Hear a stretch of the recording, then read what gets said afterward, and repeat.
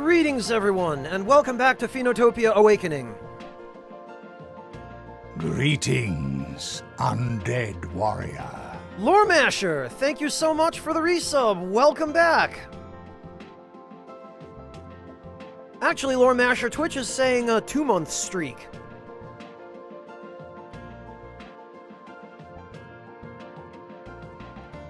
So you're a little bit ahead of the curve, apparently. It said 0 to you, it says 2 to me. 7 months, currently on a 2-month streak. Well, that's typical of Twitch, isn't it? Not even telling everybody the same story.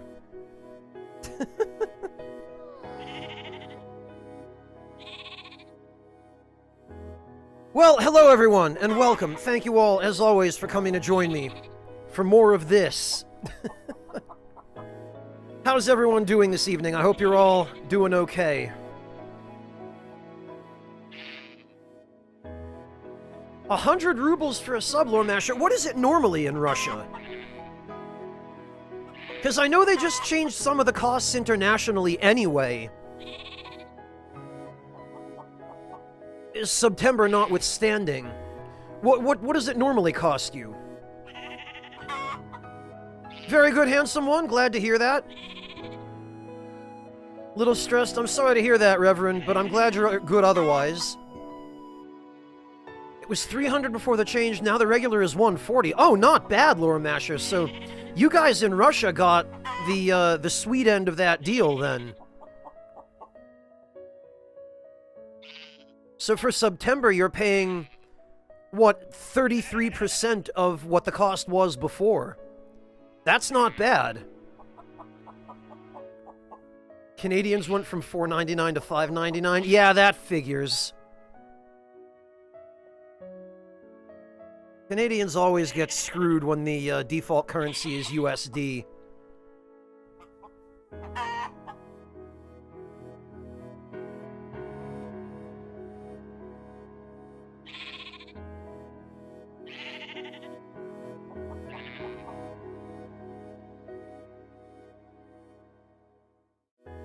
I guess Twitch figured they would make up the difference by overcharging other countries.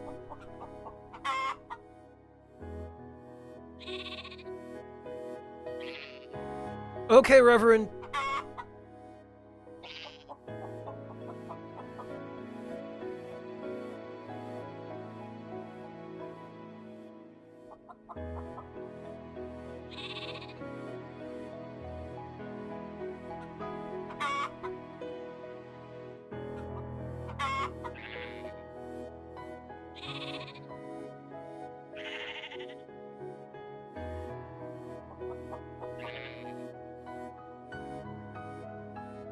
Really, Lore Masher? I didn't realize that was happening. Well, no wonder they're overcharging other countries. They really are probably trying to make up the difference.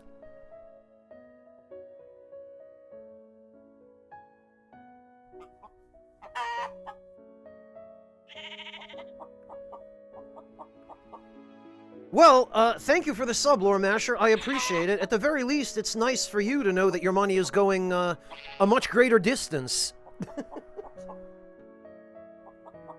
It's always nice to know you're getting more bang for your buck.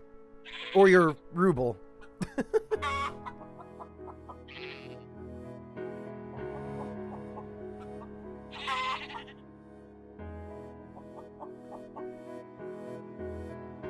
Oh, you'd better believe Amazon is recouping the cost from those poor Canadians, Lore Masher. And probably other countries in Europe as well. Wealthier countries.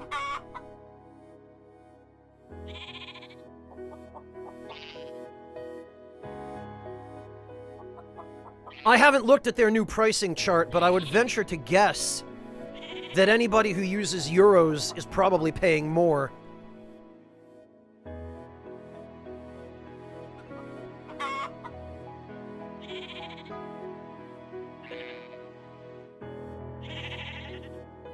Yeah, I believe that, Lore Masher. It wouldn't surprise me if it were true.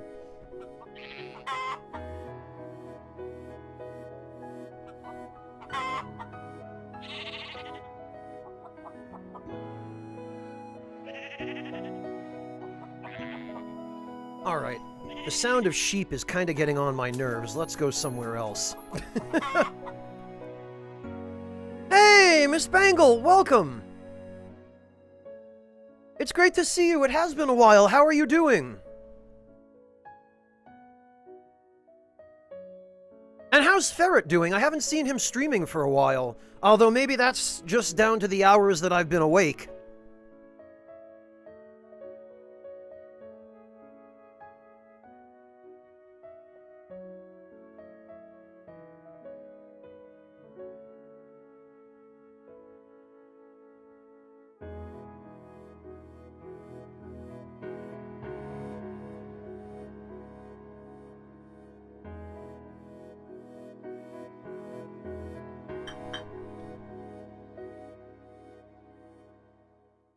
Give me just a moment to finish my tea, and then we'll get this show on the road.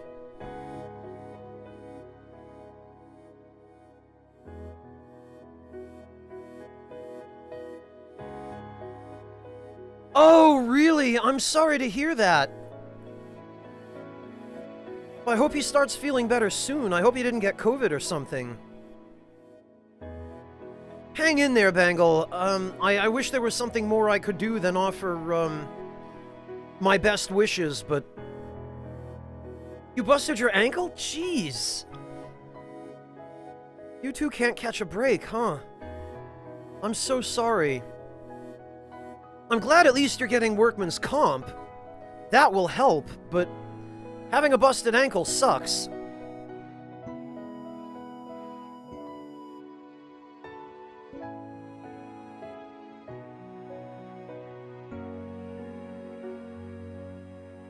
Well, speedy recovery to both of you, Bangle.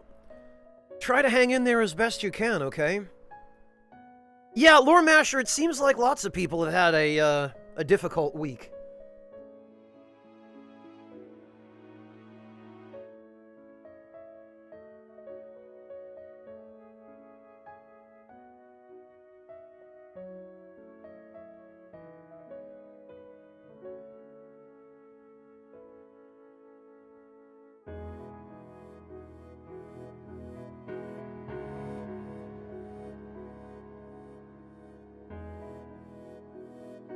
Jeez, Lore Masher. Russia still has a draft, huh?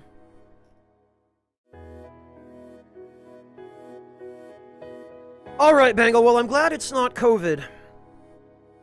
Speedy recovery to both of you. Hang in there. All the way up to 27? Jeez.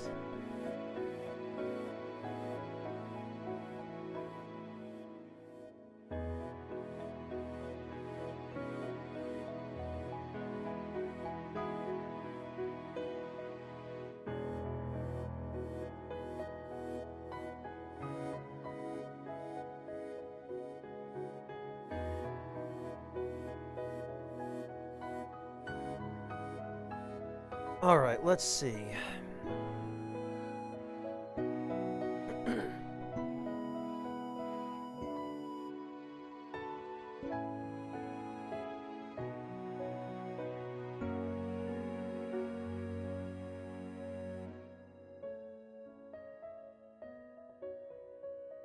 Hey, Trimmer!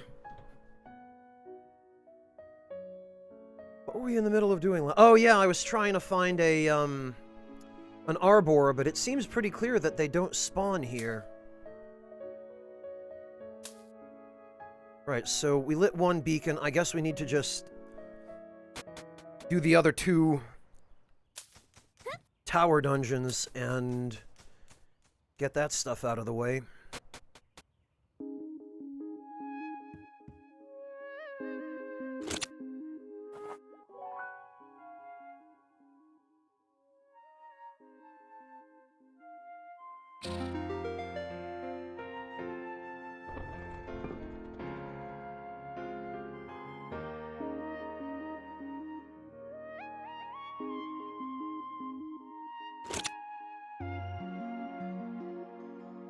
Ha!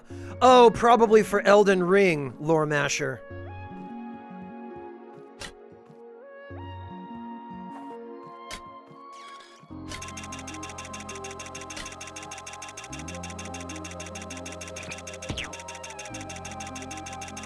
Oh, I think I see what I have to do. I have to get this stupid thing. Yep.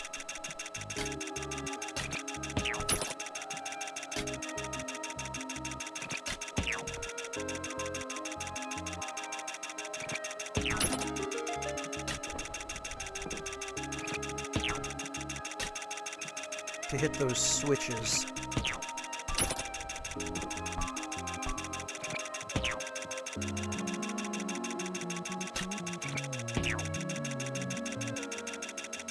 Oh, and we have to crawl in here to get... Okay.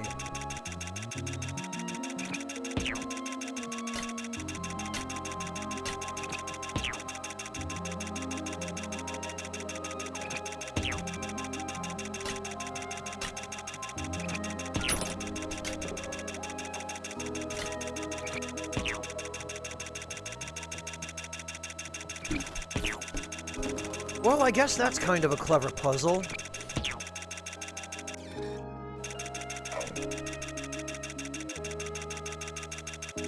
Yeah, shadier is the word, Lore Masher. Oh, I see. We have to...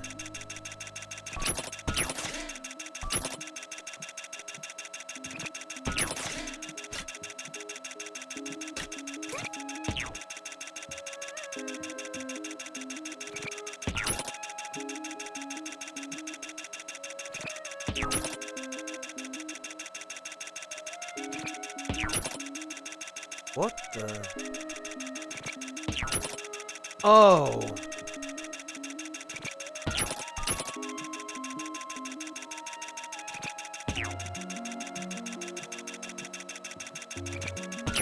We have to keep him from shooting the switches.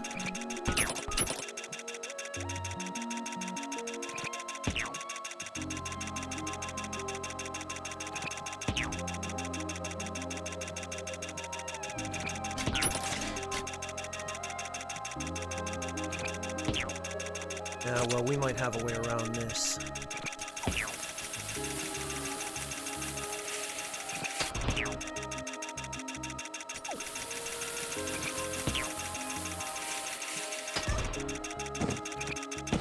Nope, maybe not.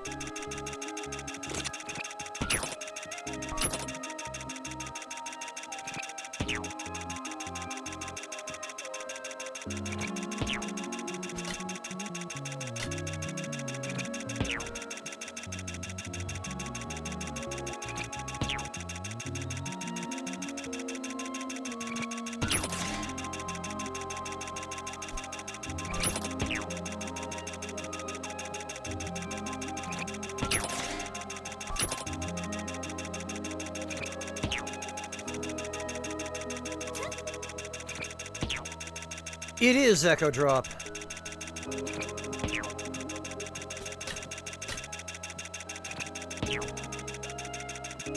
Okay, but we got it.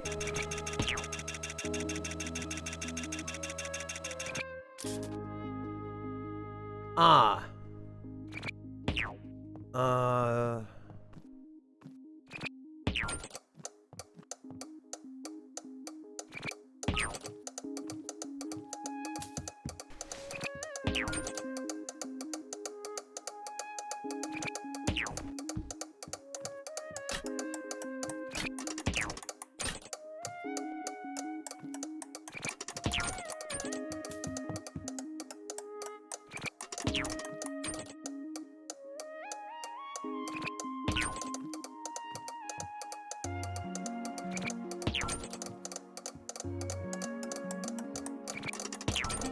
There. That one wasn't too bad.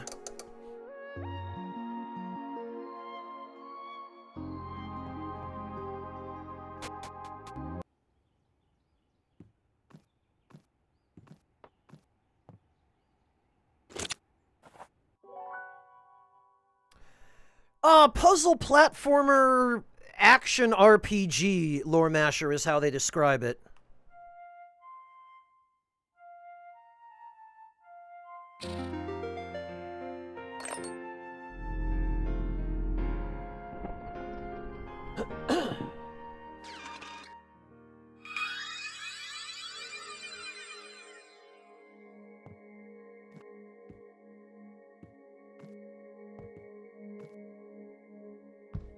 Oh, there's nothing down below this one. Huh. Okay.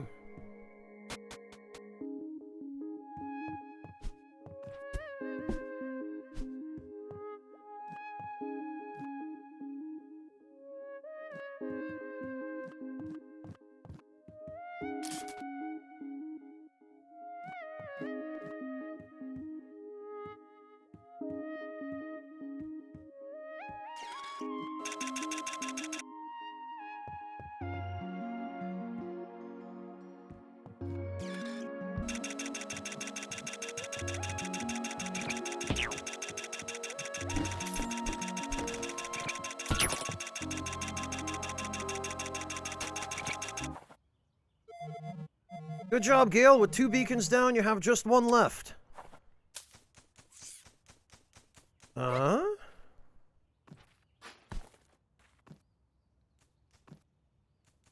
Earth? How the heck do we... Oh, I bet we're just supposed to shoot it.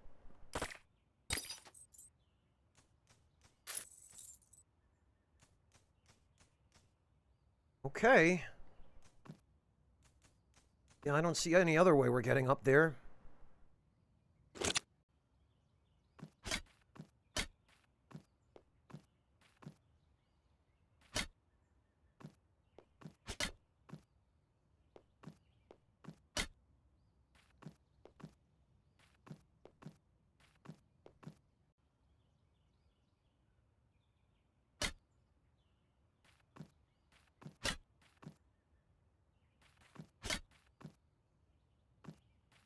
Yeah, there's no way.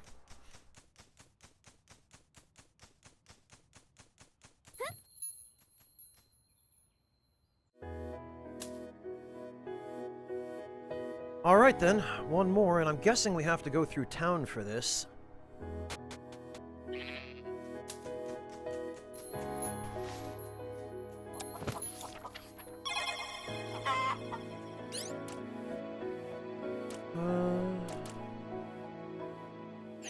We should probably cook some of this stuff too while we're at it.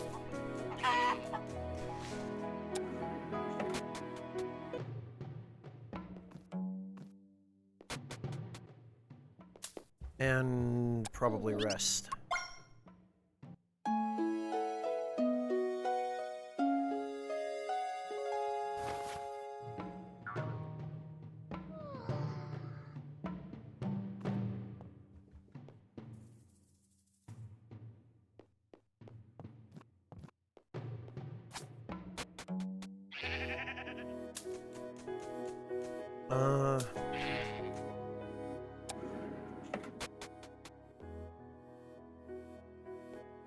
Could have sworn there was a house around here with a kitchen we could use. Maybe it was earlier in the area. There it is.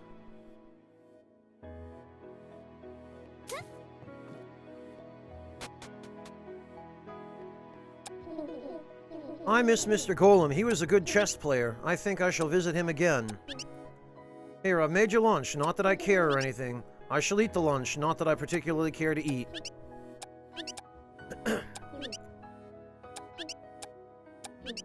Good tidings, my daughter has returned. Forget what it was we were even feuding about. Hey Kurt, welcome. The daughter of this household has reconciled with the mother. Peace reigns at present. However, my pattern recognition algorithms tell me this peace will not endure for long. Yeah, it rarely does.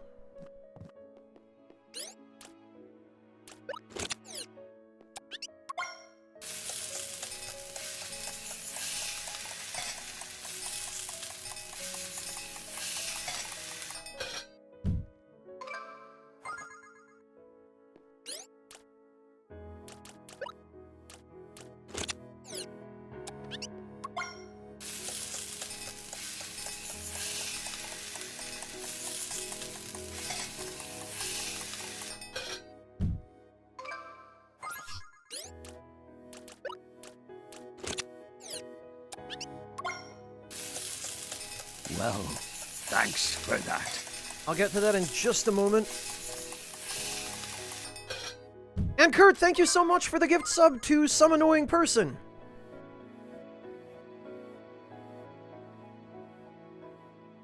Really appreciate that, Kirk. And yeah, Nachmanistan, I've been having that problem for several generations of consoles. But it seems to be particularly acute on the PS5 for some reason. I'll tell you what I've told everyone else who's asked, Nachmanistan, which is that there just really isn't an awful lot for the PS5 right now. For the PS4, there's at least a good amount of choice, because the PS4 has been around for a while.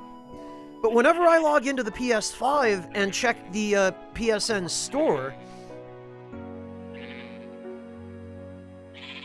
it seems like all that's available are these $5 2-hour visual novels, which I have zero interest in, a whole bunch of ports of 30 or 35-year-old arcade games, which I've had my entire life to play, and a whole bunch of people's college game dev projects, which I thought Sony had some kind of a vetting process for games that get uploaded to PSN, but apparently not on the PS5.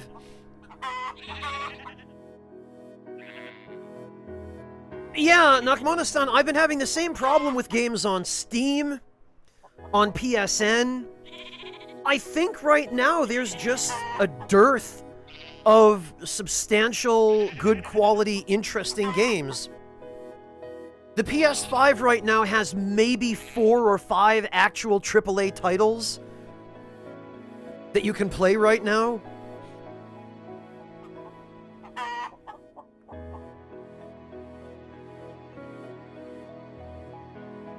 Well, we'll get a few announcements at the very least, maybe, Echo Drop, but those will be probably a handful of major titles, and I would wager most of them won't even be available till next year.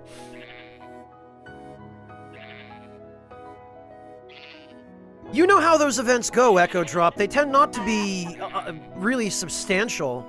I mean, E3 was a disappointment this year, Gamescom was a disappointment.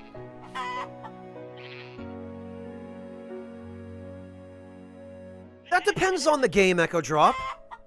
I will be playing Horizon Forbidden West. I mean, it should be fairly obvious that I'll be playing Elden Ring. If Elden Ring even exists. I'm still not convinced it does.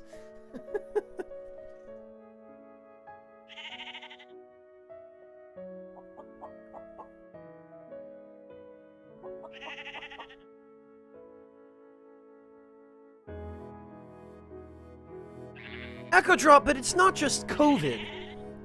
Like, for the first 6 months or so after the PS5 came out, it was impossible to get PS5 dev kits or test kits because every single one of them that Sony had manufactured had been sent to a first or third-party developer to make games. We're now close to a year out from the PS5 launch, and there are still almost no games. Like, it was impossible to get dev kits until like 3 months ago. But there are no games on the horizon anytime soon, really. I mean, okay, there are 1 or 2. There's Horizon Forbidden West, which I think they announced for, what did they say, next year, I think it got delayed. And as far as I know, that's about it. So what about all those other games that people needed those dev kits to work on? You know, they must still be in development. They're certainly not coming out this year. Some of them probably aren't even coming out next year.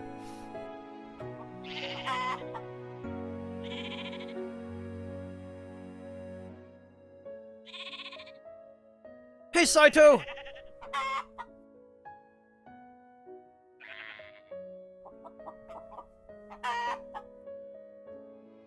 Yeah, but Echo Drop, this was well after COVID. COVID started March of, well, February, technically, of 2020.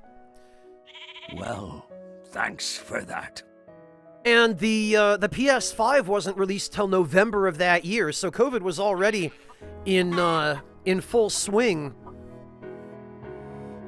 And Breakfast, thank you so much for the tier 2 sub to Saito. Really appreciate that.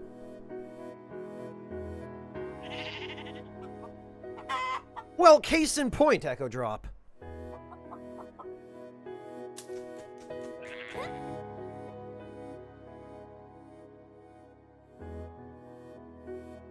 Oh, we're supposed to go through the other end of town.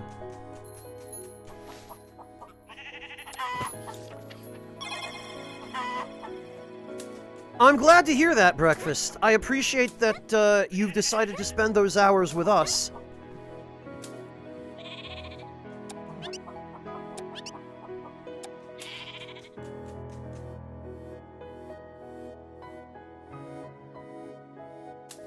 Alright. Last tower. Tower of Dog. I love how the royal dog has his own tower.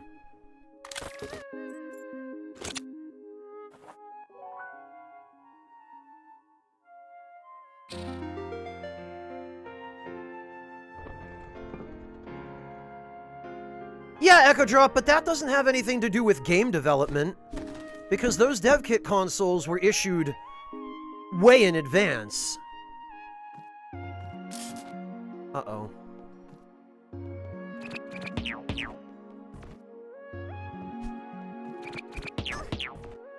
Oh, I see. We're supposed to...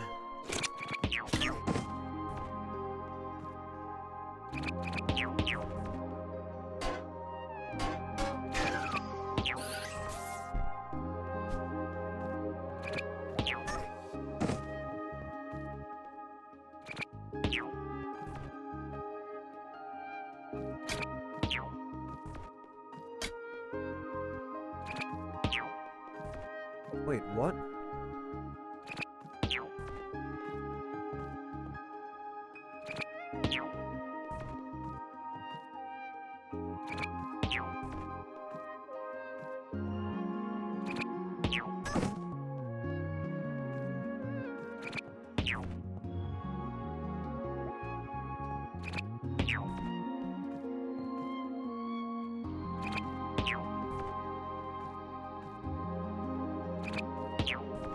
Aw, come on. I'm not even sure what I'm supposed to be doing here, but...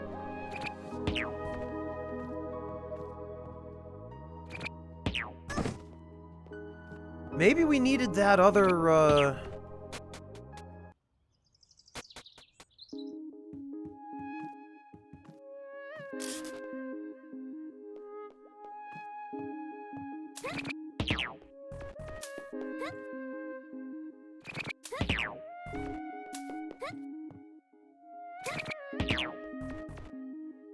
Okay,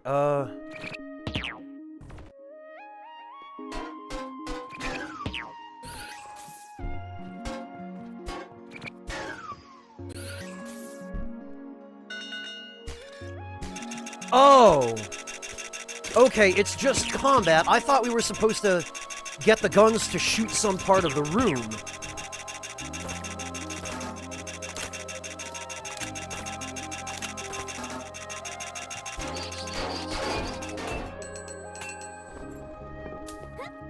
But actually, we just have to kill stuff.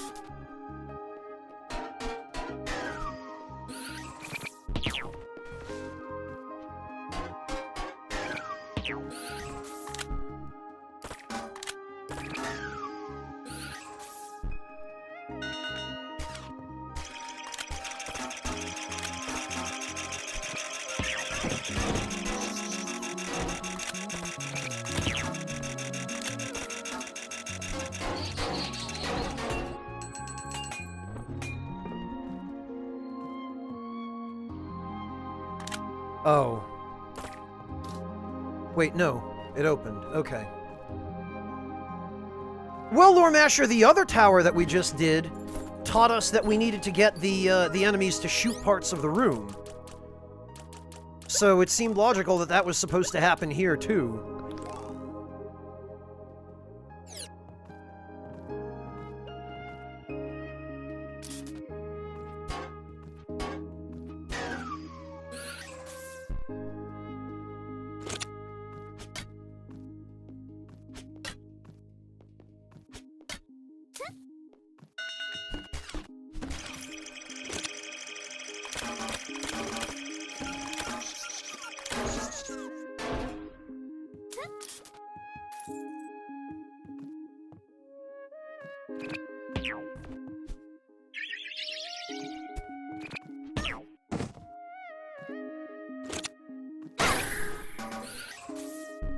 Huh.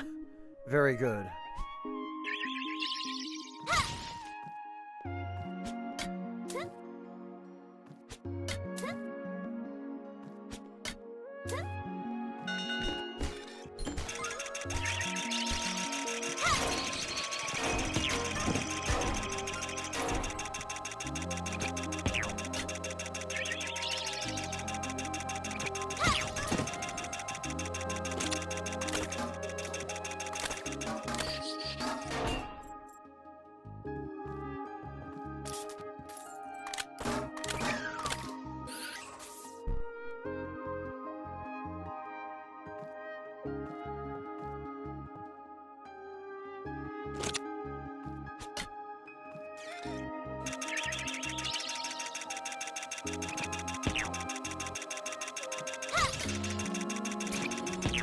Ah!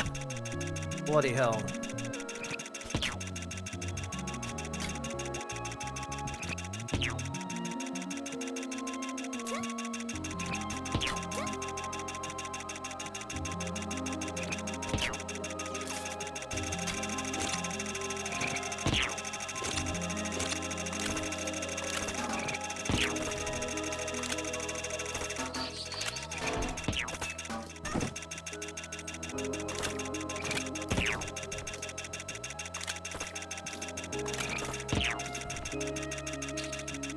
Ah!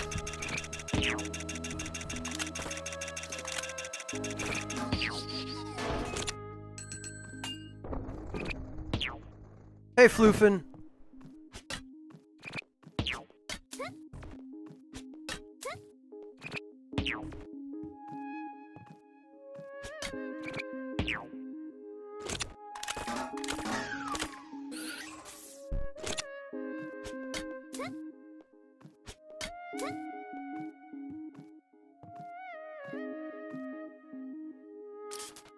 Oh, jeez.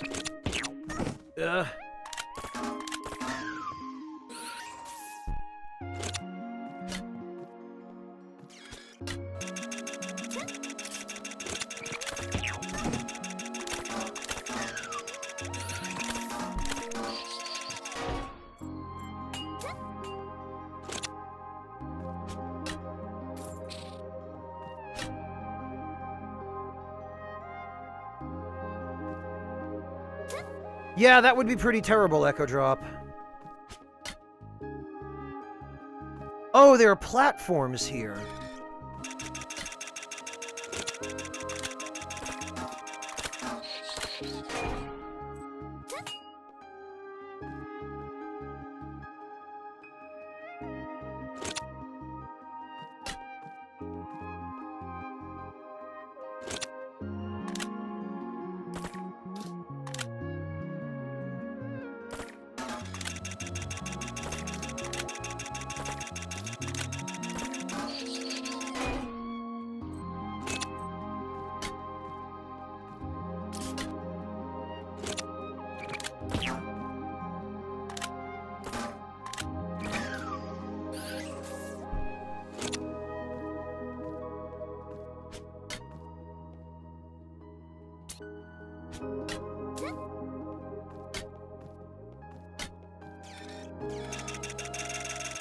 Oh dear.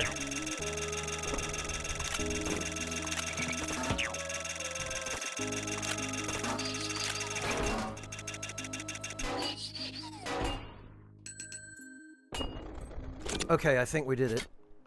I hope we did it. I guess we did.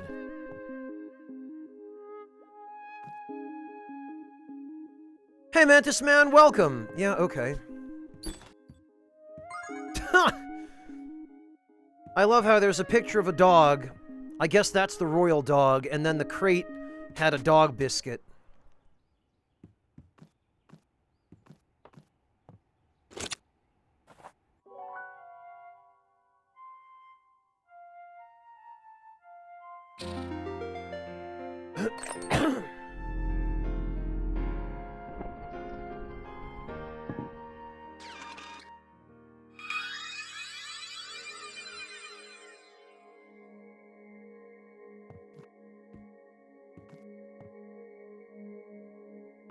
Oh, there's nothing down there either. Okay.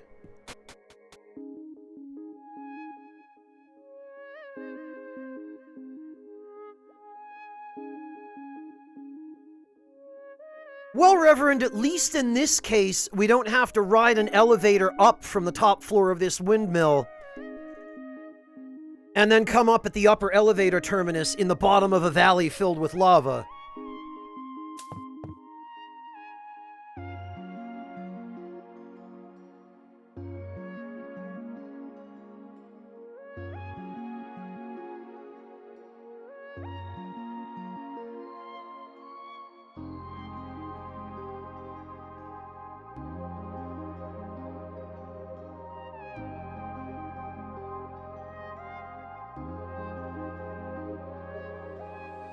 Well, Breakfast, we all make choices, right? And sometimes when we choose to buy 6 boxes of VHS tapes,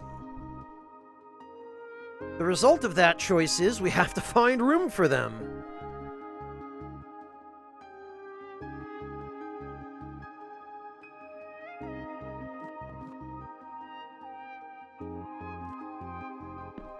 You know, there are just some things in life where you gotta pick a path.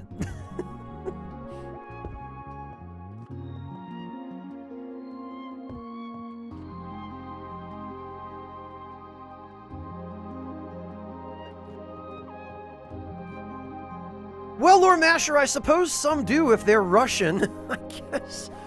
I guess the stereotypes might be somewhat true.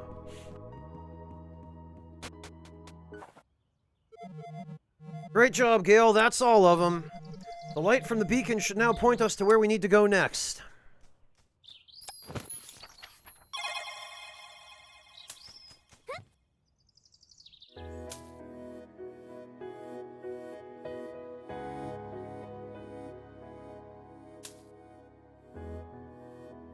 Let me just see, though, if there's anything hidden over here. Because occasionally there is hidden stuff.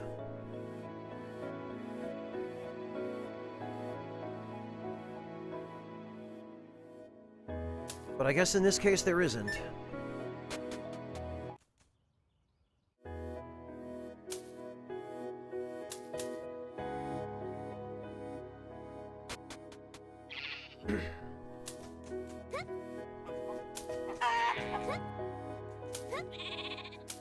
Lore Masher, you know you're proud of it. Come on. Don't put up that front.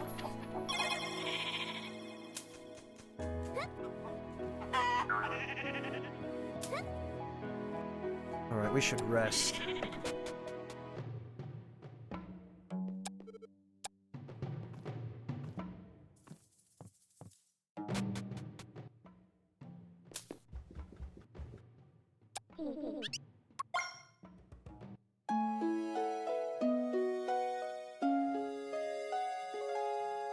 Lord Master, that's a terrible hustle.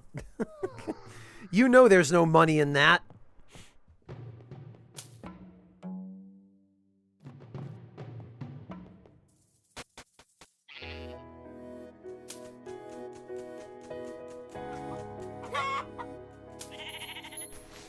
Floofin, I think that's the most... That's the most adept left-handed compliment I've ever seen.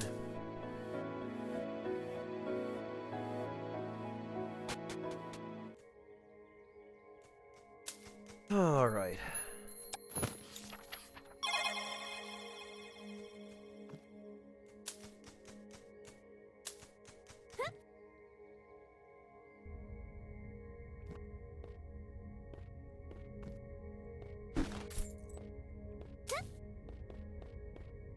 Okay, so I guess we don't actually have to adjust these. I thought for the life of me this was going to turn out to be some kind of puzzle.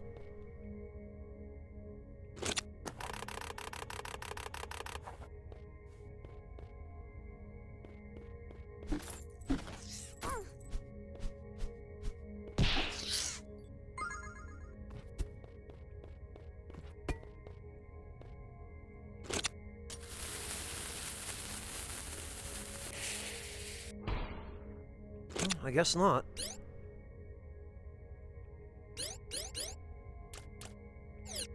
One more moonstone we need.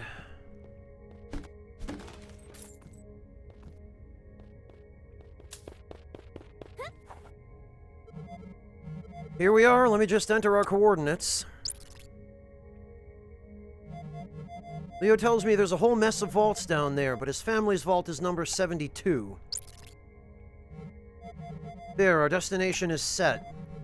This is the extent of Leo's instructions. Beyond here, we'll have to search for the Sphoralis shard on our own. But I'm not worried. We make an unbeatable team. Yeah,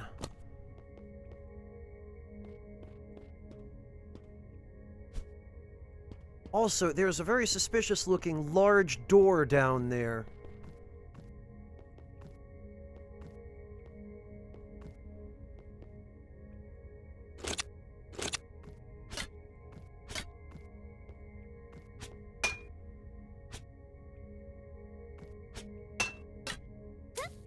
Oh, we're not allowed. Oh, okay.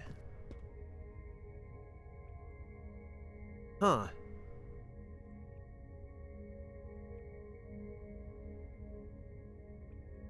It looks like we should be able to get up there and stand there, but...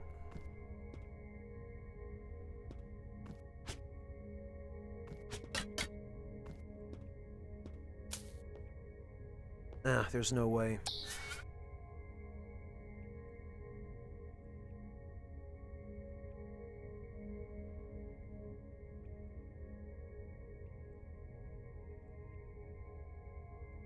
Oh, nice, Mantis Man. Goodness sake, breakfast. Why you gotta do me like this? Also, we're going down? Oh. Oh. Wow,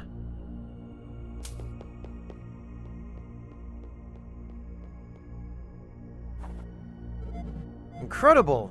When I was a kid, I read about the vaults in our historical records. And ever since, I've dreamt of visiting one myself one day. After all, isn't it natural to want to know where we came from? Next time, I'll come here in the flesh. You hear that, vaults? I'm coming for you.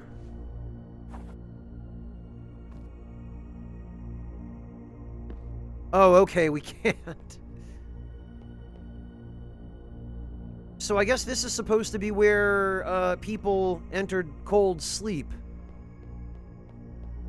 Also, I see that there's stuff.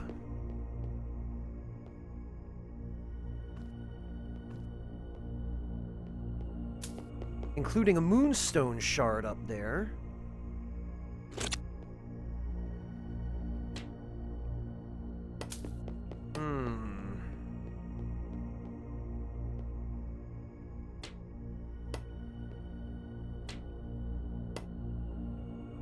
How the hell?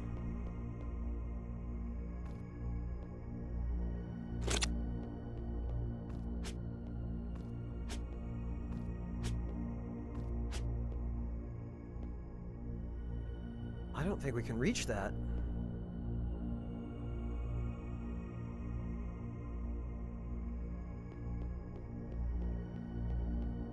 Oh, you know what, though?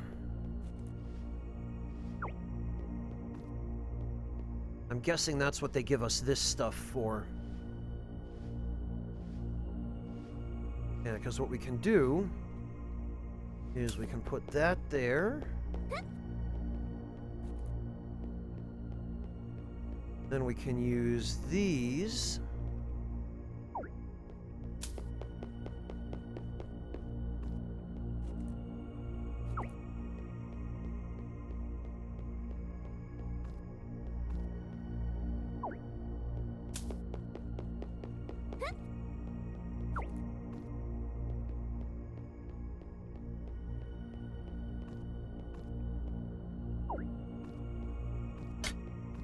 There we go.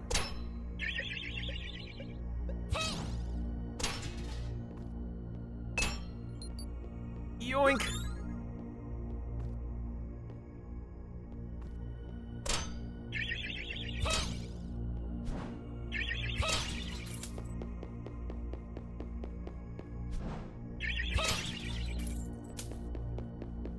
And what do we have here? This one looks like it's non-operational.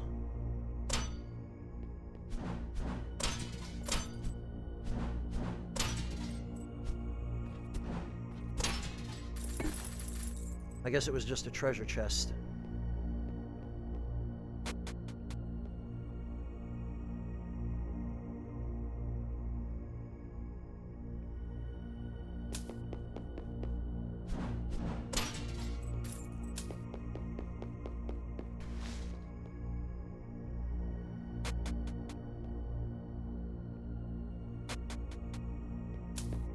Okay, that's weird. This box respawns every time we enter or leave a facility.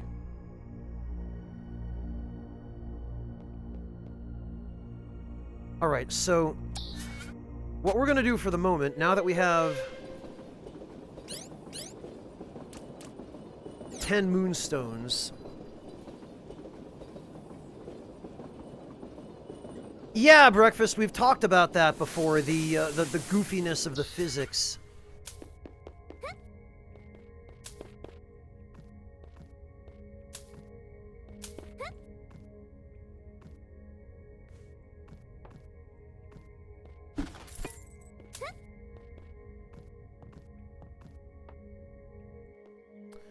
I think I'm gonna go for the bomb first, Reverend, and then the slingshot.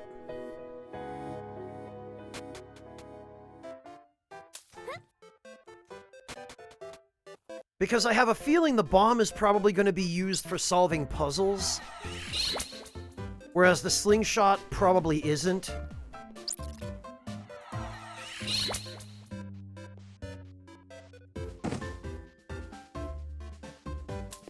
And having the ability to detonate a bomb at will rather than having to wait for a timed fuse would have proven useful in a bunch of other puzzles we've already had to deal with.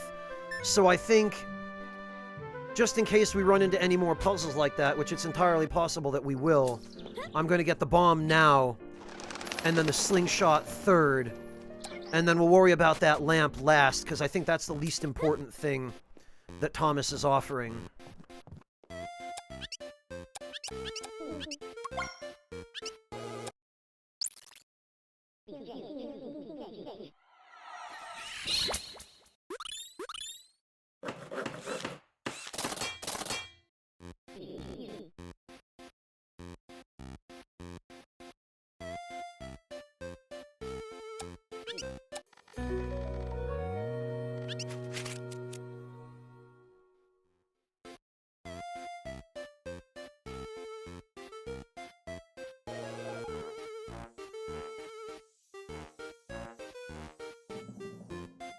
Okay.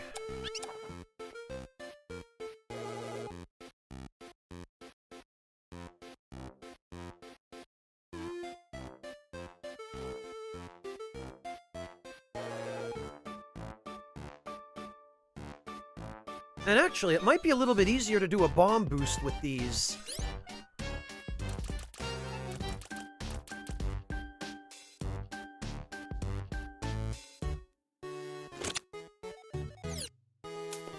We'll have to test that, too.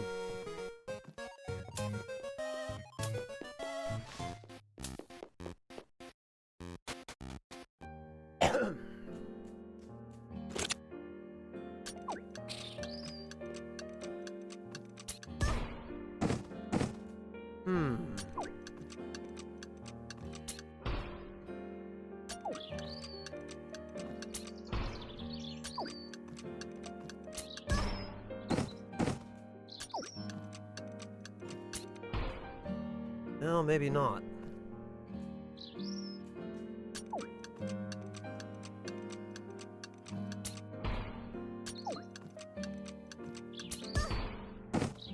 I don't think that actually gives us any additional height.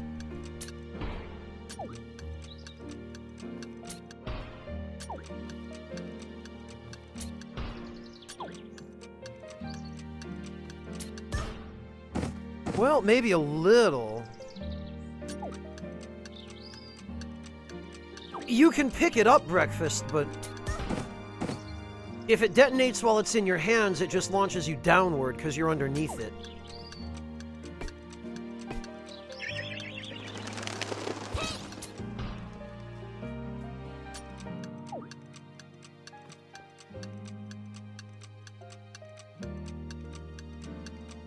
Although, it might be possible... Oh, but...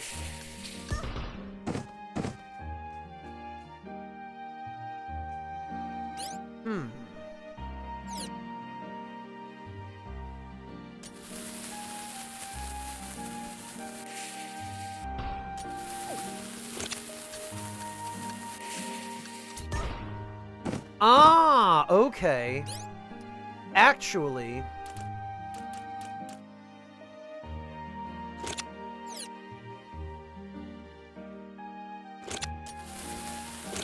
Ah.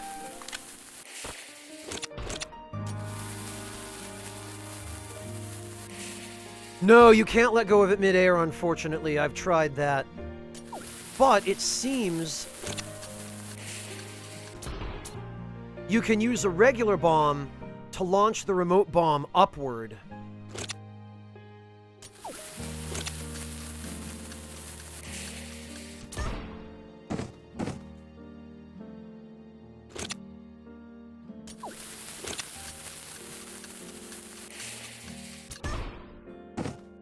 And then you can detonate it when it's closer to you.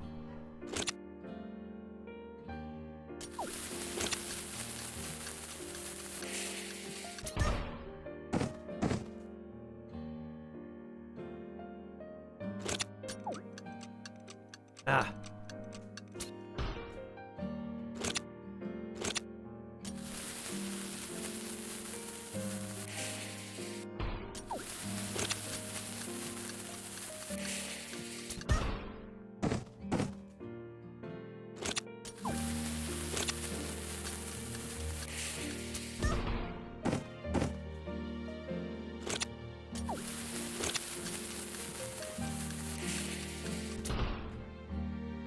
But I guess...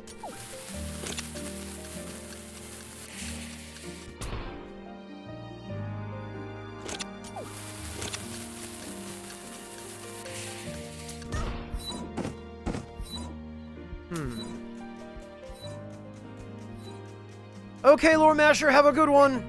Drink plenty of water.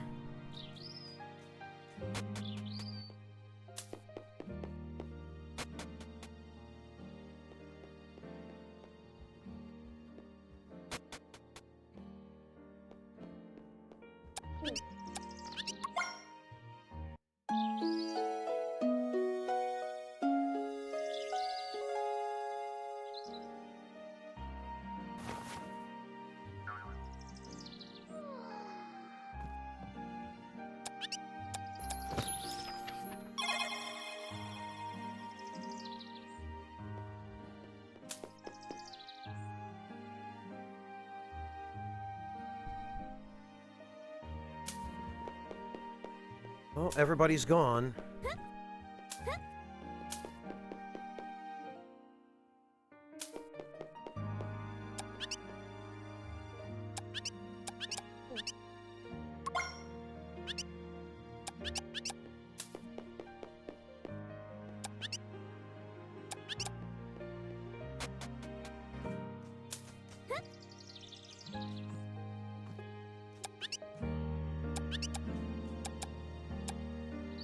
We've got 2 Pero. Can they mate and create more? Maybe we shouldn't eat these eggs, Shelby.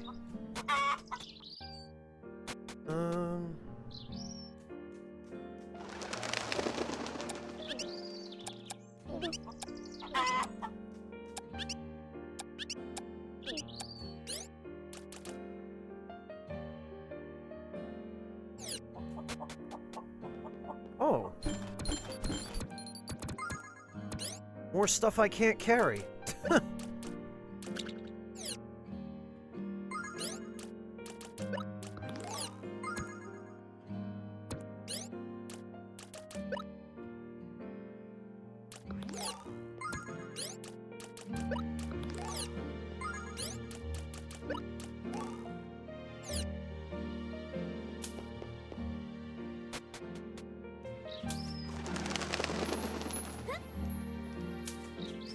Okay, the prince and the guard captain have pieced out.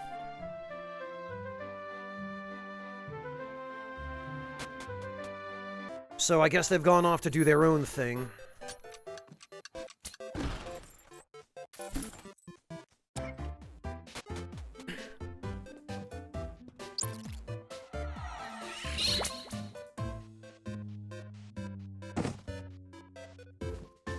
Alright, off to Kobet.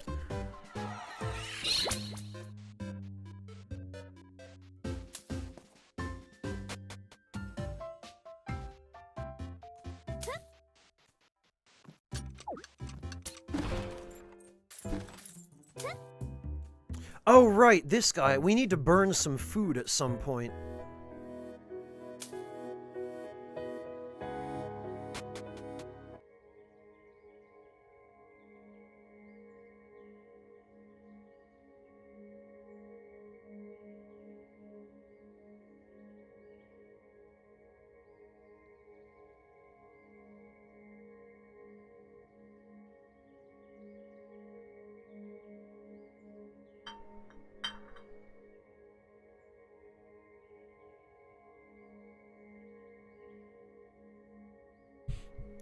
Also, for the record, just in case anybody was wondering, this is not how light works. Just, you know, in the event that there was any doubt.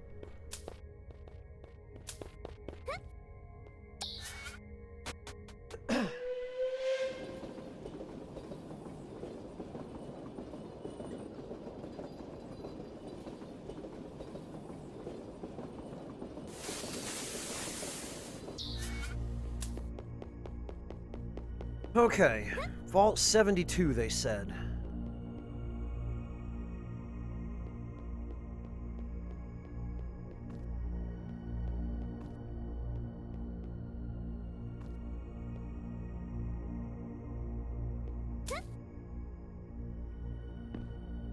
Oh, okay. I guess that is indeed not a secret. What? Oh.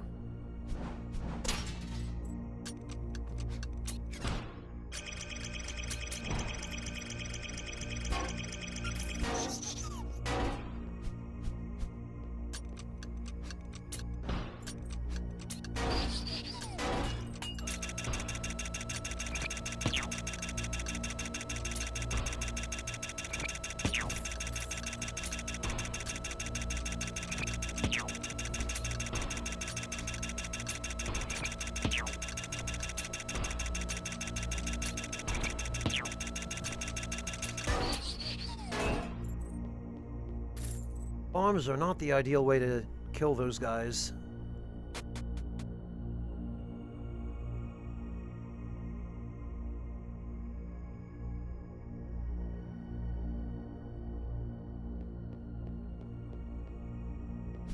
What the?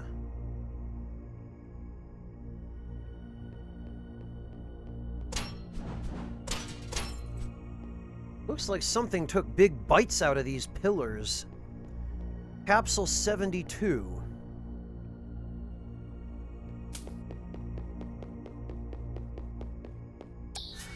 So this maybe is the royal tram? It's got the kingdom's flag on it. Hardtack. An extremely tough biscuit made from baking a simple mixture of flour, water, and salt. The same hardy qualities that allow it to endure severe conditions also make it difficult to eat. Softened by cooking. Okay.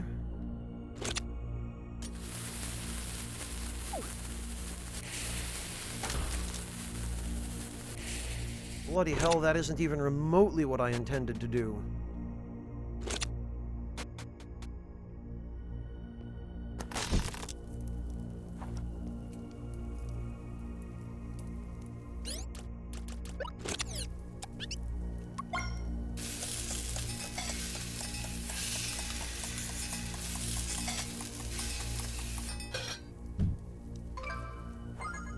We got revitalized tack. Hardtack that has been soaked in water and cooked, resulting in a softer biscuit. It still tastes bland, but will do as a food source when nothing else is available.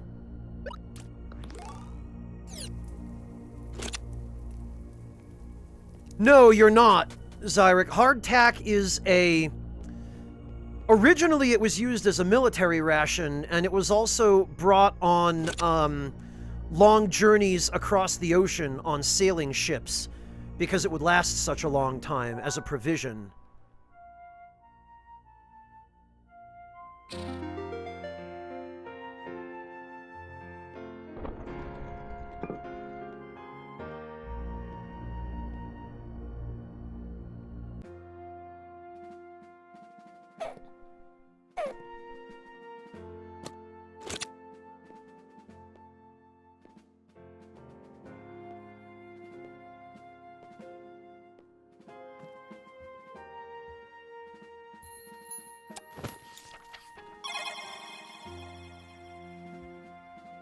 Ah. A statue of 2 winged warriors fighting.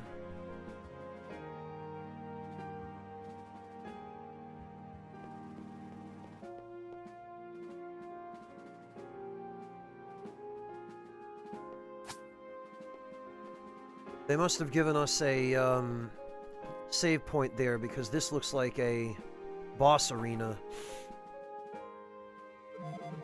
It's another gate. I'll try interfacing with it.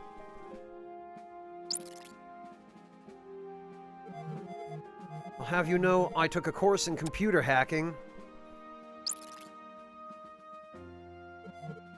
I got an F for fantastic. Well, that inspires confidence. Whoops! Well, the good news is the door is opening. The bad news is you activated a security system. I knew it. Brace yourself.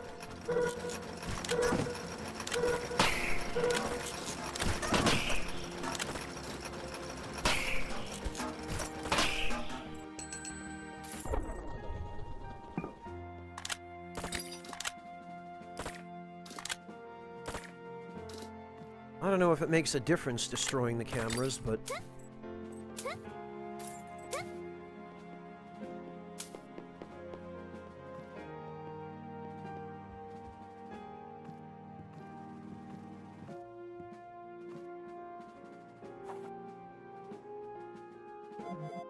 Great work, I knew you could do it. With my brain and your brawn, we really do make a good team. From what I was able to glean from the computer records, this place is definitely hiding something.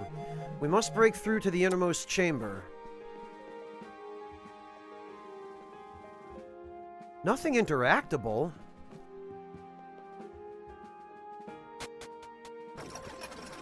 Oh god.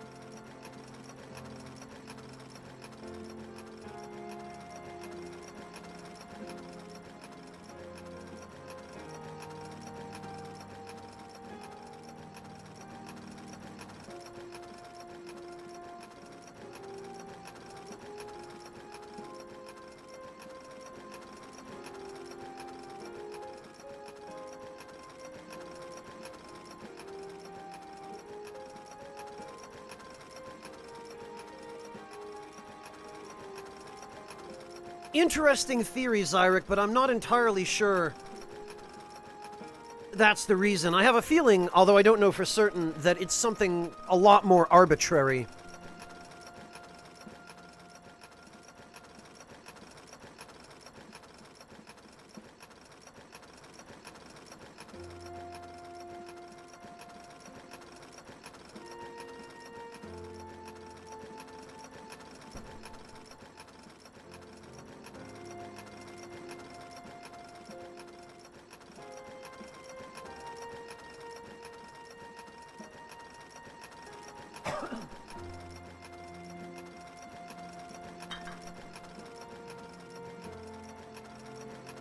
All right.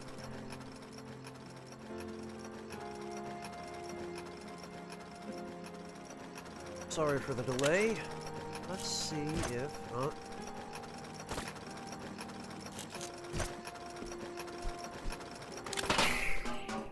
Okay.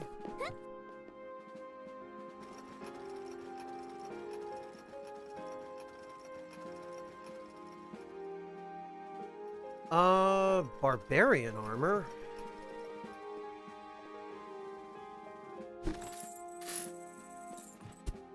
Money? Really? That can't be all that's in here.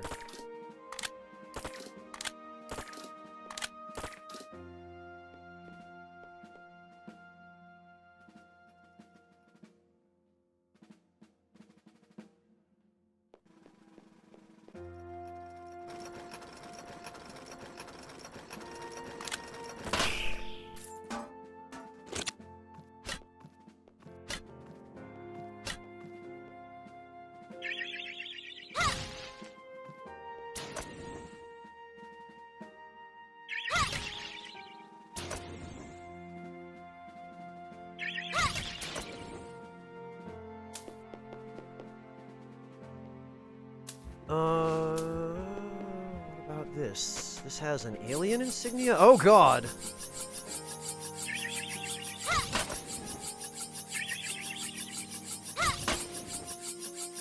Okay.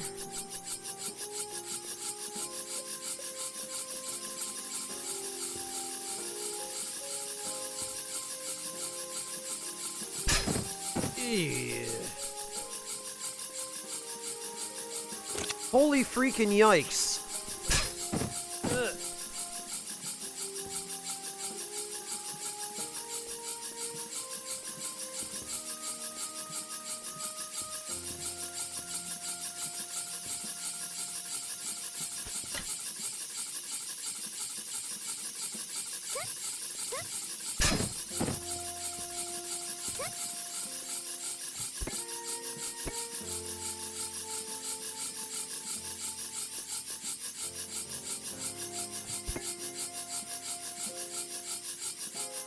What the...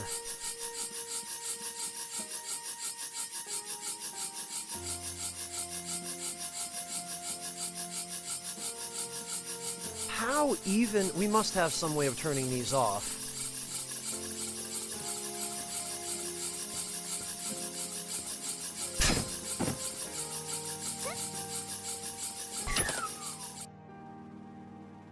Okay.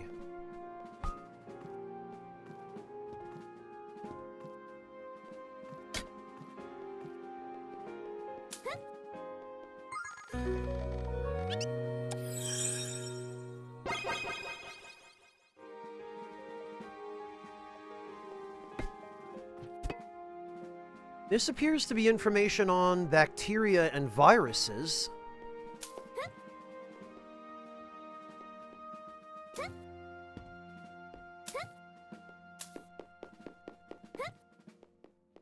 So I guess the whole purpose of this room was for the ruby gem.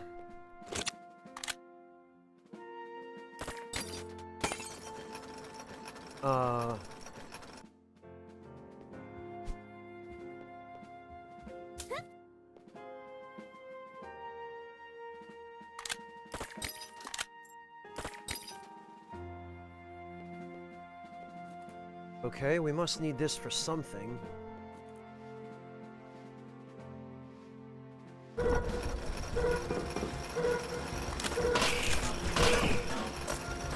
Oh, for cover, maybe.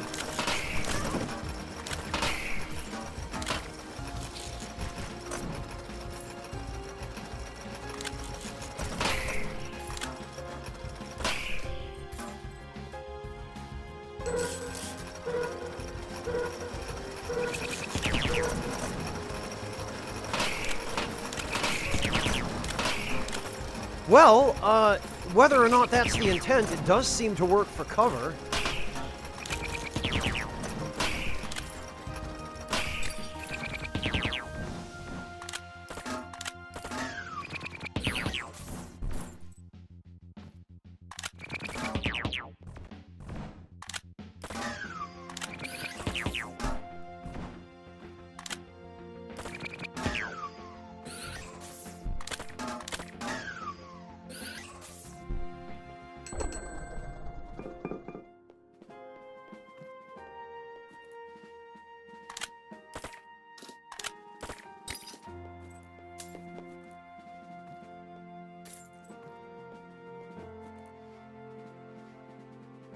Question is, can we get up there somehow? I don't think so.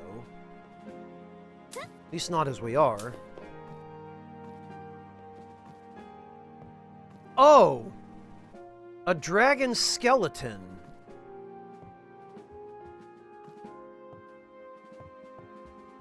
And a room marked with a sword. And a ladder beneath the skeleton, which suggests...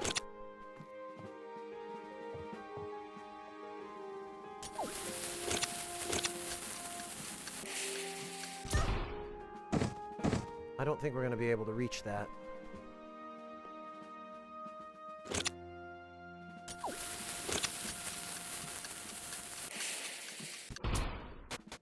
No. Well, whatever.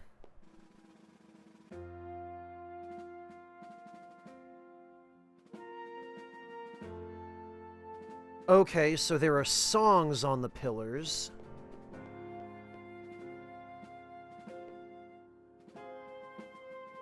Oh, and there's a sword in a stone, which clearly we can't take. This is just for the treasure, I guess.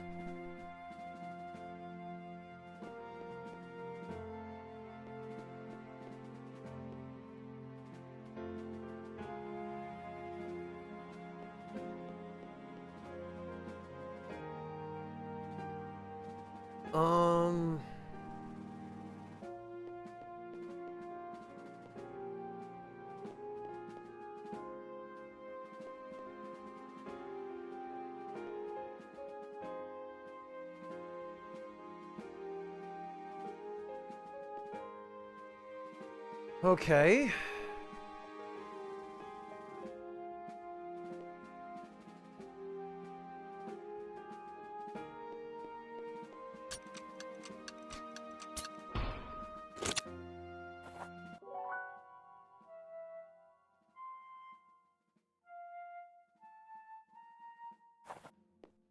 No.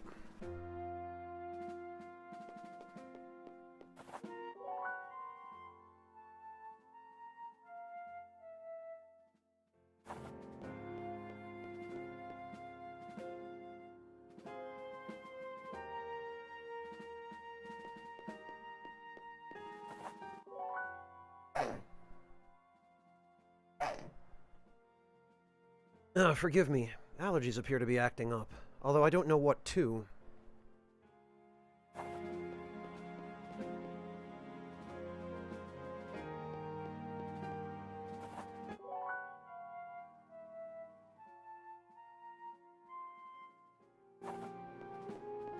Hey, Agony, welcome!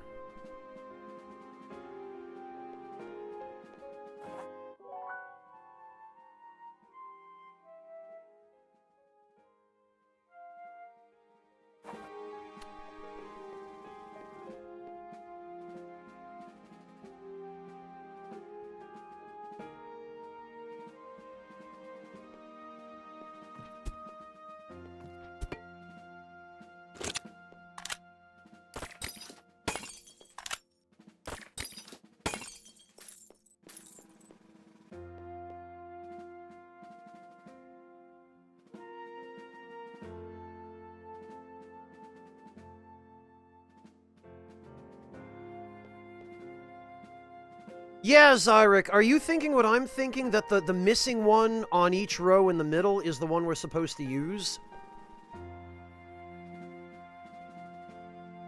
So it would be plus empty circle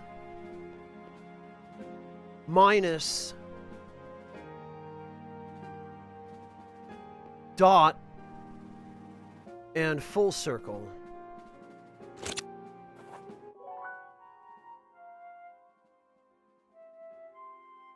Aha!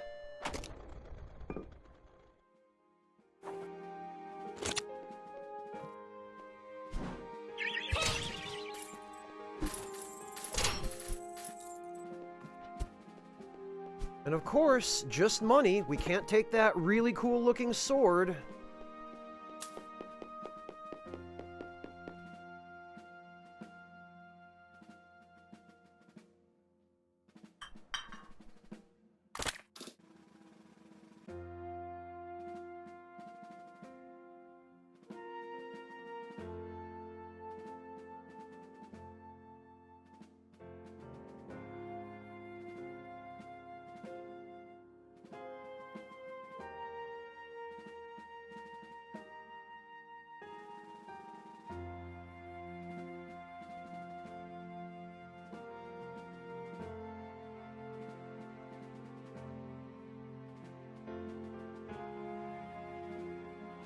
we'd take the sword breakfast and it'd trigger a boss fight.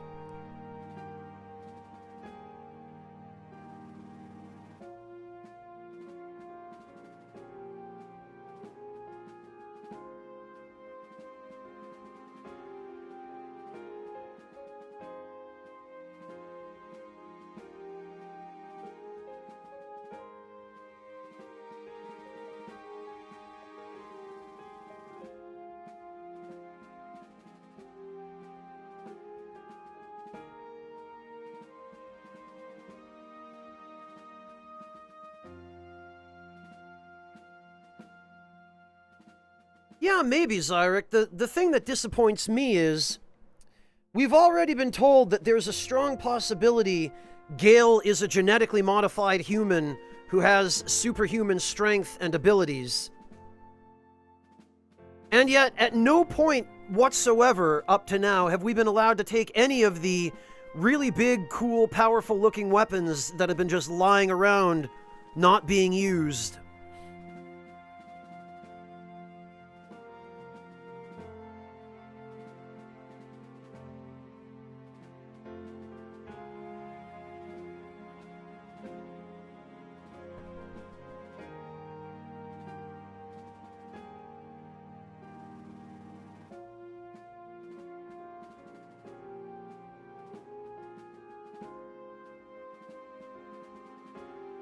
No, it wouldn't, Echo Drop. We're already destroying things with a metal bat. What's the difference between that and destroying things with a sword? I mean, look, we've already got...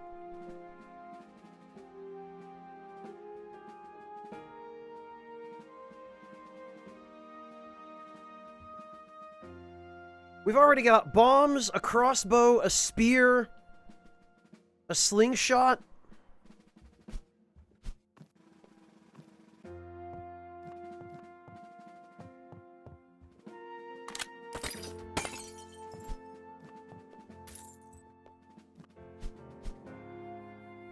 None of this is interactable. Oh, jeez.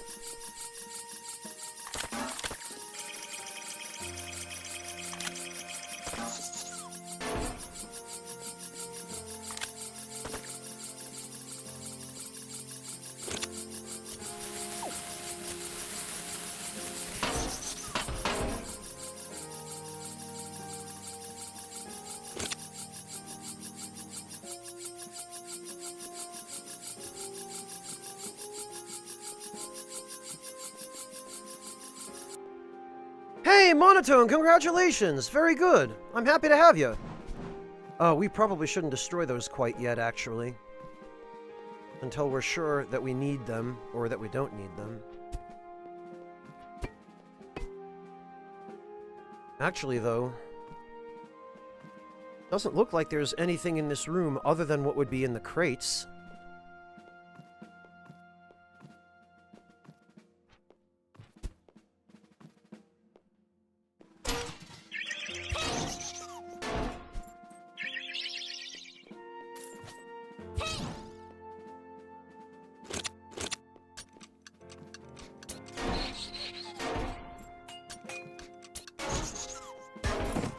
Well, that's nice.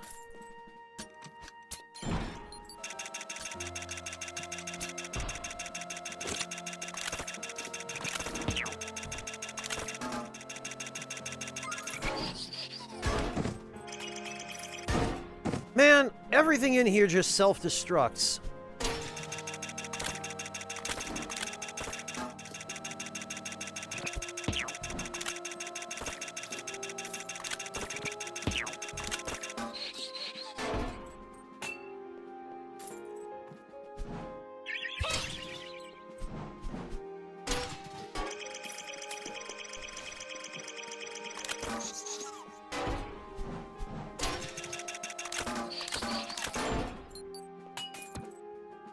Lunar Watch. Okay,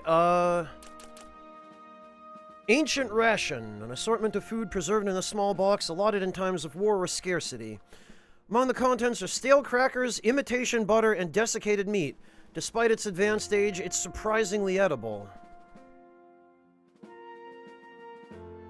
Oh, God. Well, part of me wants to save this to do a YouTube video on it, but...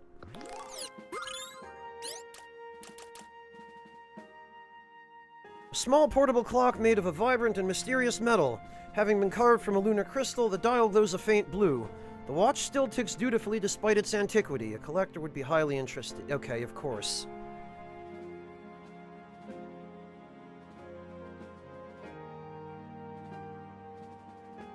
Well, I'm glad you get an opportunity to do that, Monotone.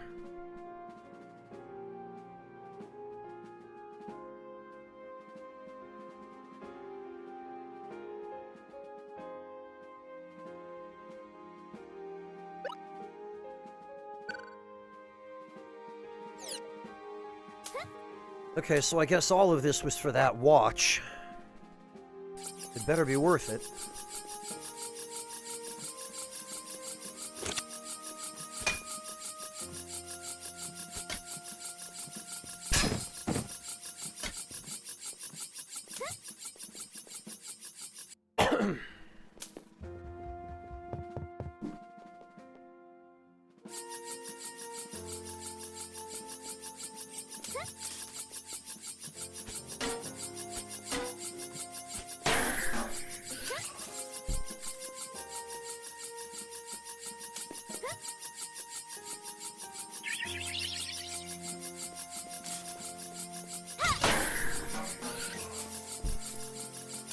Ah.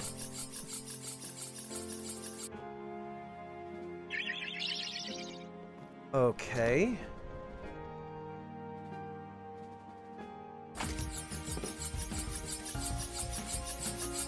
Oh, I see. You have to hold position on one of these switches until the door opens all the way and not move.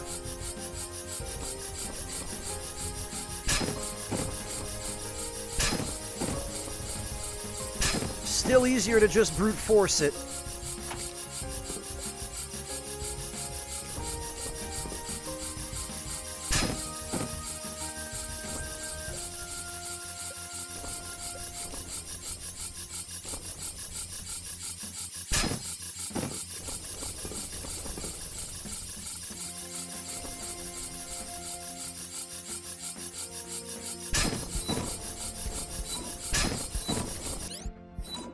Alright, fine.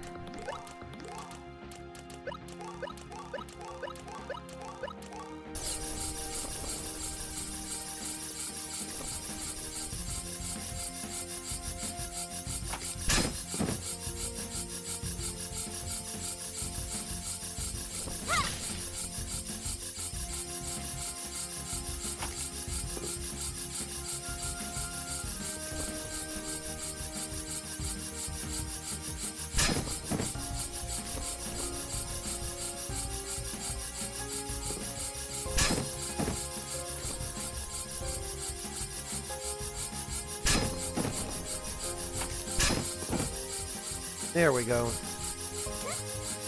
Sometimes the simplest solution is just to tank everything with your face.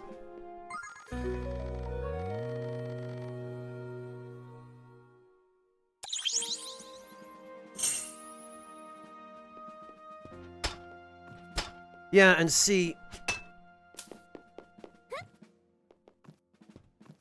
We could have tried going under here, but we can't, I don't even think a bomb boost would have gotten us up there.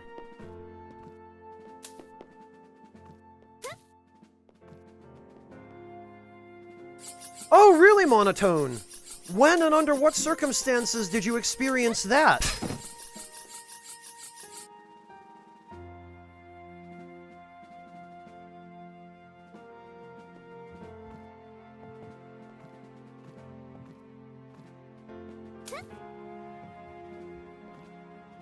I guess we have to go further in order to unlock that door.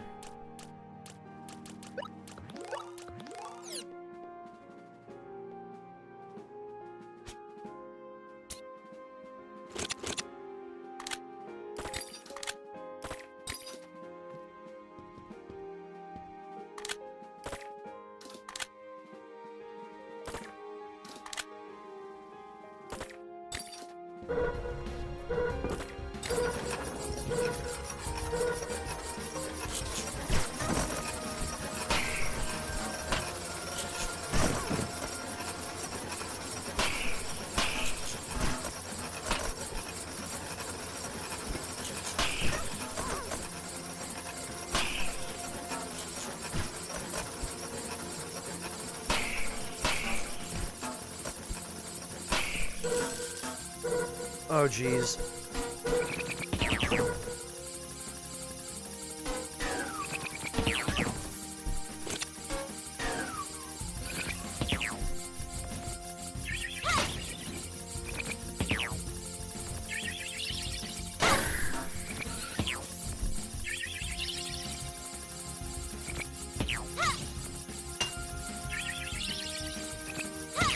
Ah.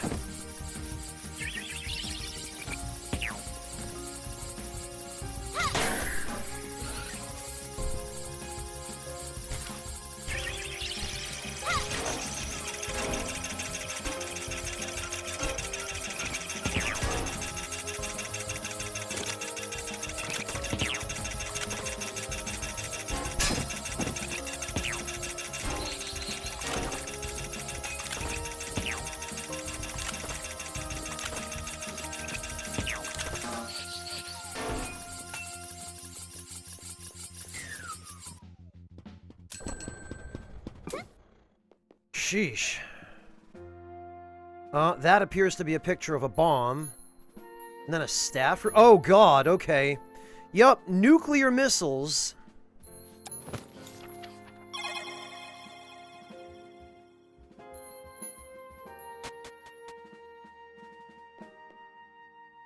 A revolver, a grenade, a rocket launcher, and a toaster?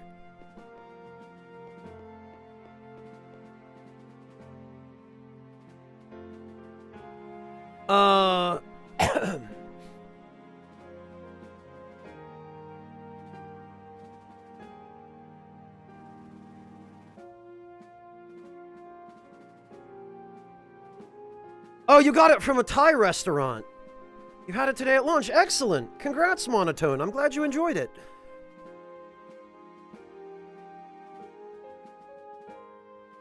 Let's see.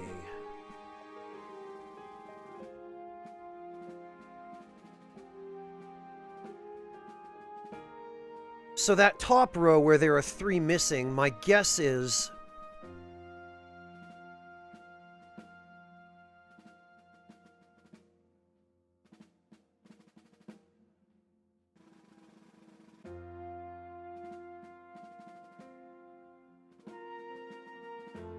Oh God, this is going to be a lot to preserve in my mind short term.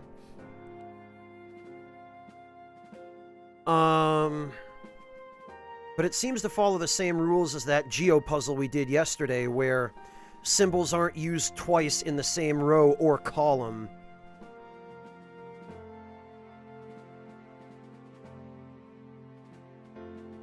Also, come on, can't we just take the rocket launcher, please? Then,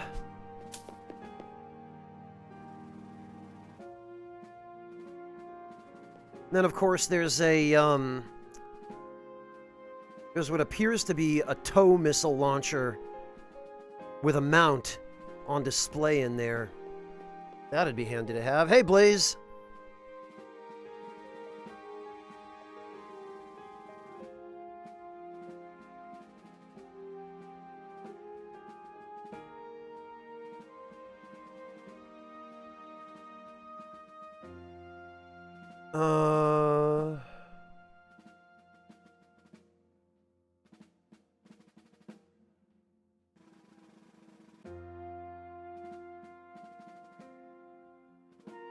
So the top row in the middle has got to be the minus.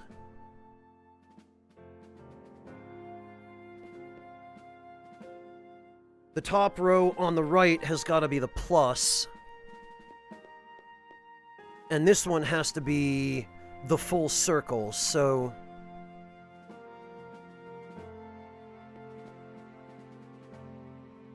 This one would be minus...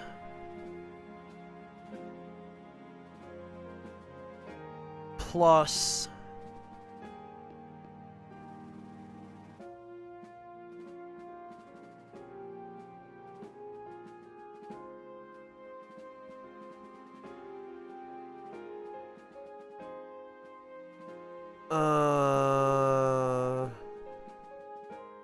minus plus dot.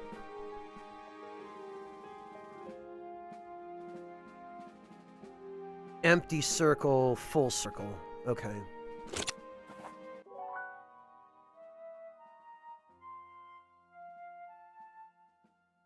Huh?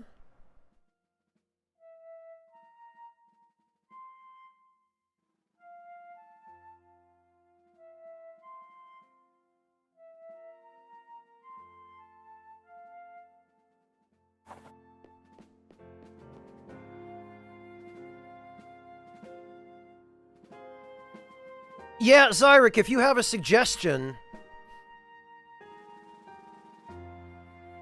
Yeah, Linter, I'm guessing the toaster is just here as a joke. But also, it looks like there are moonstones in all these display cases.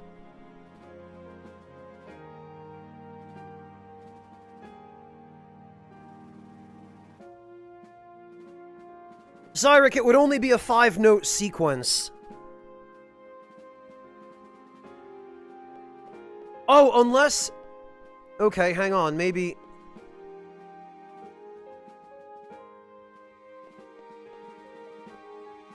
Unless it counts the ones on the top row, which it might.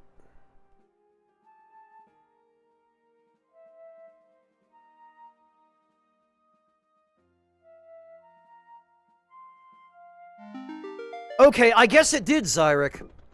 I thought the ones on the top row were only there for helping us figure out the ones on the bottom row. But yeah, it seems you and I arrived at the same conclusion, just I didn't think the top row mattered, and it did.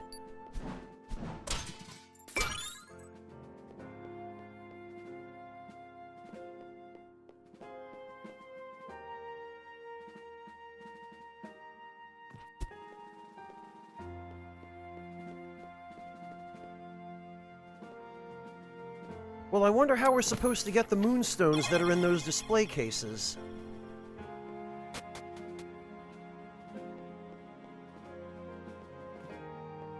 Pristine city, huh? Oh, we can rest!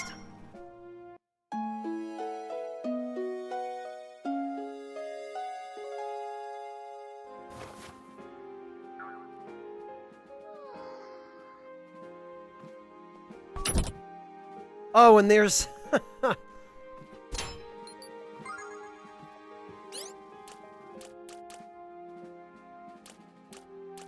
There's a place for us to cook stuff. Not that we'd find anything in here that would really need to be cooked.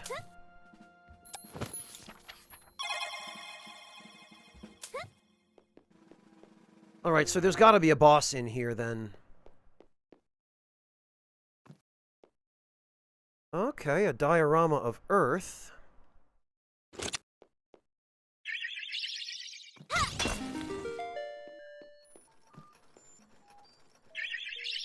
Do not enter. Nice find. This must be it. The passage was sealed up, so Leo didn't see it. This Ferala shard is sure to lie ahead.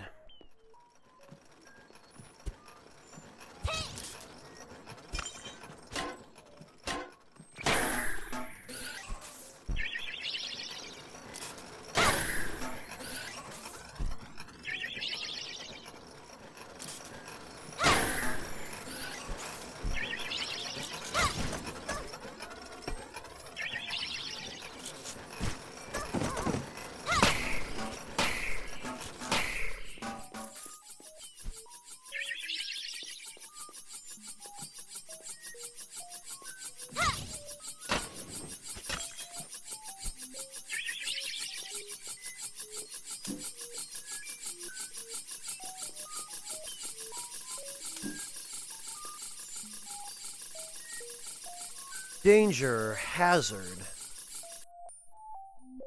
Oh god.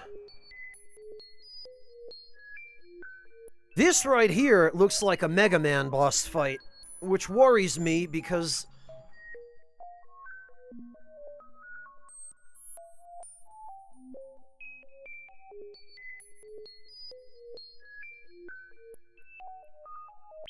Yeah, Metroid fits too, I suppose.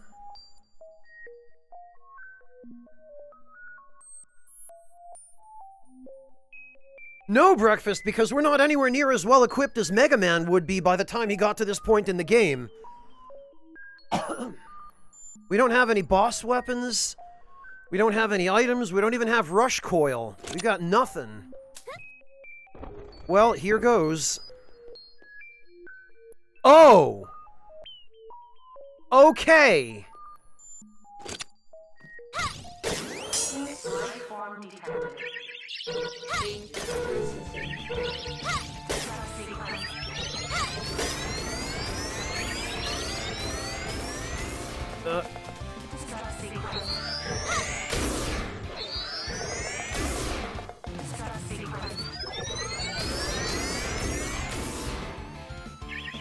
Okay, so the,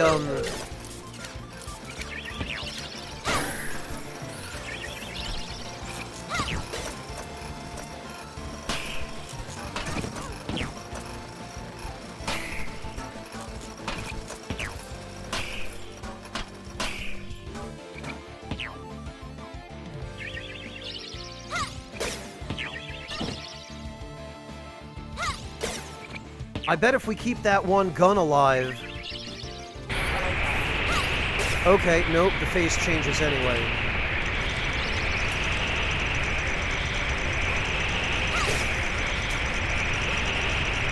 Ah.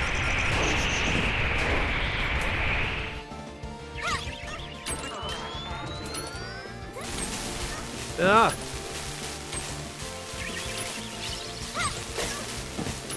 Oh, okay.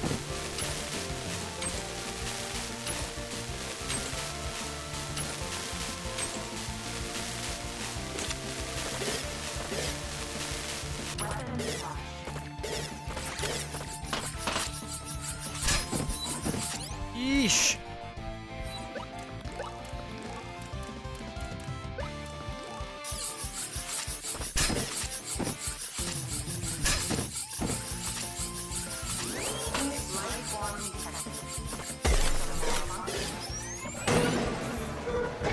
Okay, so we got rid of the preliminary life bar.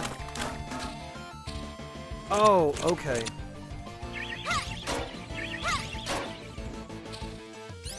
I see.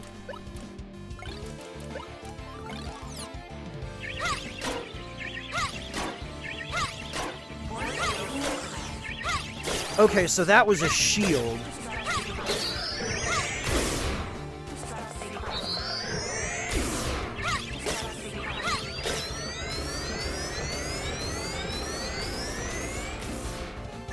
Ah.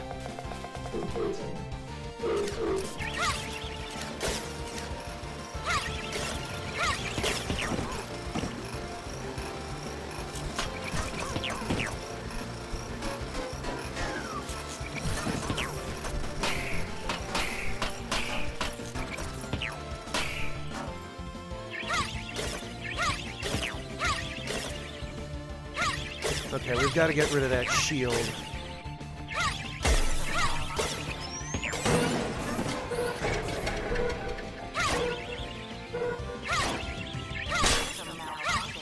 There we go.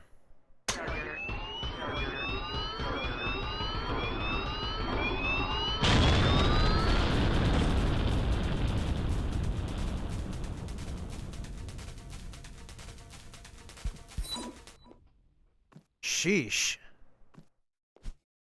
Well, Echo Drop, you called it. That was basically Mother Brain.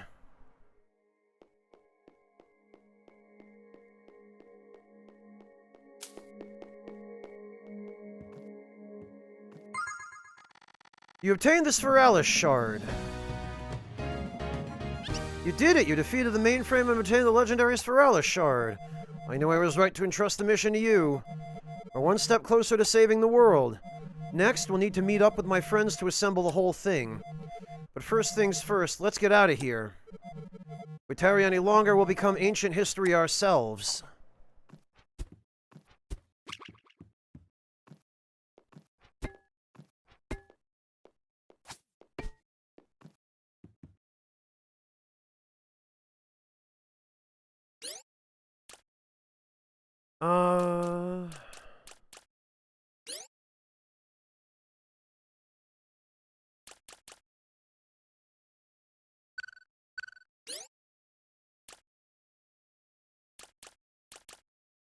Strange metal tetrahedron bearing a crystal at the tip. Odd runic symbols and circuits line the bottom. Purportedly, it can open the way to the Phoenix, but it must be fully assembled first.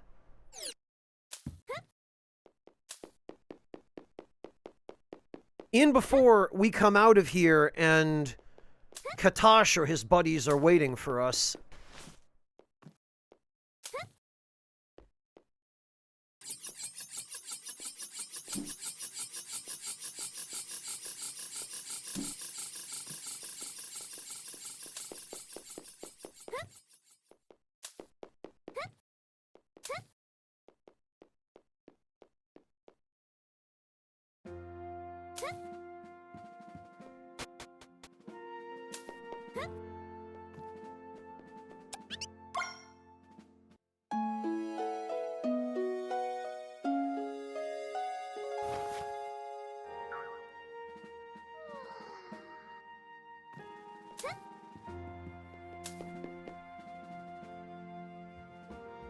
Well, we're definitely saving.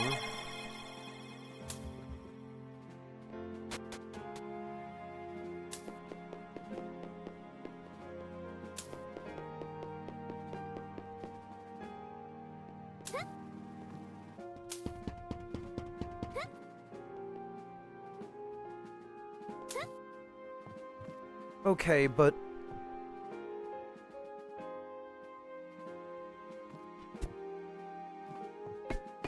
still haven't figured out how to lower that ladder.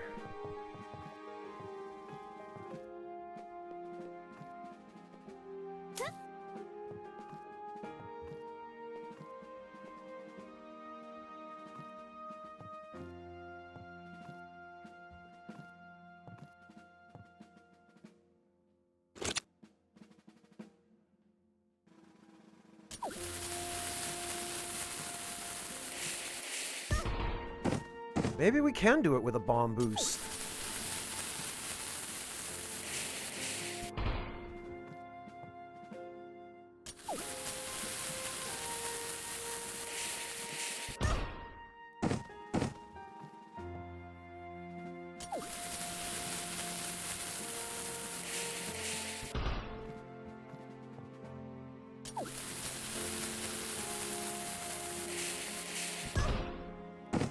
No, maybe we can't.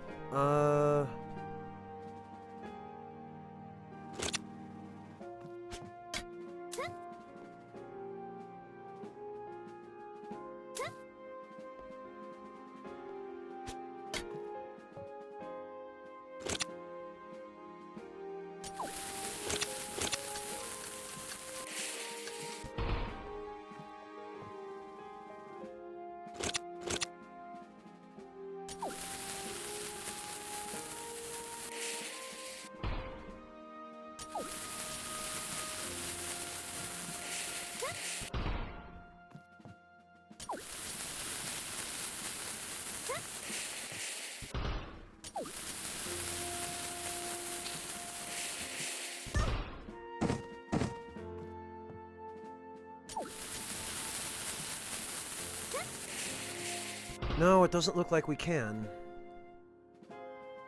I guess we'll have to come back.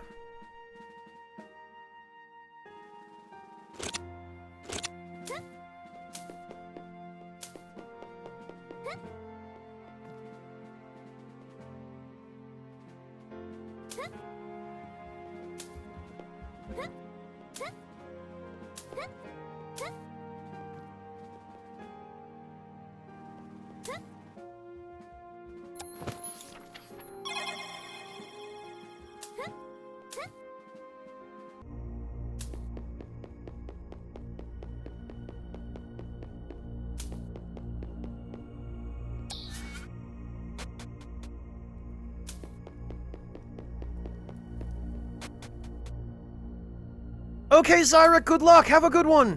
Thanks for hanging out.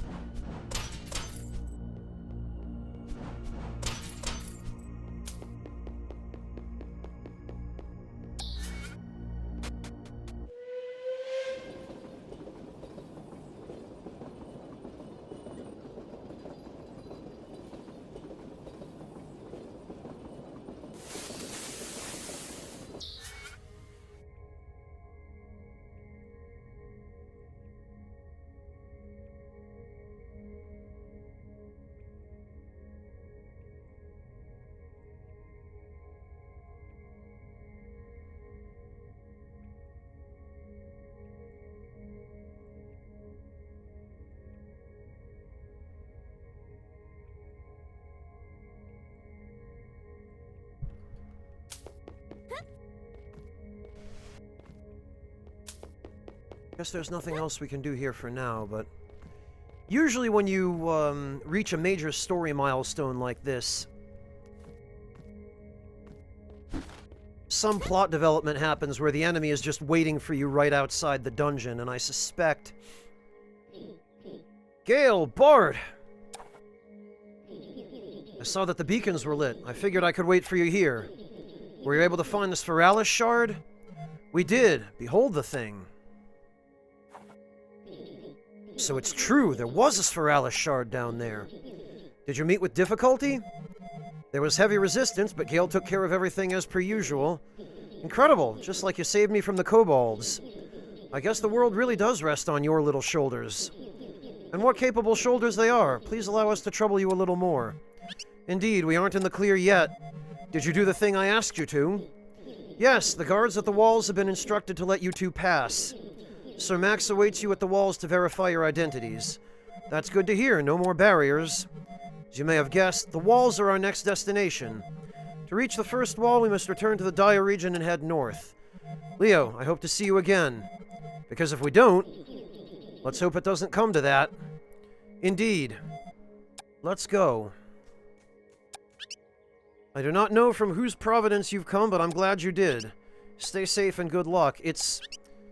Next, I will journey to the headquarters of the Peace Ministers. I will lobby them in preparation for the battles ahead. The correct form of the word whose here is W-H-O-S-E. The form that's shown here means who is. So he's saying, I do not know from who is providence you've come, but I'm glad you did. It always makes me a little sad when I see this sort of thing in games. Alright. Back to Dia.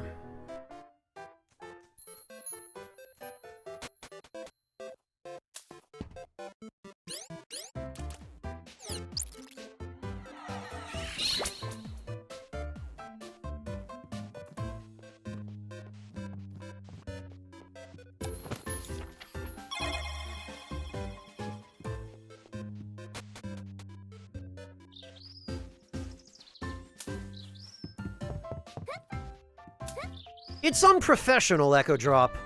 And mind you, it's an indie game, so yeah, you can forgive it a little bit more willingly than you would a AAA game, but it's still unprofessional.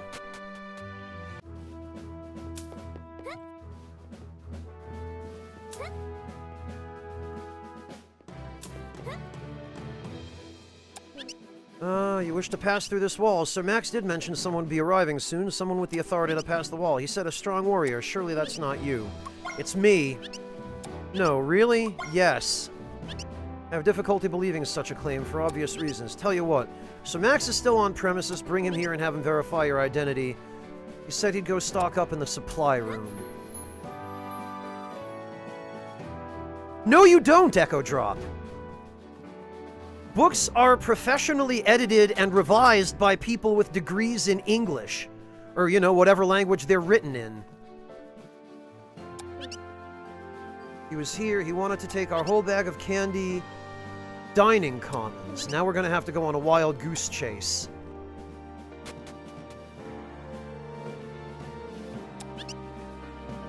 Their dialogue is the same. But you can't drop through that, okay.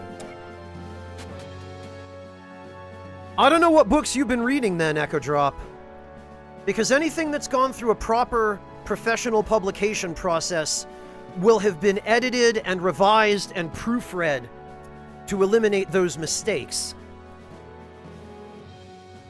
You don't see those kinds of mistakes in professional publications.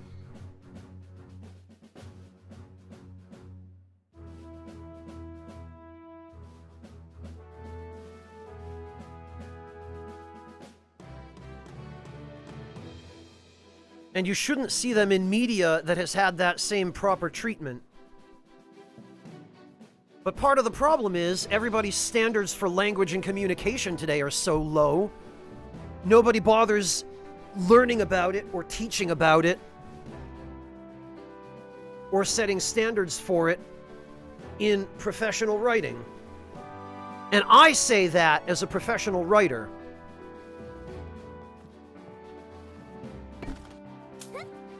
Alright, where the hell is General Max? Or Captain Max, or whatever. Sir Max. He and I just had lunch. He used to be my direct superior. It was great catching up on old times. He ran to meet General Wallace. Okay. So they're in the General's office.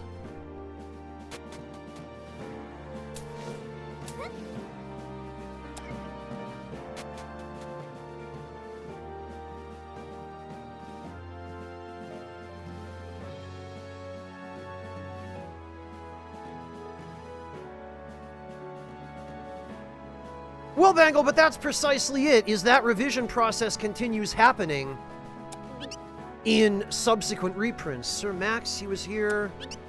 Their faces, it seemed like a somber conversation. They headed out together towards the gate. Which gate?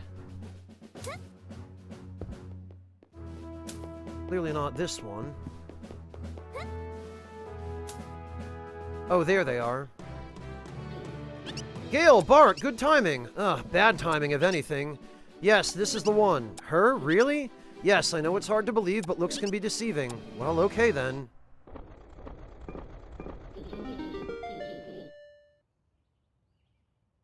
Something wrong? You look frazzled. Almost like you've been running all over. Don't worry about it. Let's go. You've been granted proper clearances to proceed to the last wall and beyond. Godspeed. The fate of the world rests on your shoulders. I was wrong. Sorry I misjudged you. I get that a lot. Well, that's just it, Echo Drop. You said yesterday you were an engineer. And if you're an engineer, spelling is probably not a priority in your field.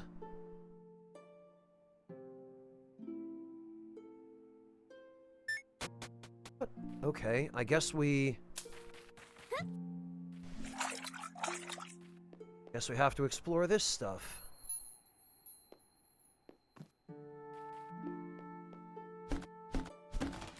Uh-huh.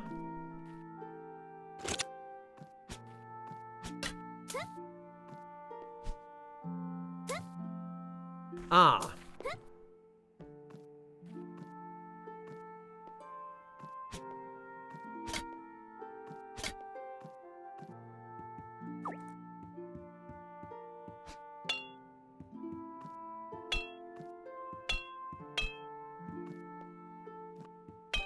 Oh, you can't light the cannons with this, though.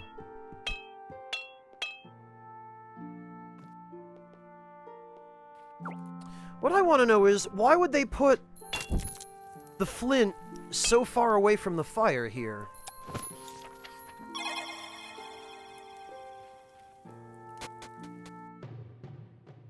Oh, there's a martial artist.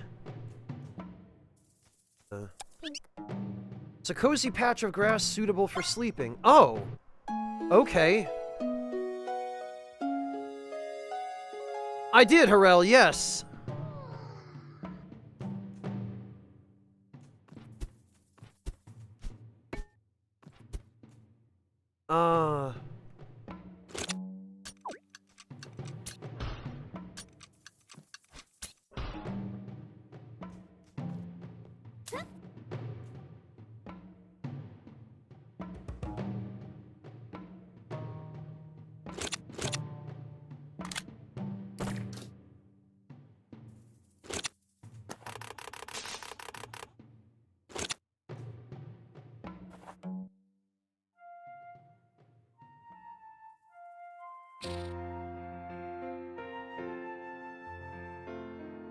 Nothing. I'm guessing we have to play a song of some kind to wake this guy up. But if that's the case, we certainly don't have the song, although maybe it was hidden in that, It's not bad, Linter. It's certainly been engaging enough for me to stay interested in it this long, which says something.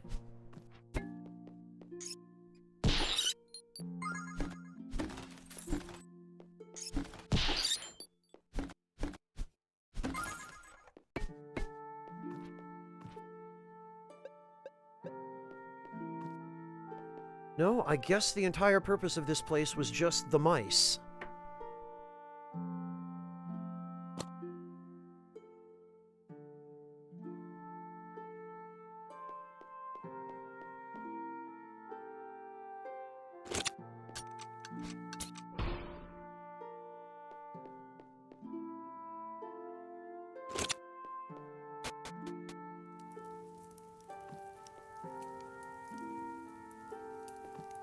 Much obliged. Hunter, thank you so much for the 2 gift subs to Paint Your Face 36 and Dawnseer. I really appreciate that, Hunter. Thank you. How are you doing? I hope all is well. Alright, I guess we're coming back here because I'm pretty sure I know a Song of Healing situation when I see one, and that looks like a Song of Healing situation.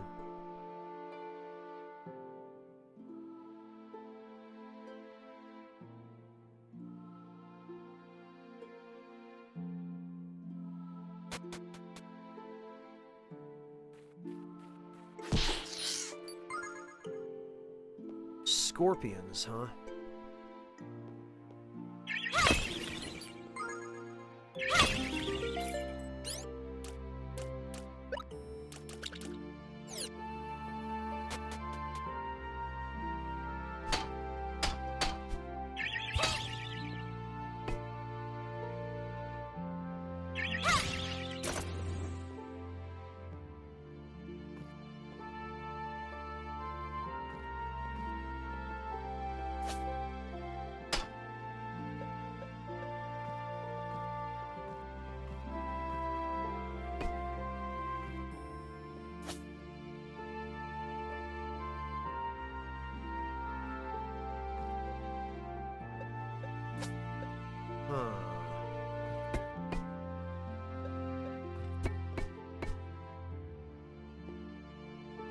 Well, I appreciate your stopping by, Hunter. It's great to see you.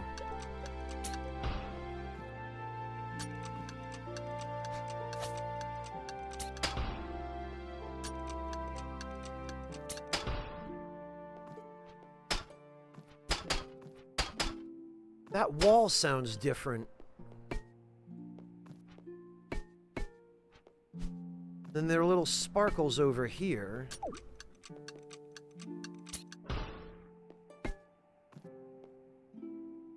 I don't know what we're supposed to do, though, other than climb up top somehow?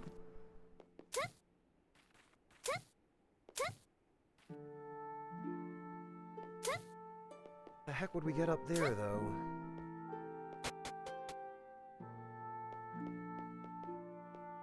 You know, that's an interesting point, Echo Drop. We might be able to.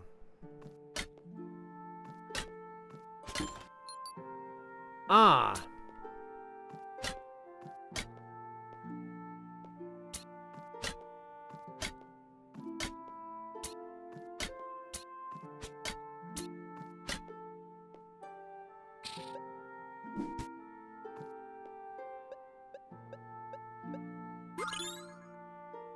Very good.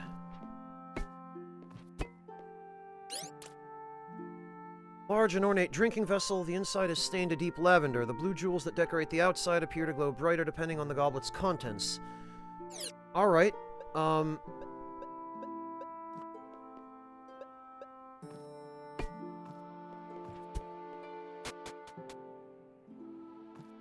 Still don't have a way to get any further up this building, but...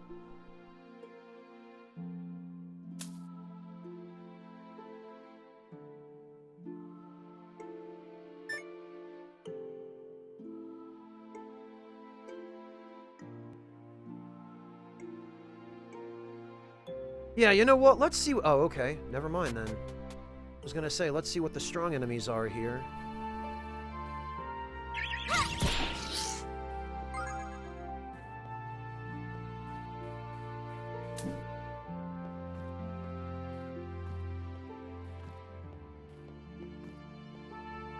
Oh, for goodness sake. Of course Bo is here.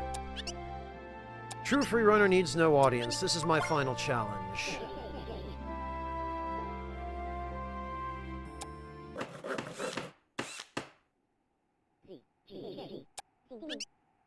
Okay. Eye it closely, there's only one route to victory.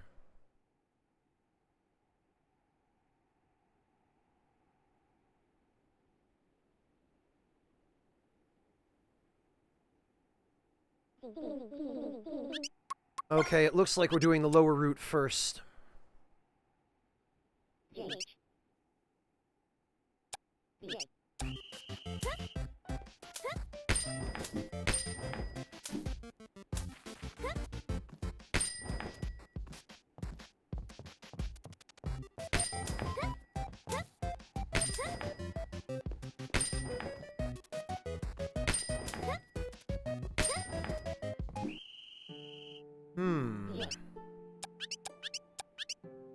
Instead of landing with a flat thud, you'll land it... Oh, okay.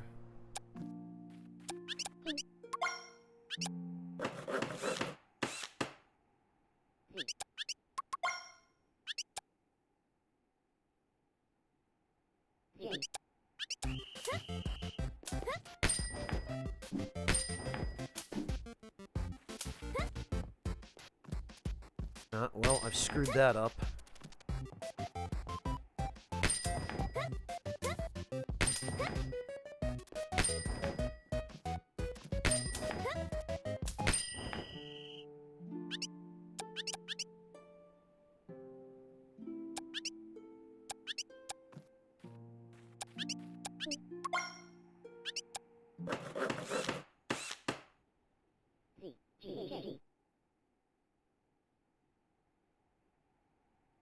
Yeah, even if there was an addition to the time here, Harel, this is still really, really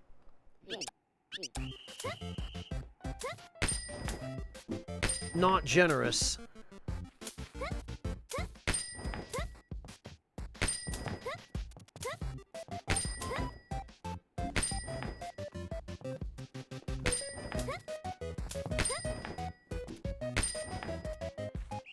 Okay, well, at least now I think I know what to do.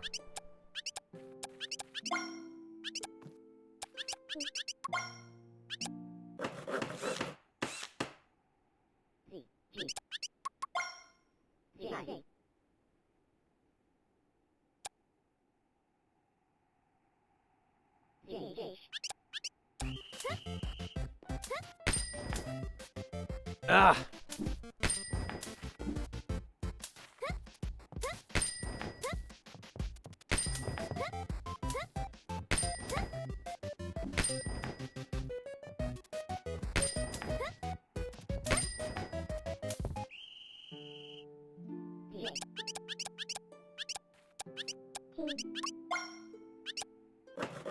I really wish you could just press one button and reset the course immediately.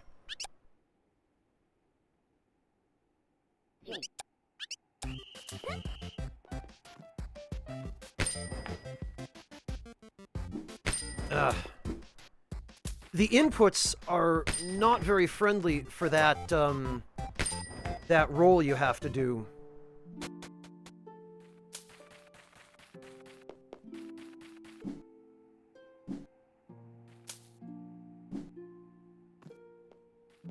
Yeah, like...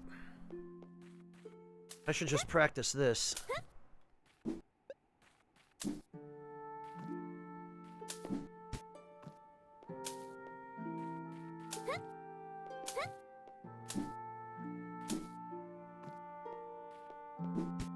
All right.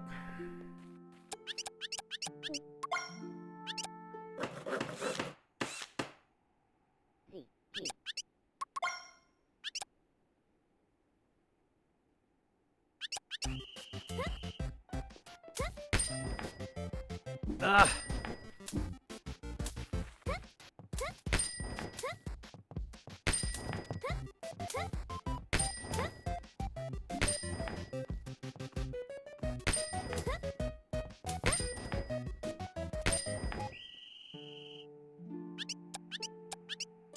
You can't just hold sprint to continue sprinting.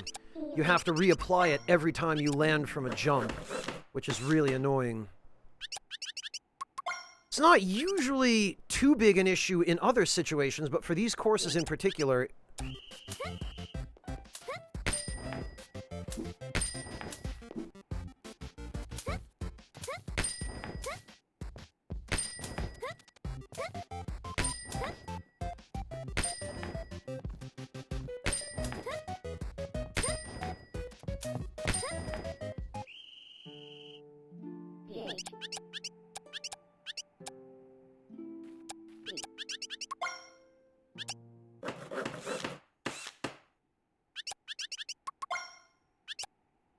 timers are still a couple seconds lower than they should be, honestly.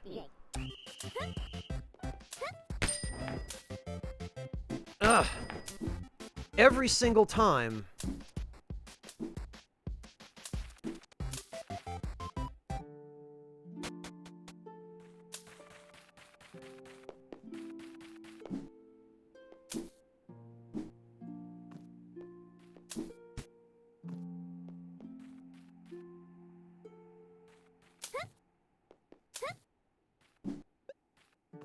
Okay. So a different input might work a little better here.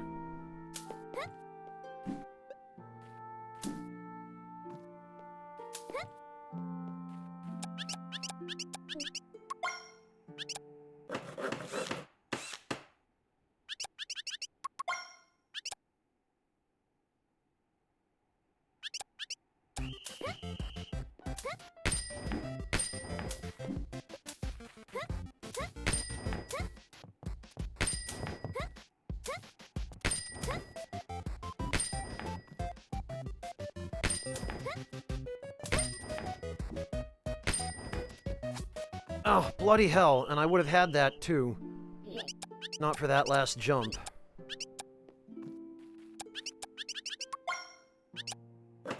Oh, hi, Decoy. We haven't been going for very long today. You're, actually not particularly late.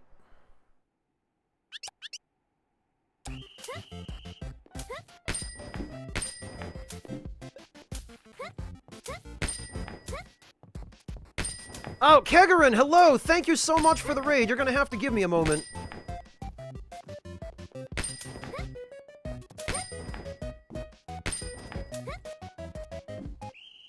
Oh, come on. Kegarin, hello and welcome. Thank you so much for the raid. How are you doing? It's great to see you. Greetings, undead warrior. And thank you for the resub. Welcome back. Guys, go check out my friend Kegarin, fellow German and most of the time a Monster Hunter streamer. Although he's been playing other games lately as well, including Horizon Zero Dawn, I believe. So head on over and check him out. Great guy. Just really, really nice dude. 13 hours, Kegarin. Jeez. Congrats, man. Go get some rest. Yeah, you must be beat. Thank you for the raid. But please, go take care of yourself.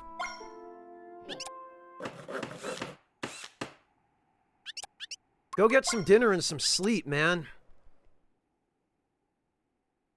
And to everybody coming in with the raid, my name is Franz, and I play video games on the internet.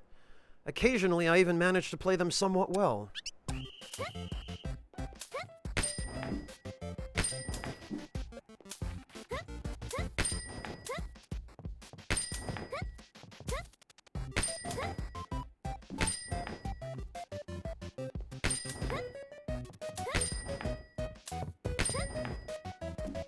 There we go.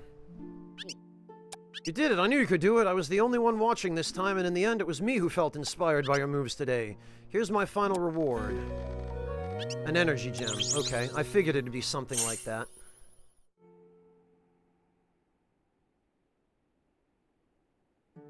Ah, good, Kegarin. Yeah, it sounds like you've more than earned it. Free runners have no need of an audience. We can run just for the love of it. My job here is complete. I'll set out for a new horizon. Okay, well, later.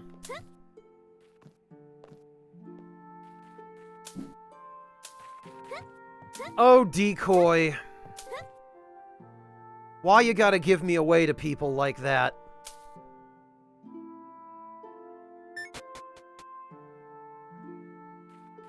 Oh, okay, there's a well.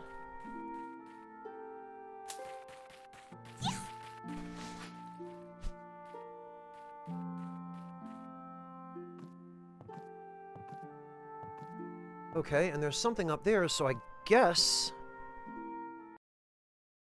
Oh, really? Down here they put one? How did they even get clearance to leave the wall?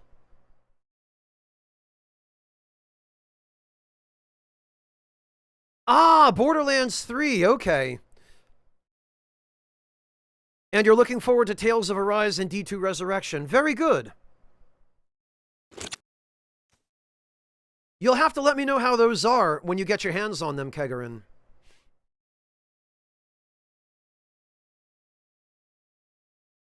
Oh, very good, Decoy. Not a bad improvised stir-fry.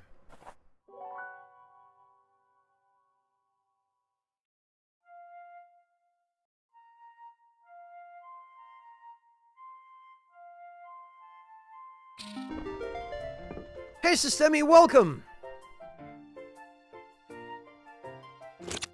Oh, there's a demo, Kegarin? I didn't realize that. Okay. Oh, I see what we have to do.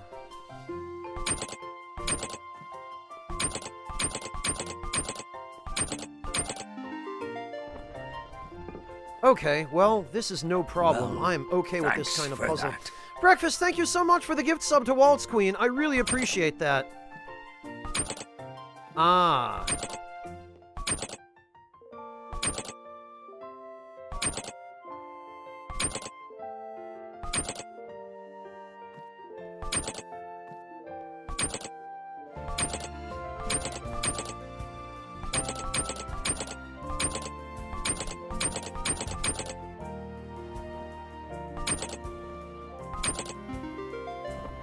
There we are.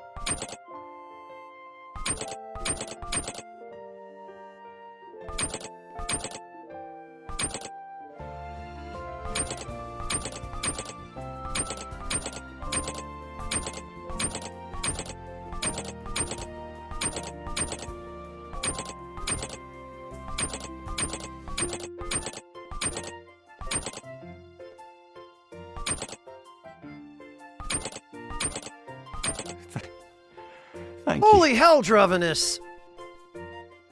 My god, what are you doing? Dravenus,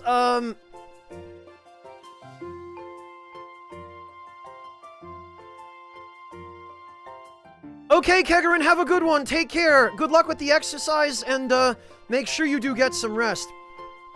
Dravenus, thank you so much for the 20 gift subs. To Dark Mage McDane, Selpha Romeab, Commander Squeaks, Project 13, Paladin Leroy, Crayonic 13, Jojomzo, Surathon, Silver Nitro, Twitchin' Casper, Ader Paris, Harel, A5927, Illuminar, D. Bales Games, Ragdak, Captain Viscount, All the Level 7 Wizard, Al the Level 7 Wizard, 6 Demon Eye, and Not Vague. Greetings, undead warrior. Holy hell, Waltz Queen, good deal. Dravenus, thank you so much. Yeah, I guess it is September, isn't it? Jeez. Still, thank you so much, Dravenus. I seriously appreciate that. That was an incredible display of generosity, and thank you for another sub to Merowin Gaming.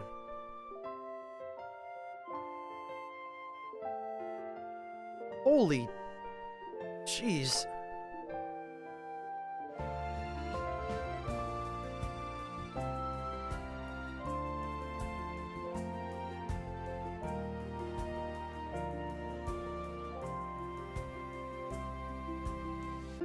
Dravenus, thank you. Seriously.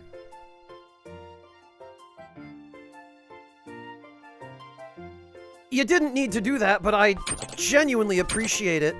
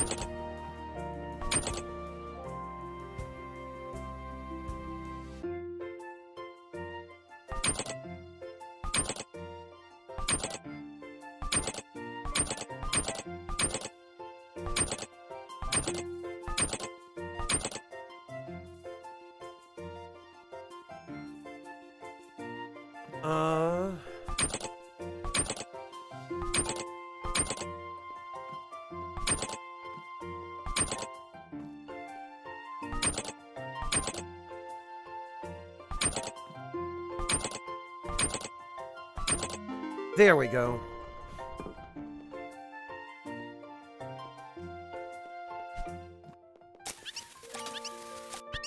Hello, congratulations on completing the Geo Challenge. You're visitor 44 to this location. It's just about one visitor a year. Usually it's just a lost guard. I have made one friend in a Mr. Troll. He lives in a different castle. He sleeps just as much as I do. Oh, that's the, That's the guy that was asleep. How do we wake him up, though?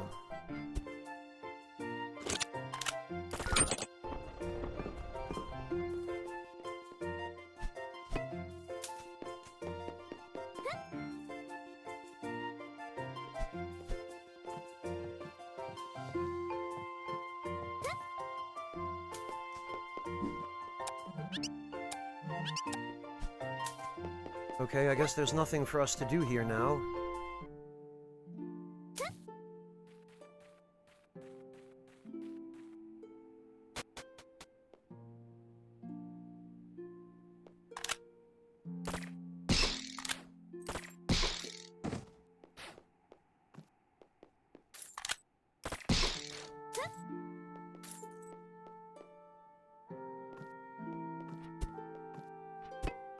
Oh, okay, and they don't want us climbing the walls here.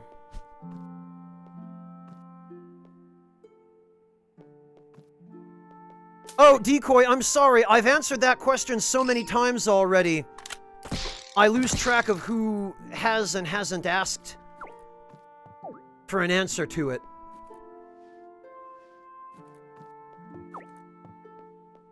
I think I see what we're supposed to do here. Decoy, it's not a bad game. It has some things I would change, but...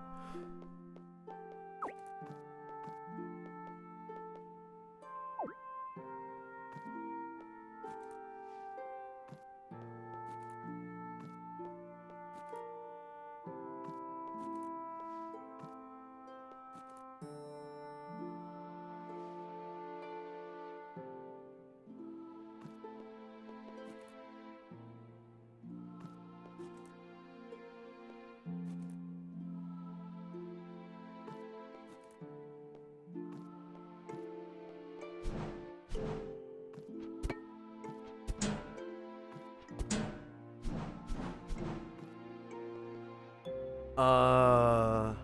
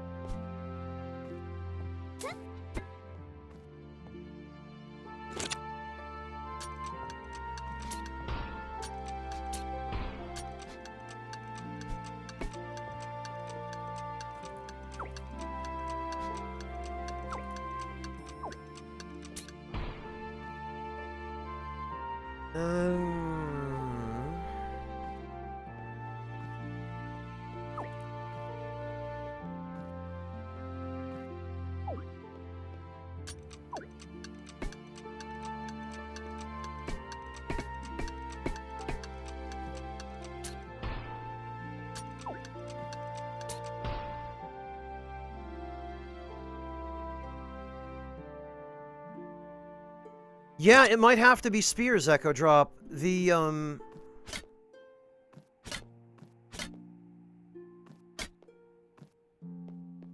question is...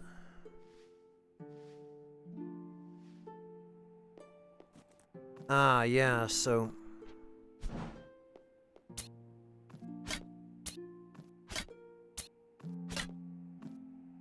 Will this actually... Oh, it will? Okay.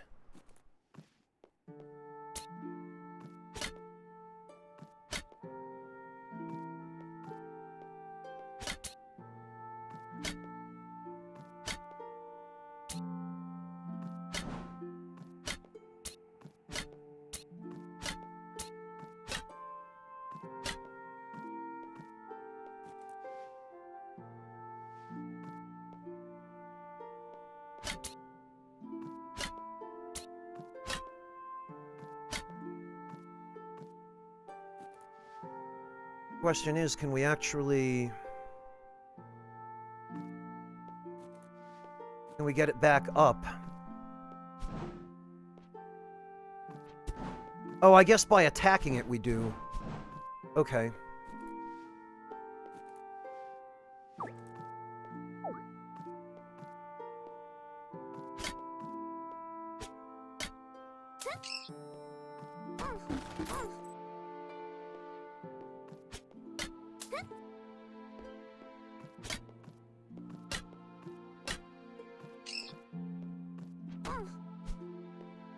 Blasted bats.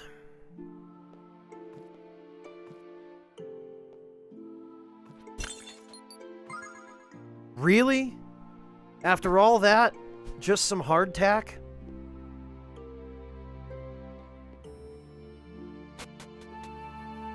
That can't possibly be all that was up here.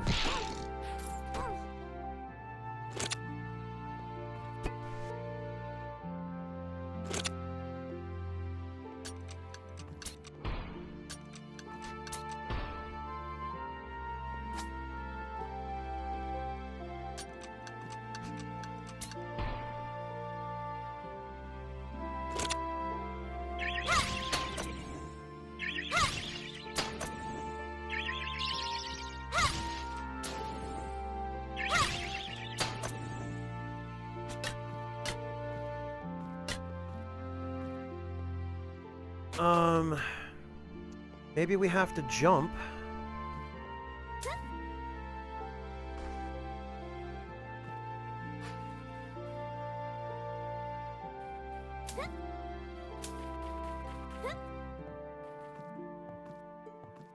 There are platforms.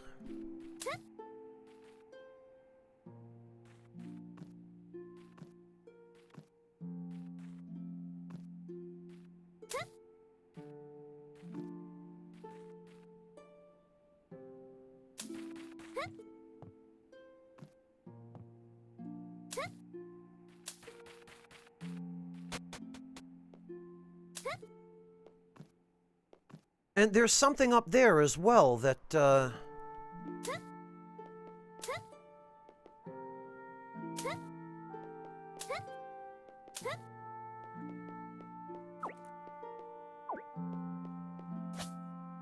that's somewhat unclear.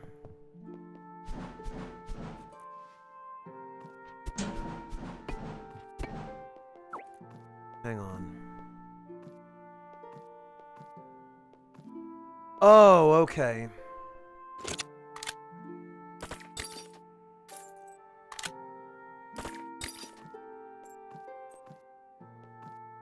Nothing.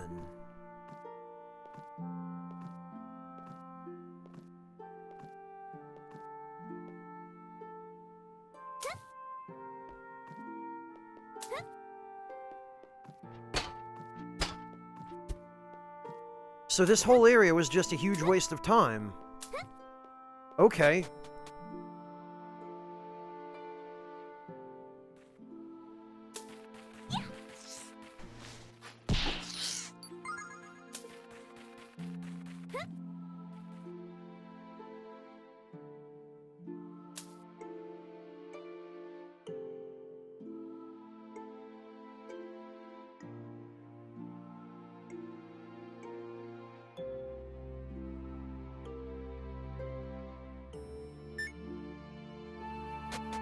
What do we have here?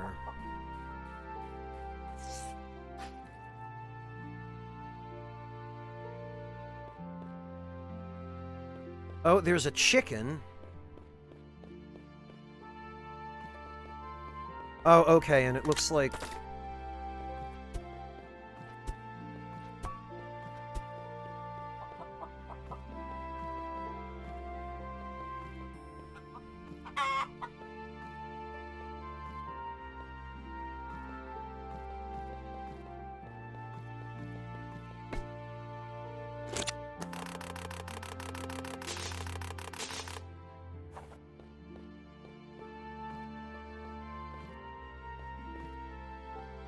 Okay, maybe we can...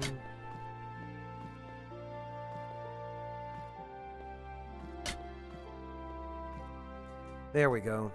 We can use the light from the lantern to see where we are.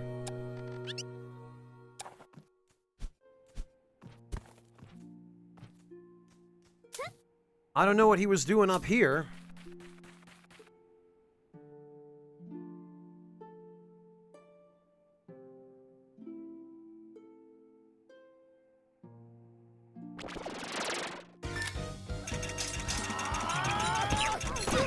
Oh, that's nice.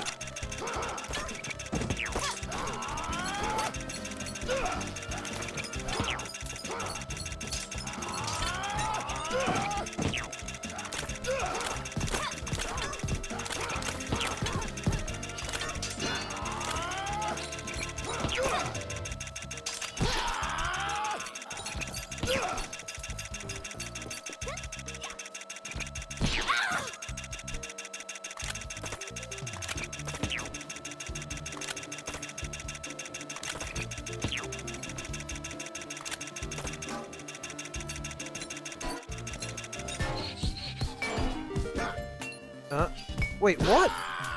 Why was there a moonstone here? Clemps, hello and welcome! Thank you so much for the raid! How's it going, Clemps? Welcome, rats! Great to see you all! How are you doing? I hope all is well.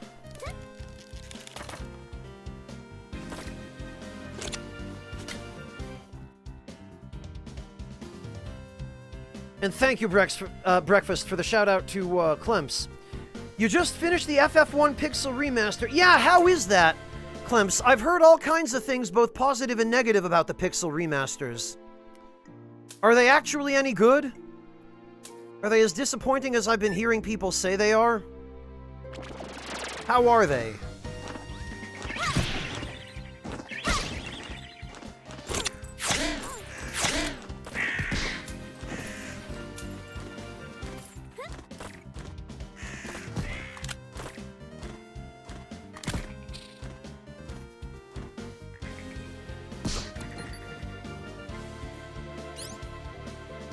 Worst part about it is that, yeah, the text is the biggest criticism that I've been hearing about it, is that they, for some asinine reason, used a really bad font.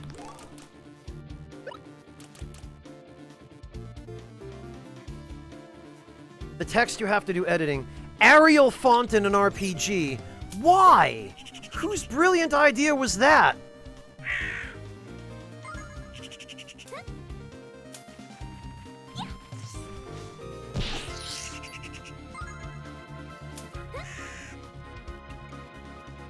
The Japanese English is good text, but it's not used in the English versions. Yeah, that's what I heard, Decoy. And it's a fairly substantial complaint I've been hearing about the Pixel remasters.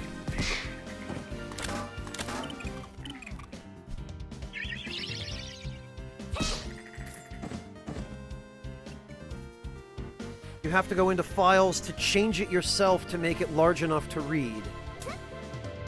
Wow,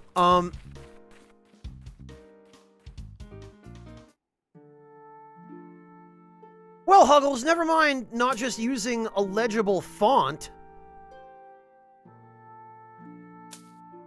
Okay, thank you for clarifying that, Clemps. I have been curious about the Pixel remasters, and I was wondering if they were worth the price. I appreciate the insight. Welcome back, Debler. Alright, well, go get some rest, Clemps. I don't want to detain you any further if you're on your way to bed. Thank you so much again for the raid, and thank you for the information. I really appreciate that.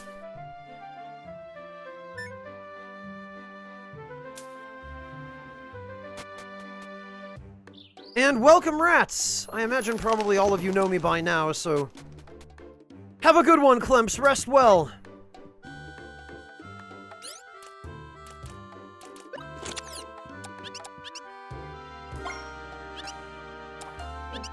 Oh, a ceremonial goblet. This was used in knighthood ascension ceremonies. After the Great Awakening, there were many skirmishes. Everyone was vying for power. Humans against monsters and humans against humans. It was a time of kingdoms, war, and romance. Breakfast, thank you so much for the gift sub to Huggles, the tier 2 gift sub at that. Really appreciate that, Breakfast. In truth, I haven't much interest in the subject. Too many names to remember.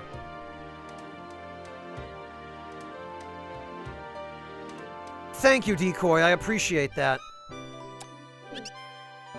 Most kings never amounted to much. They had the odd castle here and there and reigned for maybe 10 years.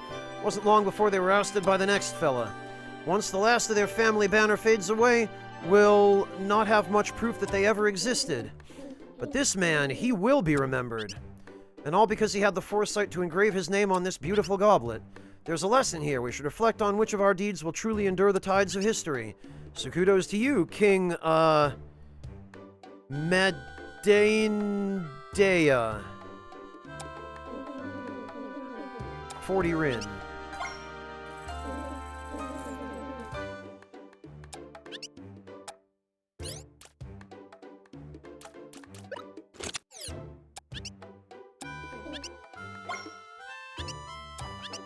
Ah, an antique watch. Look at that immaculate construction. The clock hand is still ticking.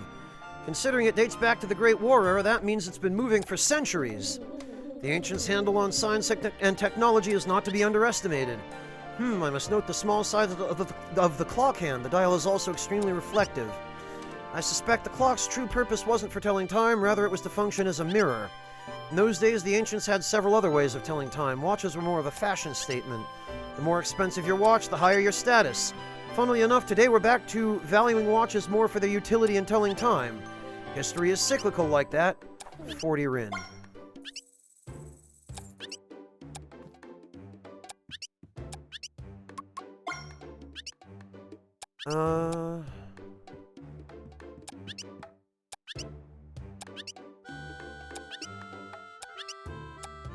And they're still not going to give us the freaking frying pan.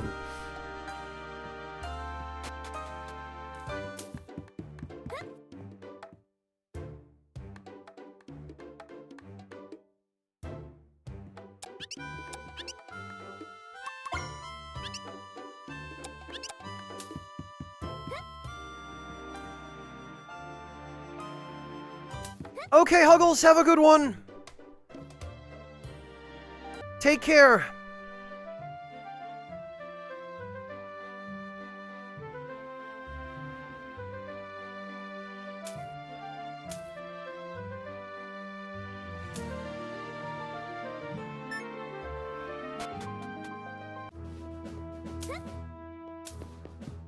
Well, Decoy, depending on which bugs they were, there are certain bugs I would prefer that, that just be left.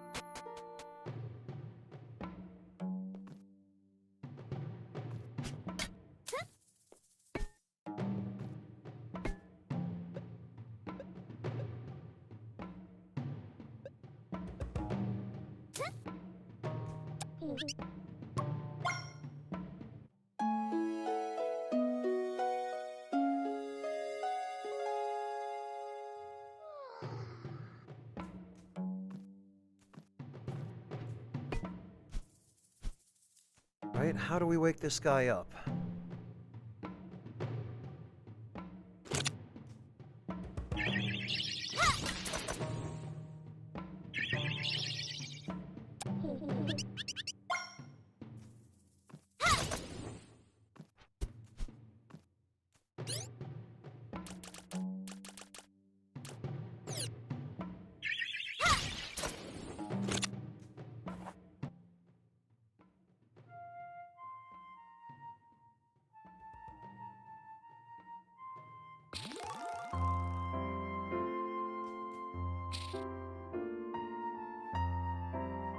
Uh...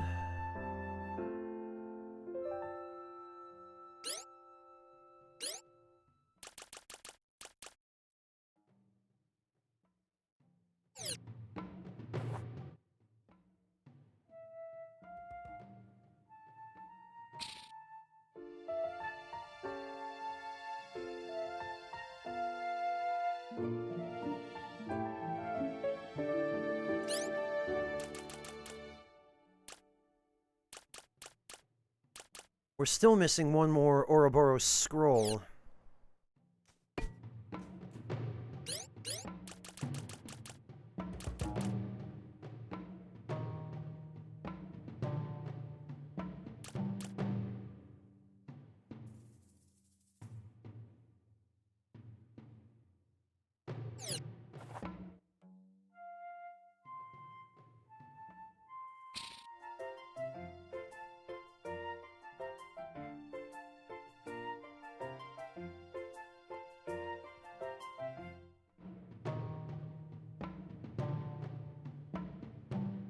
Well, I'm pretty sure they reused the same engine in at least a couple of those cases, decoys, so I suppose it wouldn't be a surprise.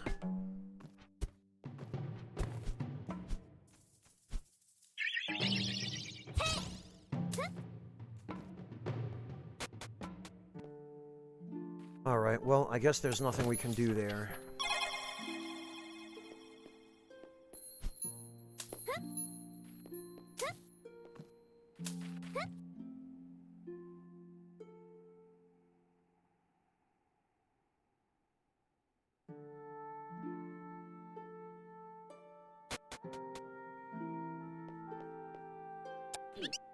Welcome to the last ball. We've heard of your coming. Make yourself at home. There's a guest bed in the dining commons.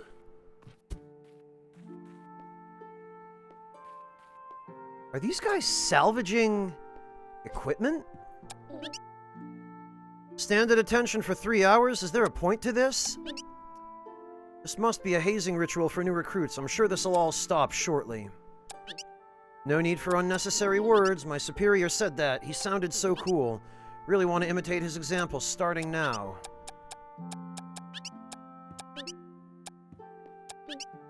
Monsters are real. I think I've made a horrible mistake transferring here. My superiors seem content just to have me do maintenance and repairs for now. I fear what will happen if I'm forced to battle. This year's crop of recruits are piddling looking. Send the whole lot home, I say. They're not worth the effort to train. Standards for recruits keep dropping. Back in my day, we ran for 3 hours, armor on, non-stop.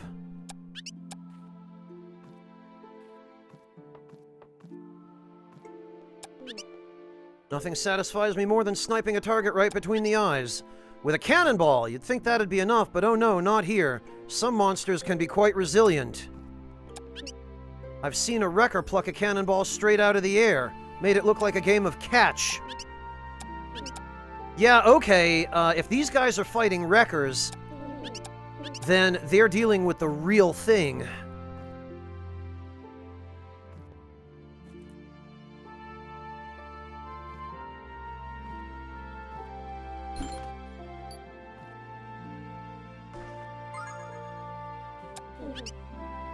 Watch out for mole mines. They're these devious rolling mines with evil intelligence. Some will burrow underground and wait decades for a victim. Jeez. Mole mines chip at the wall every day. If we neglect to rebuild, the ghouls will soon worm their way in. It's almost like they're working together. More construction. They say preparation is half the battle, but it feels like that's all we do. Hopefully these recruits step up soon. I can't wait to have underlings. Barbed wire. Yeah, that'll help against bloodthirsty machines.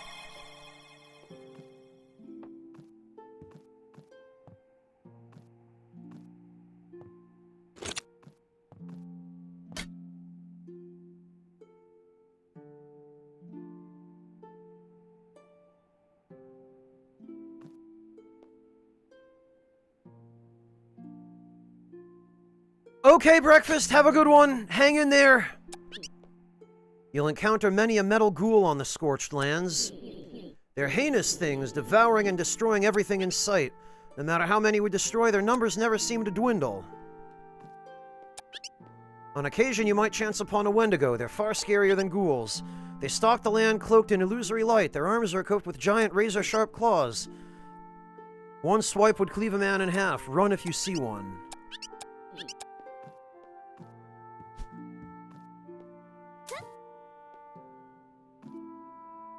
Oh, this must be General...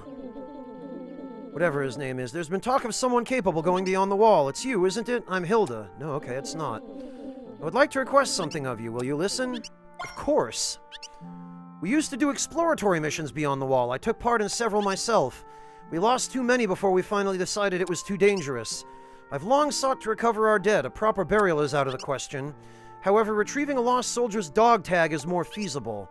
I've recovered many myself, and were it up to me, I would recover many more. Alas, my old age has caught up to me. You're going out there. Could you check the bodies you come across? If they have a dog tag, please bring it to me. I'll see you rewarded for each one you bring back. Okay. It's a small gesture, but the return of the dog tags to their families would mean a lot to the lost ones. Take care not to die yourself. Put in a requisition for your own dog tag. I mean, it'd be cool to have. A mole mine snuck up on me while I was sleeping. I avoided the brunt of the blast, but its shrapnel scarred my face. Last I visited home, my mother fainted when I removed the mask. Killed her dream for grandkids, it did. Sheesh. Monsters are a remnant of the Great War. Our ancestors must have really hated each other. Supposedly, our ancestors made biological monsters as well. Though I've yet to see any. Perhaps the mechanical ones won out. Well, it seems to me that the biological ones just died off.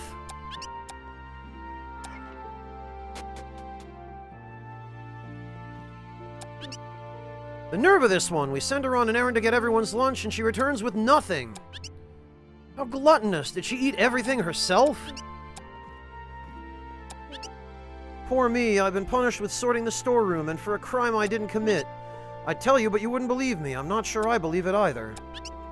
Alright, so I'd just gotten everyone's lunch from Daya. I passed the first wall and was on my way here. A terrible drowsiness fell upon me, so I entered one of the ruined castles. Oh, is this going to be our hint to deal with the troll? There I found a cozy patch of grass upon which to nap. It was next to this weird statue of a monster. Ah, okay. Then I woke to the sound of munching. That statue had come to life and was eating everything. It sounds crazy, I know. What were you carrying? 2 grape cakes, 1 spicy noodle, and 1 blue lobster special. Statue monster had a big appetite. Okay. So we just need to bring him some food and then go nappy nap.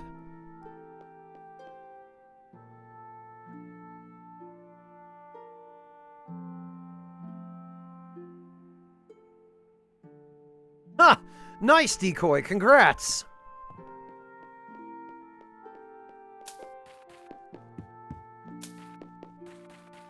Okay, so we need 2 grape cakes, 1 spicy noodle, and 1 blue lobster special. Do we even have room for that? No. Man, you'd think with all the food I'm carrying...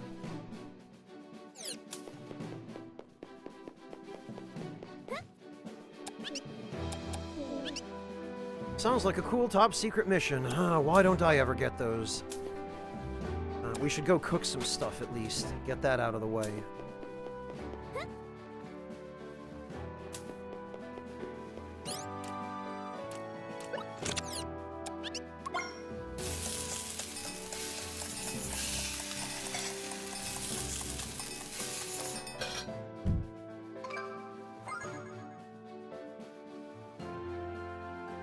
Well, Waltz Queen, honestly, it's not too far off. The Blue Lobster Special and the spicy noodles are definitely things that I would serve at a party. Or that I would enjoy eating myself, but... The grape cakes I would leave. Personally, if I'm gonna have cake, I like it not to be too sweet, and any kind of cake that has jam or preserves in it always ends up being way too sweet. The kinds of cake I enjoy are very lightly sweetened, and typically they only have, some actual fresh fruit at most, and just a lot of nice fresh cream, like whipped cream.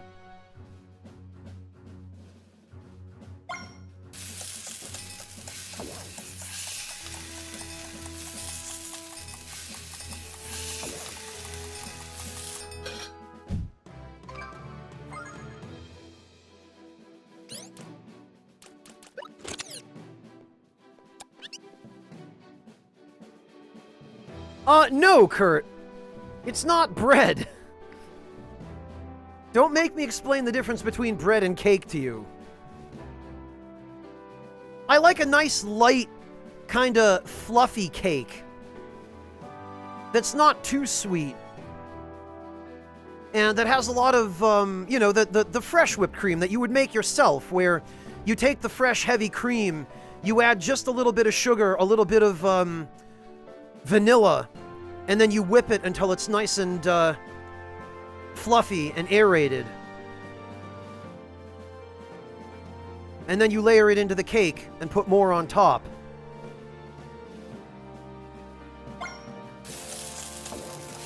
And maybe add like some fresh blueberries or raspberries or strawberries.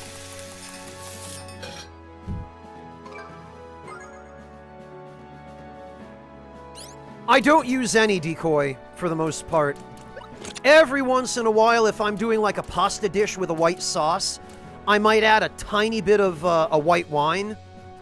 But I have one bottle of white wine for that purpose, and I've had the same bottle of white wine for probably 7 or 8 years. That's how slowly I go through it.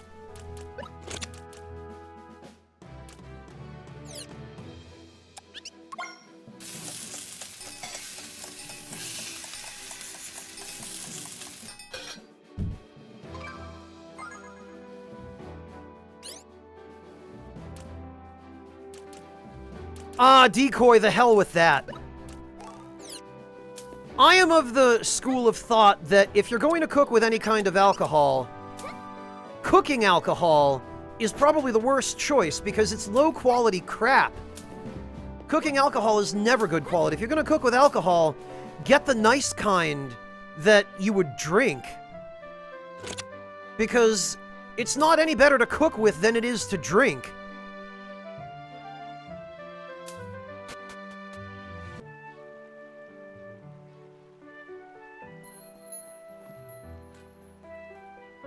I don't know, Warrior. It still smells pretty alcoholic to me.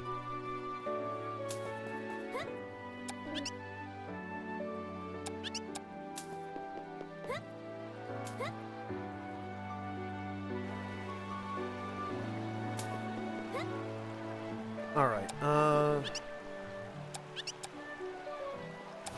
this, I think, is the bakery. No, this is still the restaurant. Okay.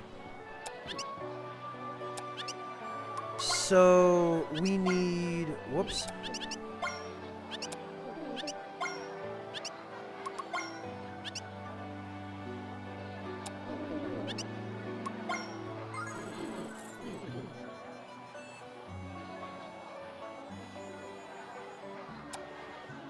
Okay, we need a Blue Lobster Special. We need an order of spicy noodles.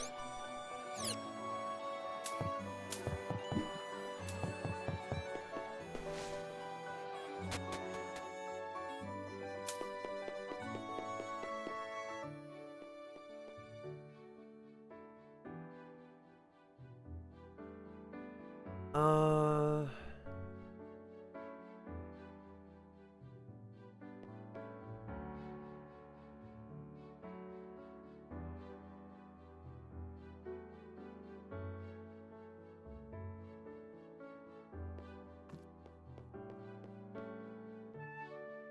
I don't see any obvious clues for a song in here.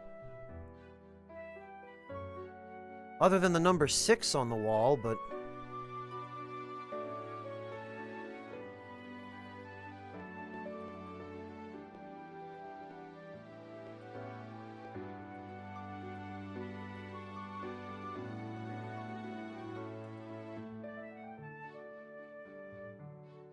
Alright, Systemi. Decoy, I'm not saying buy the most expensive stuff, but buy something that's good quality. And yeah, Systemi, Decoy is right about that.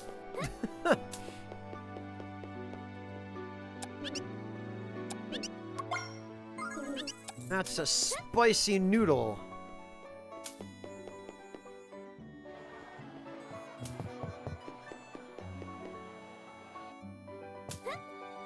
Well, that's not nice, Decoy. You should at least reimburse him.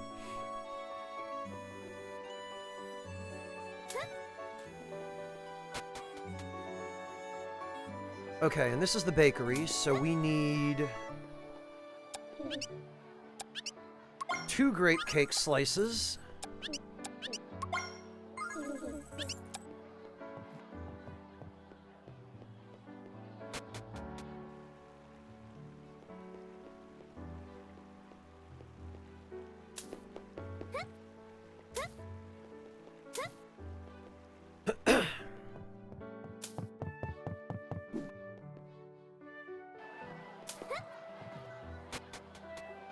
And I think that covers it.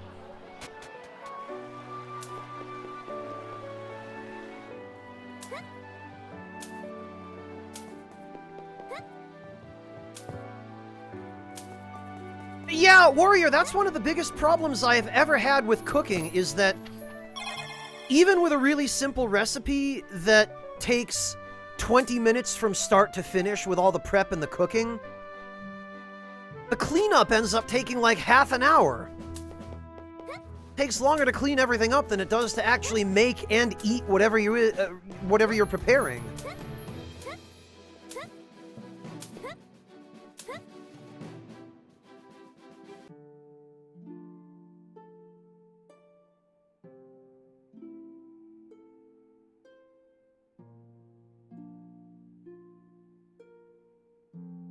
Oh, I see, Decoy. So they're both lightweights, is what you're saying.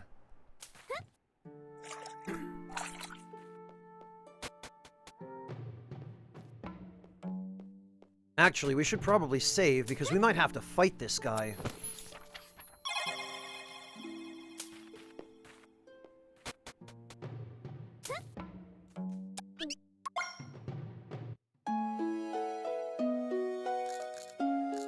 Yep, there we go. Whoa! Me sorry, me eat food that you carry. Smells so good, me no can resist. Sleep for decade, make troll hungry. Me truff, me repay you food with free lesson. Oh, okay. Back in day, me great teacher. Me teach deep form meditation to make core strong. How you hit me just now. Feel like nothing. So what you say, fair trade? Let's start. Okay. Man, I'm just picturing this troll in a martial arts uniform with a whistle. Wow, you learn quick. You obtained the troll's guard technique. Hold LT to make Gale crouch into a defensive stance. While crouched, Gale's defense increases by 3 points. In addition, her energy will replenish more quickly. The Troll's Guard is the ultimate deep breathing defense technique.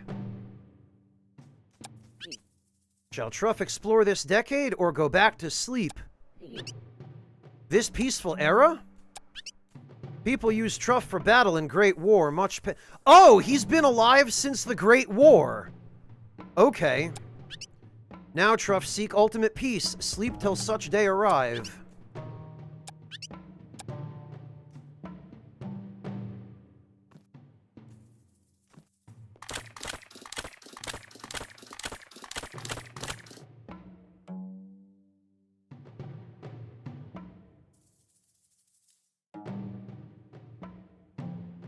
Oh, that does replenish it significantly faster, I suppose.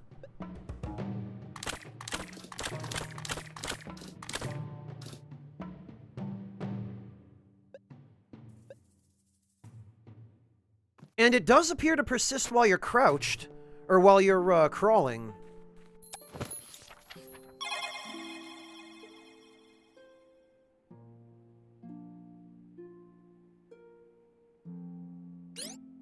Ah, gotcha, Decoy. Well, it's good that they didn't pass that on to your parents.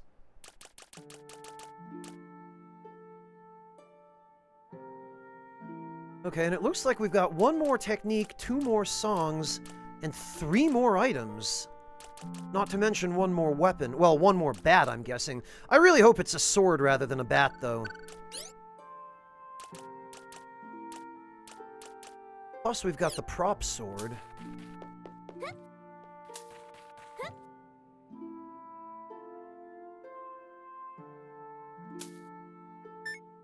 Alright, what do we have?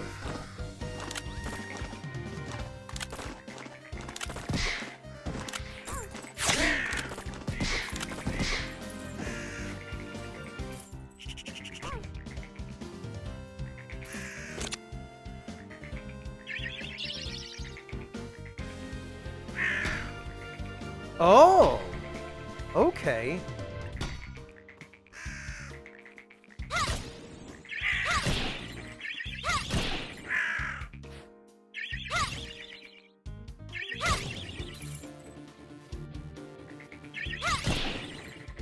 It looks like the enemies here are actually tougher. They seem to have more health.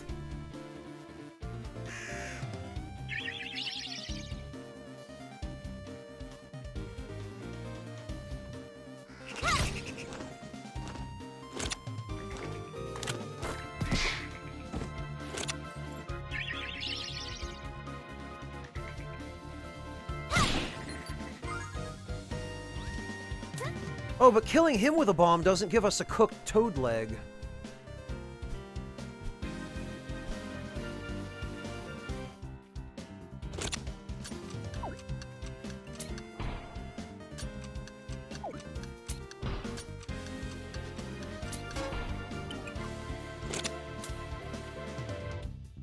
All right, Reverend, have a good one. Good luck, hang in there.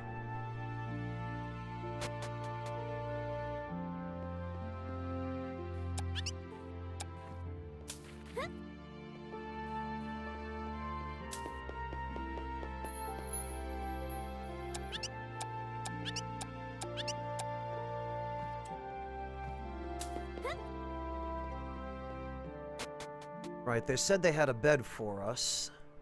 Oh, what have we here? Must hold on, must endure, just 2 more weeks. 2 more weeks till Legend of Swordia 7 comes out! Man, it's one of my favorite fantasy novels ever. The main character wields 3 swords, he fights dragons and saves priestesses. Speaking of which, caught your eye, did it? That would be a broken Wendigo claw.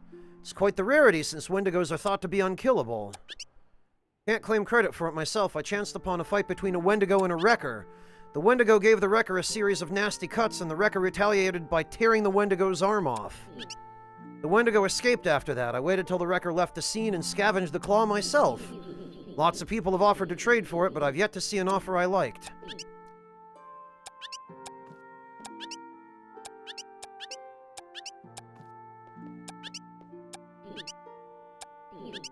So he likes fantasy novels, huh?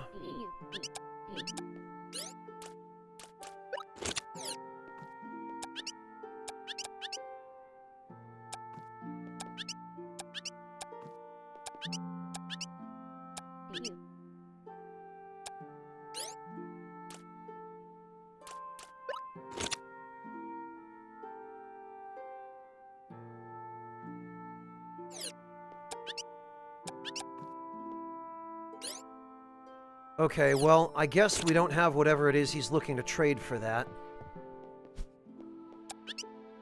Food will be scarce out there. Eat well when you can, learn a few survival tips. Here's one. Mice? Delicious. Here's another. Scorpions just like mice. Yeah, we've already figured that out, but thank you. I guess at this point we're just RPing Bear Grylls. Monster threats from the north were bad enough, but now trouble comes from the south as well. As usual, the first wall proves useless. They should be punished for their indolence. When the anger of General Wallace boils over, his wrath upon the first wall will be a sight. We found these suspicious guards trying to cross the last wall. We've had to subdue them for their own good. Playing dumb won't win you any mercy. Now talk. Huh? What's going on? Where am I? Why am I tied up?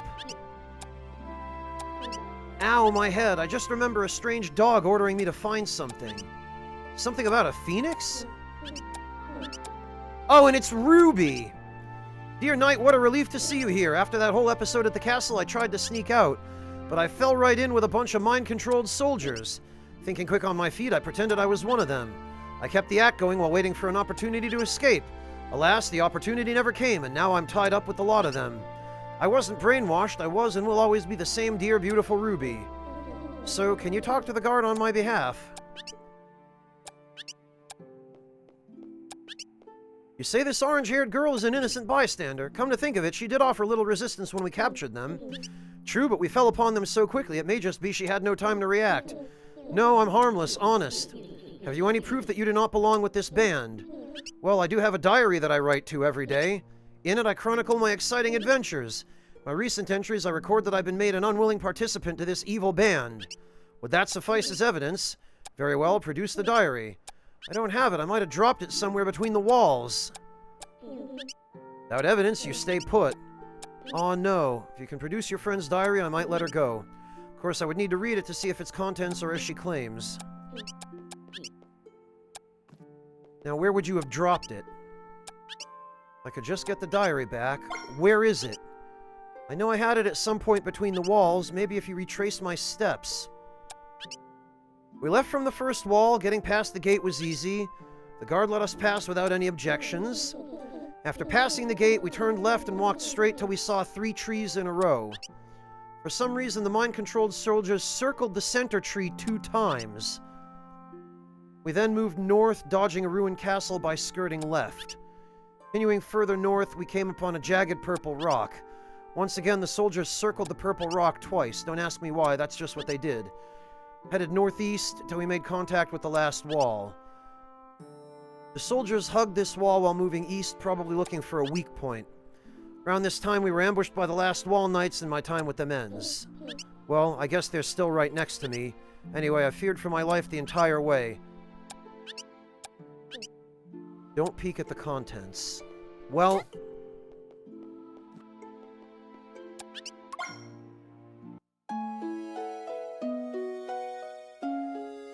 Ah, Kurt, that's very kind of you. I can't say that I have a use for it, but you could always post it in the game room on our Discord.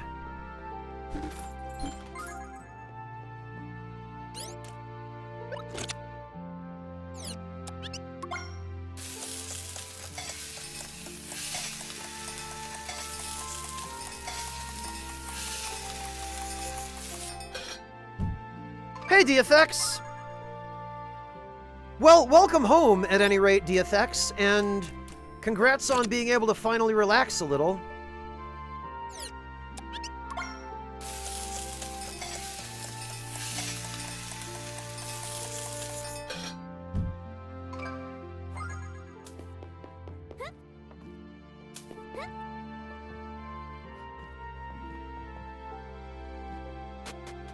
Also, we haven't seen hide nor hair of General Max. Or whatever his name is.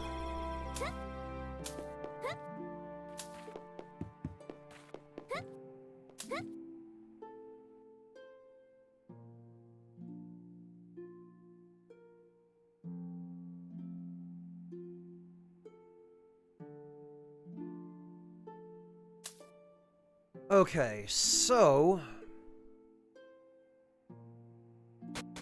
They left the first wall. Turned left to where there are 3 trees.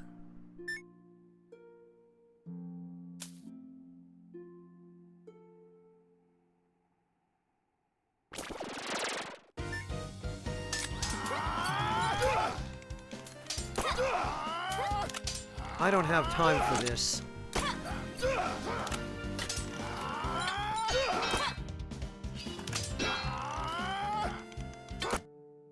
They circled around the middle tree 2 times. Then they skirted around the castle to the left, went to the purple rock, circled around the rock twice, followed the wall. Oh, and we found the diary. A book of Ruby's writings. It sports a stylish pink cover and a cute flower design that mirrors Ruby's own hair ornament. The first page clearly states, "For Ruby's eyes only."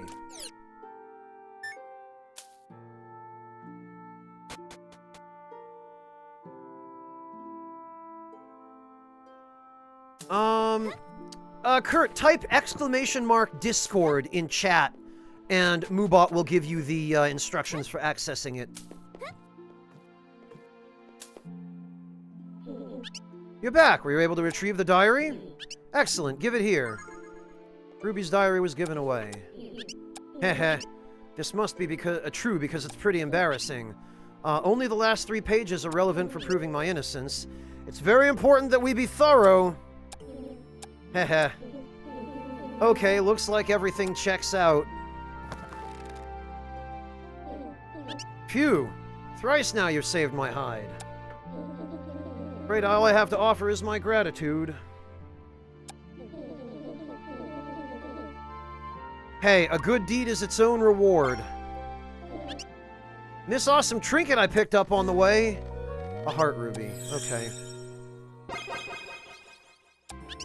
You know, I think I'll stay here for a while. Look out, world. Ruby, Knight of the Last Wall, stands guard. I could use a bit of toughening. These guys look like the toughest people around. Maybe next time it'll be me who will save you. Ah ha ha. These guards are not our enemies to fight. Rather, they are our allies to save. Ruby's diary taught me that. Perhaps it'd be handy to have her around. But how to restore them is the question. Right now, they appear to be in a dazed state. Will they come to on their own accord? I shall monitor their condition closely. The existence of a mind control technology is unsettling, an evil that should not be allowed to exist. We must investigate, learn effective countermeasures. Living on the last wall, you forget to laugh. Ruby's diary reminded me how. You didn't read it. You're missing out. None of my business.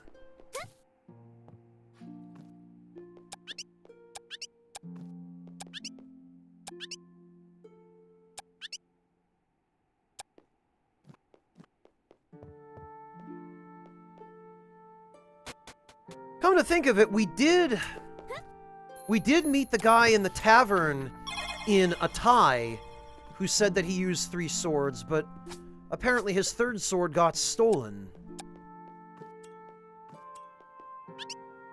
Hold it, where do you think you're going? I was informed that someone most powerful would be passing by shortly. You do not fit the profile. Now, if you had someone to verify your identity... not this again. Let them pass. Oh, that must be the general. Sir Wallace.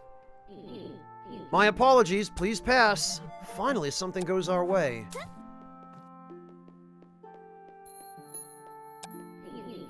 The hero's path is full of obstacles. I've absolved you of one. Prince Leo fought hard to gain an audience with me. He informed me of your quest. Had he not, I would not have allowed you to pass.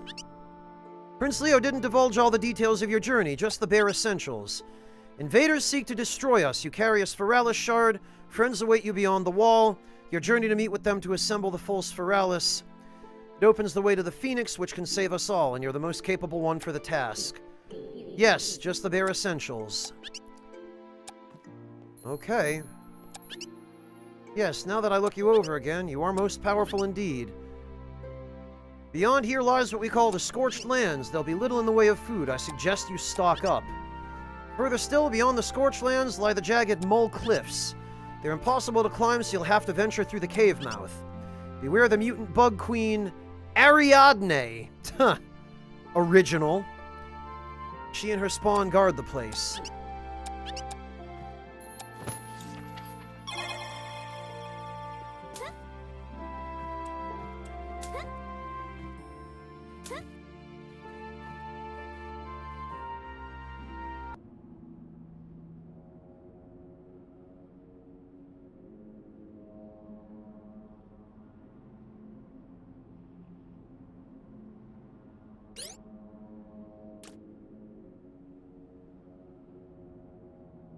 Well, I think we'll be okay on food.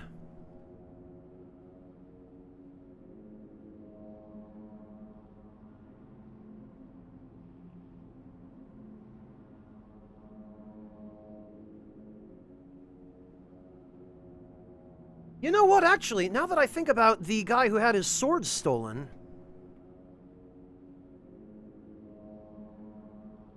we probably could go give him this replica sword.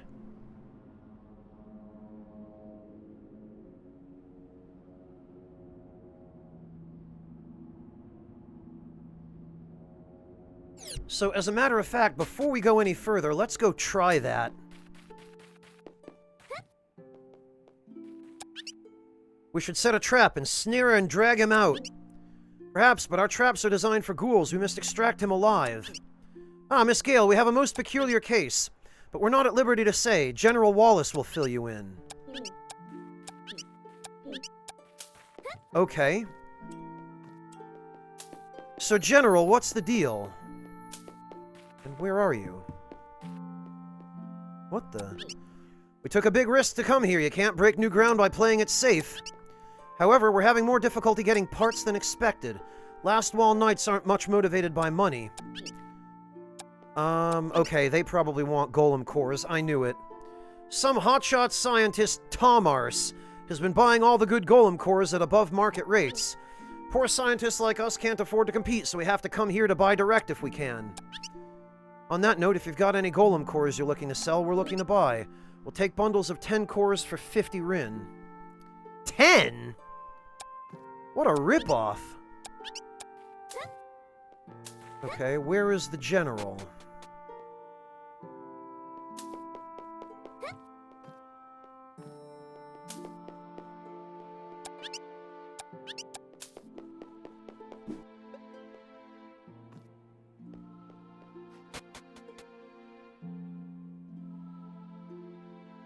No worries, Kurt. It happens. Prince Leo visited. I expected a scrawny boy, and a scrawny boy he was.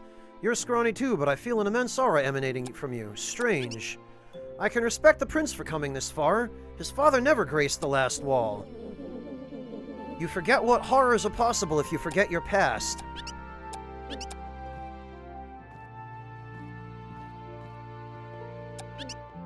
Monsters are oh, okay. Troubling, most troubling, truly. Ah, Miss Gale. Perhaps you can help me with something. Rest assured there will be recompense. Yes! One of my new recruits has gone missing. The whelps are more trouble than they're worth, honestly. I thought him dead, but scouts have reported seeing him alive. Strangely, he runs and hides at our approach. Perhaps he fears punishment, I know not. We merely wish to send him home. He is too weak. It won't be long before the Scorched Lands consume him. He hides at our approach, but maybe he'll listen to you. He is reported to be seen in the Scorched Lands due west when you pass the wall. Ask if you find the recruit and get him home. Okay.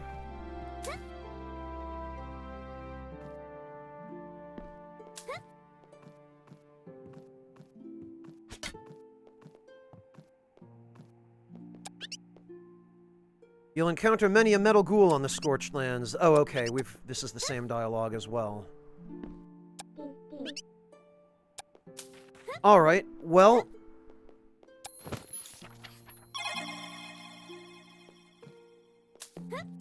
let's see if we can find him.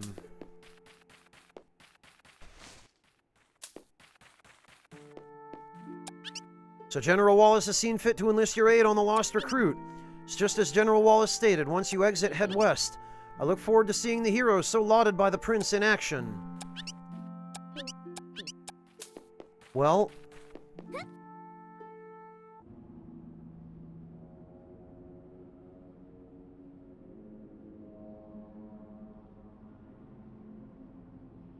it's gotta be this.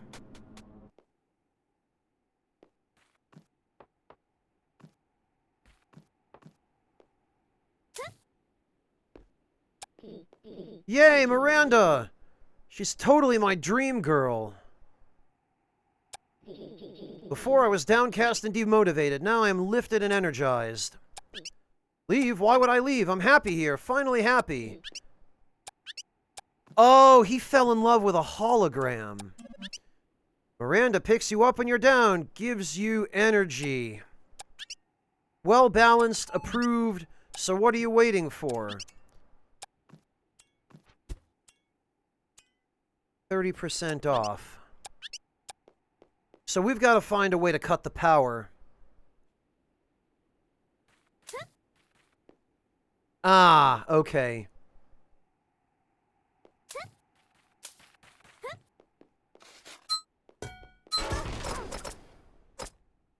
Those must be mole mines.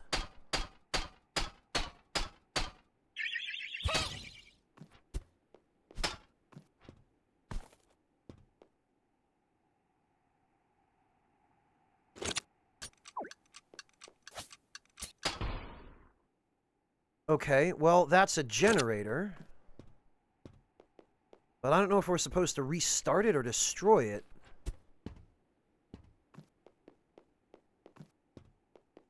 Oh, okay, we need to get those batteries.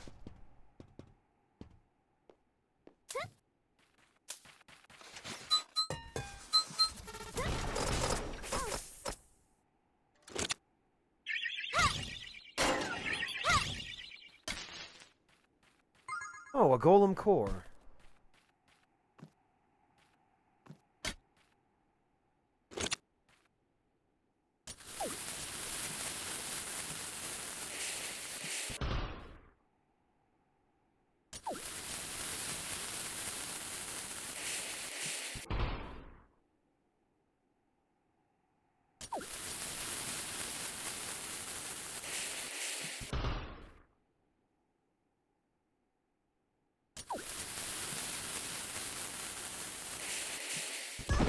There we go.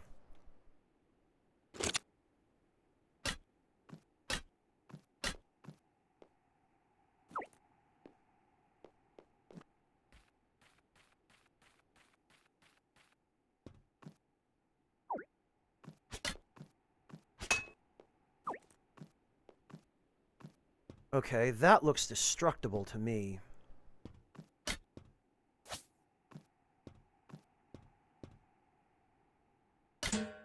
Oh, God. Okay.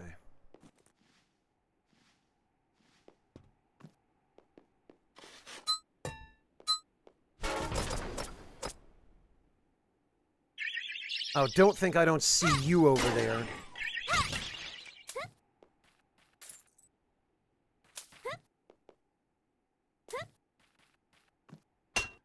Oh, and we can't climb that, so I'm guessing... Okay.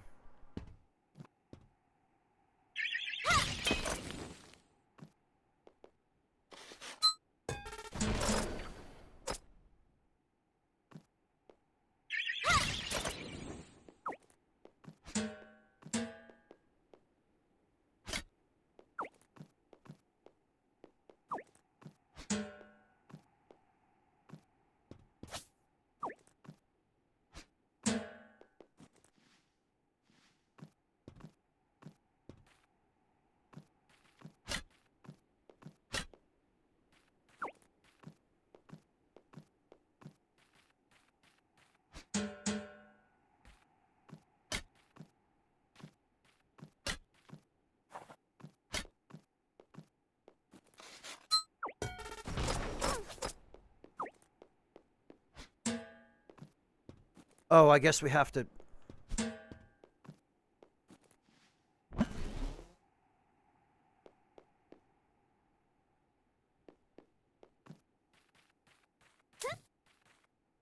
Ah, we need 3 batteries to open that door.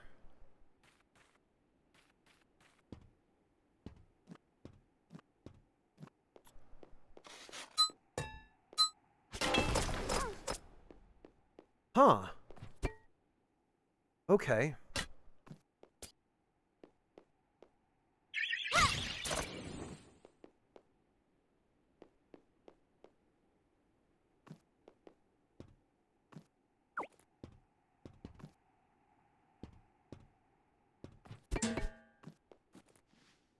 What does this do, though?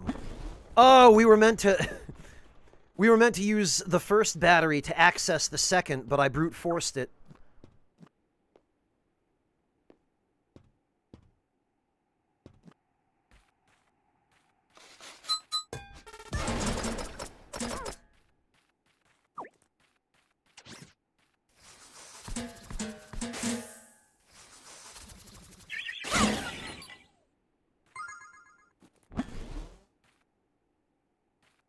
Okay, that's 2.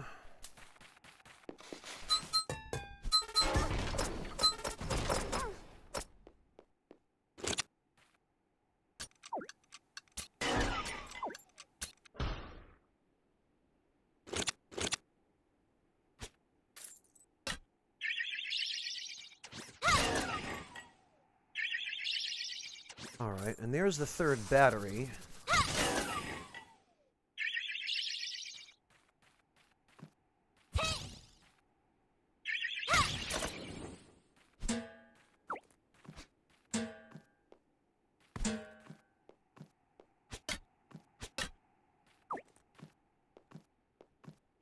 My guess is we have to get it over there. Welcome back, Monotone!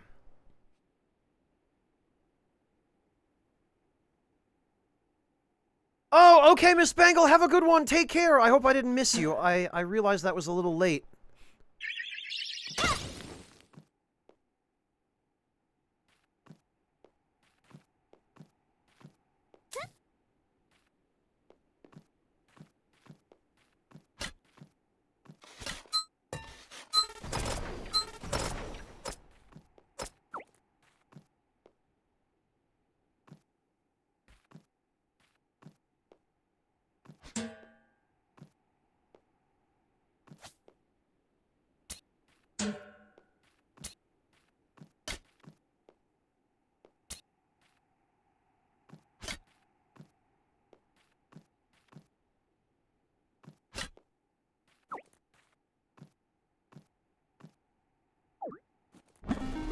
There we go. What's this decoy?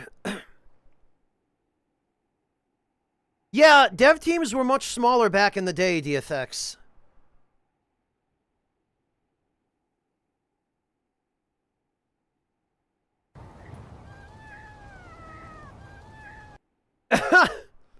Oh, decoy, I see.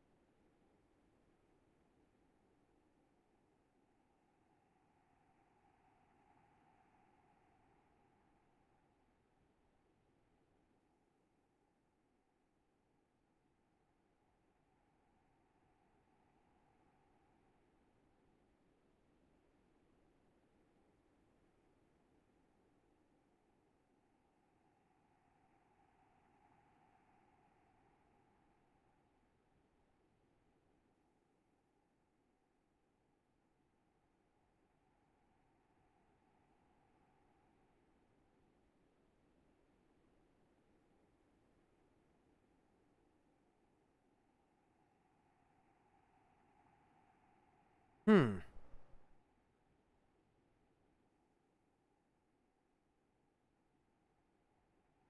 Yeah, DFX, it is.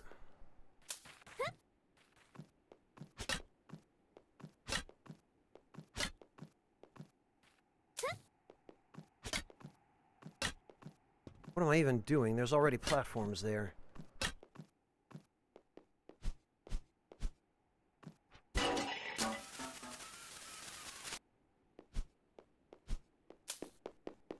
Well, no more Miranda. Time to get this poor sod home. She's gone, I know, I knew. She wasn't real, but sometimes fantasy is better than reality. The fantasy was better. Guess I'll go.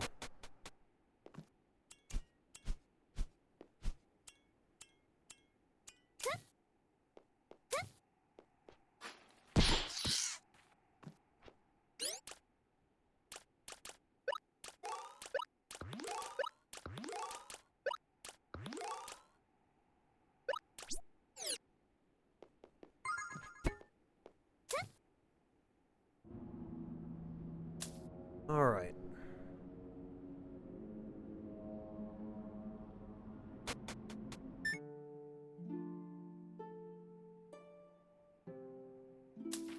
Whoops. I can understand why, amateur. Yeah, it took me a minute to get to the thing that Decoy linked.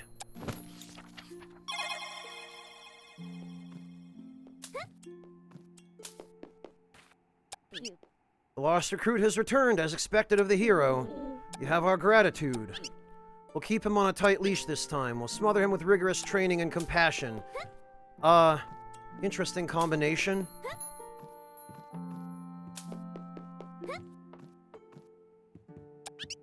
Thanks to you, my recruit has returned. I checked his record. No family. Straggler. I've decided he is last wall material after all. But I digress. As promised, your recompense. May it prove useful. Oh good, an energy gem. Ah, nice, amateur. I'm really glad it turned out well enough that you're, willing to give it another shot. Remember to take pictures. I'd love to see how the next batch turns out.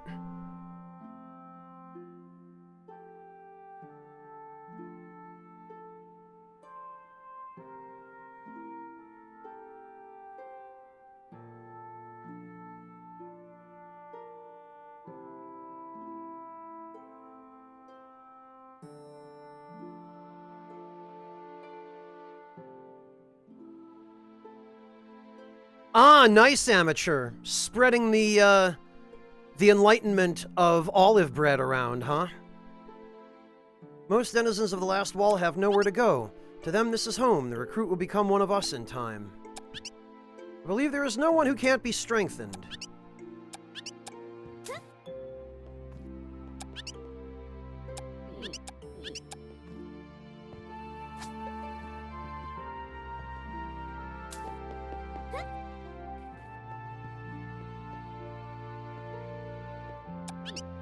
Oh, Miranda, Miranda, the fantasy was better.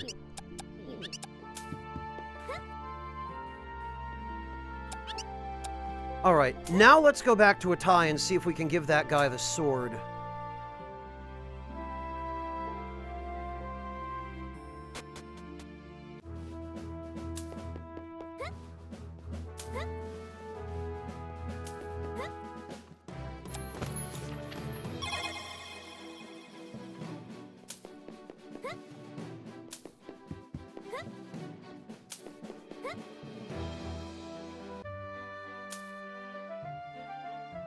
So, back to Franway.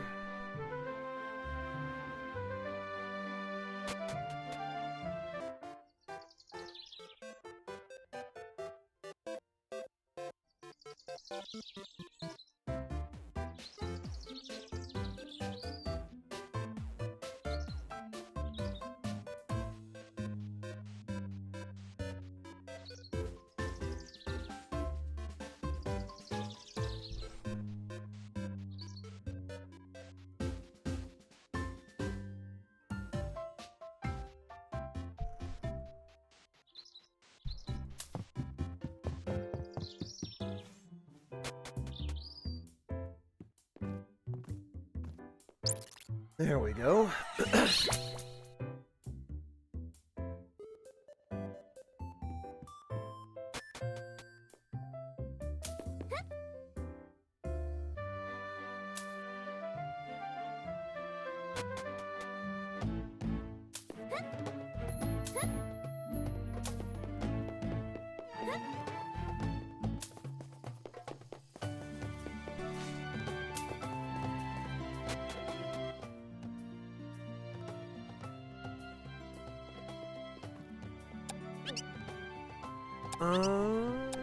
Nothing new here, I guess.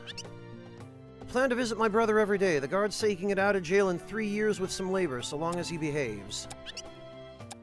Oh, okay, that was new.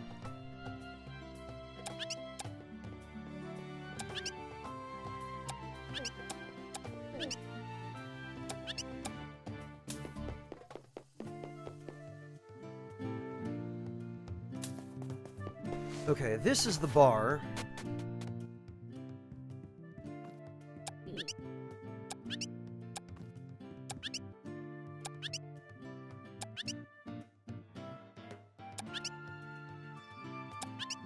Give props sword, I knew it. This is my sword, you found it. So you know of its true nature. Yes, I use a fake sword to limit my abilities, because to use a real one would be too unkind to my enemies. Allow me to reward you for your good deed. You may have an advanced copy of the next volume of my serialized autobiography. Here, I've even signed it for you. Always nice to meet a fan. Ah, well, I know who to give this to. Where next will my adventure take me? This warrior need only listen to the wind. Buzz, buzz, my sword, it's speaking to me. You're still around, I've done it again. The path of the warrior is filled with much adoration. His autobiography is a fantasy novel. An advanced copy of Legend of Swordia 7, signed neatly by the... Oh, this guy is... He's the author cosplaying the protagonist. The book tells of a hero who wields 3 talking swords and of his struggle to fight monsters and find love. Alright, well, it ain't really my style. Huh, hello, checking for you. Welcome. Thank you very much for dropping by. No, wait, was that 7 or 8? No, it was 8. I've been misreading that as 7, but you're right. There are 3 Roman numeral 1s, not 2.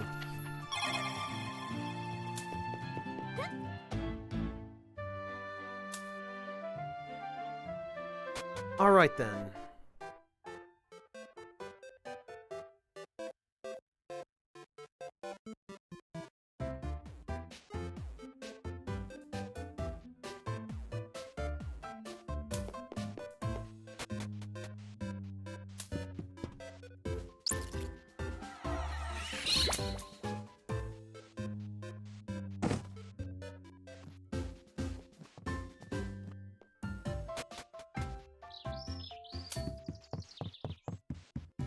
Back to the last wall, and...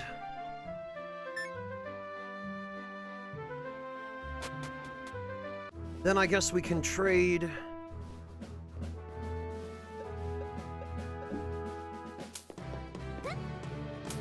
that book for...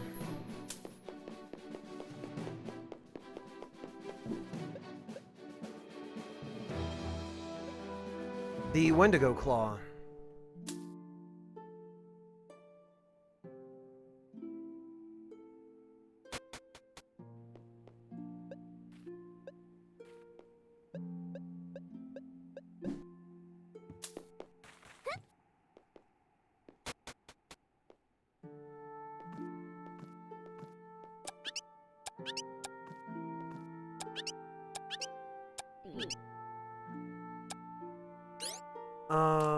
We probably have to equip this. Oh, I bet...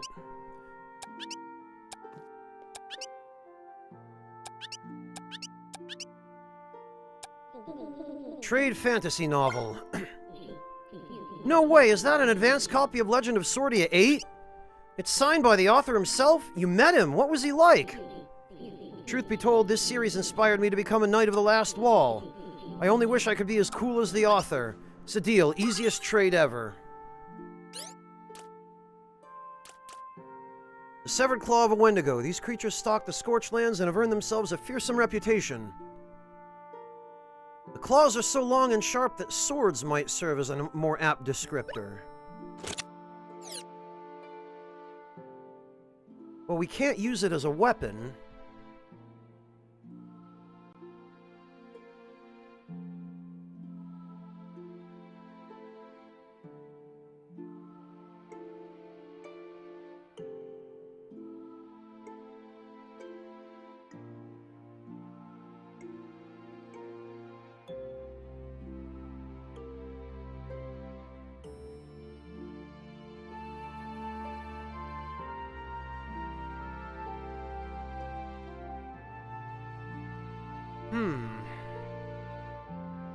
What could we do with this?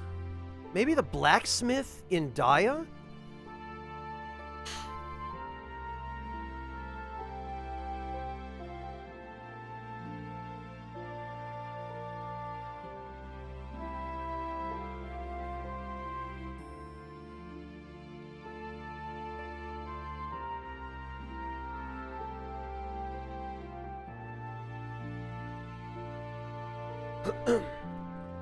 Yeah, no sword for me, Kurt.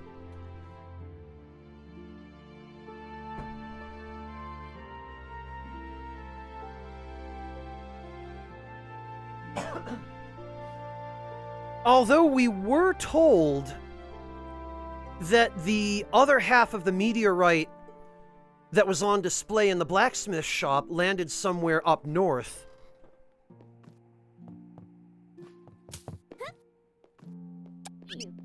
Oh, I can't wait to see if they get together.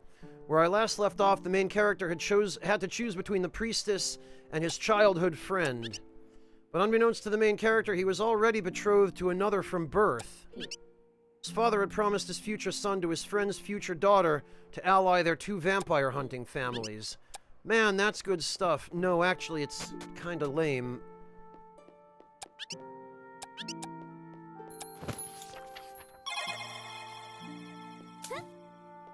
Alright, let's go see if...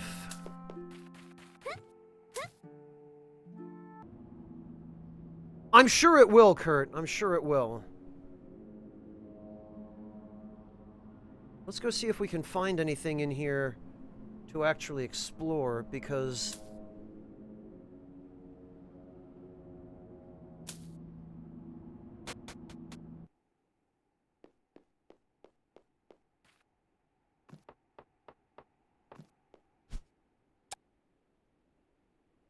Oh!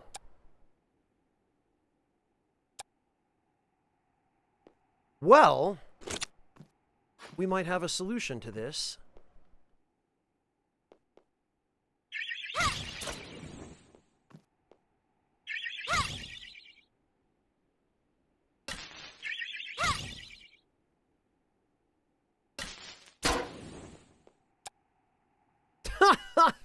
Yep.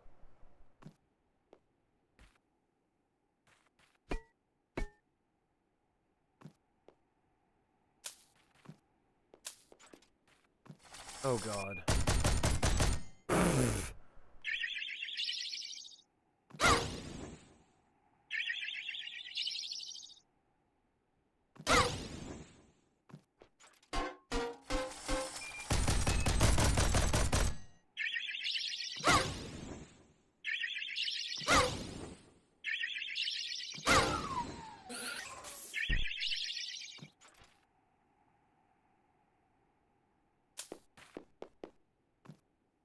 Okay, so we need...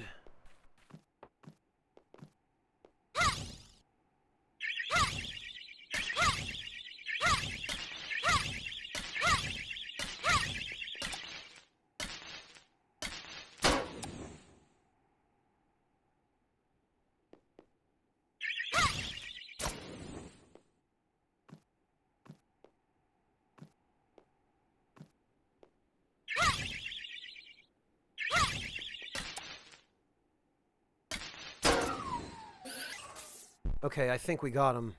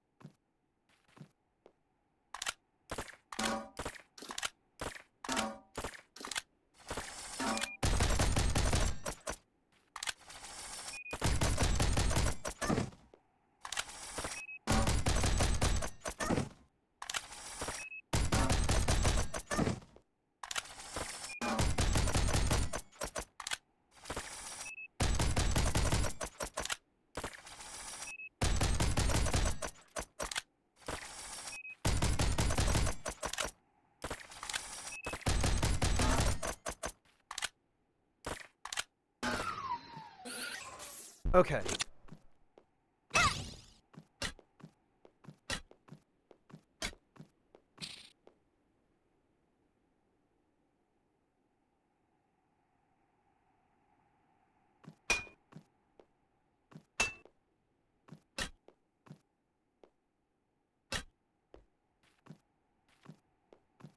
Okay, I see.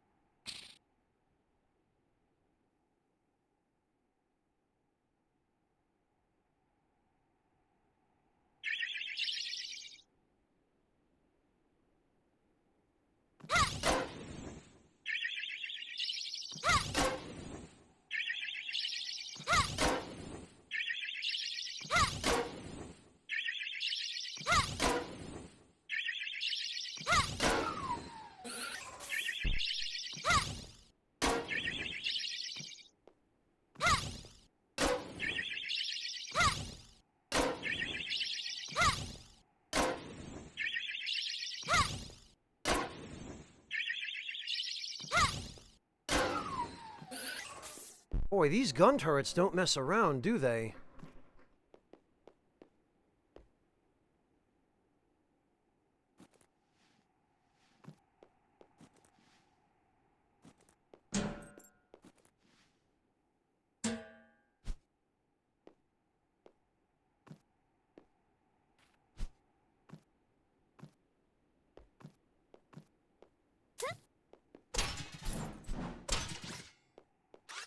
Ah.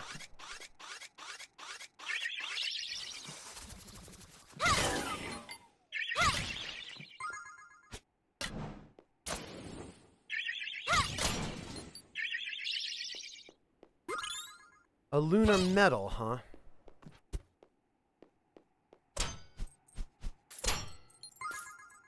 And some hardtack. Okay, how do we open that?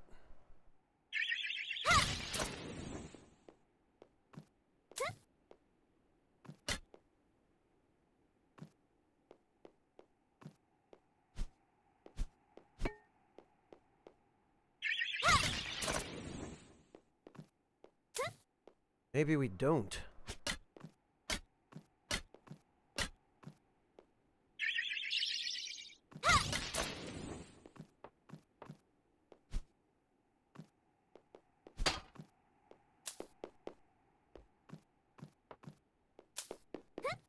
Maybe the point of that was just getting the lunar metal.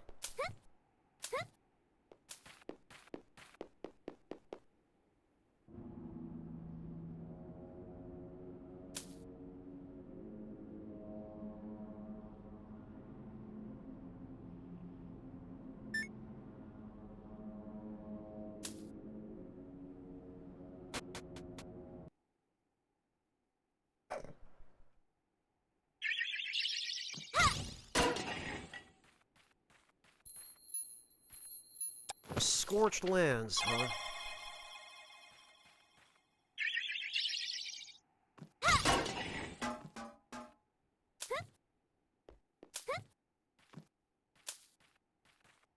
Oh, yeah, Scarecrow, apparently this started off as a Flash game on Newgrounds.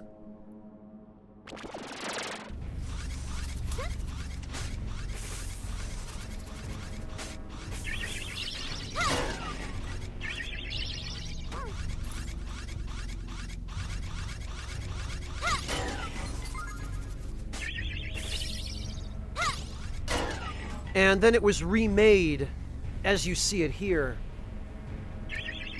with quite a lot of content added, as I understand it. Oh.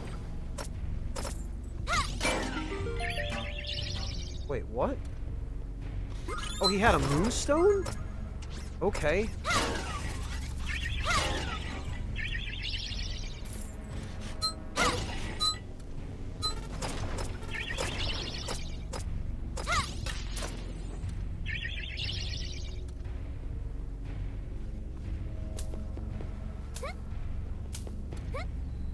You think so, Scarecrow? I mean, I suppose it does. It has that Flash game energy, that's for sure.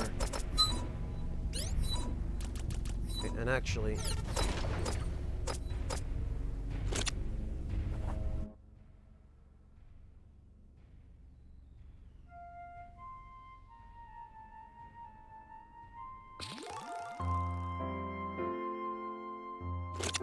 we can heal.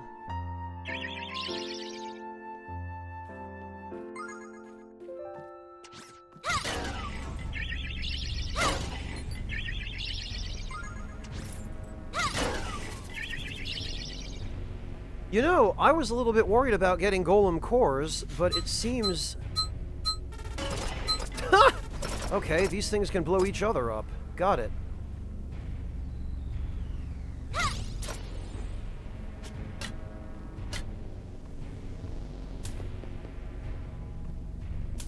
Seems like getting golem cores is not going to be a problem.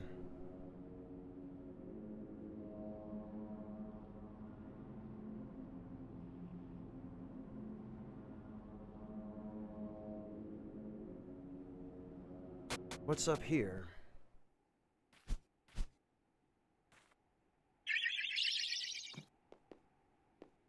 Scarecrow, the premise of the game is you're a kid, well, an 18-ish-year-old girl living in a village on Earth centuries after an ancient war. And one day when all the kids are out of town messing around in the nearby woods, aliens show up and abduct everybody who is in town, which is basically the adults. And then you have to figure out what happened and why. Oh, split tea! No, spilt tea. God, I always read that as split. Why? Spilt tea, thank you so much for the raid. Hello and welcome. How are you doing? I really appreciate you stopping by. My name is Franz, and I play video games on the internet. Hello, Spilt Tea. I am well, thank you. How about yourself? Let me just...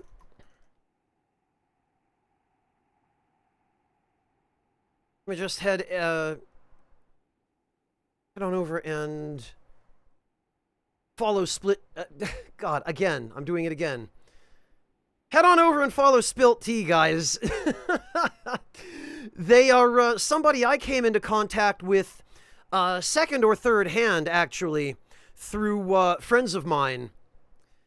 Georgia, hello and welcome. You must have just come in with, well,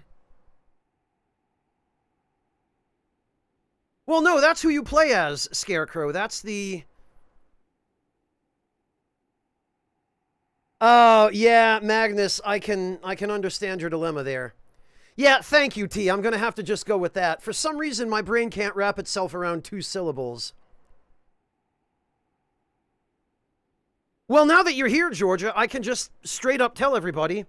I was introduced to Spilt Tea through my friend Georgia, who also deserves a shout out here. Guys, please do yourselves a huge favor. Go check these wonderful individuals out. If you enjoy my streams, you'll enjoy theirs. Oh, you do too, T. I see. Well, I'm glad it's not just me.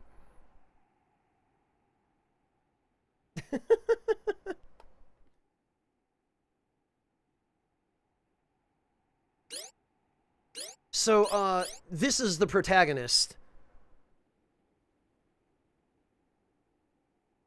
And you start off basically in the town where she lives at an orphanage. So there are a lot of Asian influences to this game. You see a lot of those tropes as you progress through the story.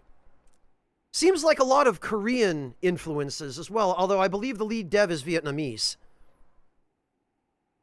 Not bad, T. I take it you have some experience with this game if you've chosen to raid me while I'm playing it. Or did Georgia put you up to this?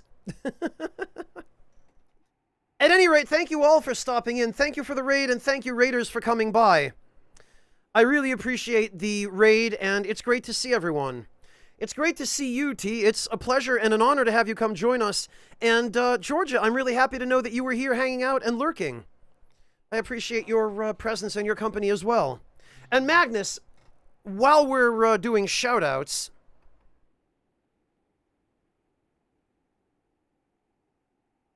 let me give this fine gentleman a shout out as well. He does slightly different types of streams than I do.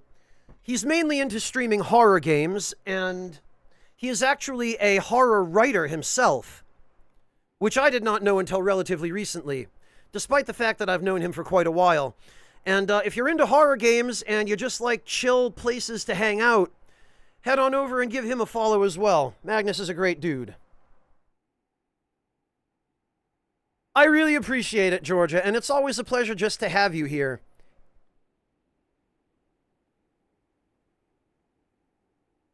Oh, you were playing Celeste, Spilt Tea. Okay.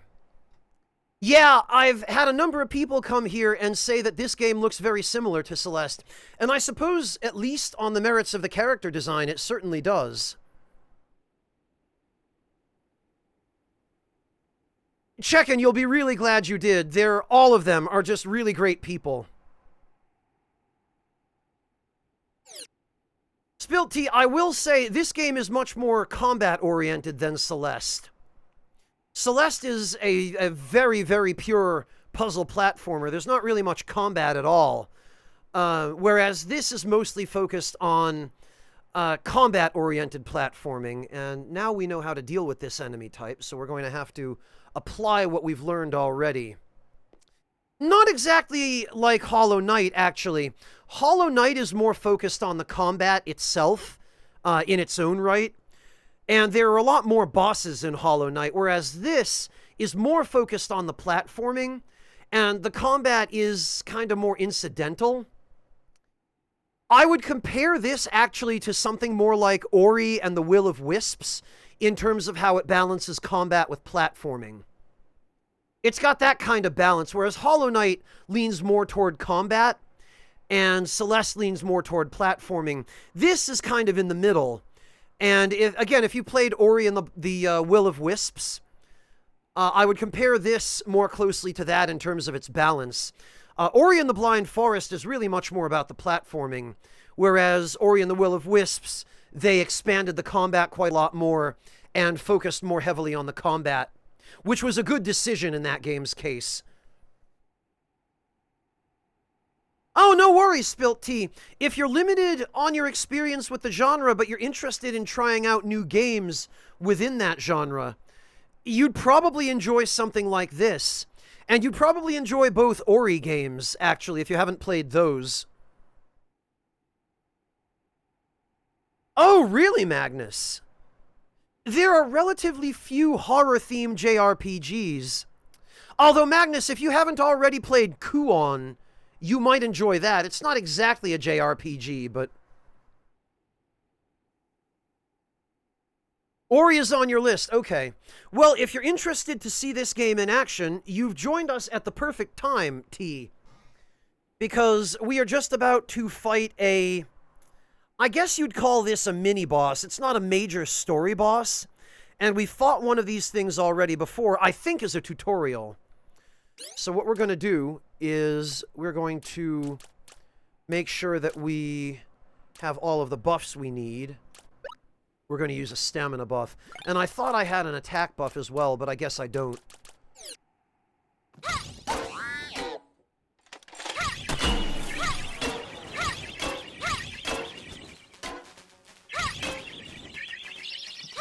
Whoops.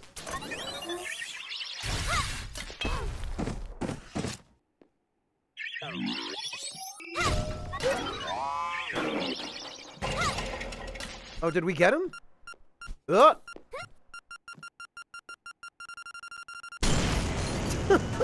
Okay. He just drops a bunch of golem cores. I see.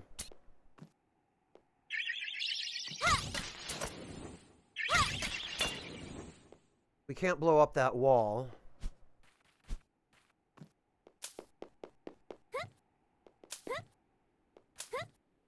Hang on a minute. Are we just meant to... Can we just leave and come back and fight him again?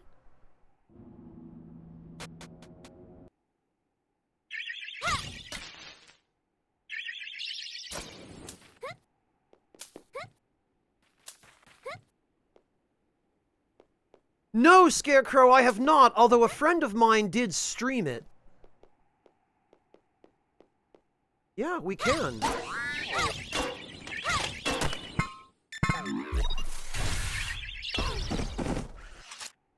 Oh, you know what? I bet we're supposed to get this guy to...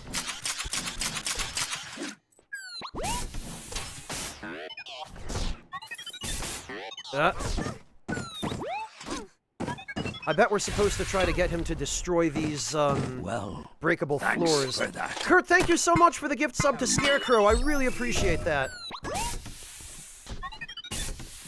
Ah.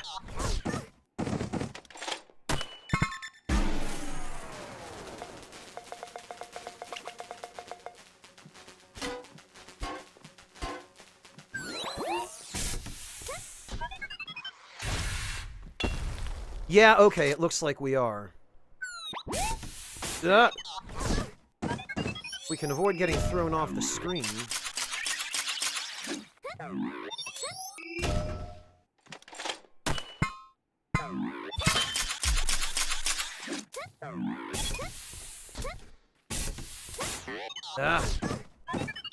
Blast it!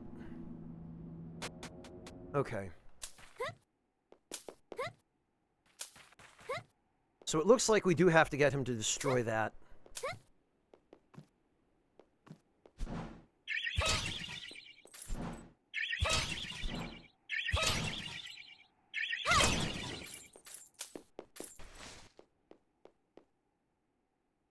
It is, and he spams it, Garagon.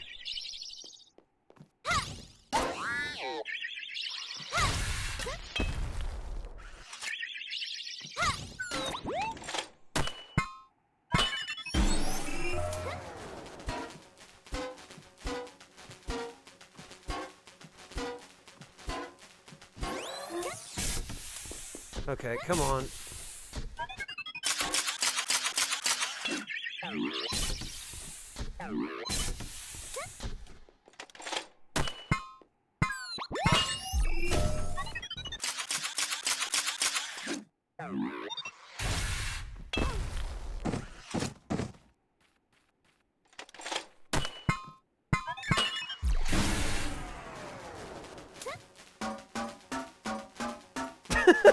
This is stupid.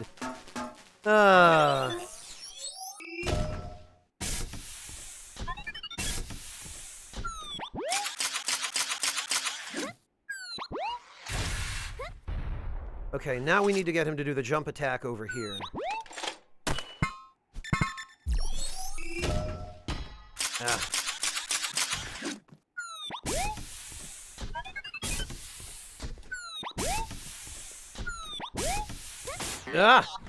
Okay, he's got a really wide...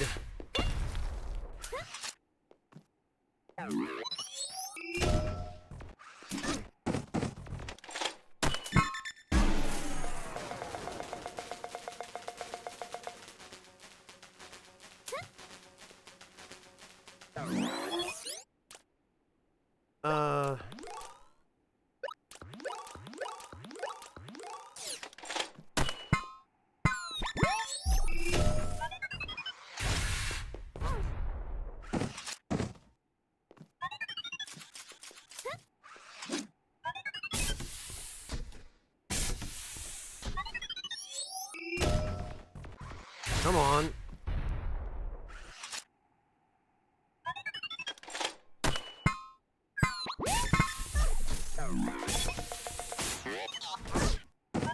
Goodness sake. Alright, well...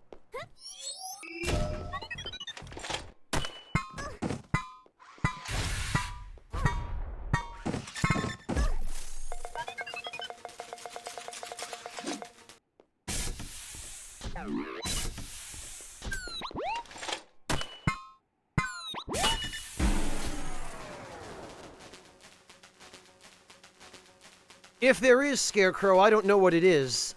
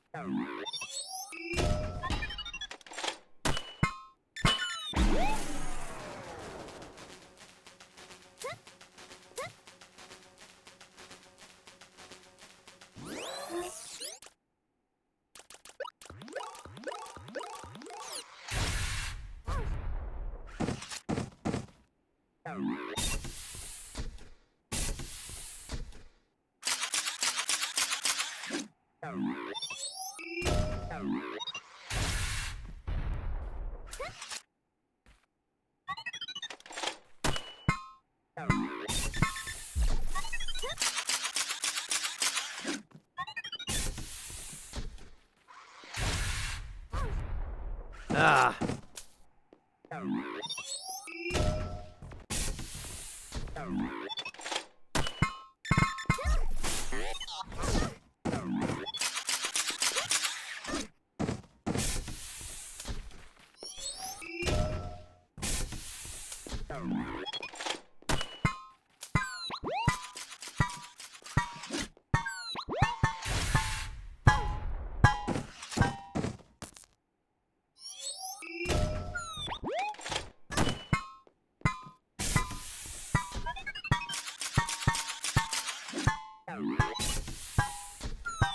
Come on.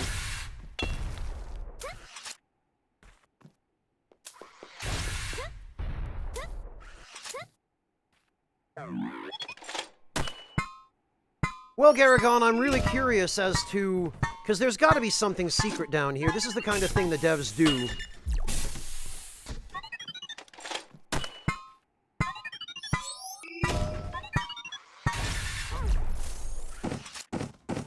They hide stuff in places like this where you have to use enemies to,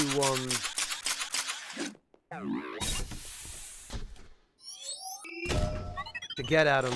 Come on. Ah!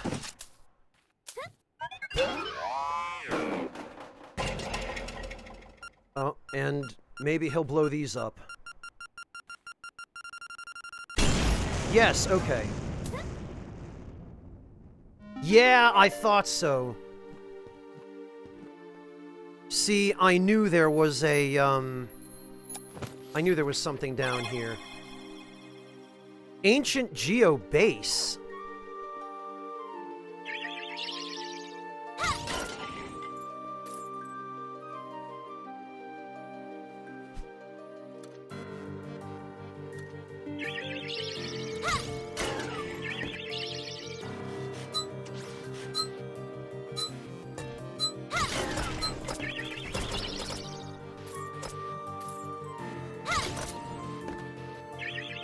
Ah.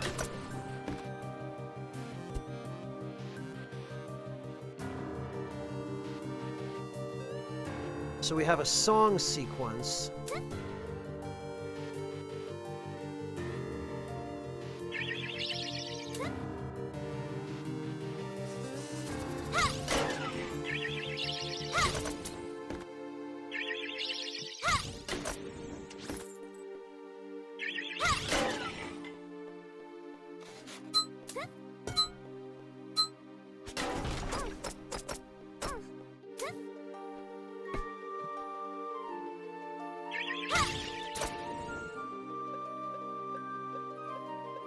Looks like there should be something over there, but I guess there's not.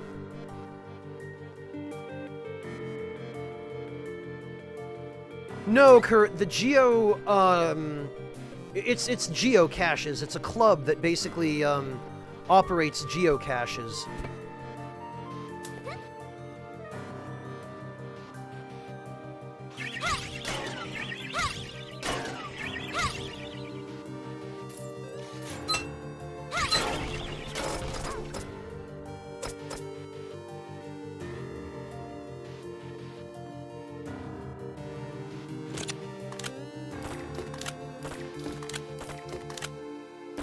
Yeah, okay. The question is, how are we going to choose the order of these notes?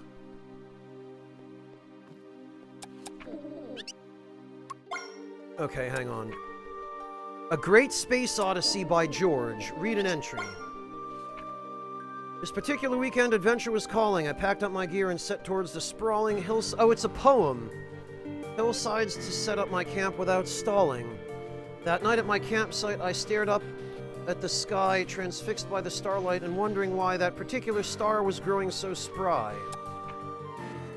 Brighter and wider it seemed every second, as big as a house or even bigger, I reckoned.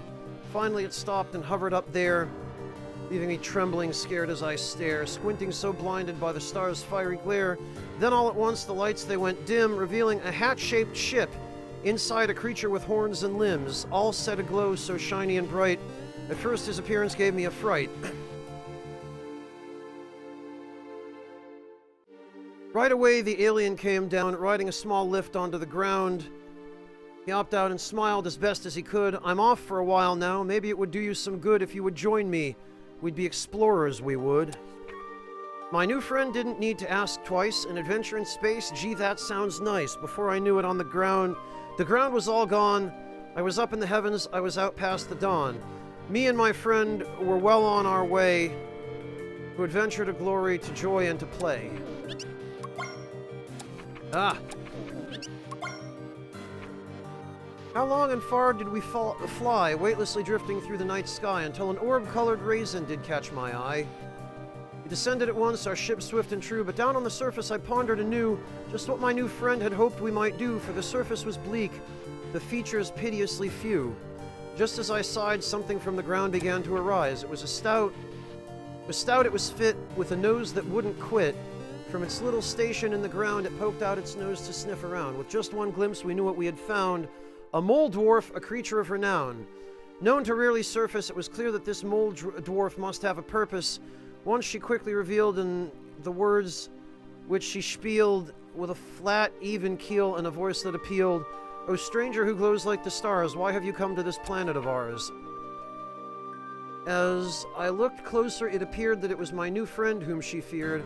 "Why, your fame is quite great," said my friend with a smile. "So impressed was I that we have traveled many a mile just to see your fair city in its tunnely style." And lo and behold, the mole was quite friendly. "I shall dig us a tunnel to serve as your entry." Not far under the dirt was a city positively bursting with mirth. Around every corner, I'm guessing the highlighted words are supposed to be our clues. Around every corner, a new happy mole, eager to chat or go for a stroll, full of good sport and endless good cheer. They'll teach you a game if you lend them your ear. Catch them at work and they'll talk like old pros on any subject about which a mole ought to know. Long did we linger and much did we learn, but a mole's home is no salve when adventure's itch burns. So up to the surface and into the sky, with a last look downwards, we bid them bye-bye.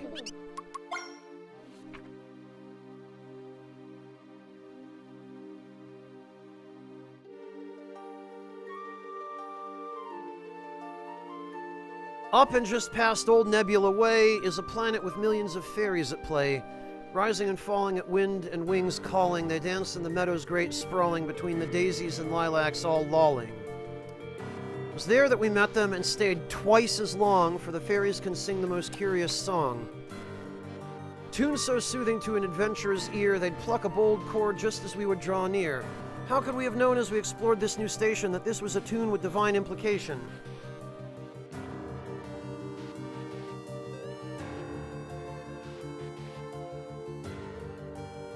Ah, sorry to hear that, Magnus. I hope you were able to resolve that situation. The back at home I might have been small, here with the fairies I was tall, tall, tall. Me and my friend with his shiny bright light were greeted at once as a magical sight.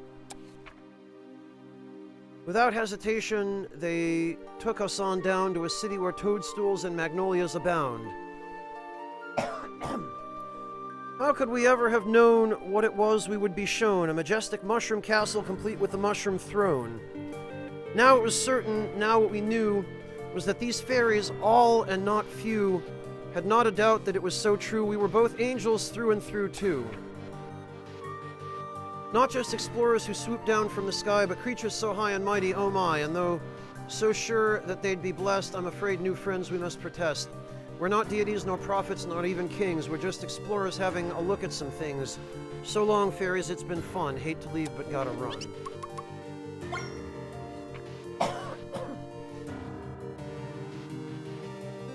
Next, my new friend had a plan so conniving as he asked if I was a fan of sea diving. No, I insisted, no ocean for me. But still he persisted, it's the best place to be. We set our next course for a watery world where tides abide and wild whirlpools whirled. Our ship dived down beneath the waves. What of you? The fish, the coral, the caves. The ship, she was quite well equipped, as my friend revealed with a switch that he flipped. There appeared 2 vests and 2 pairs of goggles. 2 air tanks came too, fit with hoses and toggles. Without delay, we suited up into the airlock, and then we erupt out into the ocean, our entry abrupt. Down there we found a sight for all days, for before us swam those vicious rays. Lightning fast and strong of arm, these mantas caused complete alarm. Each manta swam with 4 great arms in motion and 3 piercing eyes scanning the ocean. Atop their heads, a bright light hung, swinging about as their antennae swung. I must swim fast or I might die young. We doubled back to swim for the ship, flipping our fins as fast as fins could flip. The mantas pursued and all hope seemed lost, but we must swim faster no matter the cost. Who would have guessed that a ray would have a weapon? Rocks, sand, and shells, all things you might step in. Projectiles whizzing past where we had been, narrowly missing my alien friend. Into the ship we scarcely made it. The sound of the mantas rapidly faded. As we turned our attention again towards the sky, we set course for safety, we set course for dry. Hey, Prof! For our finale, we wanted to tally our adventures and travels so far. My friend, he suggested a place which none bested, a planet where beaches infested. It didn't take long to find out we were wrong, for the beach was no more, an ocean turned to shore. In its place, a red lava lake stewed. From its depths, poison gas spewed. The heat was immense, the glow quite intense. Against this bubbling magma, we had no defense. To make matters worse, there were creatures, armed with long tentacles, among other terrifying features. Roaring and wailing across the magma they were sailing, with huge evil eyes that scanned towards the skies. I knew once I seen them that our approach was unwise. The ship flew upwards as the tentacles did rise, and as we retreated, I spied a surprise. Down beneath was an island quite wide, and in its center a house with an alien inside. My friend acted swiftly, taking control. He banked the ship sharply, just short of a roll. I need to get down there. A rescue's my goal. Next thing I knew, my alien friends numbered 2. Our new friend, he was blue, not in his spirit, but in the hue of his fur and his eyes, too. Though he looked like a cat, he was happy to chat. He stood on 2 feet and used his hands to greet us as we brought him on board. He told us a story with details so gory of how the lava monsters came to the beach, and our new friend's vacation became a horrible frustration as lava and monsters came within reach. So in our ship, we took him on home just as my stomach let out a groan. I was quite hungry from all this adventure. I asked my new friend what their planet serves as a quencher for an appetite like mine. Why, he said shortly, his belly quite portly, I'm afraid that our people don't dine. Without my dinner, I knew it was time to turn the ship round and bid the sublime a goodbye for now, a wish for more rhyme. My friend dropped me off, a tear in his eye. I chuckled and told him to fly, never to worry or mistake a goodbye for a quick little pit stop and a few slices of pie. As I walked home, I turned back to watch. Our great big ship turned into a splotch, just another small twinkle up in the night sky. If I thought too hard, perhaps I might cry, but I'm headed home now. I need to eat pie. Okay, so... Ship. Dirt City. Twice mushroom.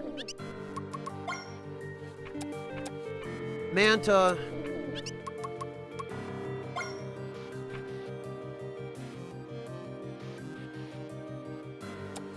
Lava. Okay, Decoy, have a good one. Ship, Dirt City, Twice Mushroom, Lava. So, my guess is the pictures are what tell us the order. So, ship must be the first one in the sequence, meaning this note is the first.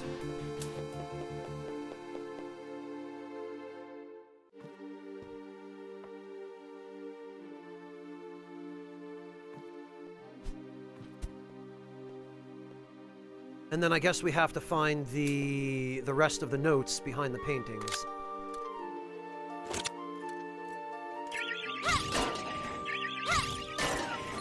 Ah, that down there must be a Wendigo.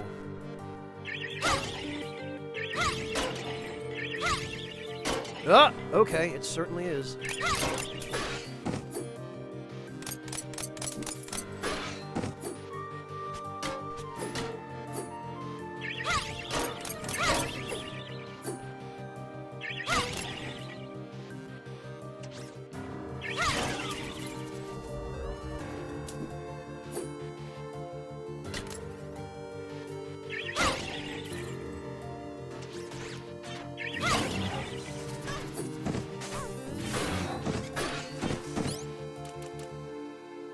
Okay,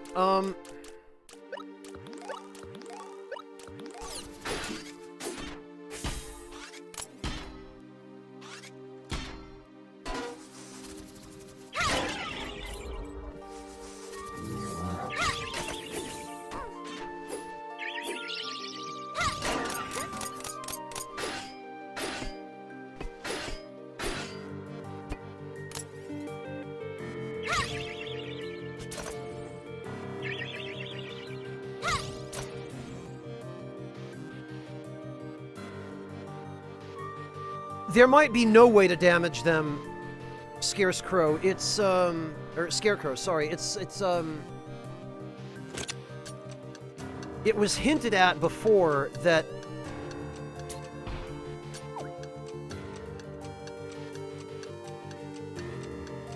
they were unkillable.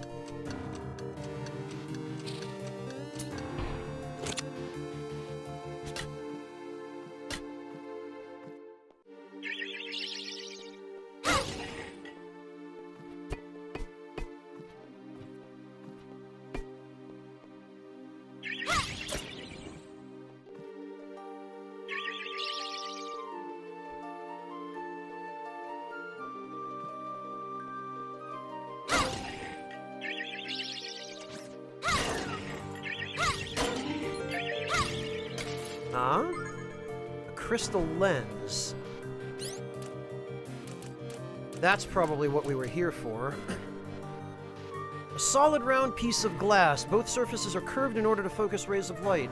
It's likely a crucial component of some ancient machinery. Well, the crystal lens might pair with the moon crystal in terms of repairing something.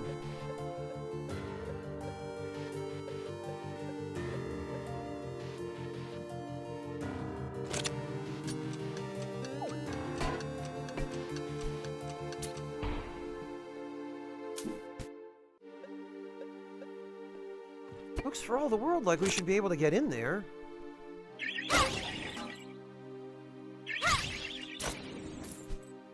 But I guess we can't.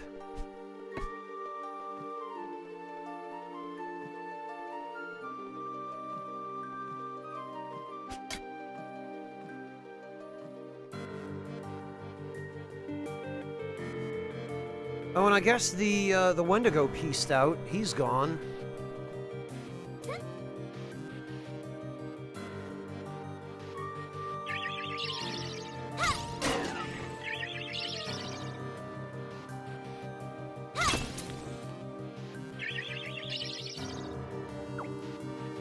No, you're right, Check-in. And in fact, Zelda 2 is very explicitly cited by the dev as an influence. And if you've seen the enemies spawn on the world map, you'll know exactly what's being referred to.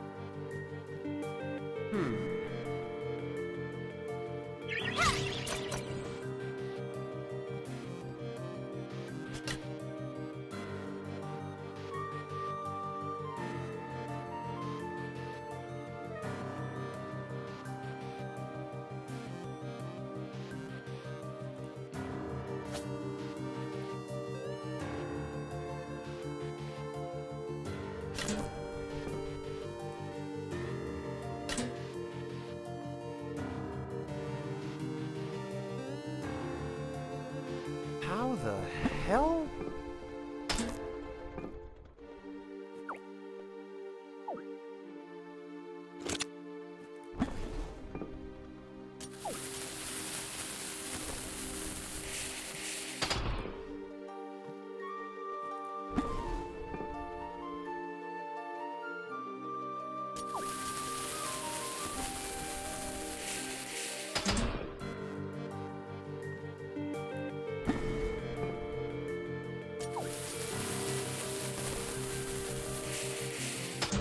No, it's not nearly enough.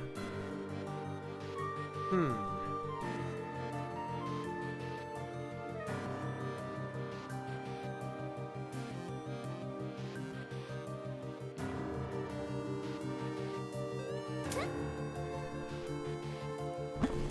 There has to be something else in here.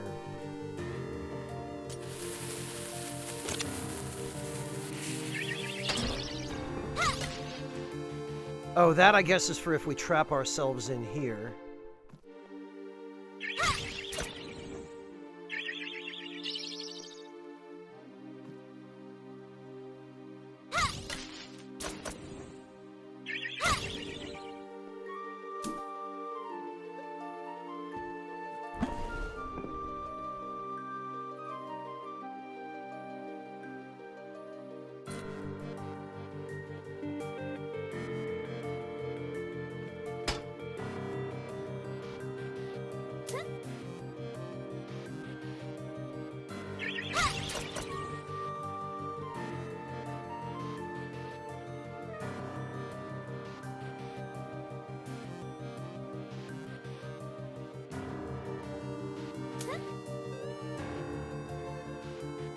The thing is, we need to get the power from this generator check-in to the thing it's connected to.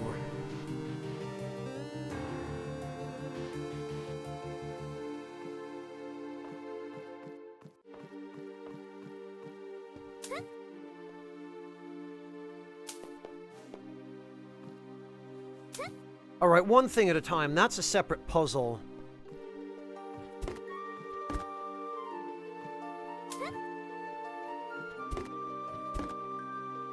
Okay.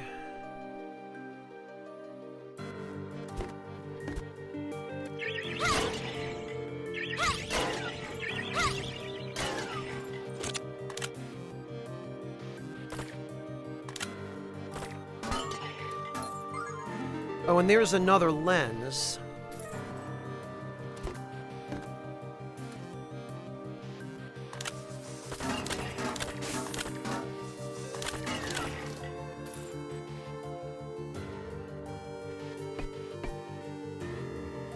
I don't think we're getting past this.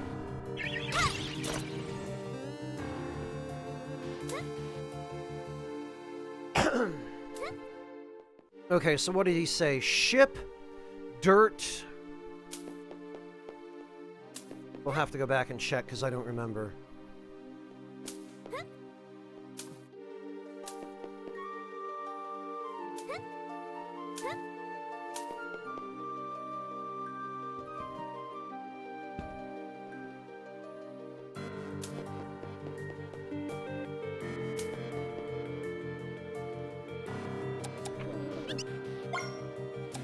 Okay, ship is number 1. Dirt, then city.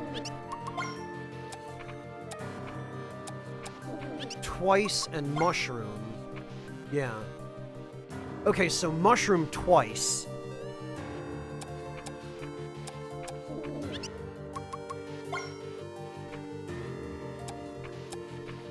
Manta. And lava.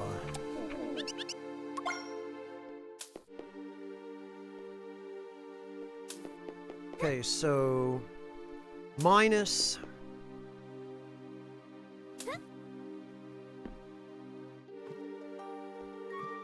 Yeah, twice was before mushroom scarecrow, but I think it means mushroom is supposed to be twice.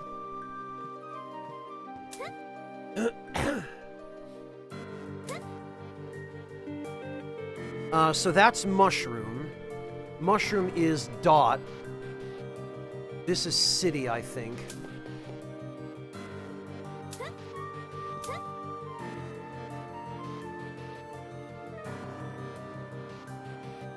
So we'll have to check that one later.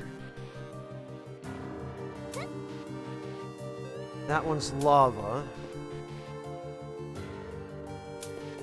That's manta. So manta is circle. Lava is closed circle.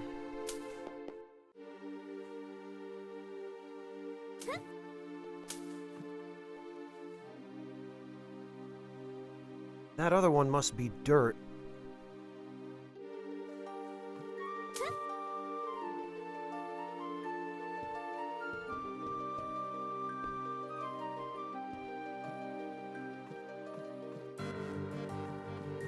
Okay, so I guess we have to use process of elimination here.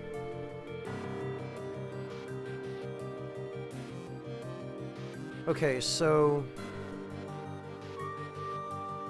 Ship is minus. Mushroom is dot. Ah, come on. I hate ladders in this game.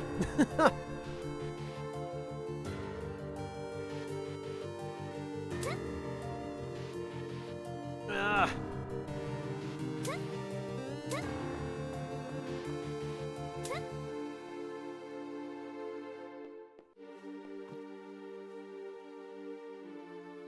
Okay, ship is minus, mushroom is dot, city is plus.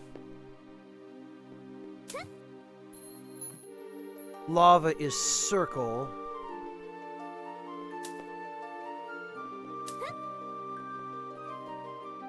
Manta is open circle.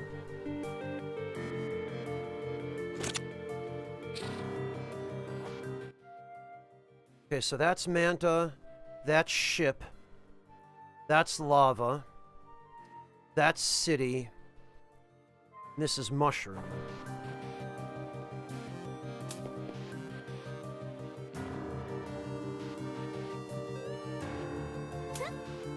Well, wait a minute, though. We've got an extra.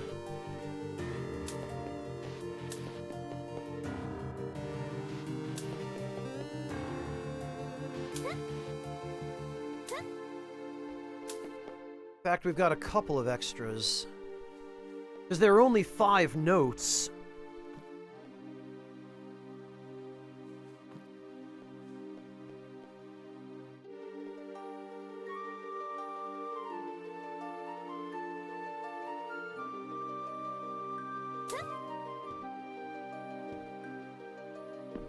Alright, well, we might have enough. Let's see.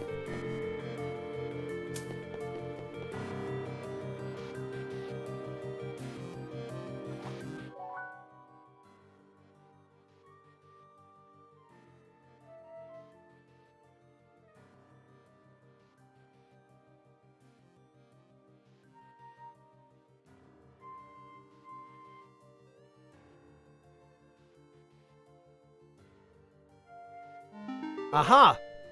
Okay. So dirt didn't matter.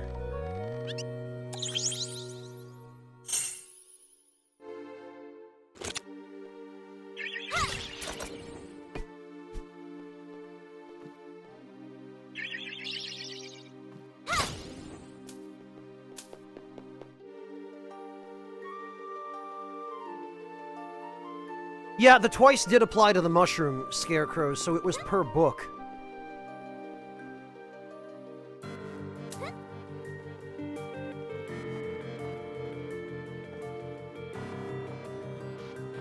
So most of this place was just for the puzzle.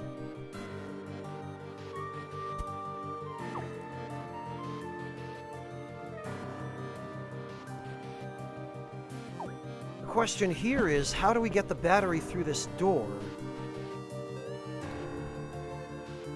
Actually, I think I have an idea.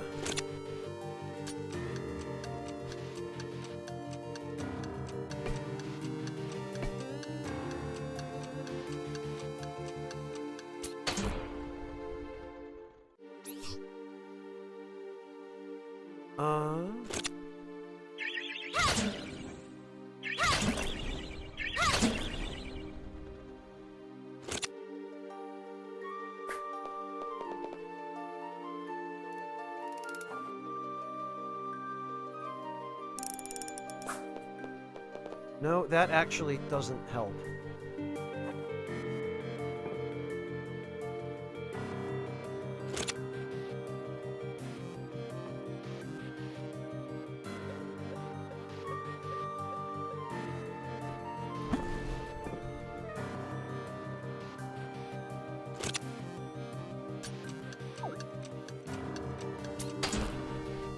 Ah! Okay, well... We've solved one problem, but now we have another problem. But now at least we know how to solve that problem. So what we have to do is put a time bomb there. There we go. I thought maybe it was something like that.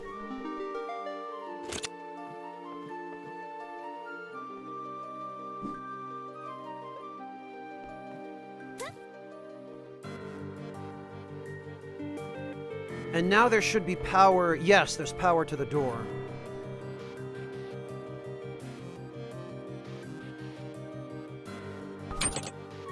Oh, one of these.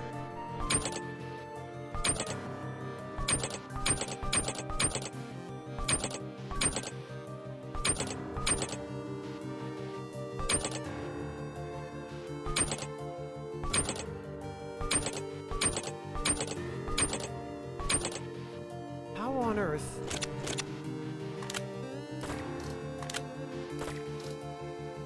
Oh, there's a golem here. Finally, the power is back on. It's been forever since we had a visitor. Ahem, welcome to the Geo Founder's base. The very next room, the esteemed founder holds his meetings and brainstorms new Geo puzzles to populate the world.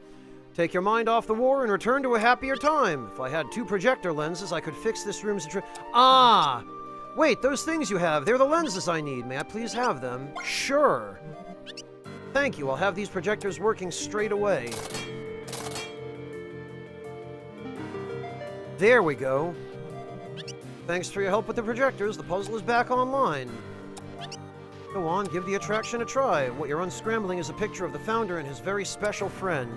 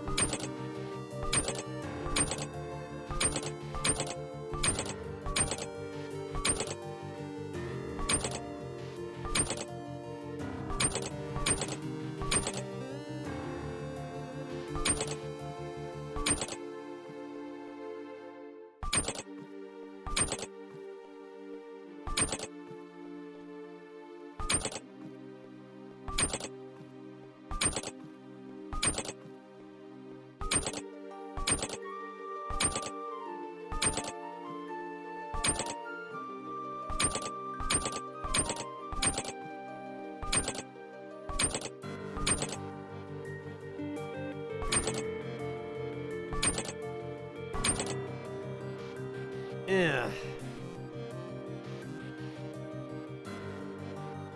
No checking for you. This is just one that you're meant to see on your own. And it's just one that involves counting and math, which I am not good at.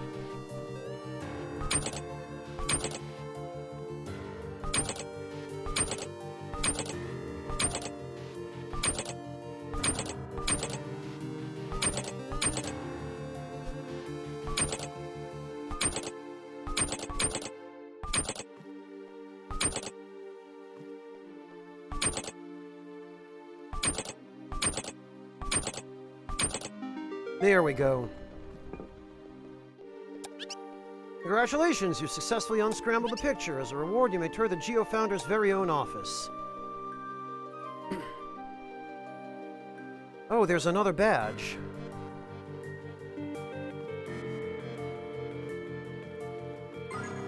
We got another antique pin.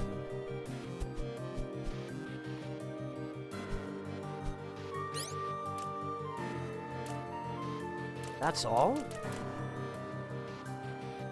Ancient rusted badge portraying an odd white creature with horns. The words inscribed on the back have aged beyond recognition, but one word, explorers, is still legible. Interesting.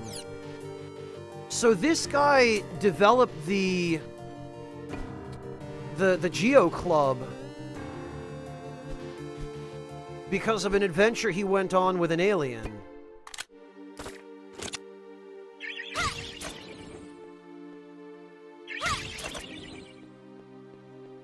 Alright, I guess we have to bring the badge back to, what's her name?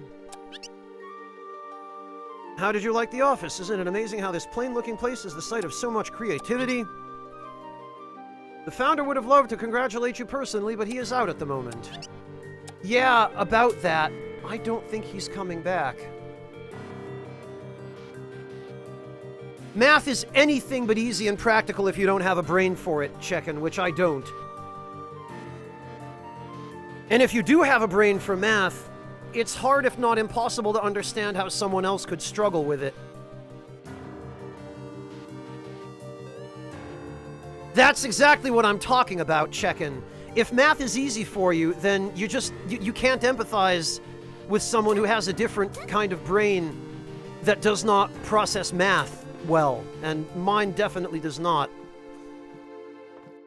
I got the language skill, and I lost out on math in spades.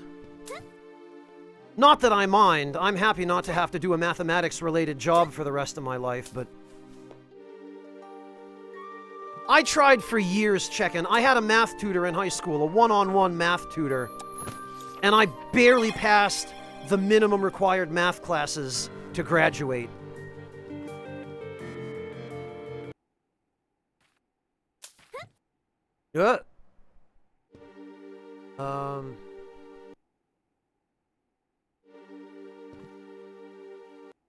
Okay, we do end up on that side. Oh, and he's back!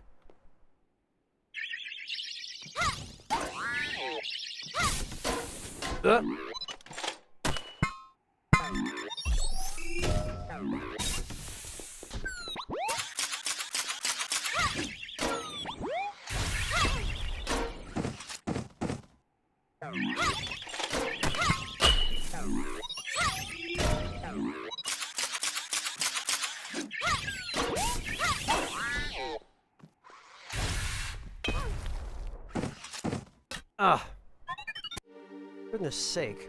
I was in the air when he used his slam attack. That's one of the things that are kind of frustrating about enemies that do this, that launch you, is that even if you're in the air when they use their launch attacks,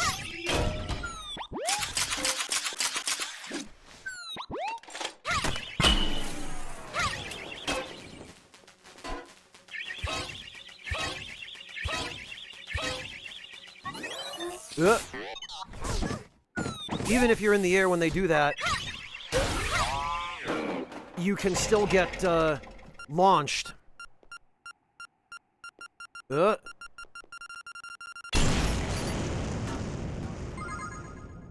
Okay, he appears guaranteed to drop 3 golem cores.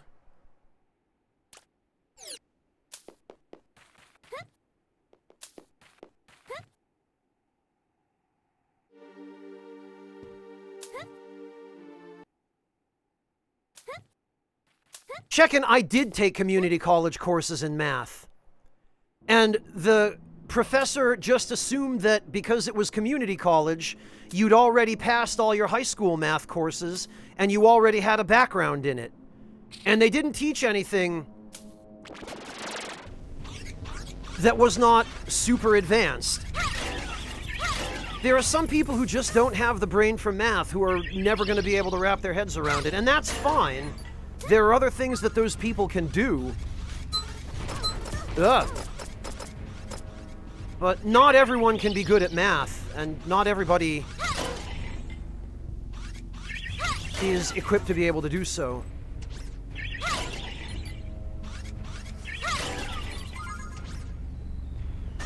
Ugh.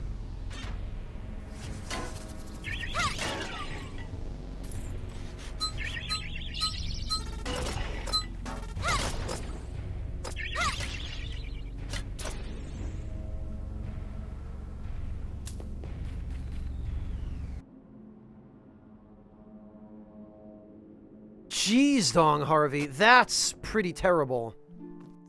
And I'm sure they didn't teach any of that stuff in preparation for the exam, did they?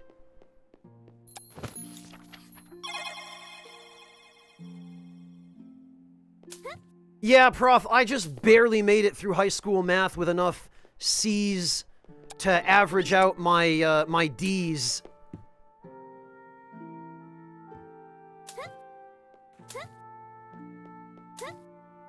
Checkin', then that's because you had some natural aptitude in it.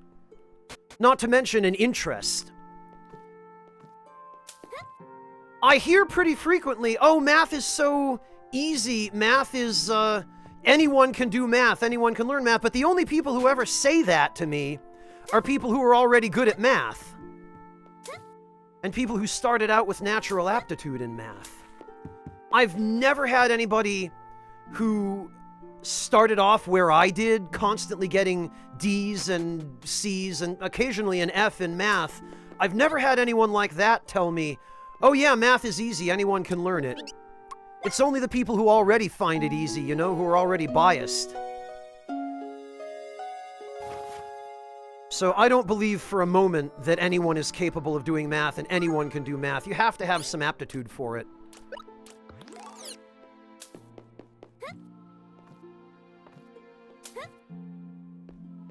All the math teachers in high school and college used to say, oh, math is so easy. You can learn it so easily. And then in high school, when I would ask for help, they would explain it as though I already understood it, and they'd get frustrated with me when I needed them to break simple concepts down into even simpler concepts.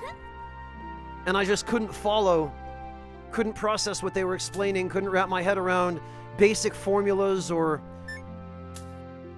any of that stuff. Some people are just not built for math. Yeah, Log, I've been enjoying it. I mean, it's not a bad game. There are things I would change. I have some criticisms, but overall, it's been a pretty decent experience so far.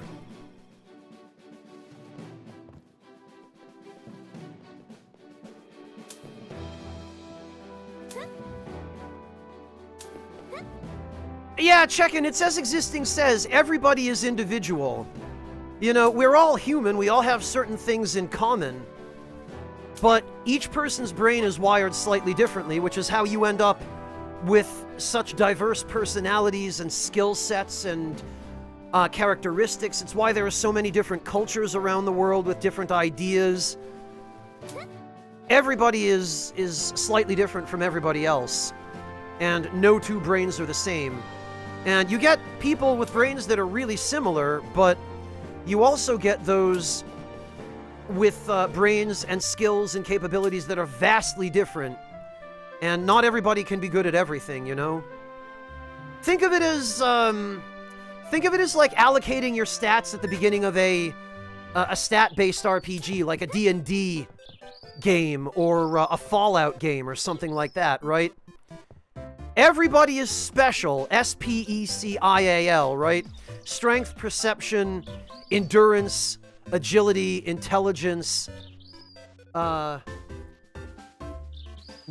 and what am I missing? But those, right? And everybody has a different distribution of stats to start with.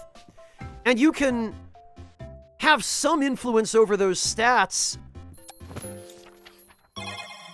over the course of your playthrough, but your core stats are your core stats, and somebody with a really low capability in math cannot just magically turn that into acing calculus. You know?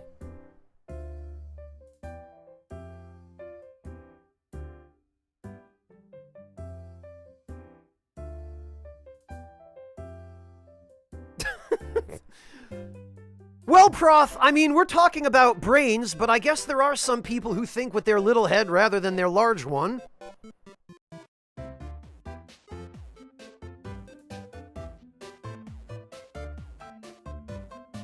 Well, Scarecrow, yeah, having an interest definitely goes a long way toward helping you,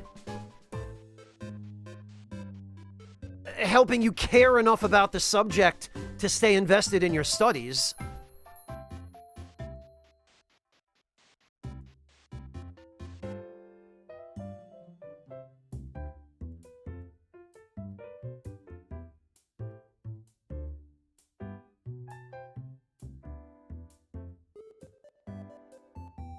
Yeah, Harvey, that's a whole other discussion, but suffice it to say that, yes, schools are focused way too much on standardized testing that doesn't actually test any real-world skills anyone uses. And they go out of their way not to teach things everybody needs, like critical thinking and evaluating the quality and source of information. Because if they taught that, then people in the education system, students would start to question the education system. They'd start to think critically about it and evaluate it and find its faults. Okay, Existing, have a good one! Scarecrow, the idea is we are supposed to rescue our town's adults who were, abducted by aliens. And we're also supposed to repel an alien invasion of Earth, which is basically a hostile takeover.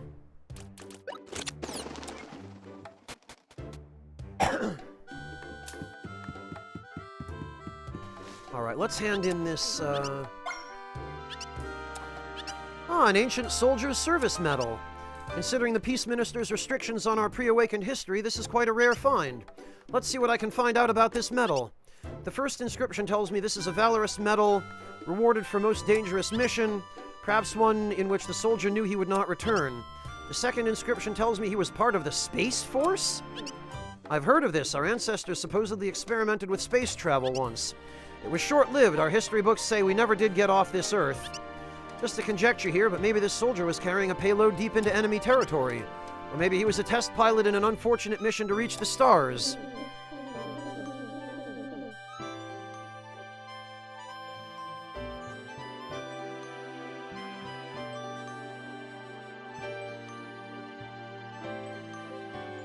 Well, Check-in, but passion alone isn't enough to make you good at something. You can be passionate about something and love it, and still be terrible at it no matter how hard you try. I've known people who are like that with cooking. I had a couple of friends in high school, as a matter of fact, whom all they wanted was to be professional chefs. They just wanted to be chefs. They took the culinary arts course that I was in. They studied on their own. They studied on their own time, you know. They would neglect their academic studies to practice cooking. And in all the time I knew them, they never got any better at cooking. Ever. You know, but insert skill here, right? It could be cooking, it could be reading, it could be math. There were people that I grew up with in school who had the same problem with reading. They couldn't read to save their lives, and it turned out later that in a lot of those cases they had some sort of learning disability that impeded their ability to read, like they had dyslexia, or they had ADD or ADHD or something that got in their way. And you can overcome that to a certain extent, to a limited extent, but beyond that, your limitations are your limitations, you know? And you can compensate for a weakness. Like, I have no trouble with basic, arithmetic, you know, addition and subtraction and whatnot. I get by. But anything more complicated than arithmetic is beyond me, you know? Algebra, variables, anything that has vague or non-concrete terms, forget it.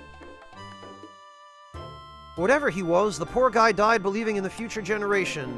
I guess that's us. Do you think he'd be proud of us? Statistically, if you go 10 generations back, over 1,000 people had a hand in your creation. There's a good chance that at least one of them is proud of you, so stand tall. And of course, only 40 rin for this. For your many services to the arts, please receive this antique cast iron. I've seen you eyeing it. It's yours now.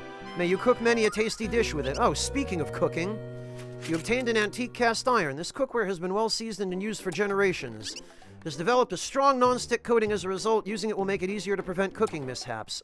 I thought maybe that was the case.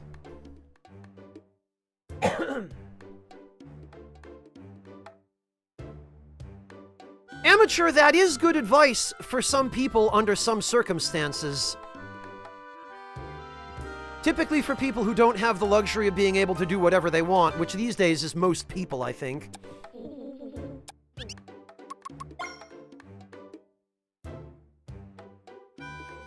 Well, that's certainly true, Check-in. I can vouch for the fact that a lot of math and science teachers suck. But I had a really good math tutor in high school, and I had him for all 4 years that I was in high school. And without his help, I probably would not have passed the bare minimum math courses that I needed to pass in order to graduate. But even with 4 years of one-on-one help from a very good math tutor, I still barely made it.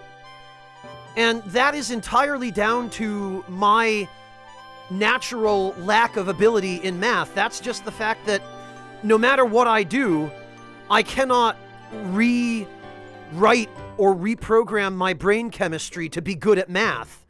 You know, I can learn procedures and strategies to handle what's going to be on the next test, but I can't even retain that stuff after the test, you know?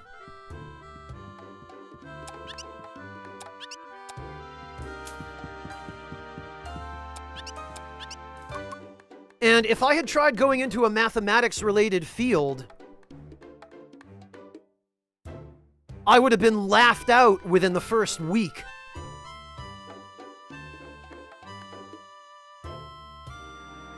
And I had a good math teacher, like the actual class teacher in 9th grade. She was a really nice lady, and she tried very hard to be accommodating, but no matter how good or accommodating a teacher is, the teacher isn't the entirety of the equation there. It's half the teacher and half the student, and if the student has really severe inherent limitations, the teacher is only going to be able to do just so much, no matter how good the teacher is. And you don't really get a good sense of that unless you've actually tried to teach somebody a skill in which they have no natural aptitude. Which, goodness knows, I have.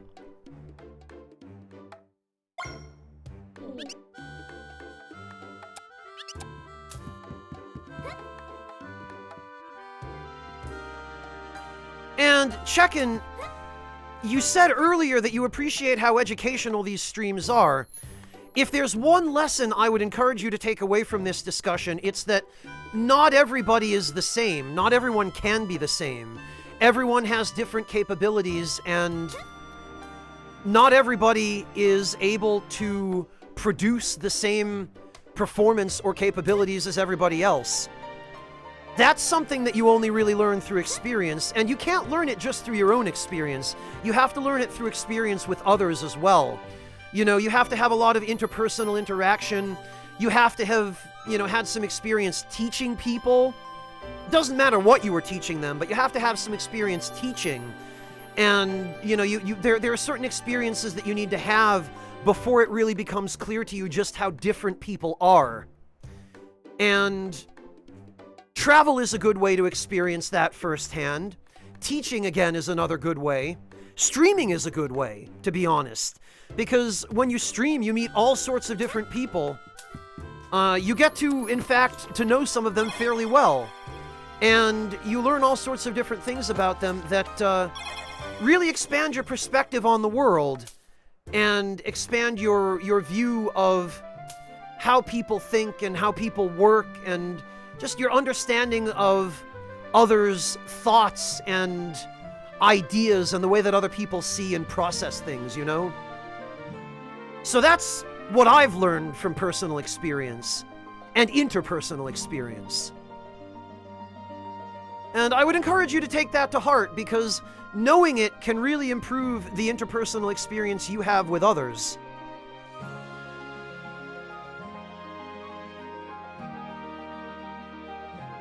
course, just because somebody has no natural aptitude in a particular area, you know, just because I'll never be good at math no matter how hard I try, doesn't mean that there are other things that I'm not good at, right? I'm a professional writer. I've worked on a number of official strategy guides. It just happens that my area of aptitude lies elsewhere. Everybody has something that they're good at. And you might not know it from the start, but that's kind of the point, is you have to get life experience to figure out what it is. You have to try different things, figure out what you're not good at and what you are.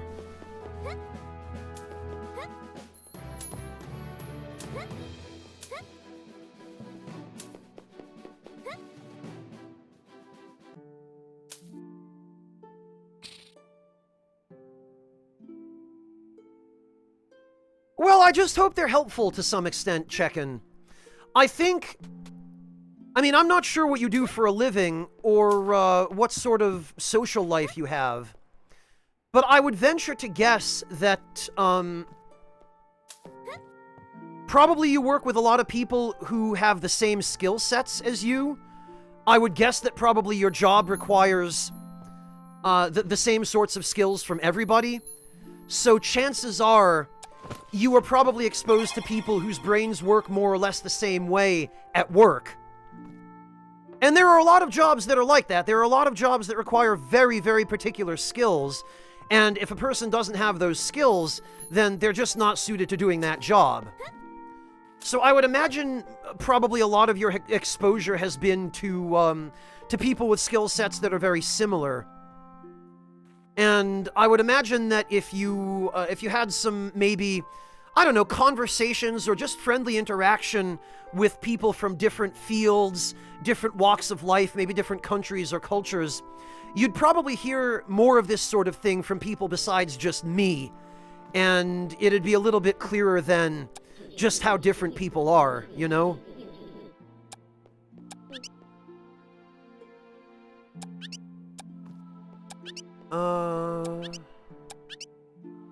Got a nice bunch of golem cores. Yes, about this Thomas guy.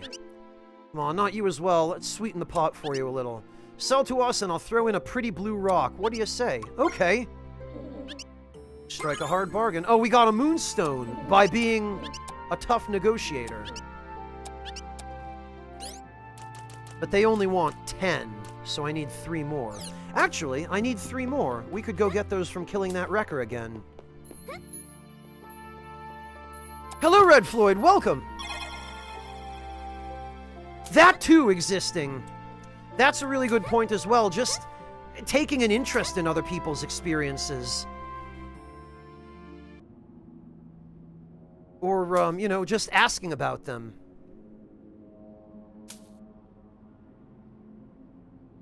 Right, where was that thing? I think it was up here. Oh, God. Ah, I knew that had happened. Oh, that's nice. Just mines everywhere.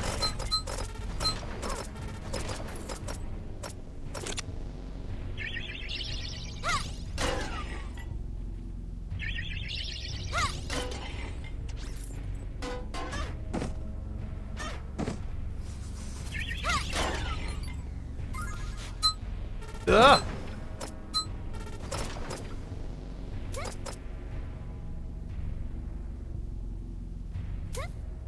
It's expanding your perspective, Lognako. Whether or not it helps you become wiser is dependent upon how well you internalize what others teach you. But just hearing what somebody else has to say, you know, hearing their experiences and learning whatever they have to share, as long as you retain a little bit of that.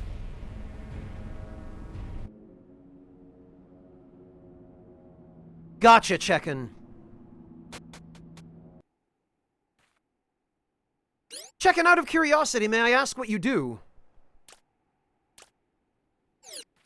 Well, we're gonna end up with extras now, but frankly, it was probably pointless coming all the way out here, because I could have just fought a random battle and gotten the, You know what? Let's fight the strong enemy. Let's see what... Oh!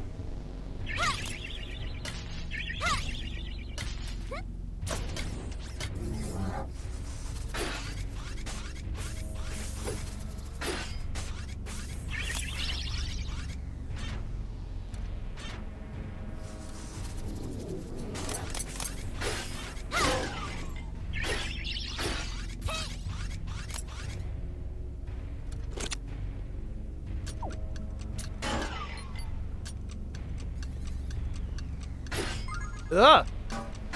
Ha!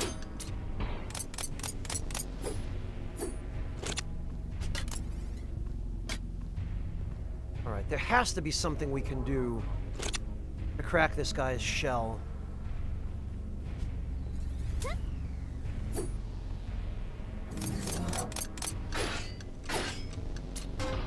Nope, not that.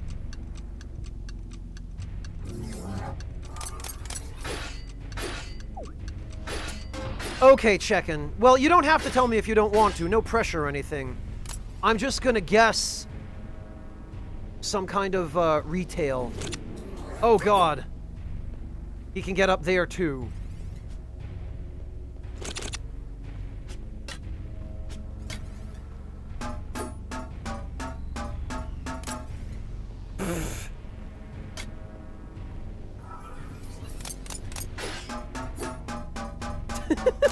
This is so stupid.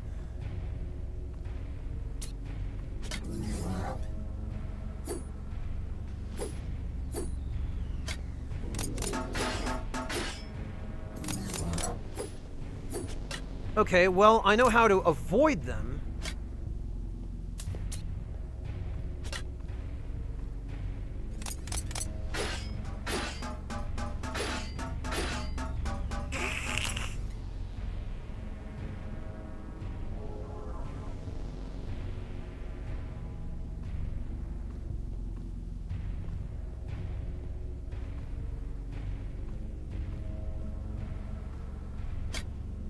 Ah. There we go. Now, what's over here? Oh, nothing. Okay.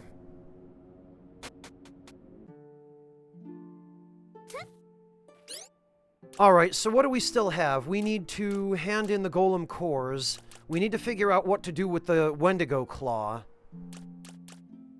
We're still missing one Ouroboros scroll.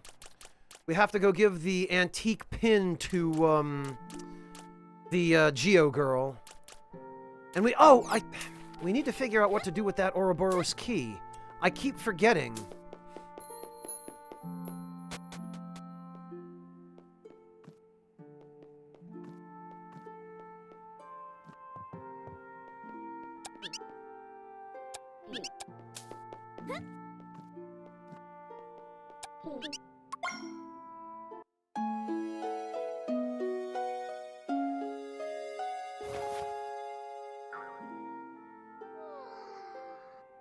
Oh, and there's a roast bird on the table for us. That's nice. I didn't realize that respawns.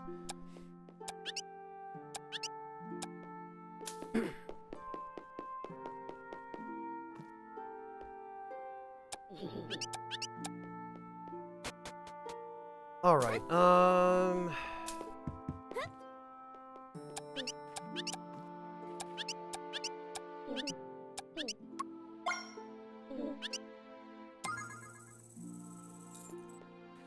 well, golem cores are fairly plentiful out here.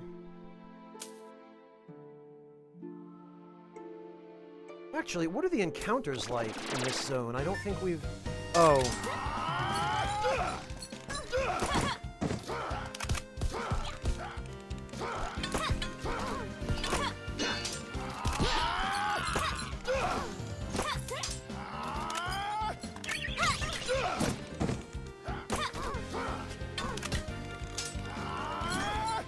Oh, and you can't roll through that.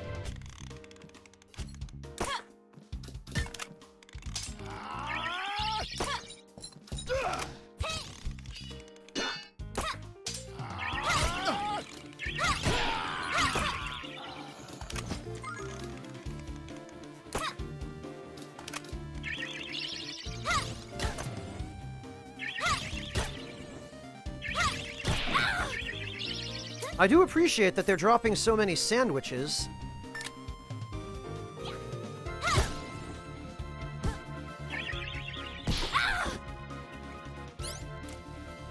Yummy sandwiches.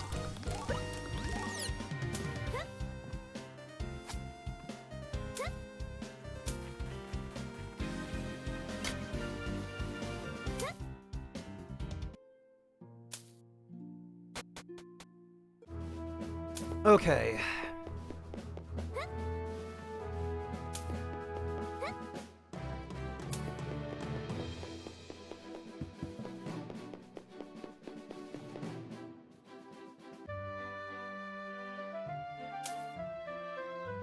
So, first let's check the blacksmith in Daya and see if he can do anything with this Wendigo claw.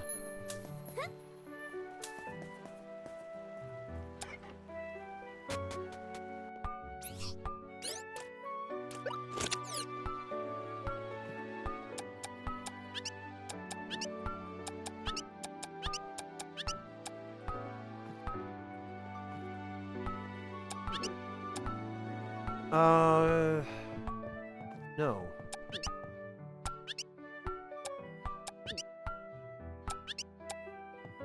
Nothing new, either. Come to think of it, actually.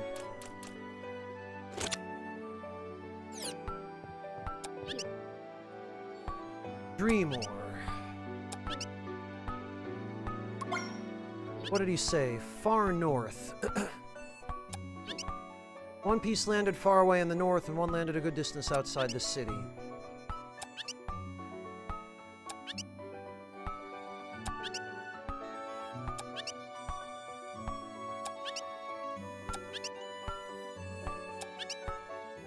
Okay.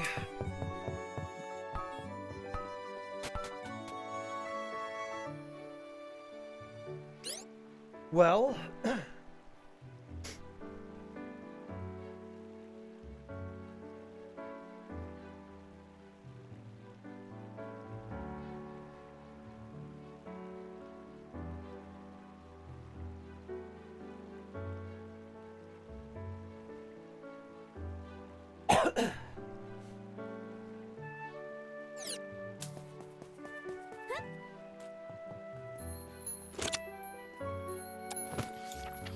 I guess we're gonna have to find another use for the Wendigo claw.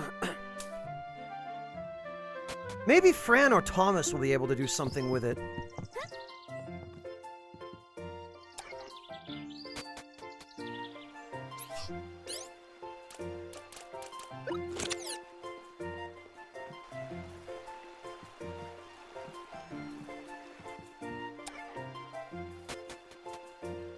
Hey Tatsumi, welcome! Thanks again for getting me the Geopin. Just hearing about your adventures was a real treat. We've got another one! You found yet another Geopin! Freaking thanks, motorcycle guy. Jeez. You and your buddy both. Hope somebody rubs squid sauce on your bikes.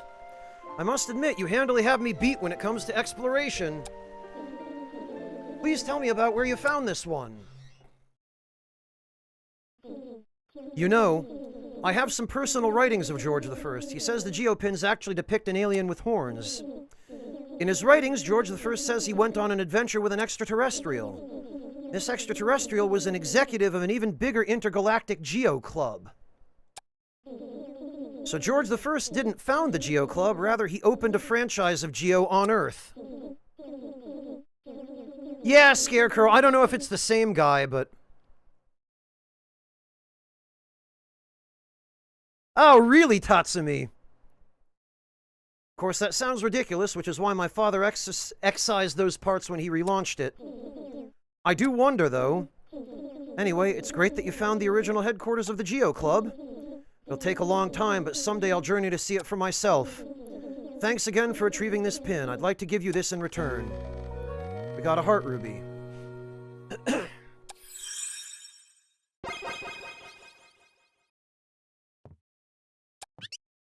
Astounding, you've cleared all the Geo dungeons in Castella. If you're hungering for more, you'd have to travel to another country. Haha. Keep this up, and I just might have to enlist you into the dungeon design team. How'd you like to create geo-dungeons for others?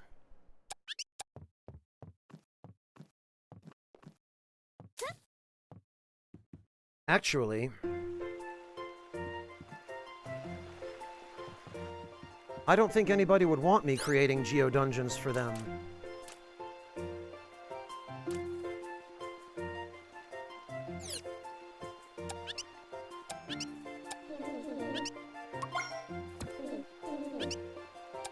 Oh, wait a minute. I'm sorry. You've already claimed this item. We have a strict limit 1 per member policy.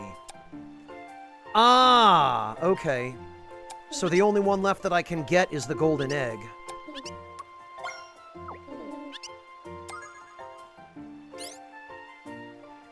Is this a key item or no? It's a very nutritious, high-quality egg. While the egg isn't actually gold, it does sport a shiny sheen and looks quite appetizing.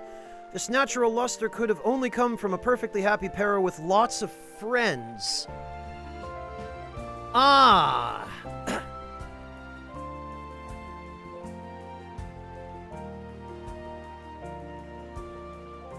So basically, we need to repopulate the Parocoop in Pancello.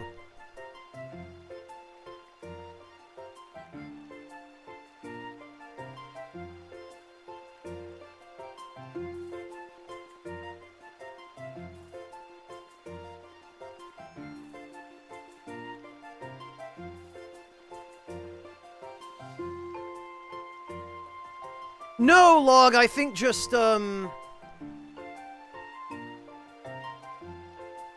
just keeping them in company with each other.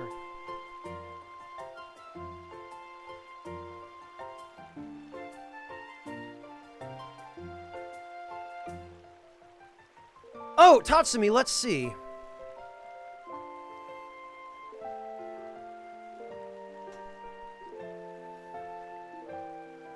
I'm guessing this is supposed to link to an image. Oh, I see it. Ah, okay. Very nice. Yeah, Tatsumi, much respect to you if you've chosen a quiet bike.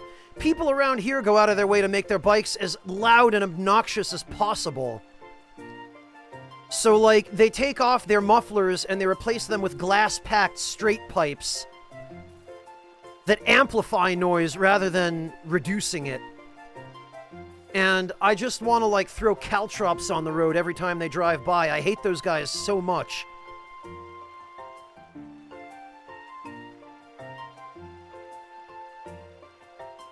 But this is a nice-looking bike, Tatsumi. I see you've even gone for a black bike, which I approve of the color.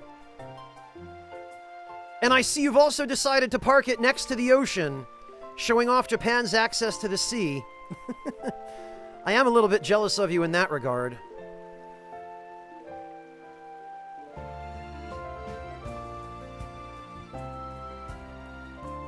Yeah, Floyd, and I'm definitely not trying to let everybody around me know how definitely not small it is.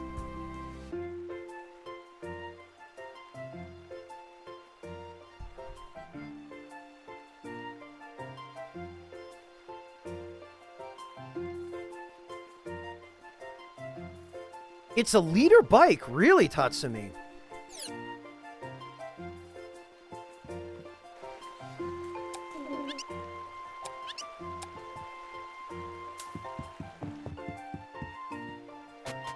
Then again, I suppose that makes a certain amount of sense living in Japan that you would want something small and economical.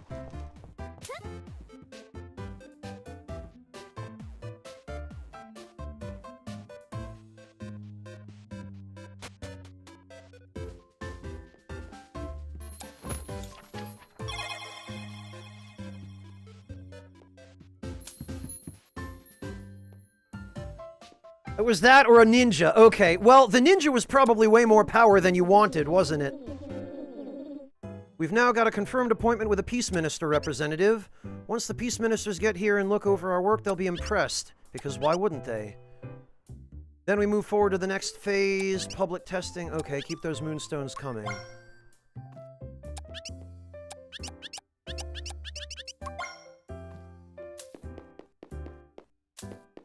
Okay, maybe Thomas can do something with this Wendigo claw. He did say to bring him broken equipment.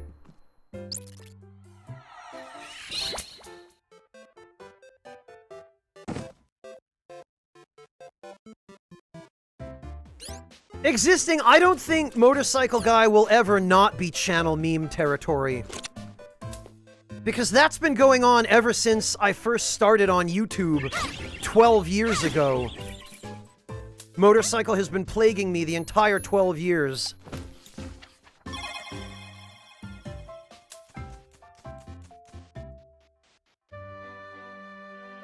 Leader bikes make you really tired if you go on a tour? In Japan, if you want to ride highways, your bike has to be more than 300 or 400. Oh, okay. Yeah, I guess I understand the reasoning behind that, Tatsumi.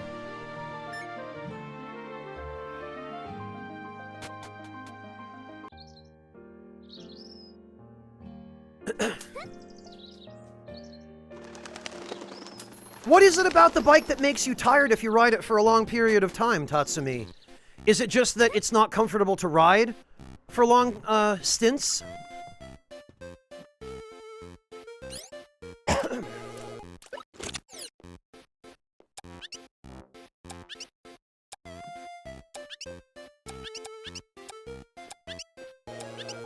Okay, he says we can bring him broken tools, but...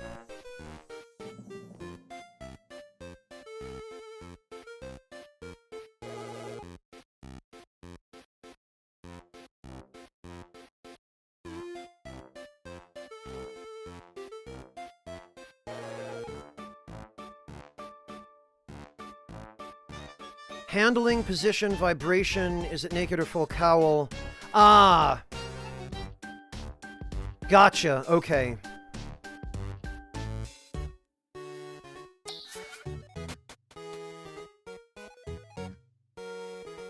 Prof, I'm afraid you're a little late for that, but... since this is all a learning experience, I'll turn a blind eye. I suppose it could be said that it did have some comedic value, Prof. Alright, so Thomas doesn't do anything with the broken Wendigo claw. I must say I'm disappointed. And I'm also out of ideas as to where we could use it. Yay, 3 Pero. I heard 3's a crowd, so maybe the 3rd one can stay in our bedroom. It can be my snuggle buddy.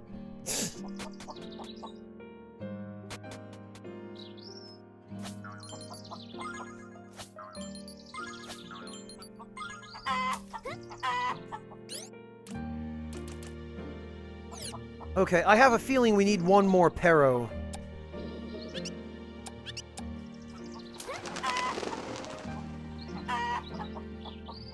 I don't think so, Scarecrow. It seems like it's something that should be craftable into a weapon of some kind.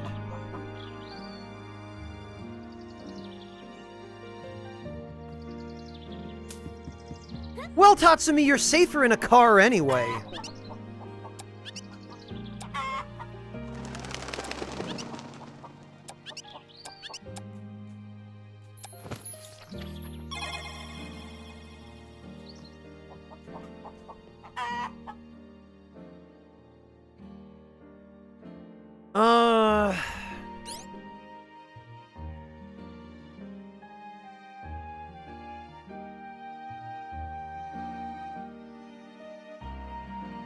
Well, we still have to figure out what to do with that crystal as well.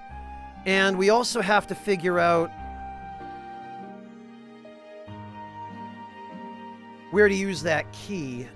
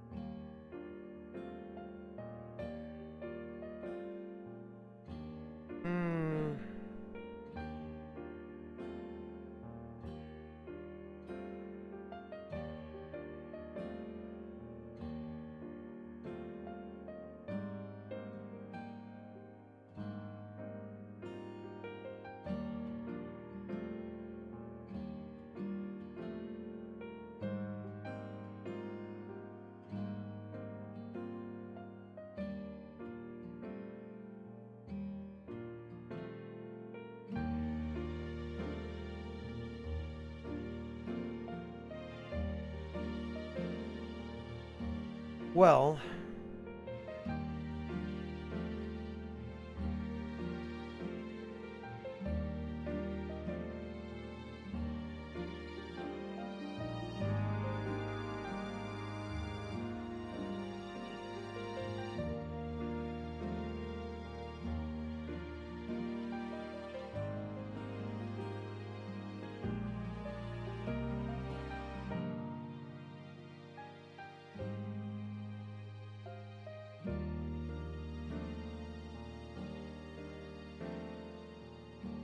Oh, the...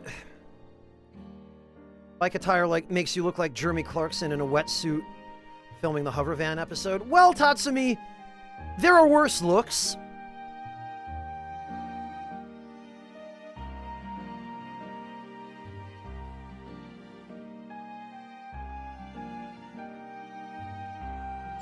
Okay. Well, I guess we should go figure out what to do with this Ouroboros key. What's this, Tatsumi? Oh, right.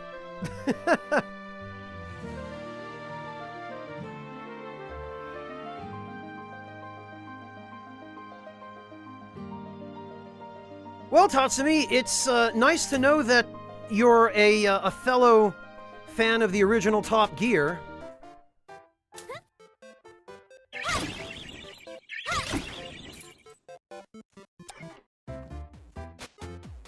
Although I guess you seem like a bit of a motorhead, Tatsumi, so I guess I'm not terribly surprised.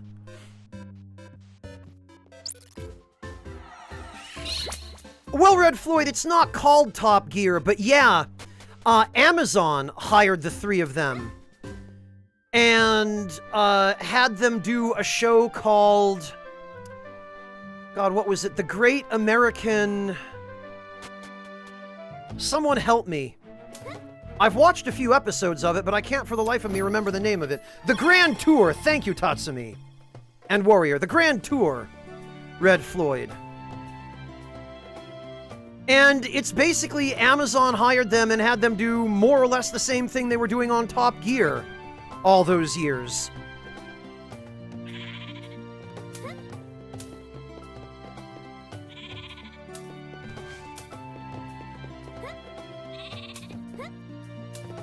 Actually, we should check and see if the mayor needs anything.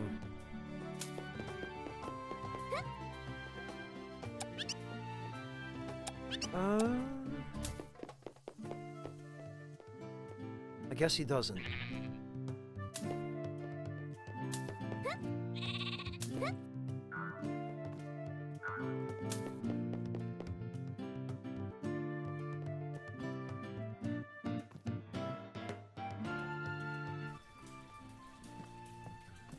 Well, let's head to the Ouroboros Fortress.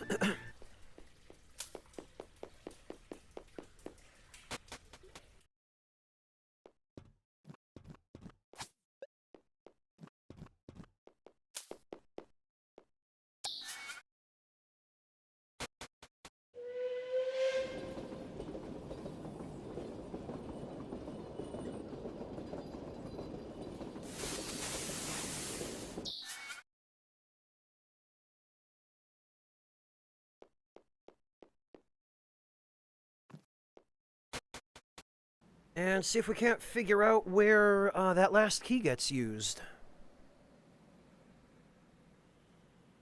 It is, Tatsumi. And the devs appear to be mostly Asian. I think the lead dev is Vietnamese, and then they've got a few Japanese devs, a few Korean devs, and I think a handful from other parts of Asia as well. So it's got a lot of, like, JRPG sorts of tropes and plot devices and dialogue kinds of stuff.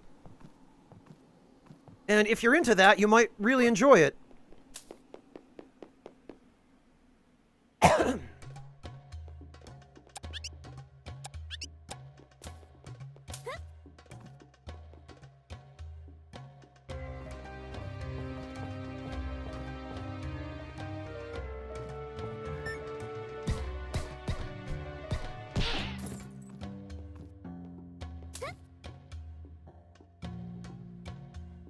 Yeah, Tatsumi, please don't overwork yourself.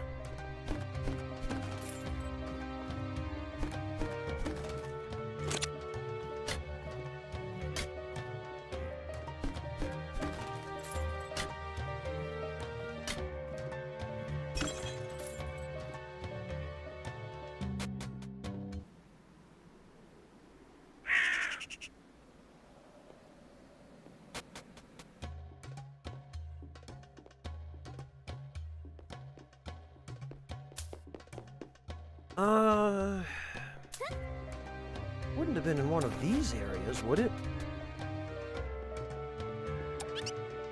You're the one who beat Birdie. You're a legend. At the same time, a member of our tribe is in jail because of you. No, the member of your tribe is in jail because of what they did. Some of my friends and I are thinking of sneaking into a Thai town one night. We're just gonna give Birdie and Zeke a few niceties. They're still a part of our tribe, I think.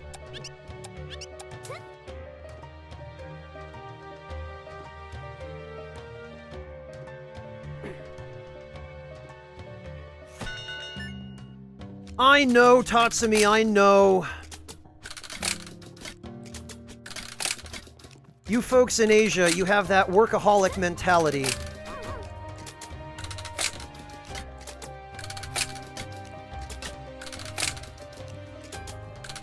I know it's easy for me to say, Tatsumi, but try to give yourself a break now and again.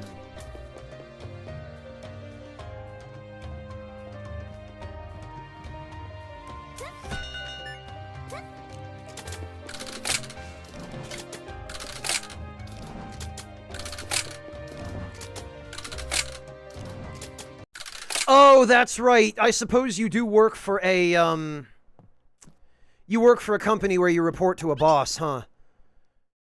Revealed her to be unfit for leadership. I heard she was most unbecoming in defeat. How disgraceful. You, on the other hand, would make a fine leader. How about it? There has been precedent for an outsider to enter the tribe. Why not lead as well? If you launch a bid for chieftain, you can count on my support. Oh, cool. Well...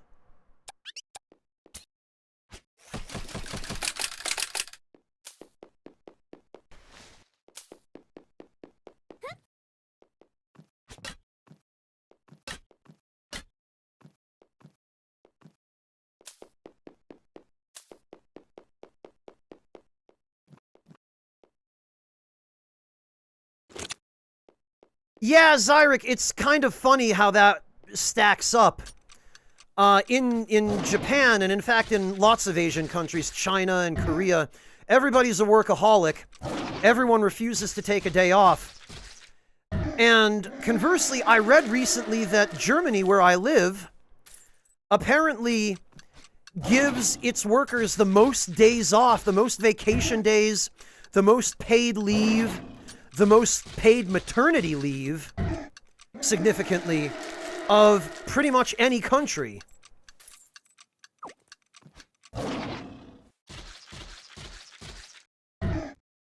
So, Tatsumi, maybe you should move to Germany.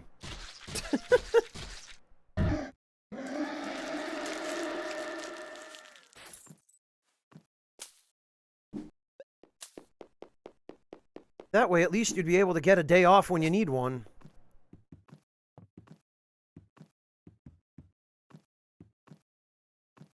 Well, Red Floyd, that's part of it, but Europe also doesn't have quite the workaholic culture that Asia does. And that, more than anything, I think is what Tatsumi was referring to.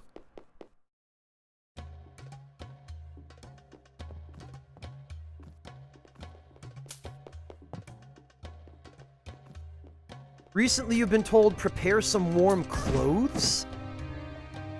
That's worrying, Tatsumi. Are they thinking of having you,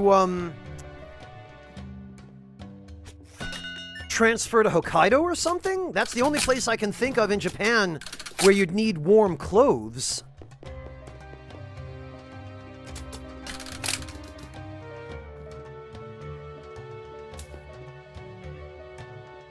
Oh, Russia!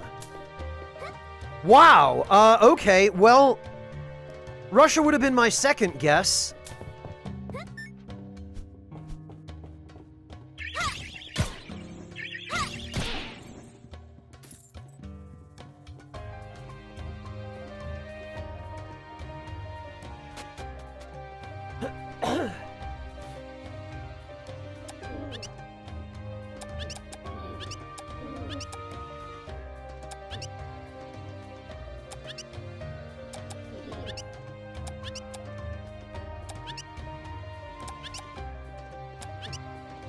Uh...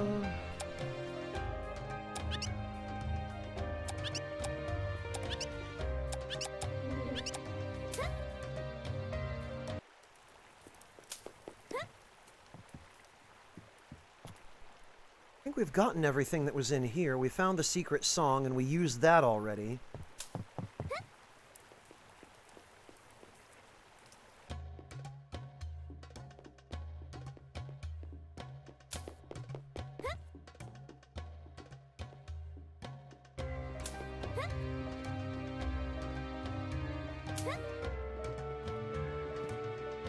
Prof, what Systemi is talking about is if you do such a good job at your job that you make one of your supervisors or your boss look bad, it is not unheard of for a jealous supervisor or boss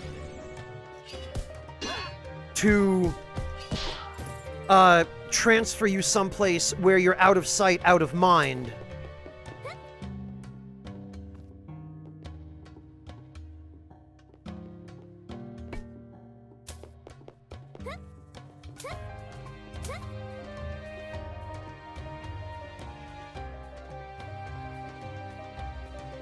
And it's a petty supervisor or employer that does that, but unfortunately there are a lot of them.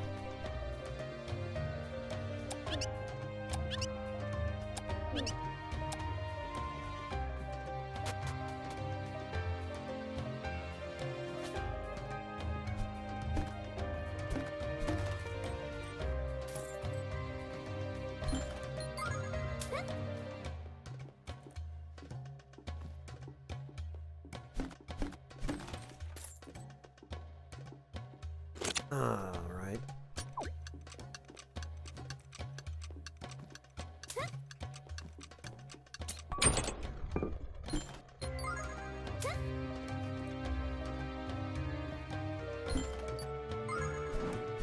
Oh, okay, and we do get more stink root if we come back here after using it.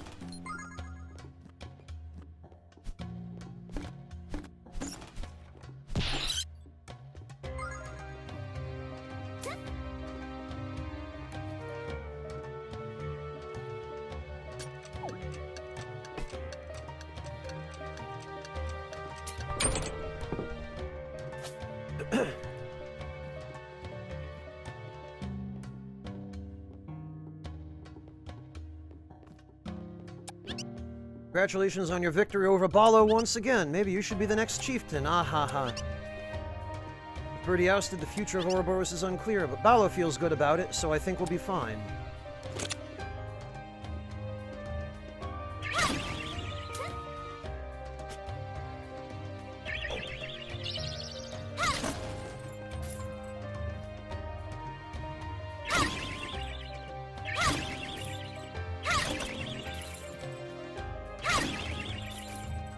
Let's see if he has anything else for us, actually.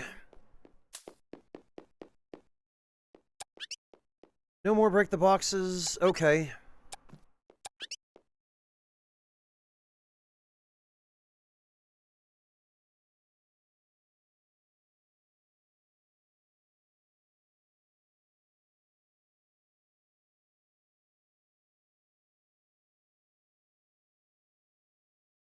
Yeah, Red Floyd, as Tatsumi says.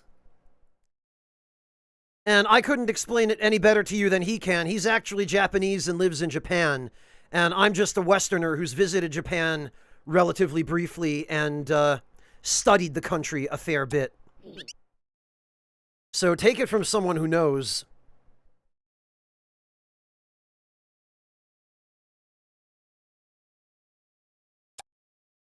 Okay, so this guy has nothing else for us, I guess.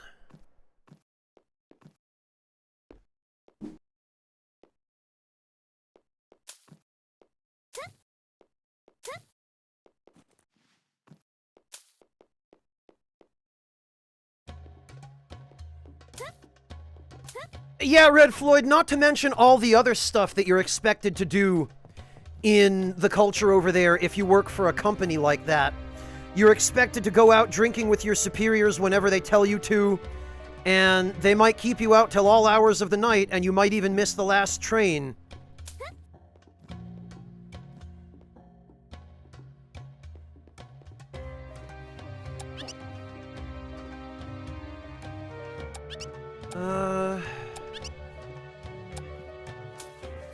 Alright, well, maybe there's an unlocked door over here somewhere. Congrats on your win over Birdie. I wasn't allowed to see it, but it sounded like a fierce battle. Okay.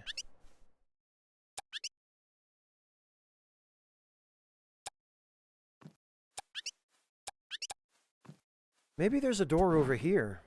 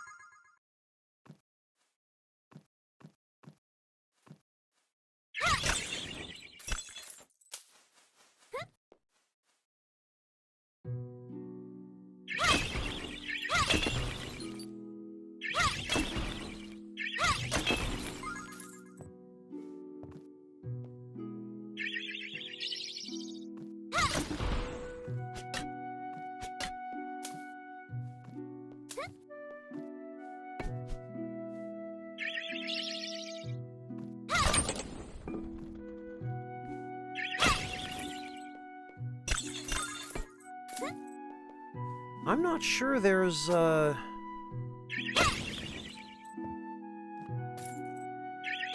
wait a minute. Oh, pfft.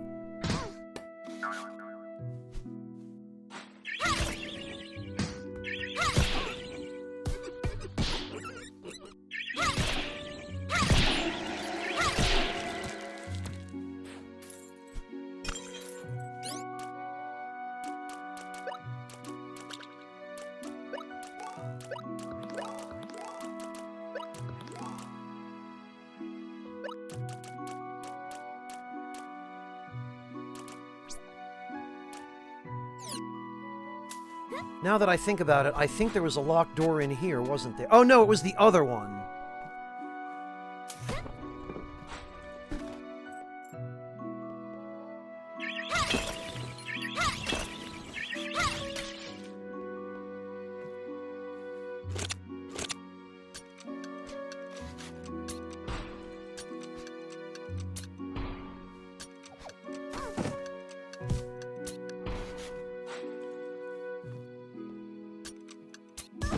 Ah!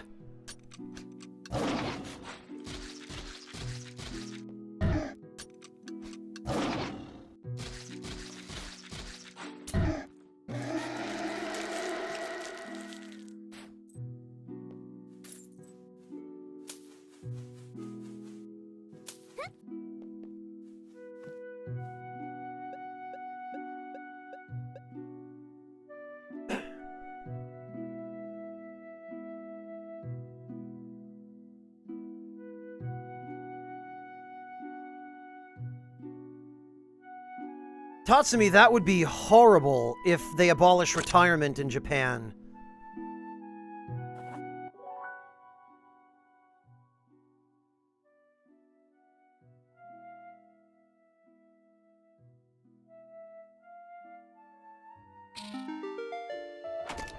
I certainly hope that doesn't gain any traction.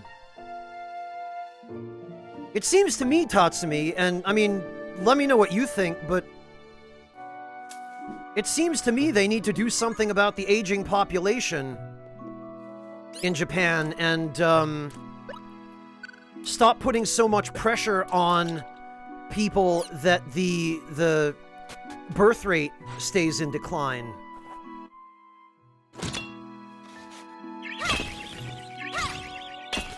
Yeah, their answer is work longer, of course.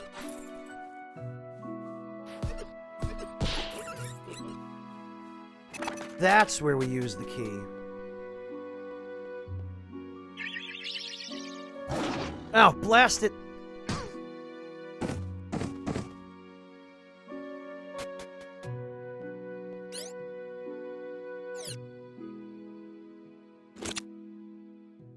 Well, Floyd, they don't necessarily need a high birth rate, just one that sustains the population. Because right now, their birth rate is so low that the population is decreasing. People are getting older, and there aren't enough new young people being born, essentially, to replace them or to take care of them.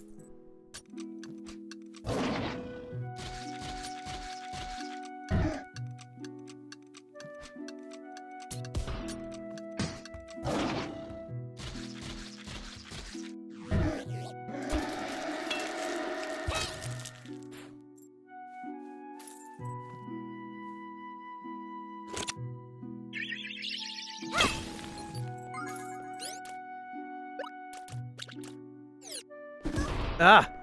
Whoops.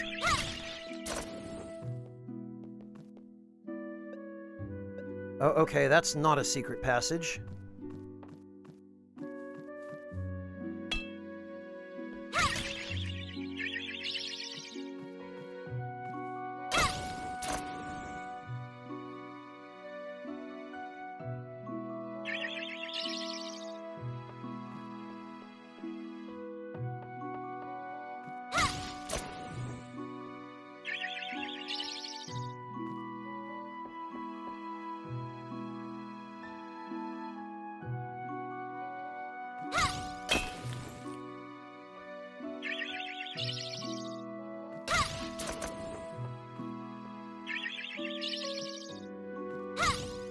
There we go.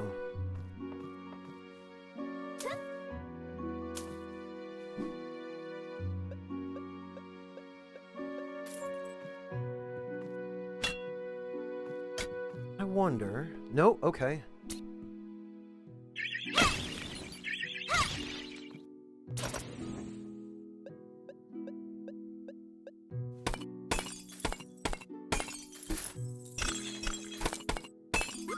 Ah, it was money and a moonstone. Well, at least we figured out what to do with that key, finally.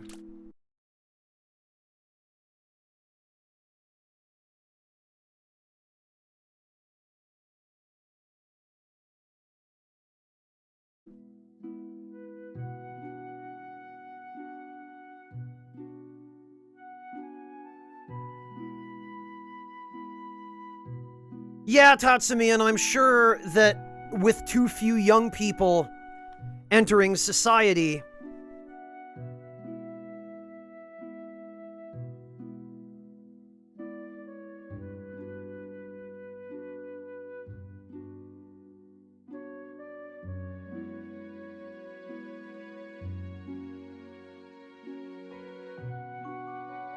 existing dark, it's more common than you might think. It happens in the West, too.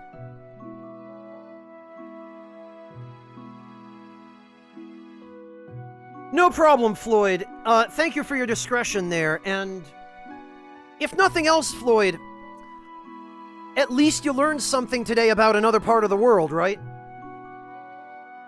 This is kind of what I was talking about before, actually. About how... when you stream, or even just when you show up for a stream and hang out, you'll run into people from all over the world, from all walks of life.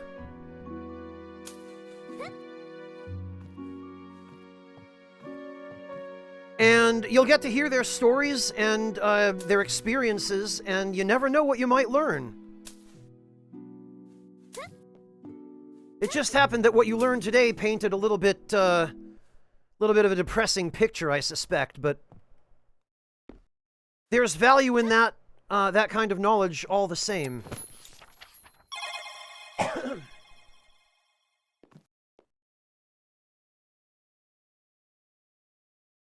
Oh, yeah, Tatsumi, it sounds like there are impediments from all directions that need to get worked out.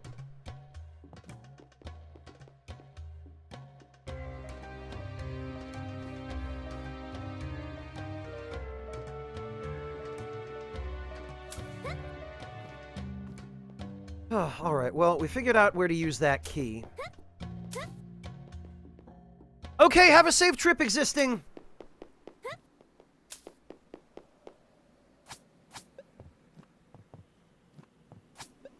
Yeah, Tatsumi, they go right to... please do the thing, without addressing why nobody wants to do the thing. So at that point, I guess they're just going through the motions. And then I'm sure they're going to wonder why nobody gets on board.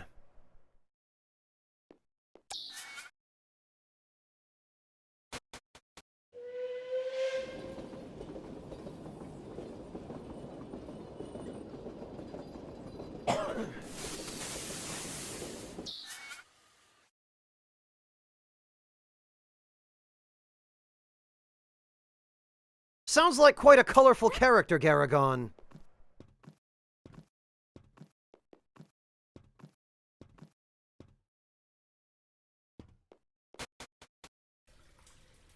Well, Systemi, I think the underlying mentality there is the government of Japan expects that people will just buy into its pleas to them to get married and have kids, because in those sorts of cultures throughout Asia, not just in Japan, there's a lot more reverence for and just kind of obedience toward authority. Whereas in the West, we tend not to like authority very much.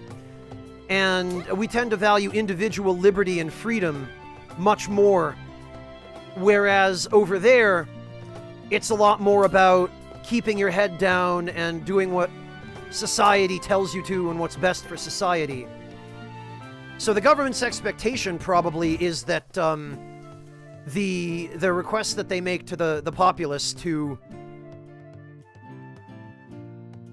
get married and have more kids will just work on the merit of people respecting authority, when it sounds like it's a much more complicated issue than that, and probably that's not going to have any significant effect.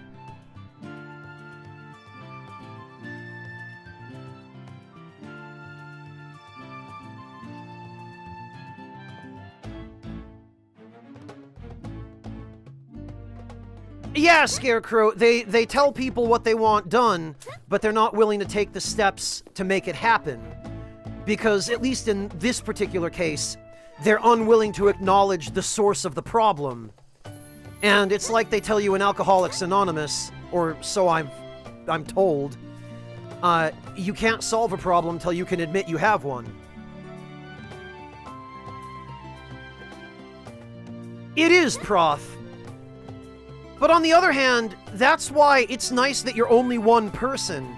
Because since you're only one person, you don't have to solve all the world's problems. And frankly, sometimes you end up with your hands full just trying to solve your own.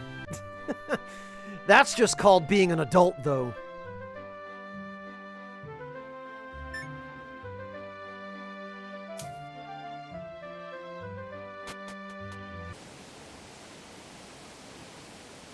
Do they say that, Floyd? That part I wasn't aware of.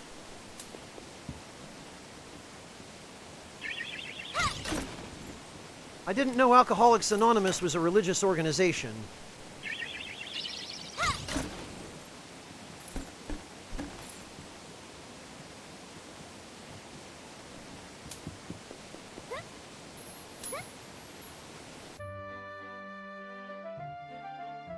Oh, yeah, you know, Systemi, that does fit.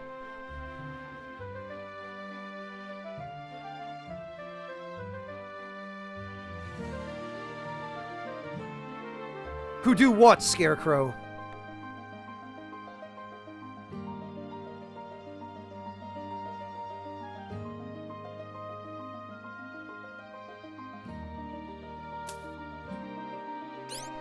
Alright, what do we have left? I guess we have to find one more Ouroboros scroll.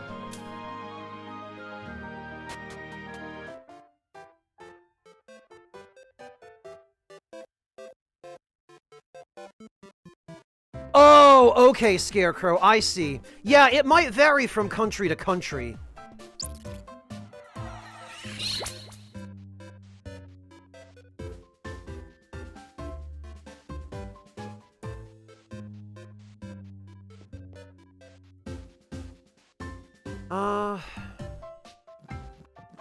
So I guess all we can do now really is go back to the the wall and proceed from there, because we've done everything else I think we can.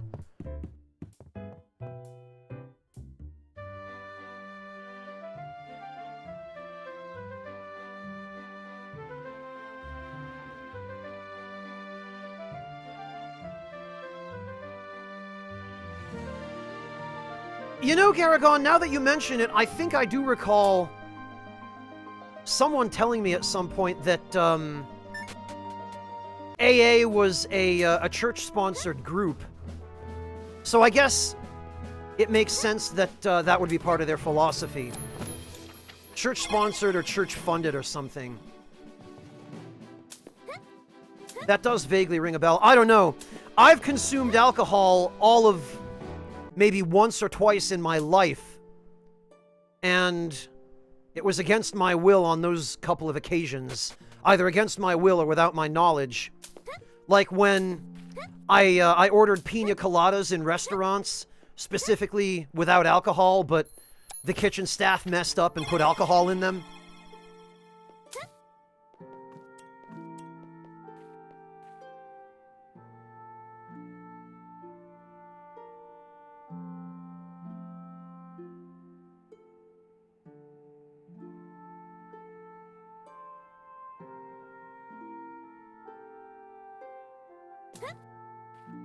Yeah, Floyd, something more therapeutic does sound a little bit, well, considerably more effective, but...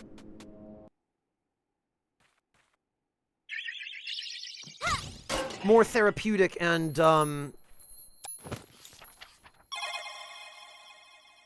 more science-based.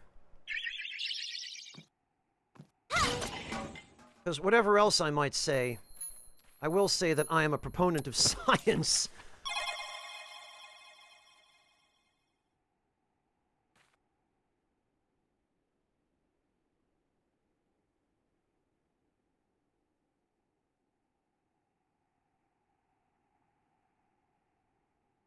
Yeah, Tatsumi, in my experience, that's common across the world.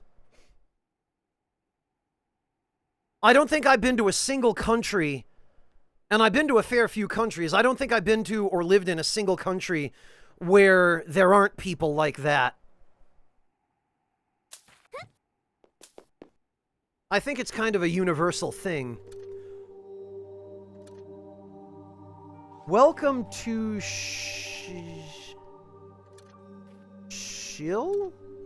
Sheol?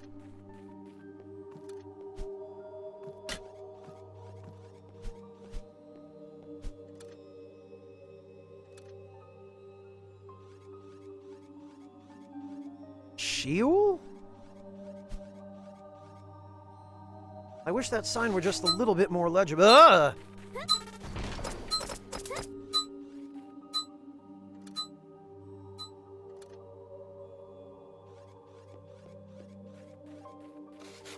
Ugh!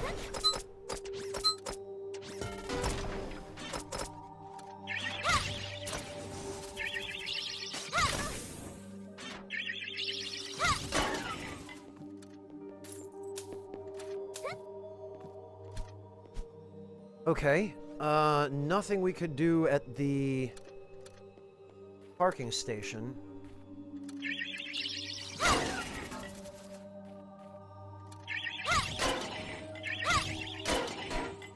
Oh, this room is going to be full of mines. I knew it.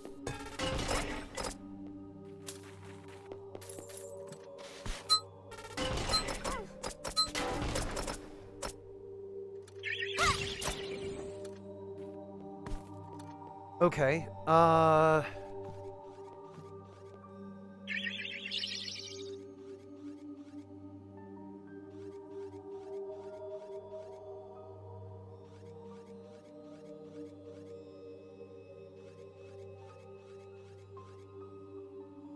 well, fortunately for you, Red.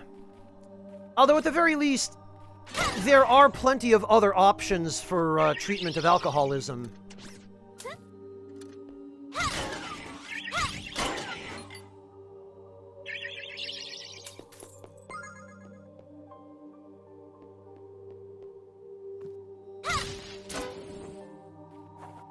Alright, let's see.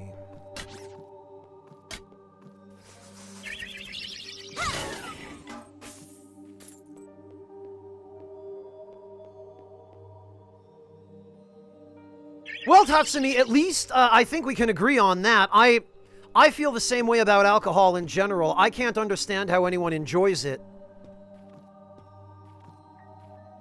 Because it all tastes fermented and rotten to me. And, I mean, I think that's kind of the point, that it's fermented. I guess people enjoy that taste, but I can't for the life of me figure out why. Oh, here's a...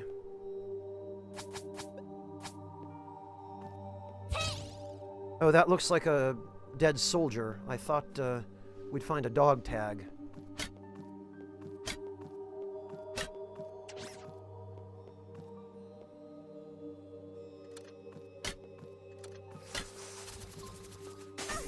Oh. That's nice. Not.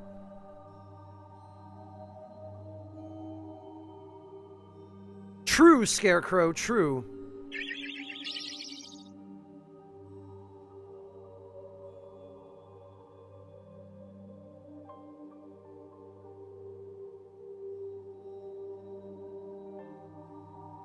Nato, yeah, Tatsumi. It's encouraging to me to hear from a Japanese person that they don't like natto, because I tried it once the last time I was in Japan, and, yeah, I think once is enough.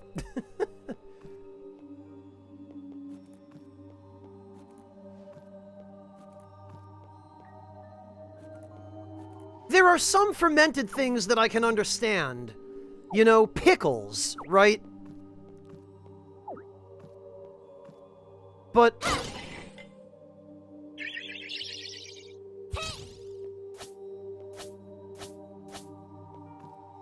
natto I have a little more trouble understanding.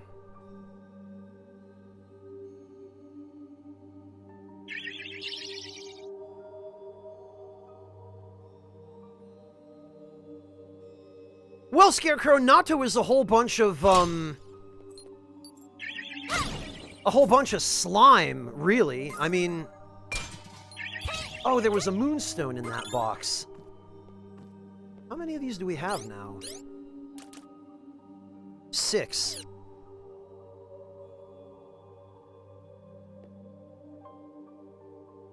Scarecrow, most of what makes natto unappealing to people is the texture.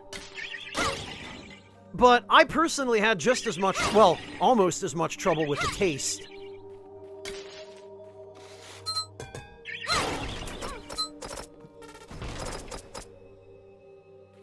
Okay, we need a battery here.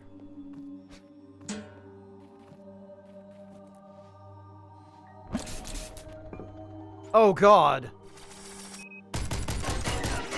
Oh, okay. I didn't realize these things would kill golems.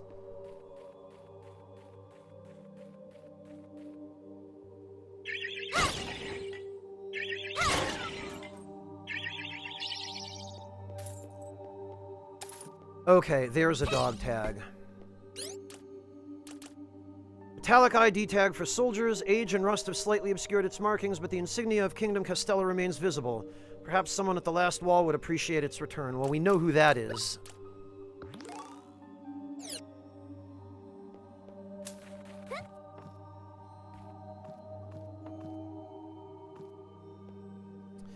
Yeah, Red Floyd, I generally try to avoid that when I can, but if people are being civilized about it, I don't necessarily go out of my way to, just discourage it as a matter of course.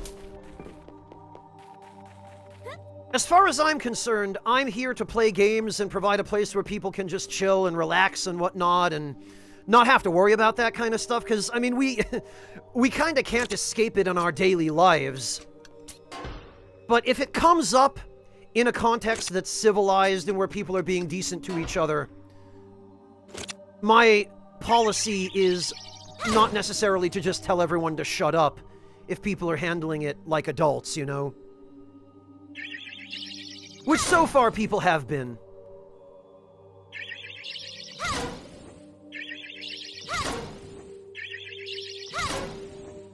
So I don't encourage it, but if it happens on its own organically, I only generally intervene if there's a need to, for moderation purposes. I try, Floofin. I mean, all else being equal, I would prefer not to have to worry about any of that at all. But I understand that, you know, not everything is black and white, and there is such a thing as a civilized discourse, which is something that I want to encourage, no matter what the subject. And I would be a hypocrite if I started telling people I wanted to be, you know, someone who encouraged civilized discourse, but then said, yeah, but this subject or that subject is off limits completely, even if you're being civilized.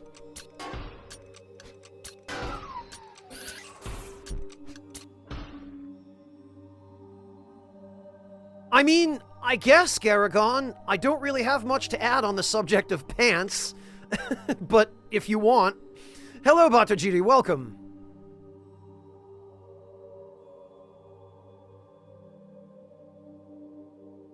Well, Floyd, I think that's the case anywhere in any environment.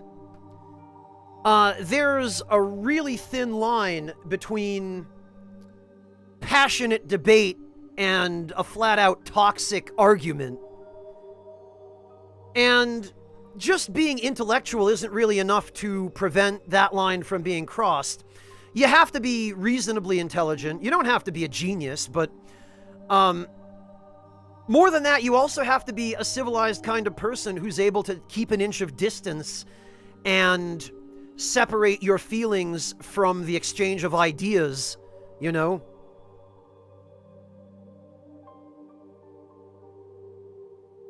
Intellectually honest is what you meant.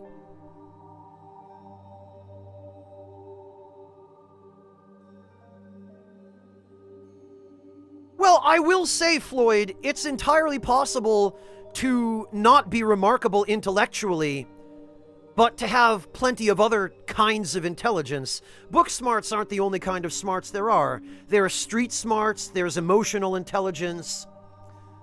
You know, you don't need to be the stereotypical intellectual.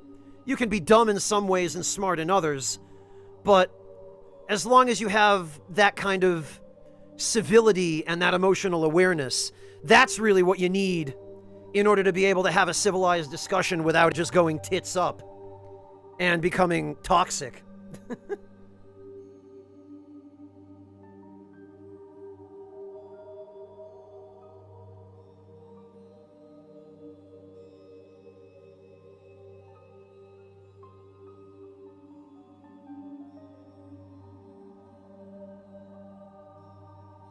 Yeah, as a COTA, Magnus, it hurts me too. As a matter of fact, I will say that is a topic that I could do without. Hint, hint.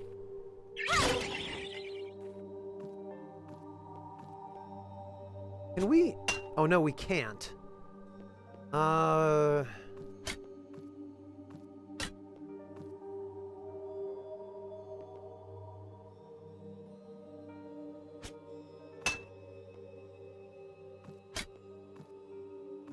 There we go.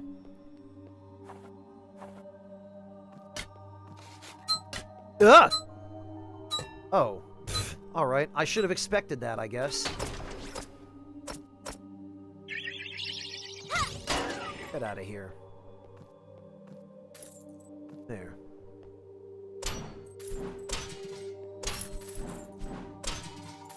Really? That's all there was?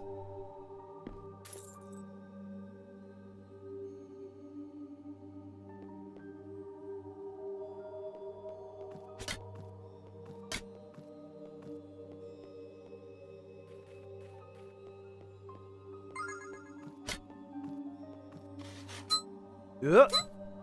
Oh, we can stand on the telephone poles.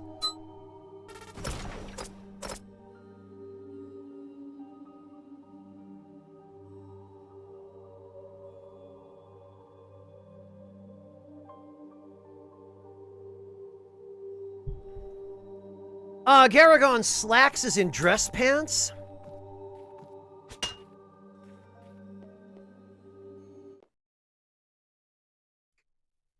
Probably both, Garagon. SPQR or PQRS Solutions. Okay, I guess it did say that on the sign. Maybe it was SPQR.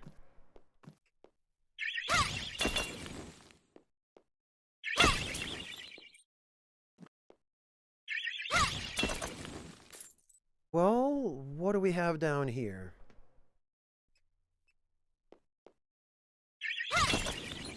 Ah, we have flint.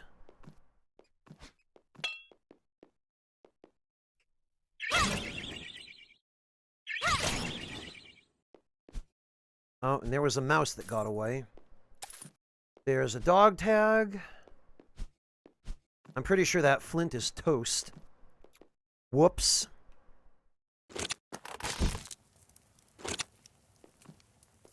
Oh, and there's a door down there, I forgot. I walked right by it.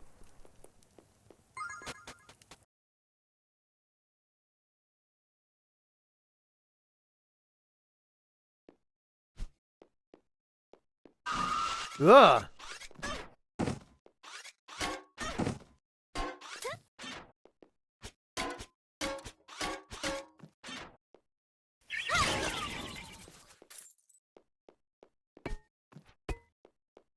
Okay.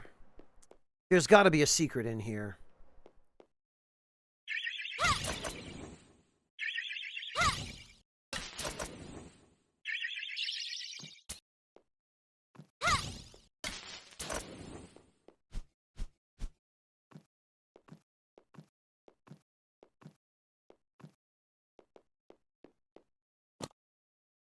There is no way that this was just an empty room with one enemy.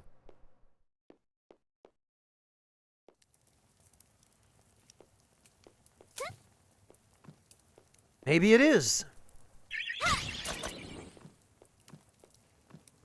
Maybe there's something in there that will be revealed to us later as we explore.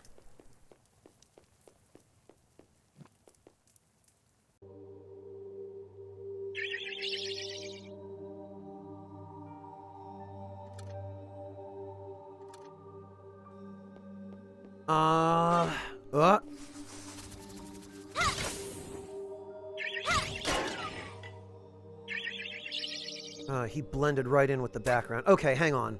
So this was just a separate building, which means if we don't explore it now...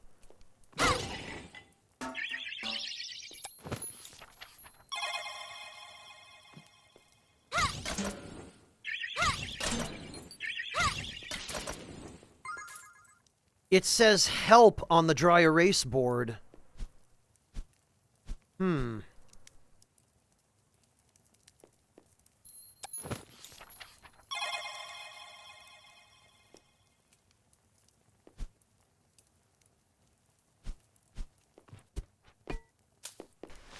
Wait a minute.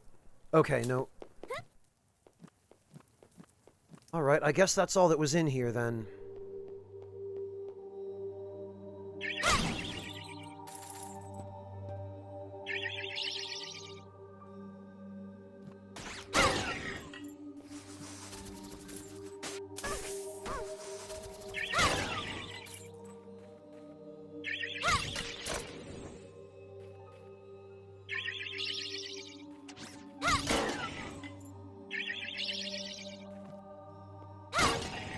Yes, Batojiri. This is the part of the world that was not rebuilt, I guess, after the war. Oh, no wonder this guy died.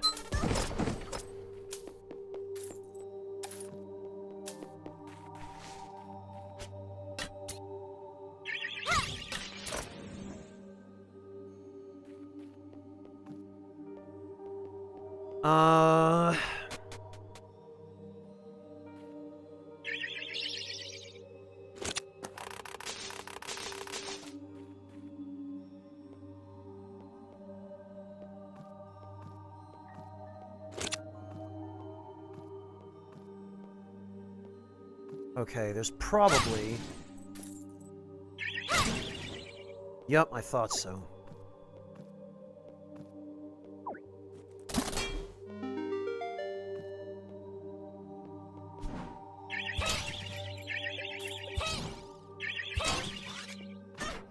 I thought that too.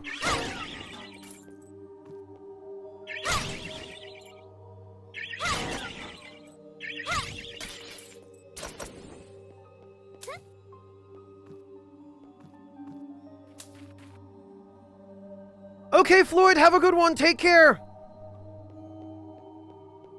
Thanks for dropping by, Floyd. Oh, actually, this... we could handle this with the spear, I suppose. The flat trajectory definitely makes it a little easier to use than, the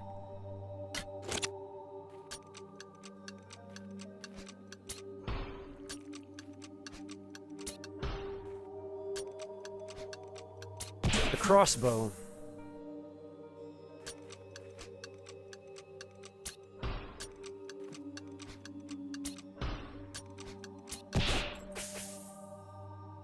There we go. And clearly we're going to need these. Oh, yikes.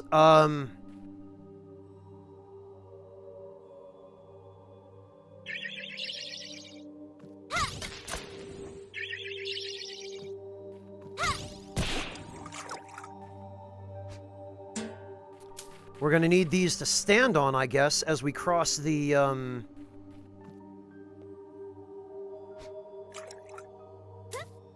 evil green poison pool of doom.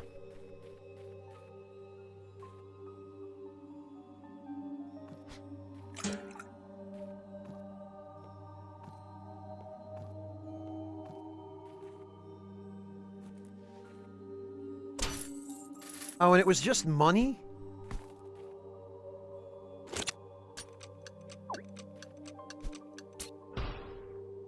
I guess it was.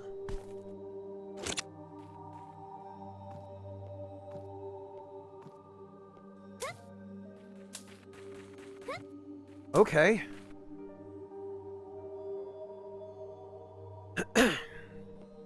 What about here?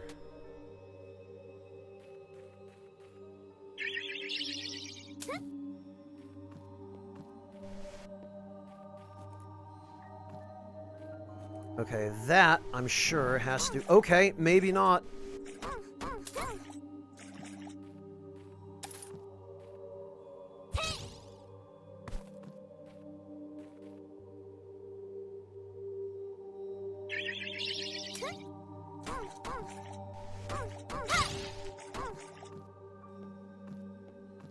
Well, that wasn't very nice.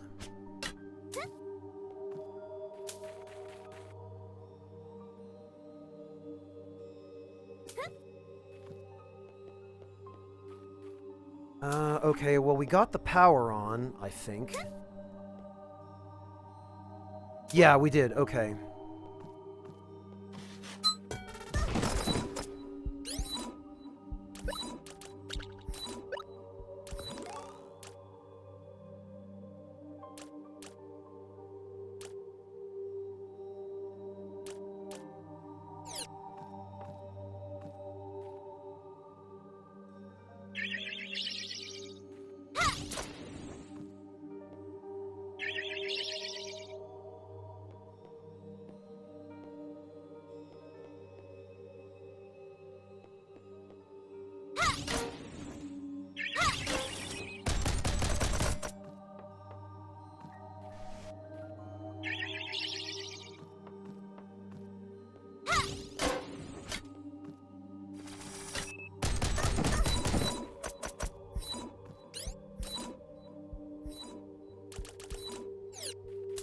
Okay,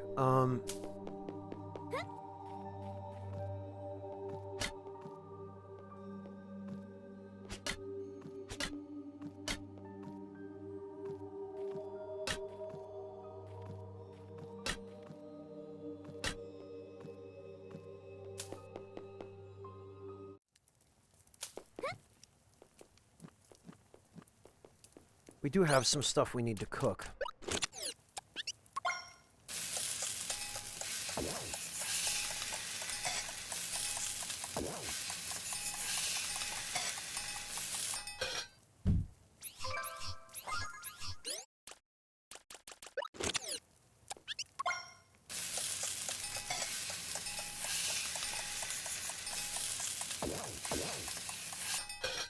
There we go.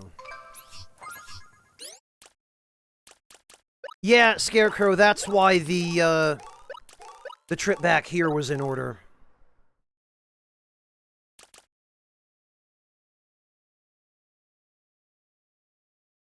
I guess we'll cook this and see what we get.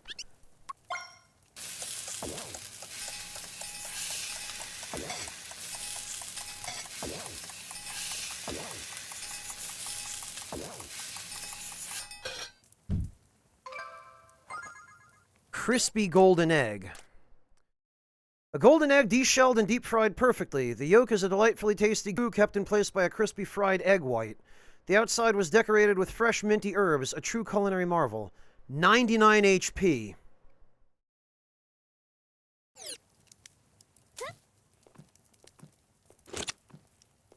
Huh.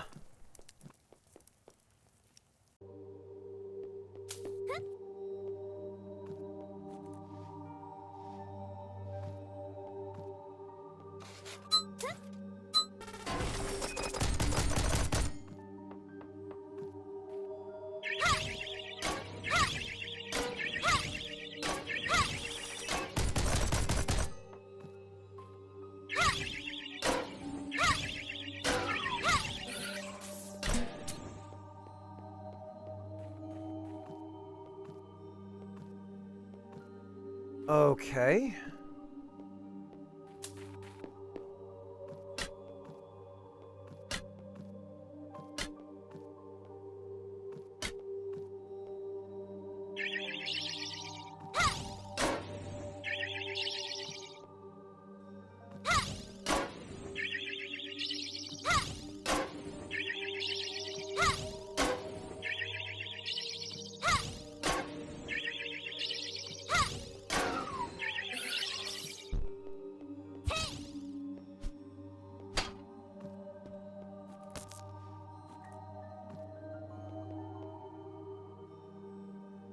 Oh, we could have...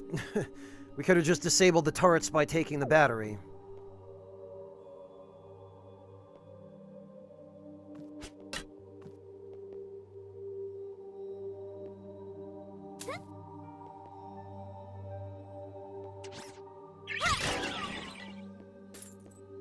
Ah.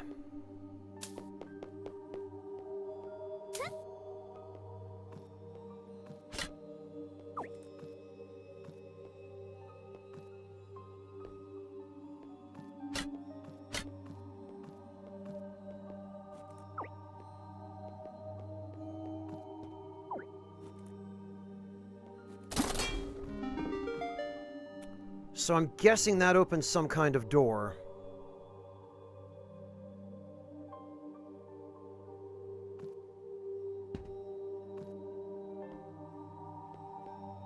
Oh, I guess it opened the door to the heart gem.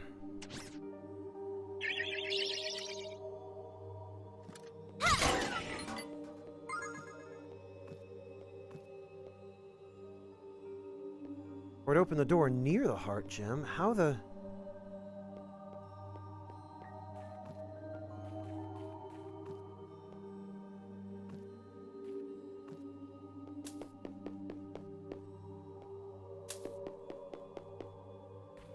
Okay, we turned on the power in the metro.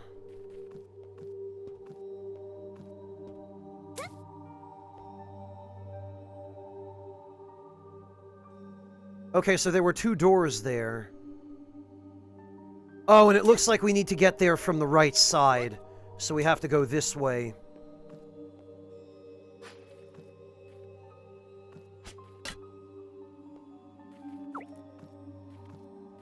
Put this here. There we go.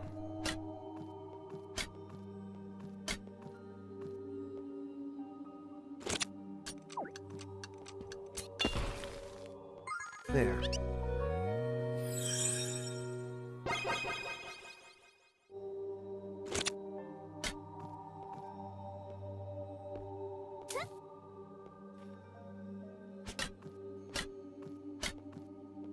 Oh, okay, and that's nothing, I guess.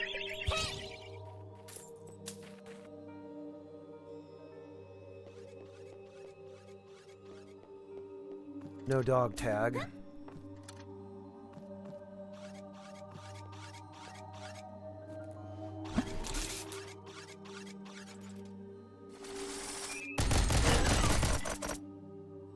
Well,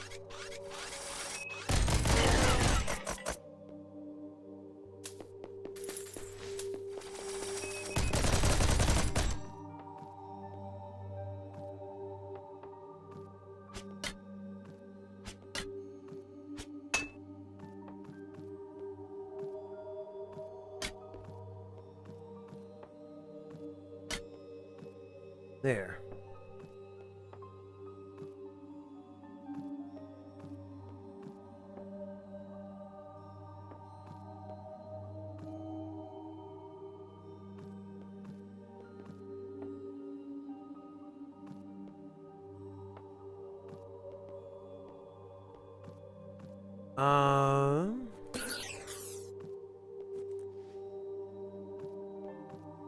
There we go.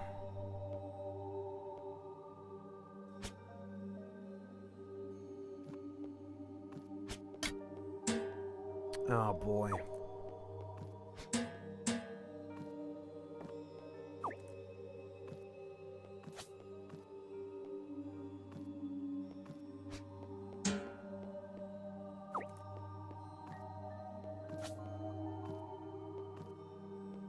Well, maybe we need that for something else.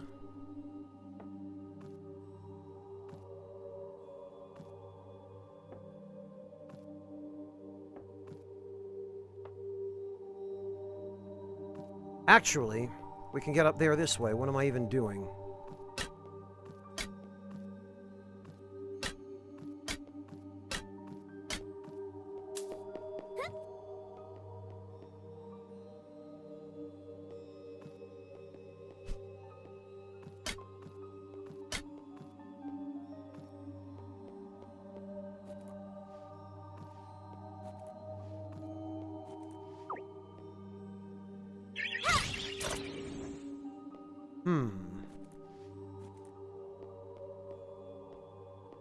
I'm guessing we're going to need these boxes for something. No?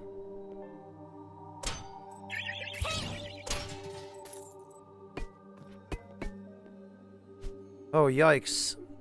There's a bed and there's a doll.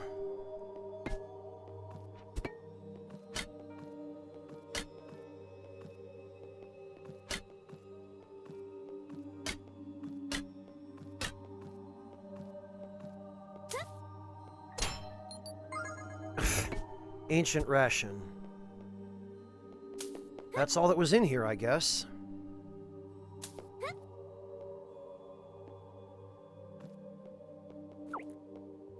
And I'm sure we're going to need this.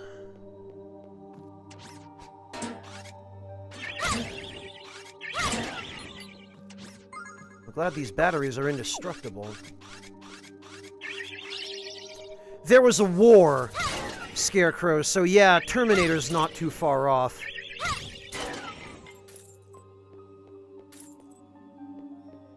Oh boy.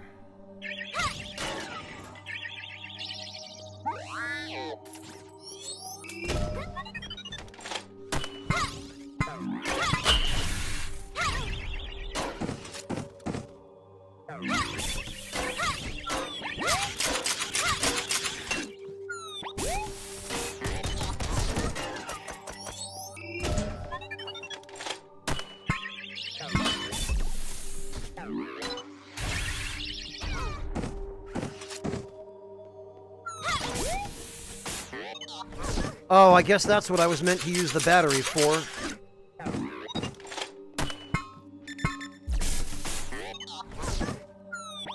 Sheesh. Okay, well, now that I know that,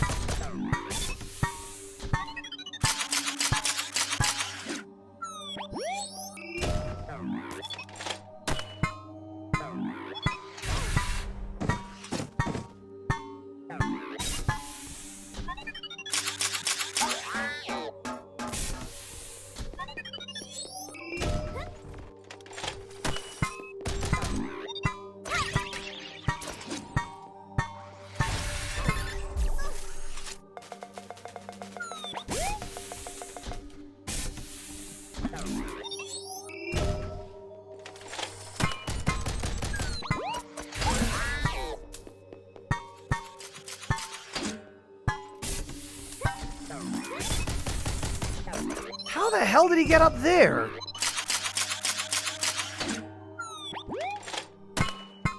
Huh?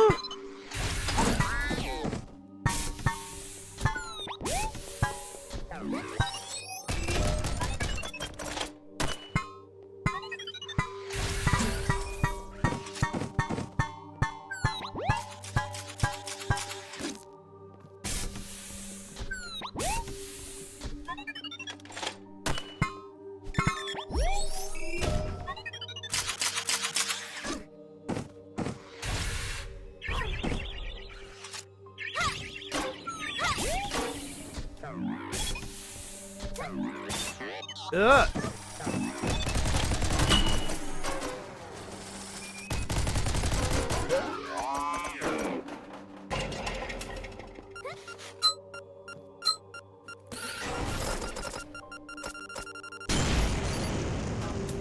Okay, sure.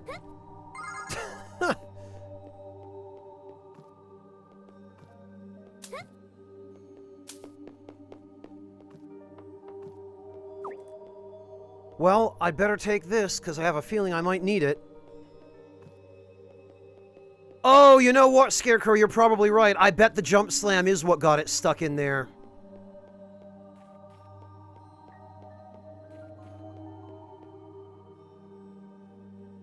Oh, okay, so we can't... Ugh!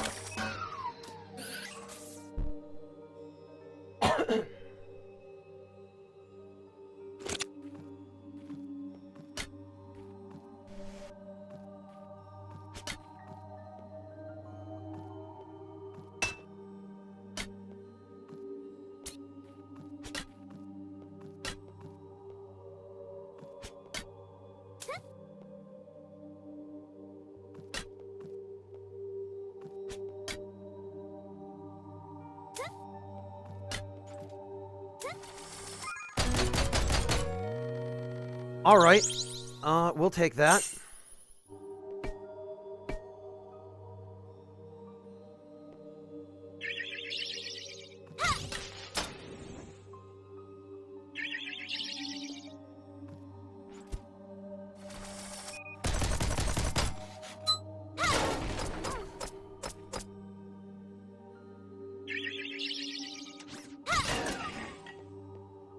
Well, wait a minute then. Hang on. Because... Okay, I guess there was something similar going on over here.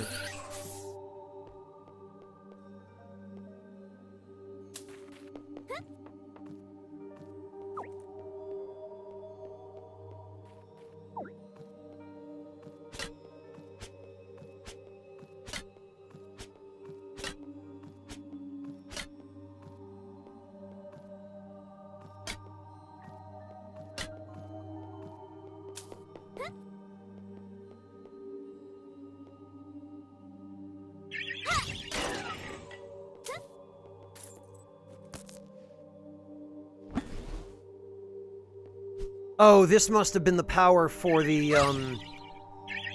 turrets on the next screen.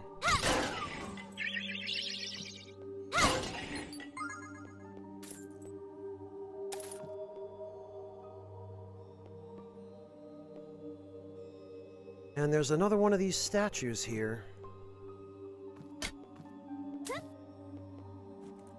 Well, let's try removing this.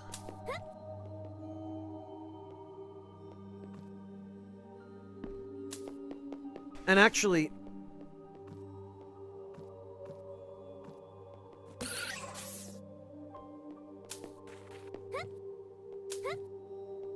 there's this huge tower with the ladder that we don't have anywhere near any way of getting to. I wonder if it's just there for effect or if there's actually some way up there. It's an angel statue, Scarecrow. But several of the ones that we've run into in other places turned out to be holograms.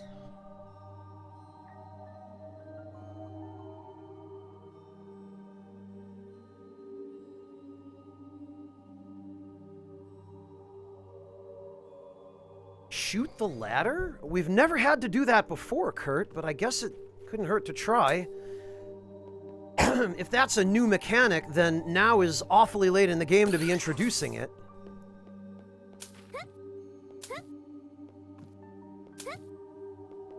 Oh, though it doesn't look like we're even going to be able to. Nope.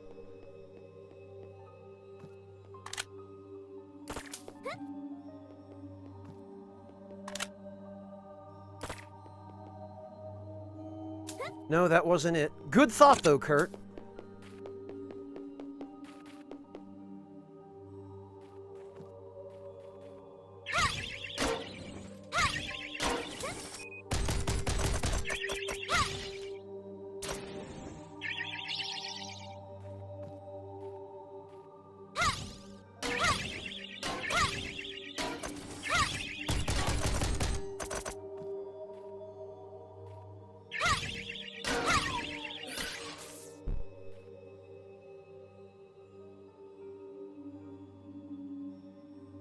Yeah, Scarecrow, it does.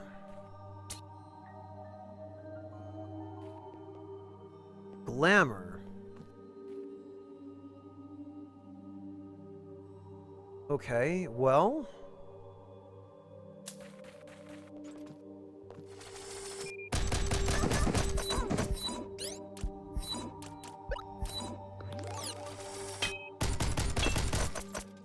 Oh, these can break the rocks. Good to know.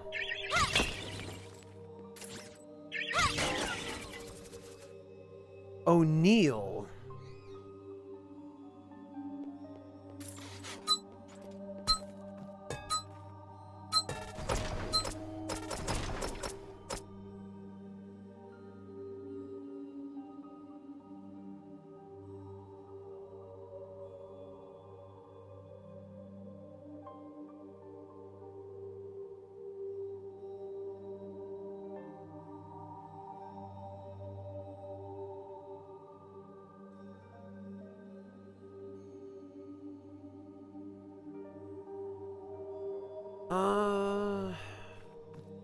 Let's try going up this way.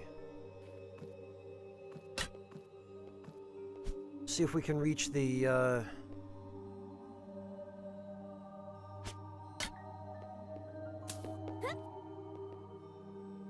Yeah, it looks like we just barely can.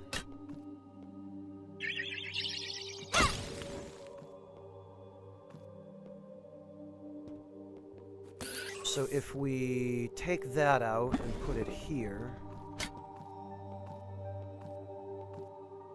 Oh, that opens that door.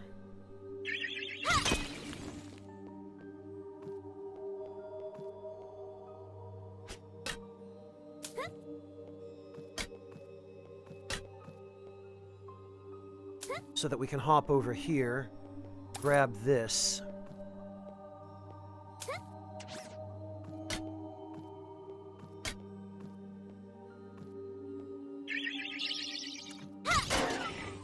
Kill him.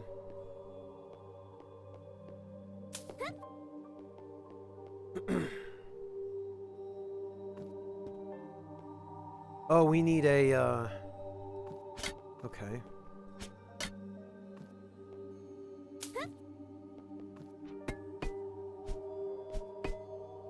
Okay, this is just over where we were before.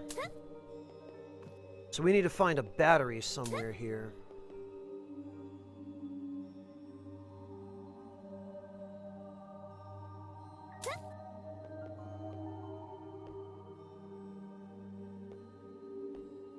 Do we use this one?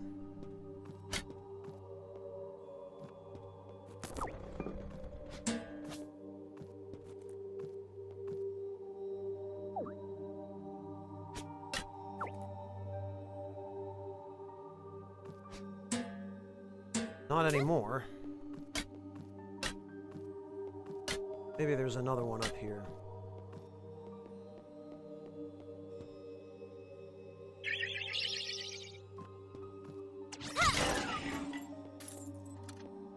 Ah, there is, sort of.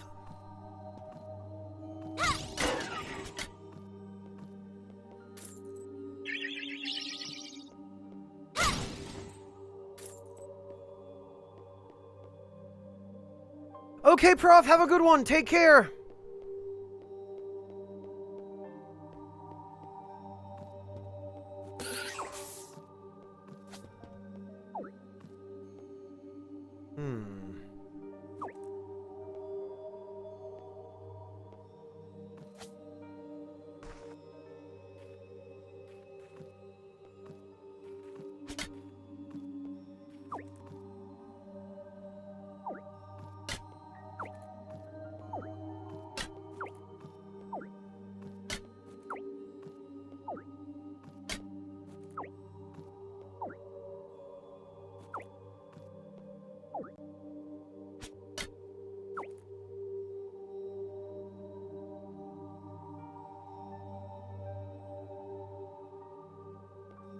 I don't think we can, Oh, we can.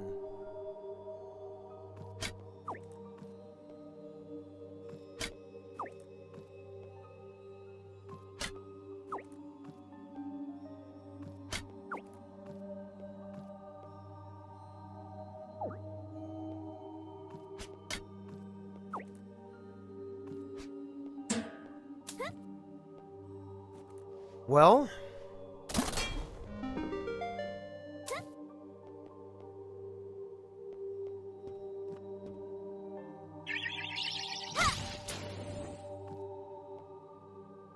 that opened... what did it open?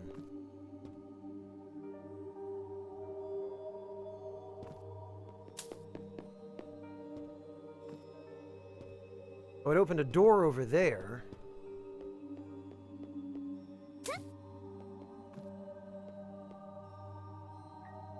The heck?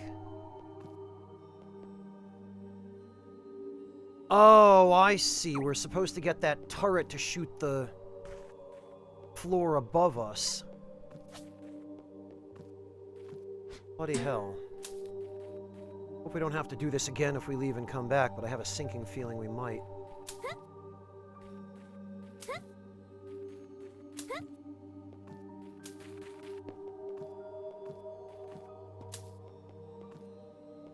Yep, we do.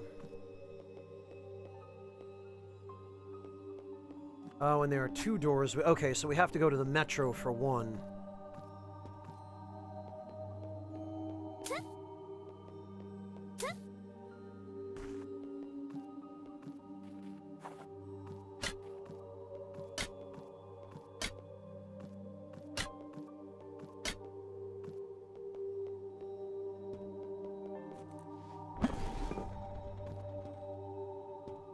Oh, wait, no. Okay. So next we have to...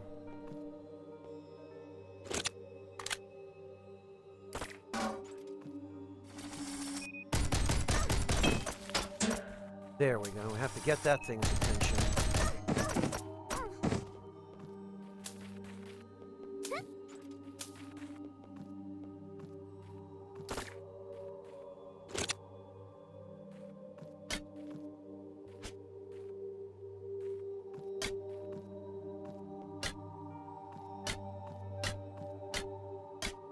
Ah.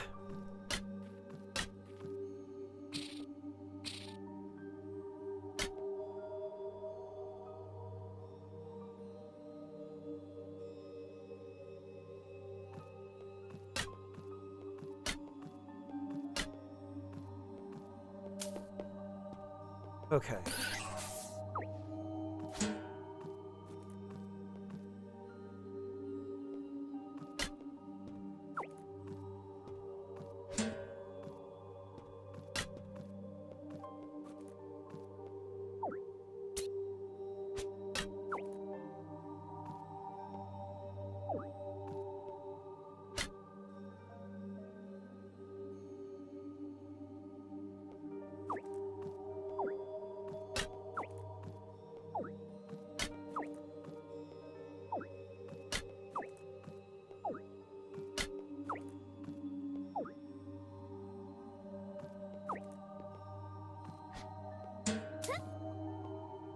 Oh, there's already one there.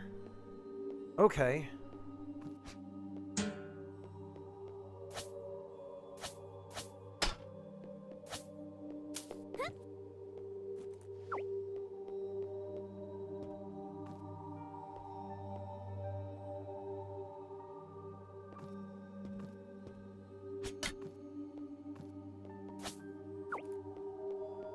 Well, then why...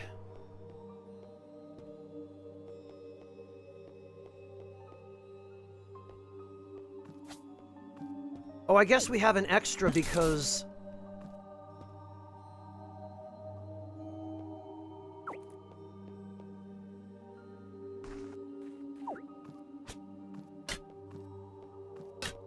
one spawns in if we solve the puzzle up above.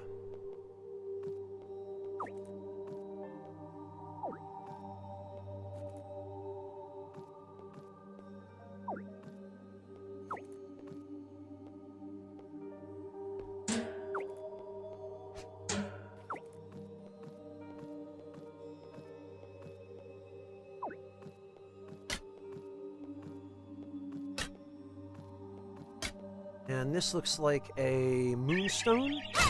Sure is. We have 7 now. We need 3 more.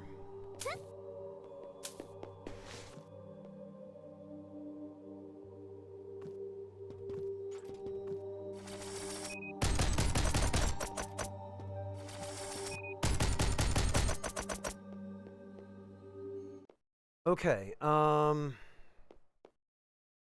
closing down sale.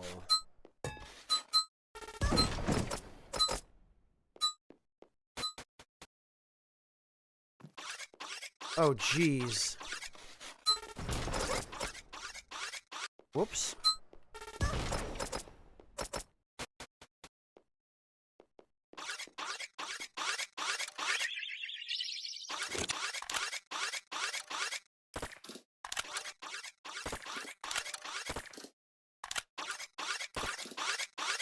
Oh, we can't, huh?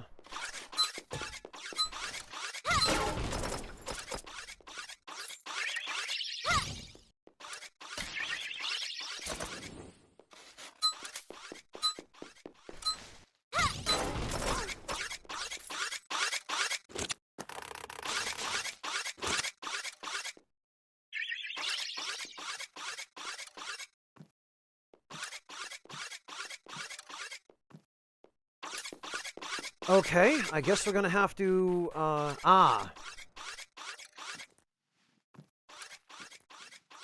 The minute we put this in here...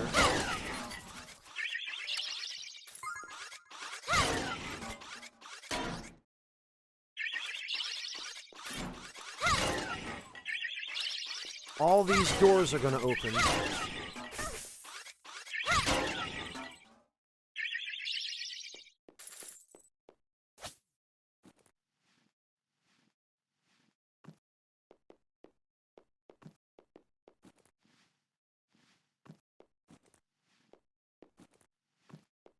Okay, well, we know this trick.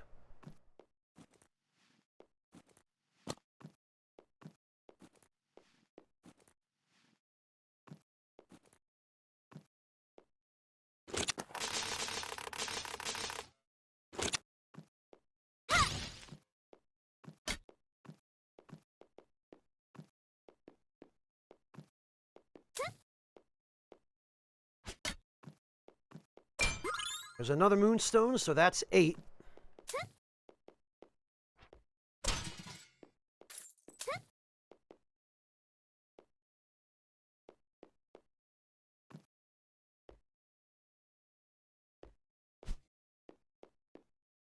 Ice cream? Well, now I'm really sad that it's closed.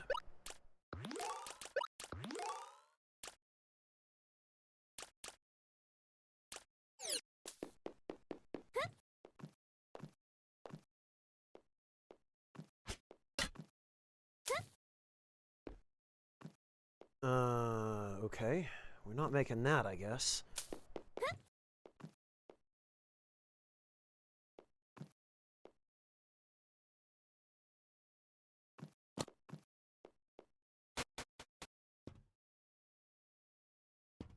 I do, Scarecrow.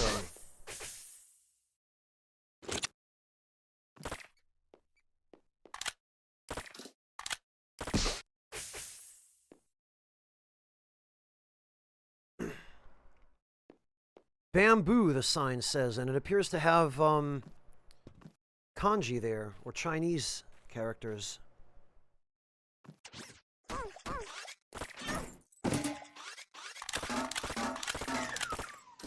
Well, I guess we're just brute forcing this.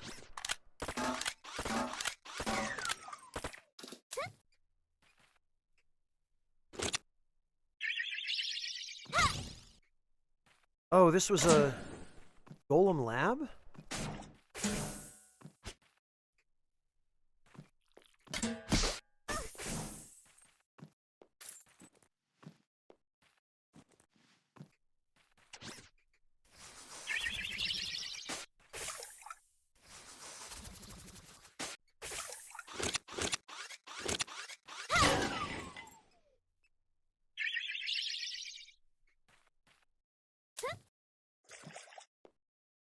Oh, and there's a battery in the pool of poison. Because of course there is.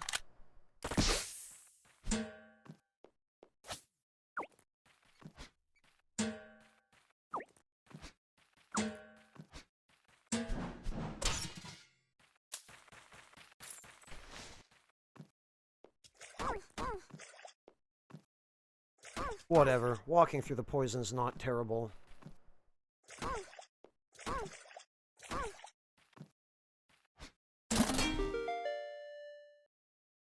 Oh, and that locks the battery in. Okay.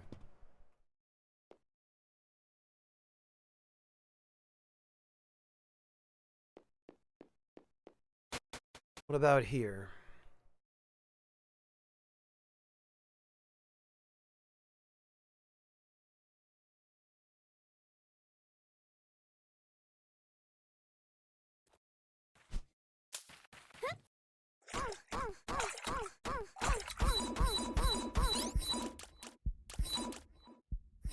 Sheesh.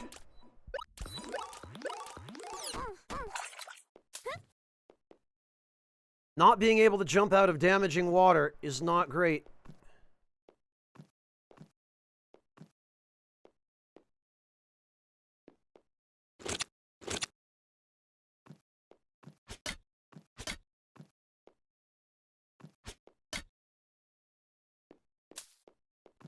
We might be able to make this. We sure can.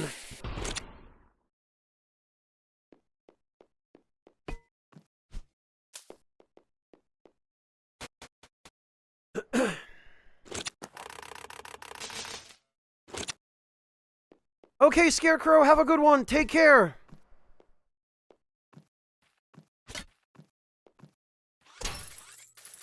Oh, this was just money.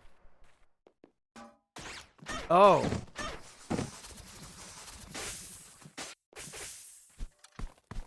I guess it was more than just money.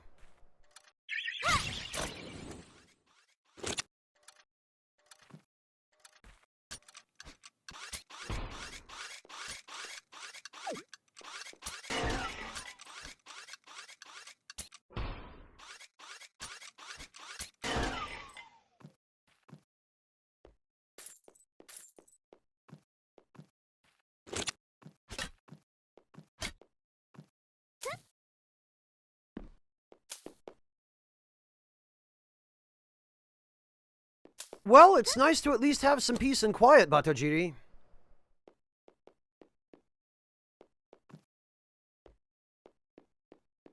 How about this?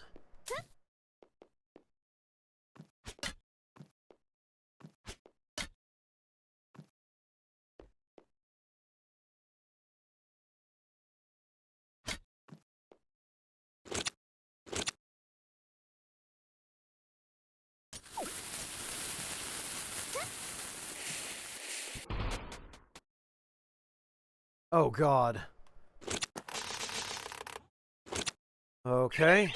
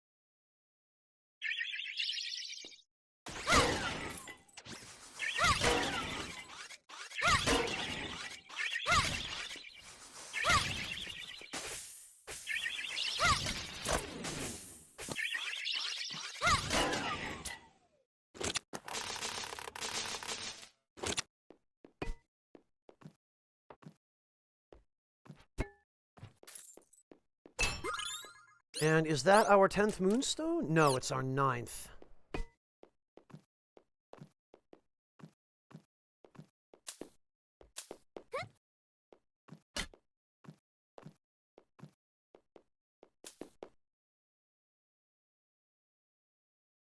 Well, that's a fair point, Floofin.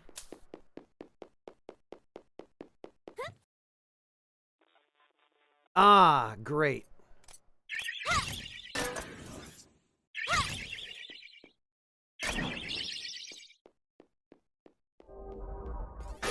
Ah, okay.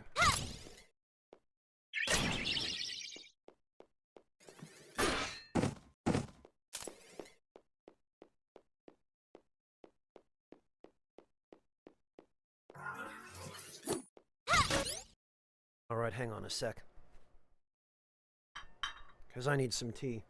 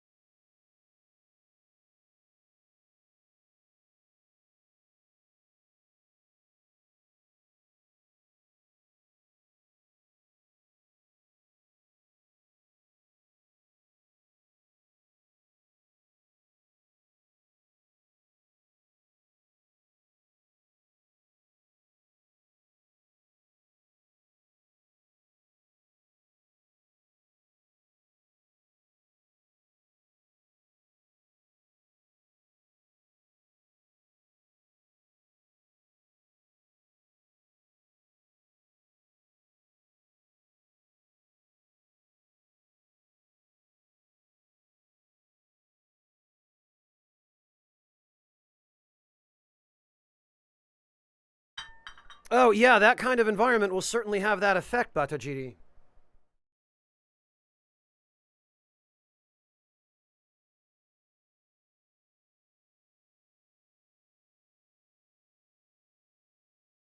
I hope it's at least tolerable weather.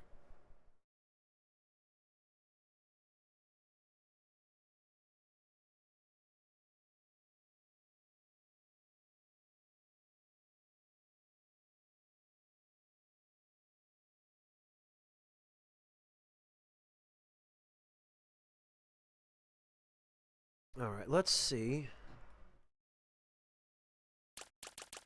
Could use to heal.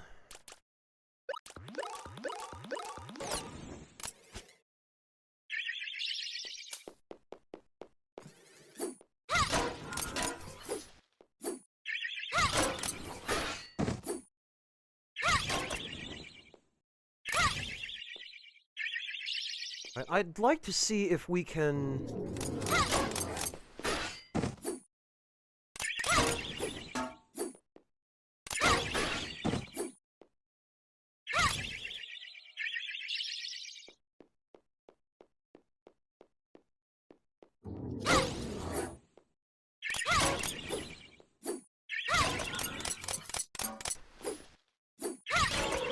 Oh?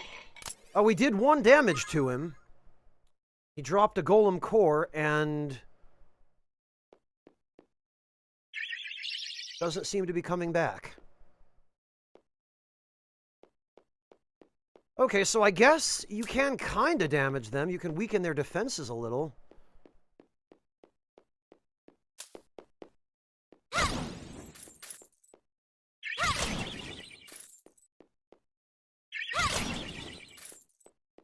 In before there are 2 of them. Alright, let's see. Oh, jeez.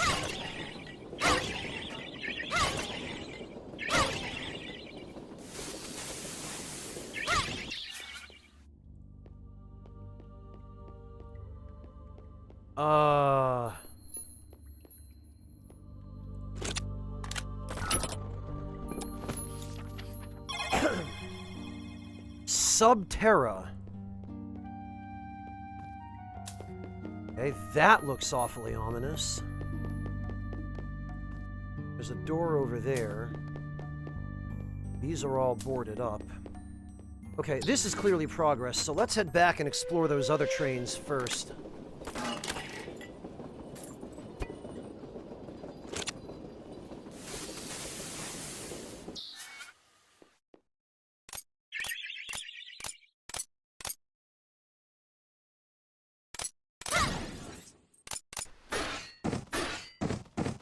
Alright, you know what?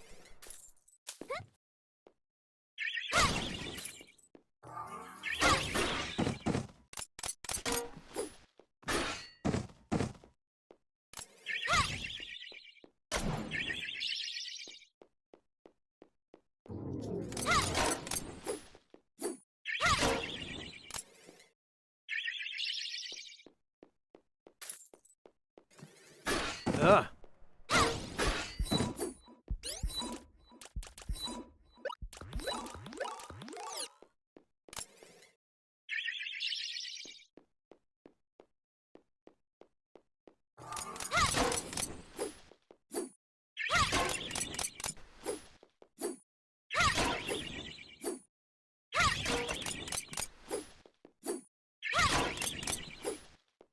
Ugh.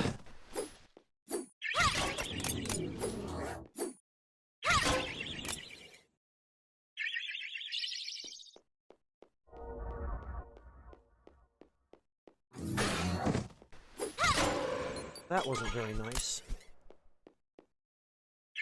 We got him. I should have just done this the first time we came through here. Oh dear.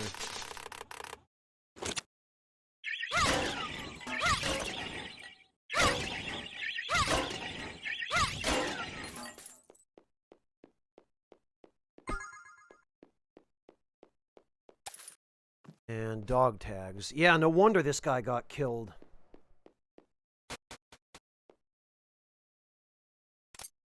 Hate when that happens, Batojiri.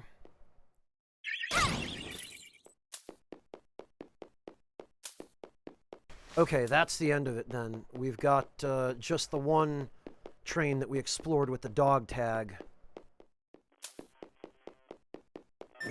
Oh, hello. Goodbye.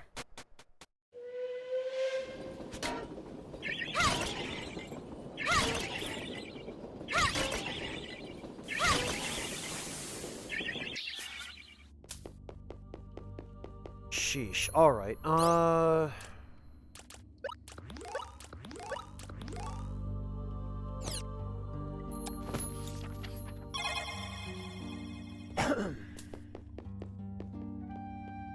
well, this is clearly going to be a boss, so...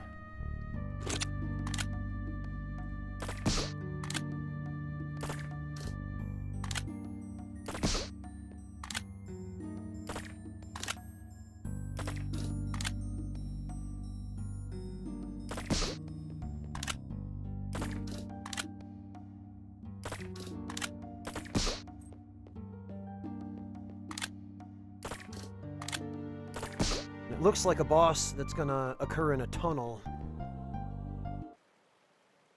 Oh wait, no, this comes out in Dia. I stand corrected, so this puts us Huh?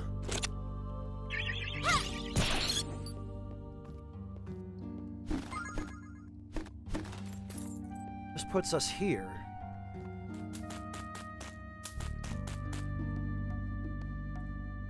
Why would this put us here?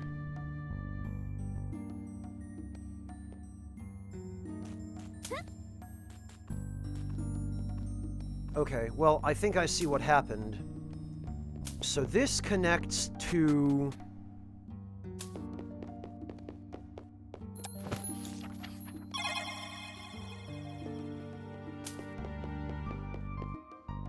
This wasn't the boss at all, and then there's just a door there. I don't even know if that's a real door or if that always stays closed. Probably it's just there for immersion purposes, because we're going that direction, so we would have just passed through it in the train.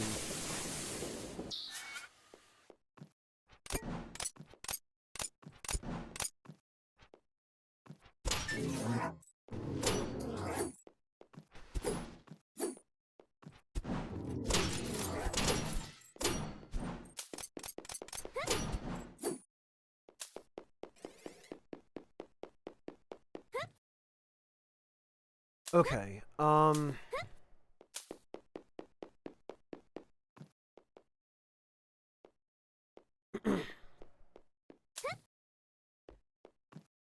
So actually, I think what we were supposed to do is just turn on the power here, which we did.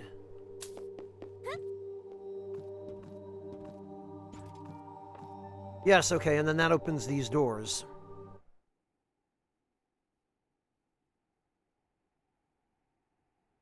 S-H-E-O-L. Okay, it did say Sheol. That's what I thought.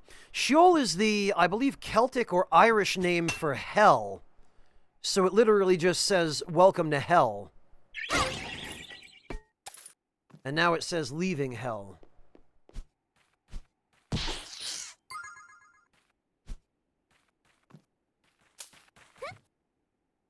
I'm astonished that there wasn't a boss fight there, unless that's here. But it doesn't look like it is.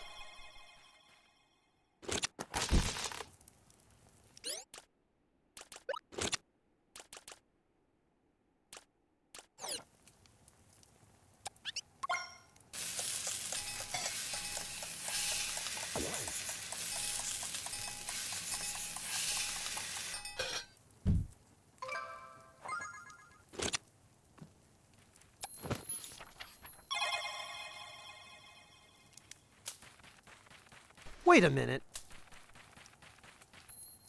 Right behind me in the background, that is a burnt-out car sitting on top of just a couple of stacks of tires.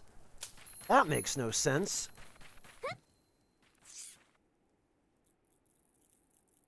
What have we here?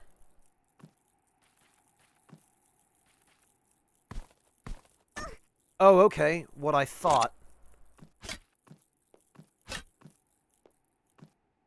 Sharp and probably radioactive crystals.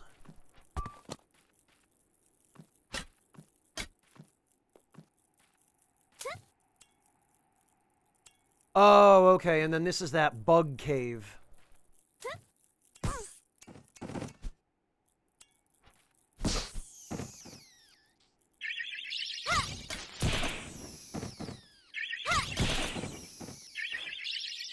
Sheesh, okay,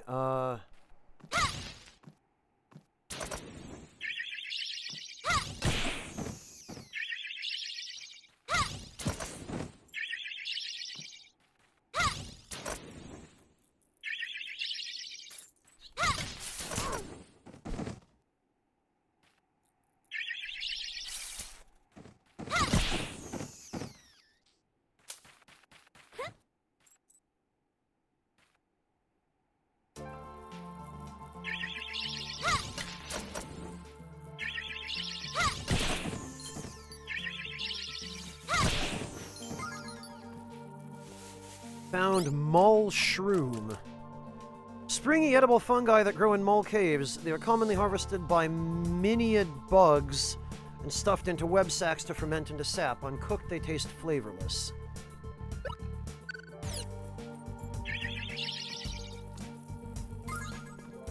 Found Eid sap.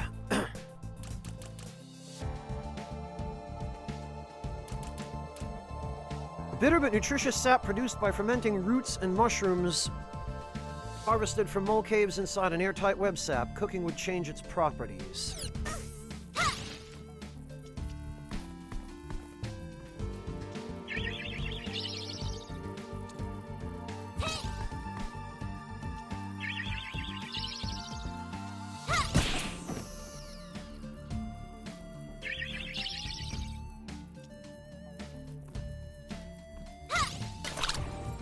Okay, that was an enemy.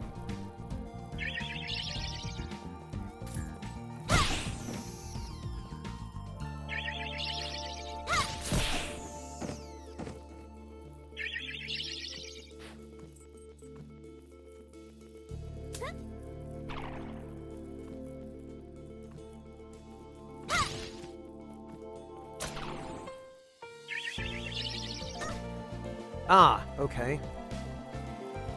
Ah, blast it.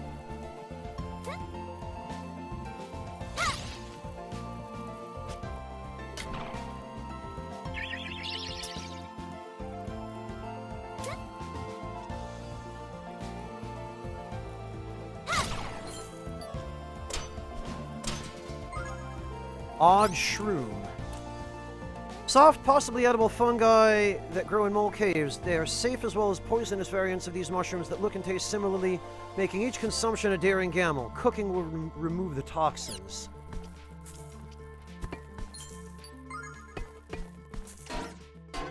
What? What are you doing in there?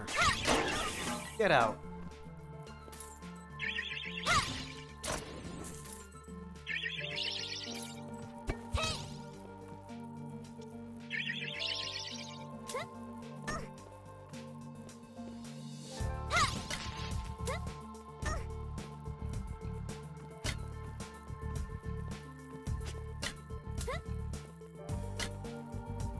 Ah.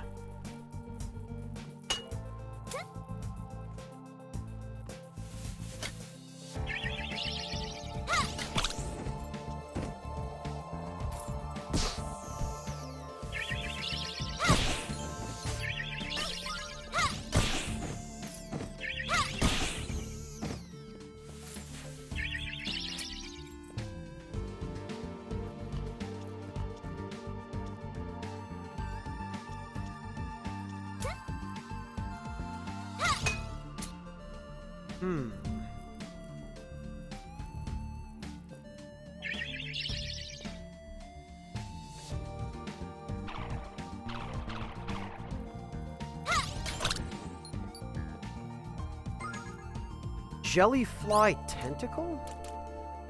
The translucent tentacle of a jellyfly. In addition to being packed with fatty nutrients, its slick surface and thin form allow it to be slurped raw like a noodle. Cooking would change its properties. Incredible.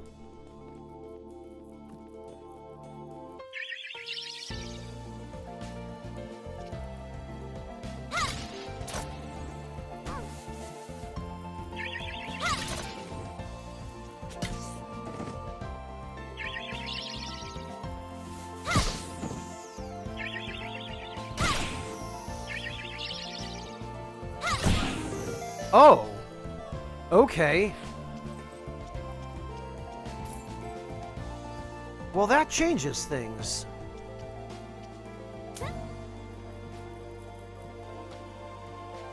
Because that means... Aha!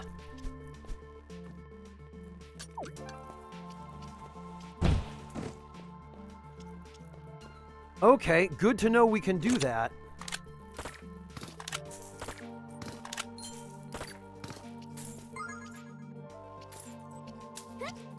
Wonder if we can do it to the other ones here, and I wonder if they respawn. They don't respawn.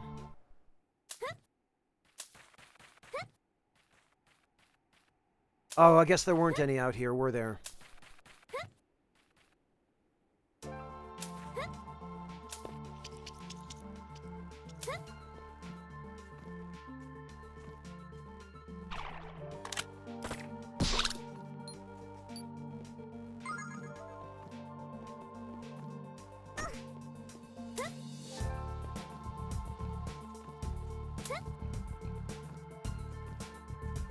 Alright. Well, now that we know this...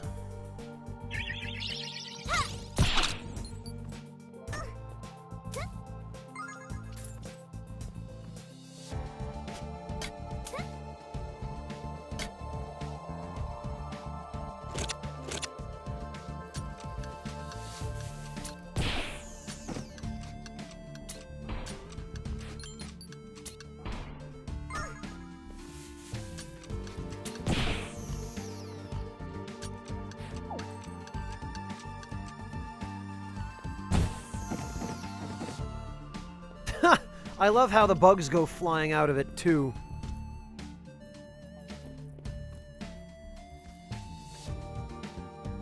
Okay.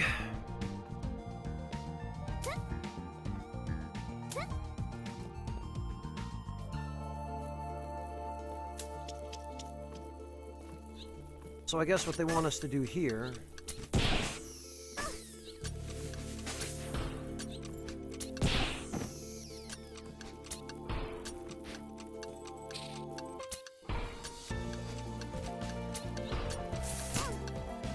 Ah, too late, idiots. Oh, they're still alive.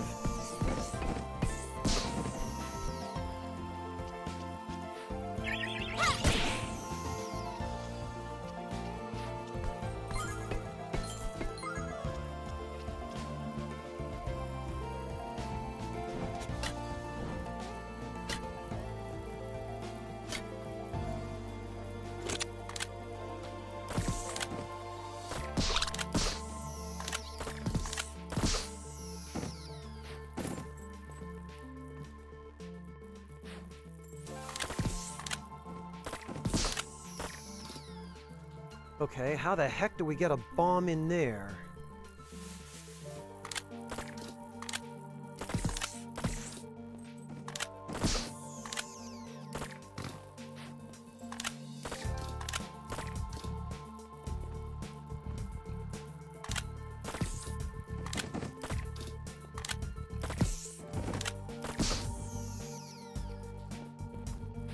Or do we have to use a bomb?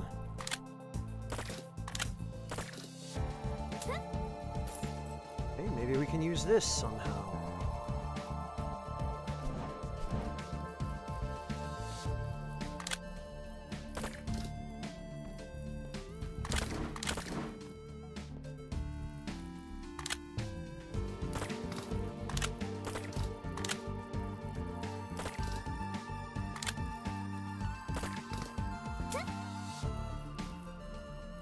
We can't, Batojiri, we can't aim it any direction other than left or right.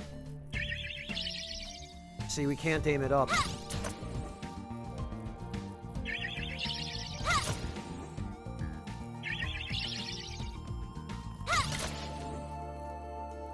The only thing I think we could do...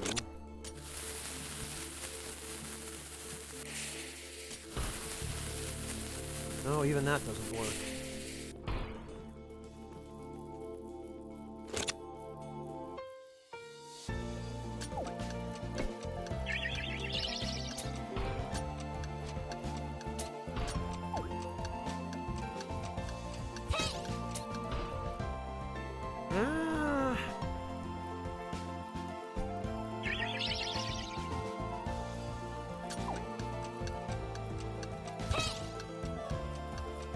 That's going to do it either.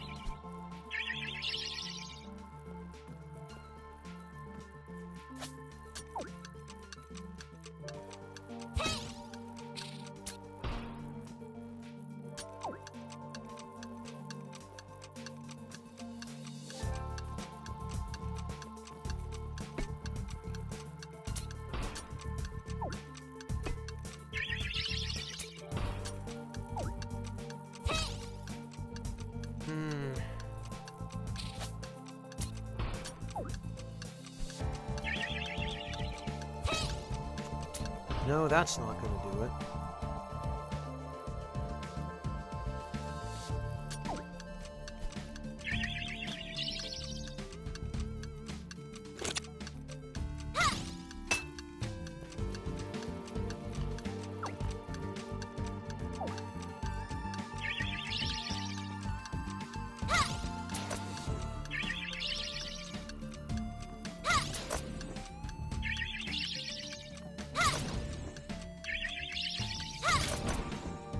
No, okay, that just detonates it. I don't know, I don't think we have the ability to...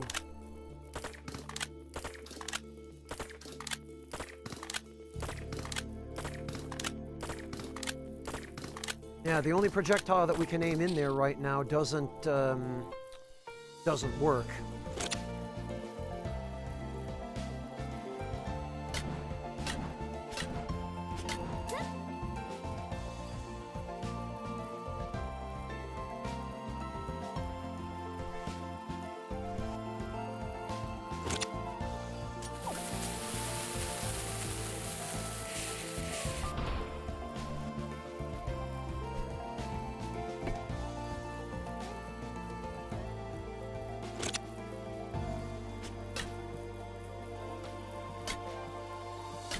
Maybe there's something else we can use that we don't have yet.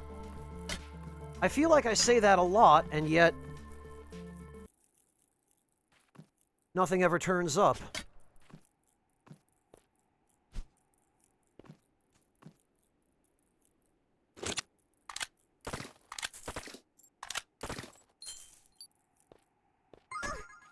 An odd shroom.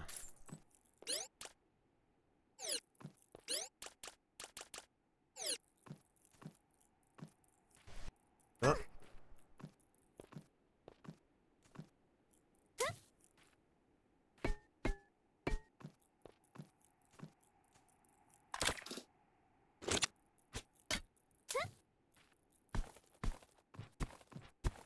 Some sort of pipe assembly here.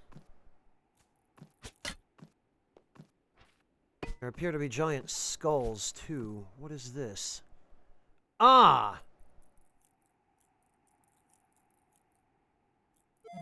Whoa! Look at this ship! Likely dates back to the time of the Great War.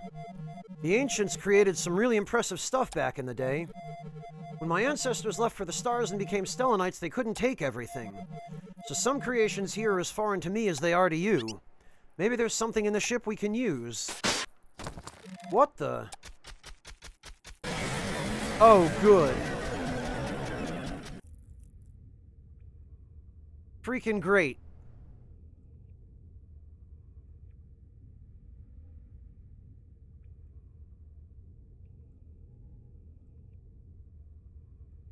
Well, I'm glad he got away. Gale, are you alright? Hang on, I'll bust you out of there. Sheesh. Sorry for running out on you earlier. I completely forgot that I was piloting an avatar robot. No harm can actually befall me. Now you know about my one weakness, bugs. So how do you feel? Alright, I guess. Impressed you're still alive. Those fangs have got to be venomous. I think this is the colony's food storage. It gives me the creeps. Before we hustle on out of here, I do have some good news. While the bugs were distracted, I searched the ship and I found these rocket boots. They're a bit old, but not too different from the design my people still use. Try them on. You obtained rocket boots. Gale can now hover horizontally in the air. Press and hold A when in midair to activate the rocket boots. The initial fiery burst that erupts will also toast enemies. You can also press RT while hovering to reactivate the thrusters, potentially toasting an enemy twice. Hope we don't run into that thing again. No, let's go find it and kill it.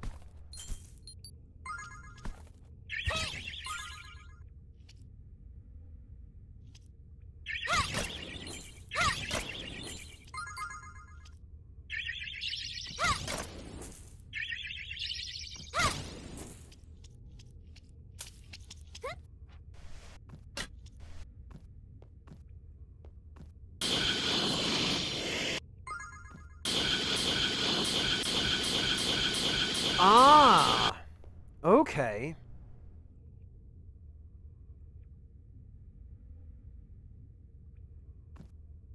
Yeah, just what I needed, Systemi.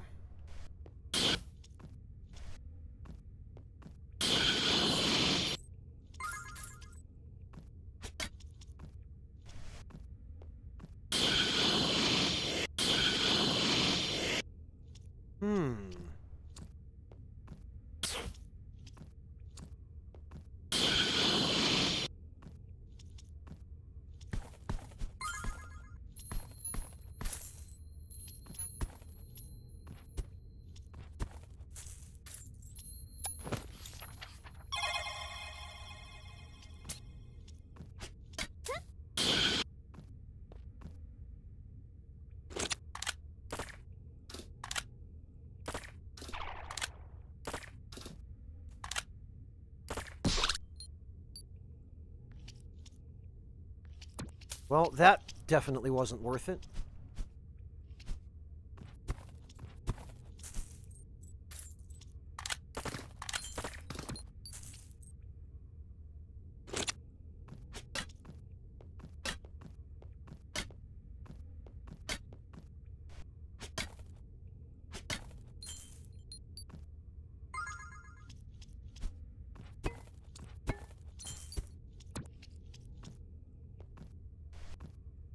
Oh, but look.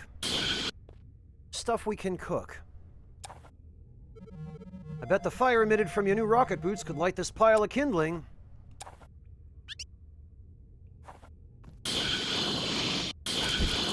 I guess it can.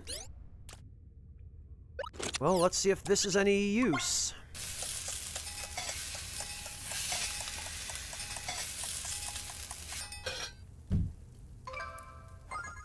Toasted shroom.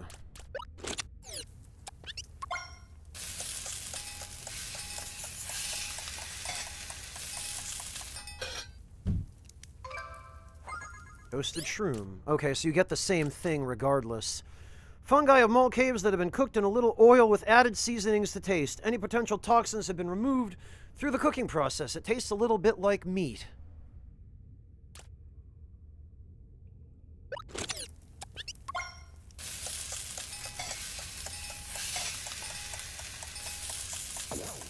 Ha!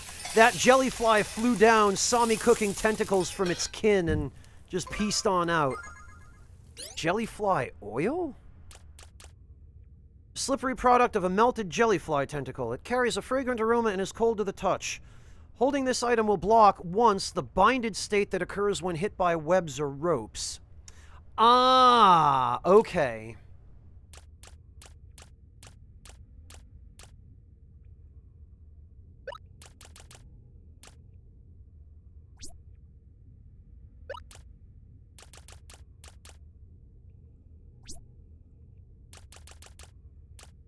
Well, I presume it's going to be, Batajiri.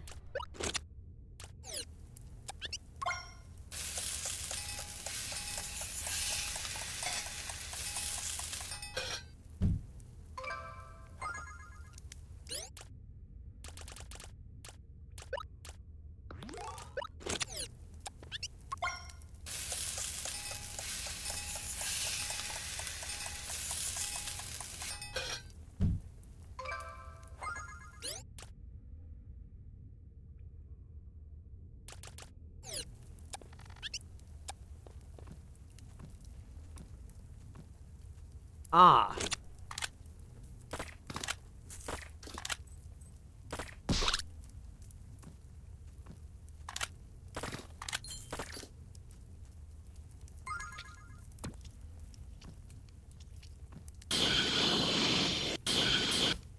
It's a shame you can't hover higher with these things.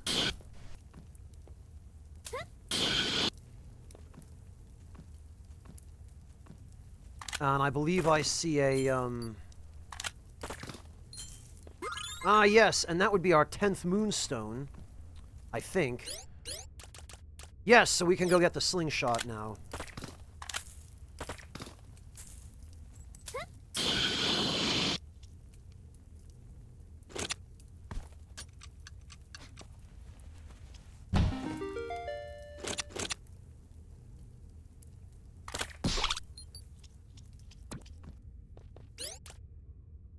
And we're gonna have to use something. Oh, we're supposed to be able to cook that too, actually.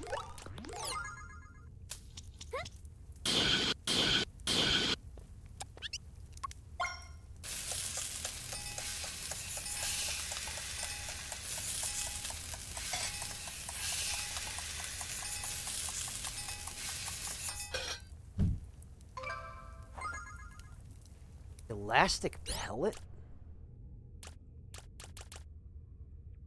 Springy, chewy pellet created by heating Eod sap. Some nutrition was lost in the exchange for gaining electrical resistance. Holding this item will block once the paralysis state that occurs when hit by electricity. Aha!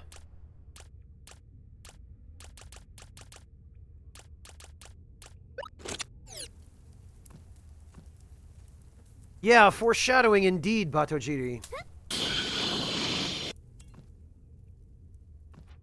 Oh, and that's a shortcut that we're gonna have to open from the other direction.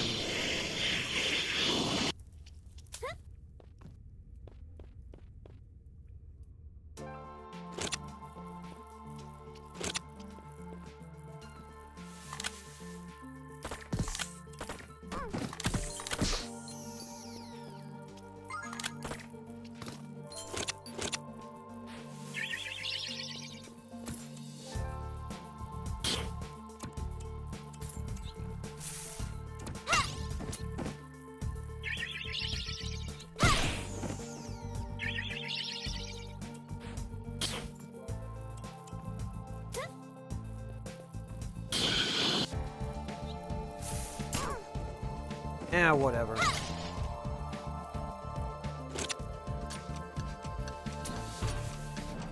Bombs? You want it?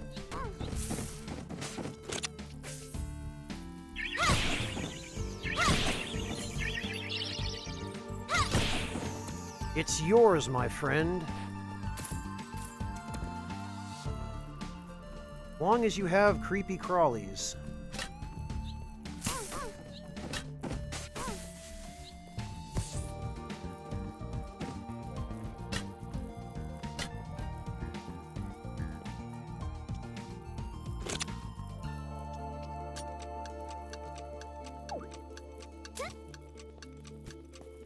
He pushed it into his own nest. What an idiot.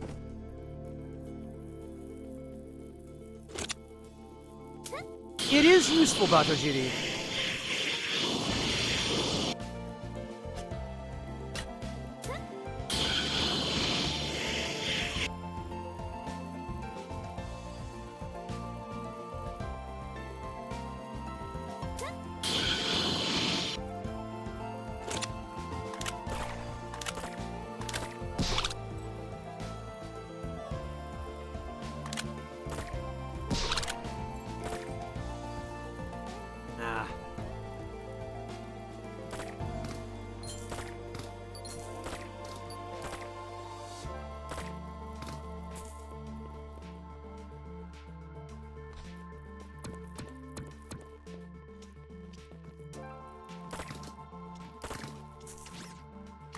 What? Why are there golems in these?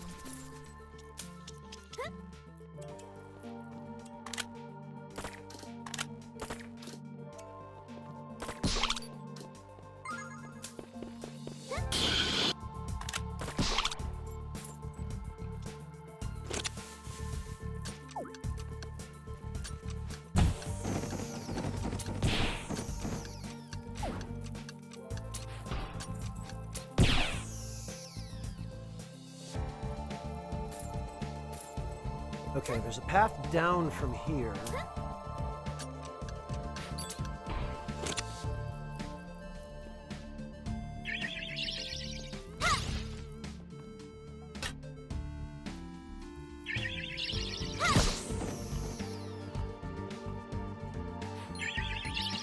Okay, I see where this puts us.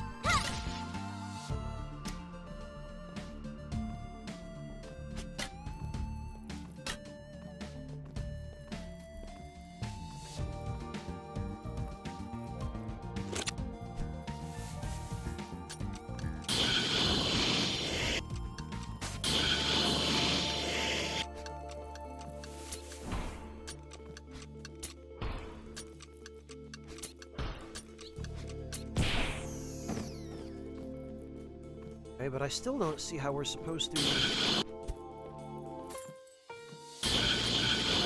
Oh, okay.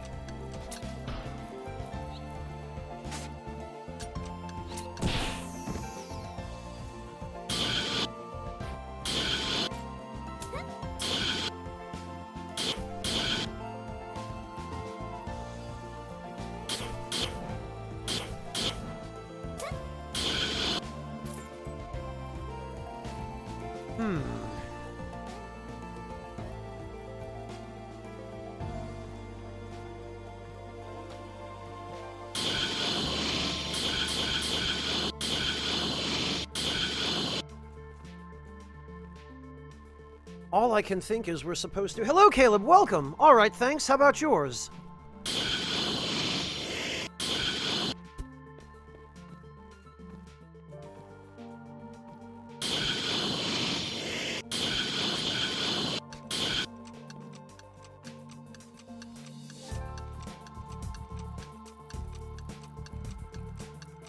Ah, what's that? Congratulations! Pork fried rice, very good.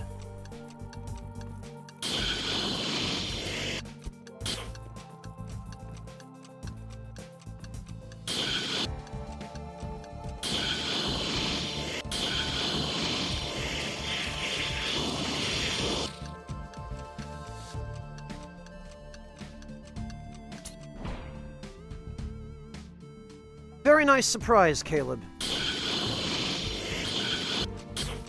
Okay, we can't get this thing high enough to get in there, though. So I'm still not sure what we're supposed to do.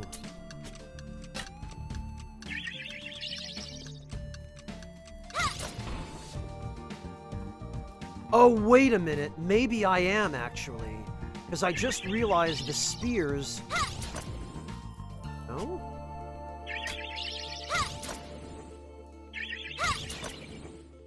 Okay, that doesn't count, apparently.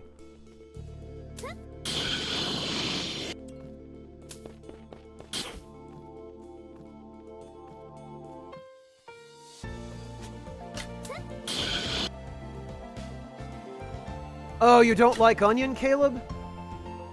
That's a shame. I love onion. Onion is great in fried rice. I mean, I understand if it's not your thing, but... Oh, geez. Oh, and these things spit acid, too.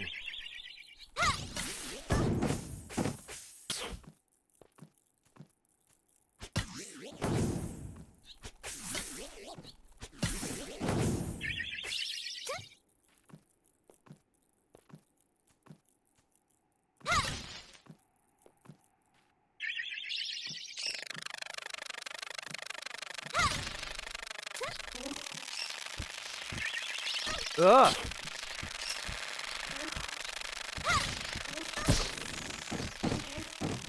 Okay.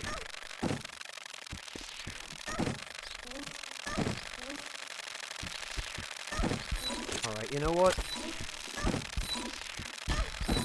Absolutely despise enemies that can just go through the terrain and hit you no matter where you are.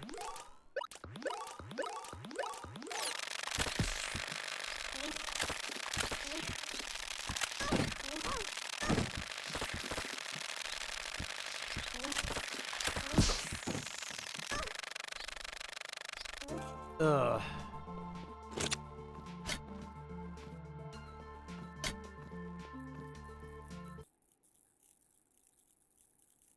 Oh, you don't like sweet onions. Gotcha.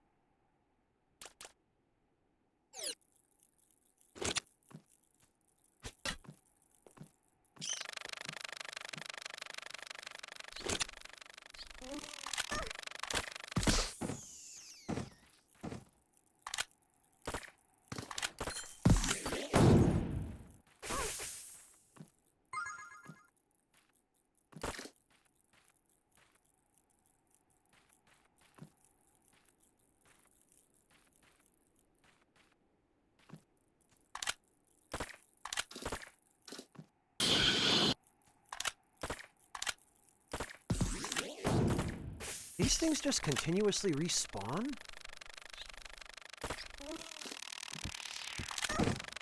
Ugh.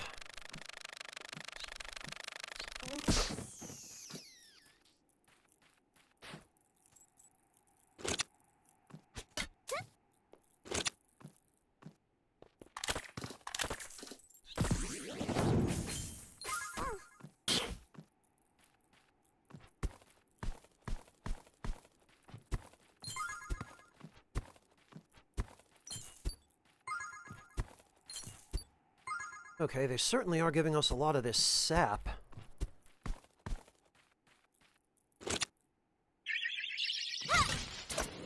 Oh, I don't think you did, Caleb. Congratulations. Have you found anything on it that you like? Yeah, this one's pretty high on my list, too.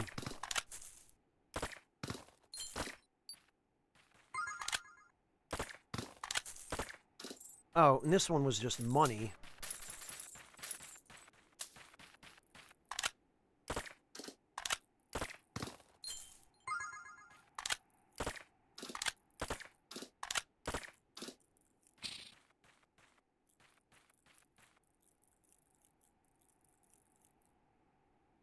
Alright, I think I see what I'm meant to do here.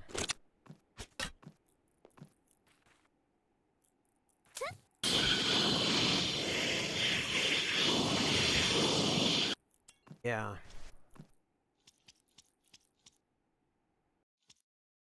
Oh, well, there she is.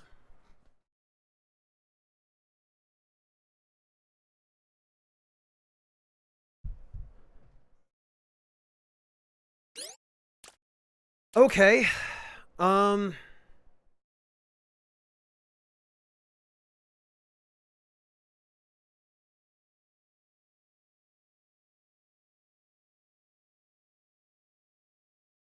No K definition, but that's clearly what we're being served here. Yeah, Vera, I think maybe the rocket boots were supposed to be a hint.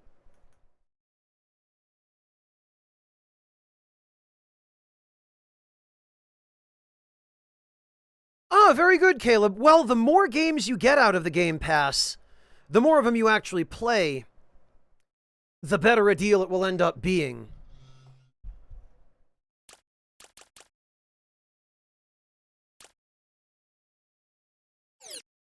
Alright, I've got a whole bunch of stuff that I would really like to go prepare.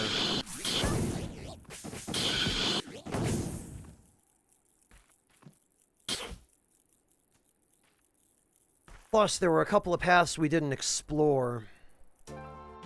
And actually...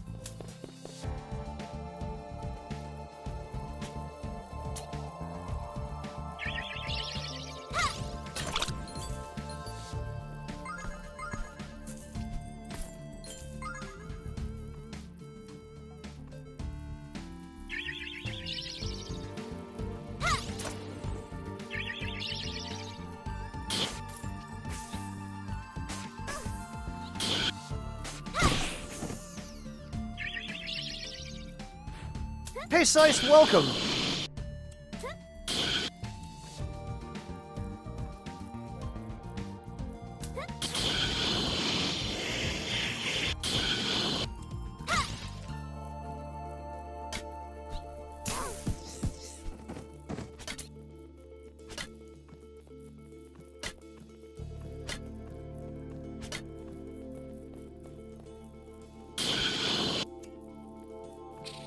Okay, so that's the exit.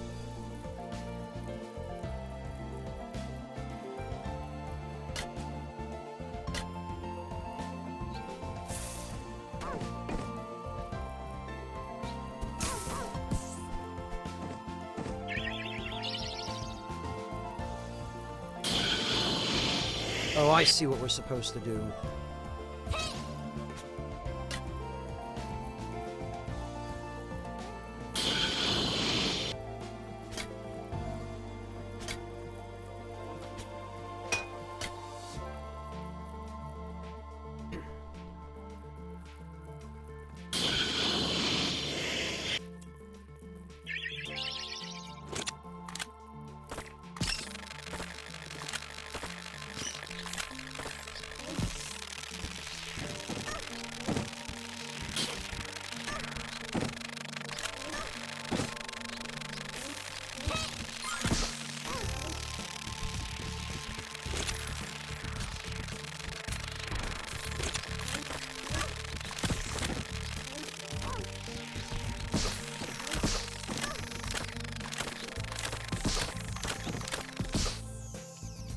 These things are horrible.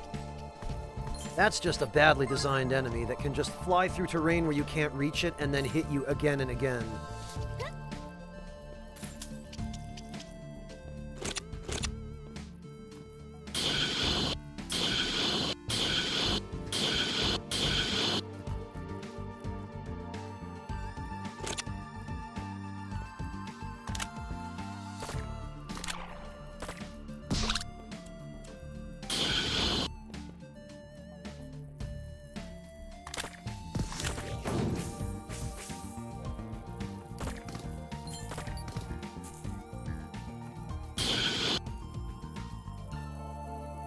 What I wonder is...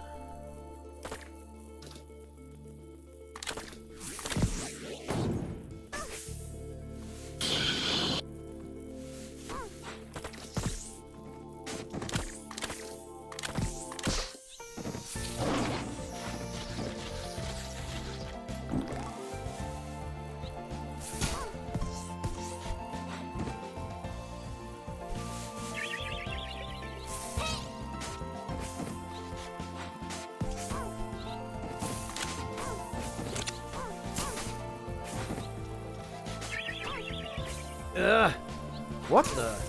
Okay.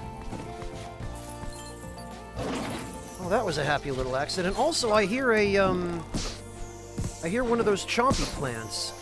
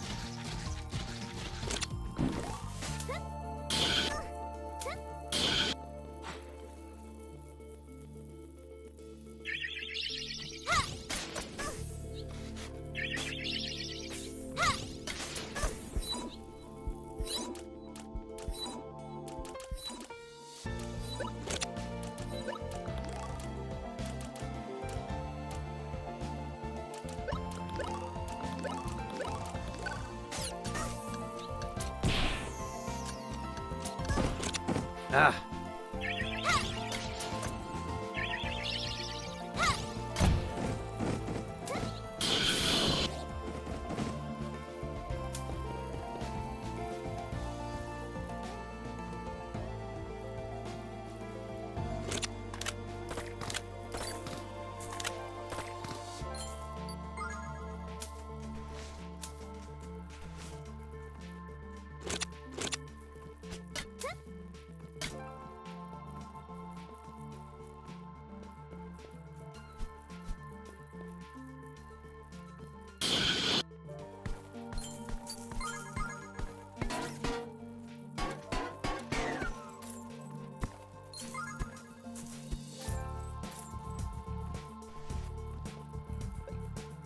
Okay, this was just a bunch of,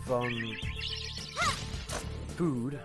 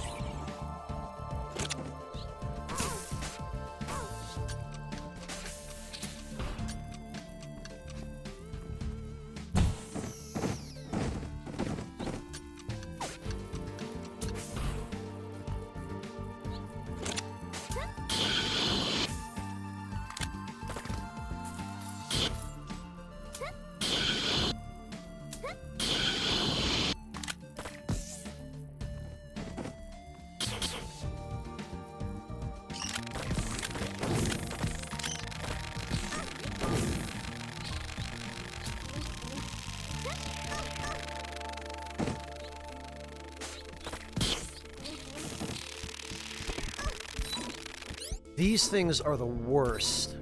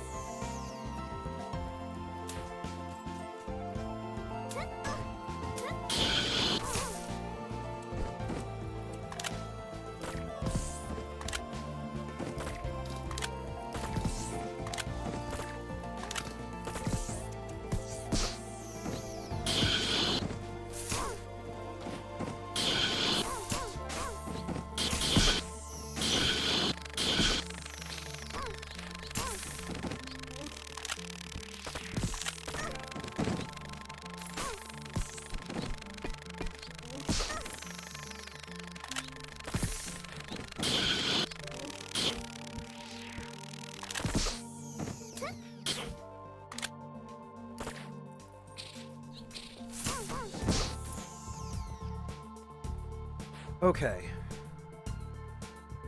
Well, those bee things have to be the priority here.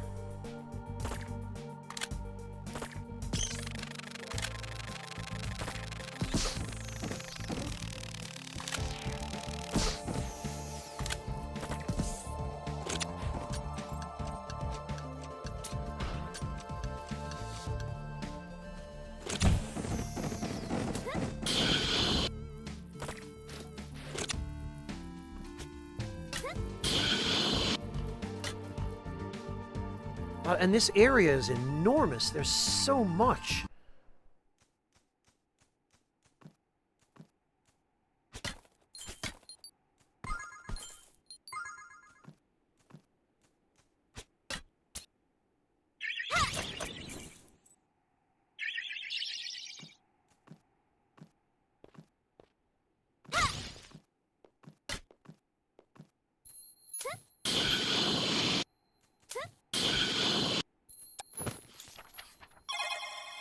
Phew.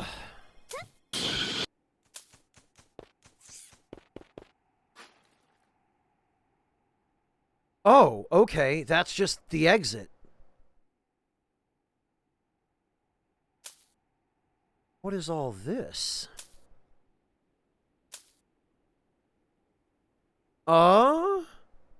Okay.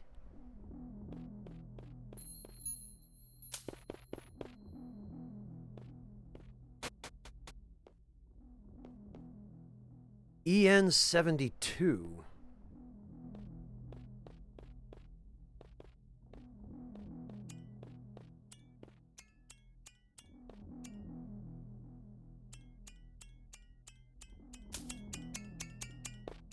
Is there going to be a boss fight here? This looks like one of those places that...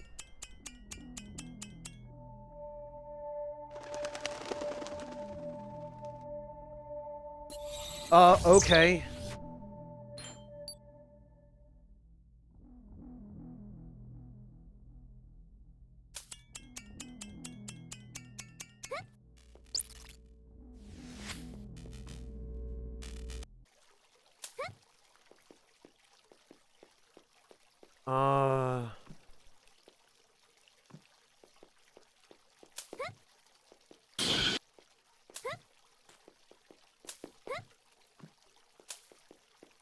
Oh, and I see stuff under the floor there, maybe.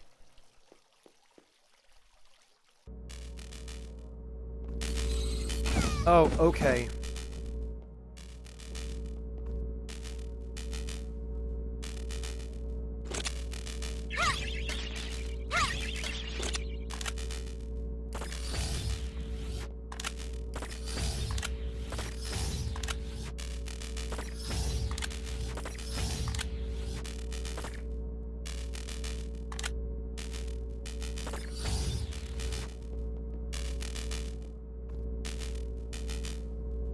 Okay, that's meant to...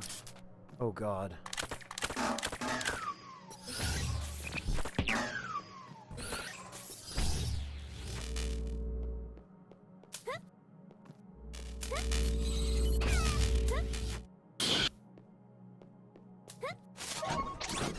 Oh, God. Okay, yep.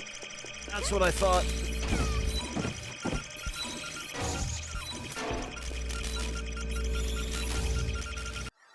Oh, alright, okay, those things do a lot of damage.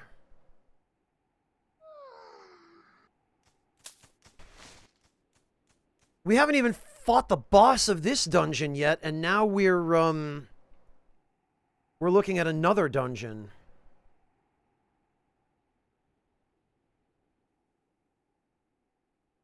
Okay, well...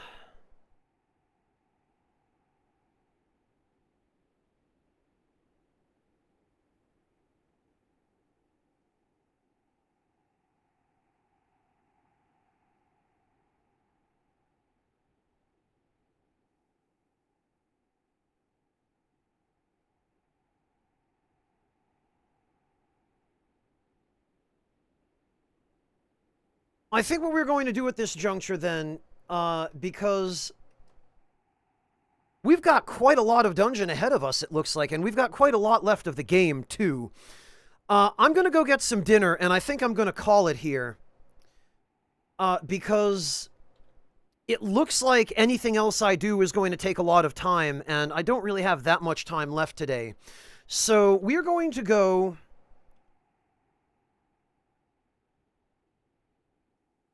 We're going to go raid my very good friend, Major Monotone, who is playing Subnautica Below Zero. And if you guys don't know him, I strongly encourage you to stick around for the raid, because he's just one of the nicest people I've ever met, and a very good friend of mine. He's been a moderator for a little while, but a viewer of mine for many, many years. He is a marine biologist. He is working on his PhD, and his insights into the game he's playing, I think, are going to be quite fascinating. So thank you all very much for hanging out today, and I will catch you all tomorrow for more of this. Take care, everyone.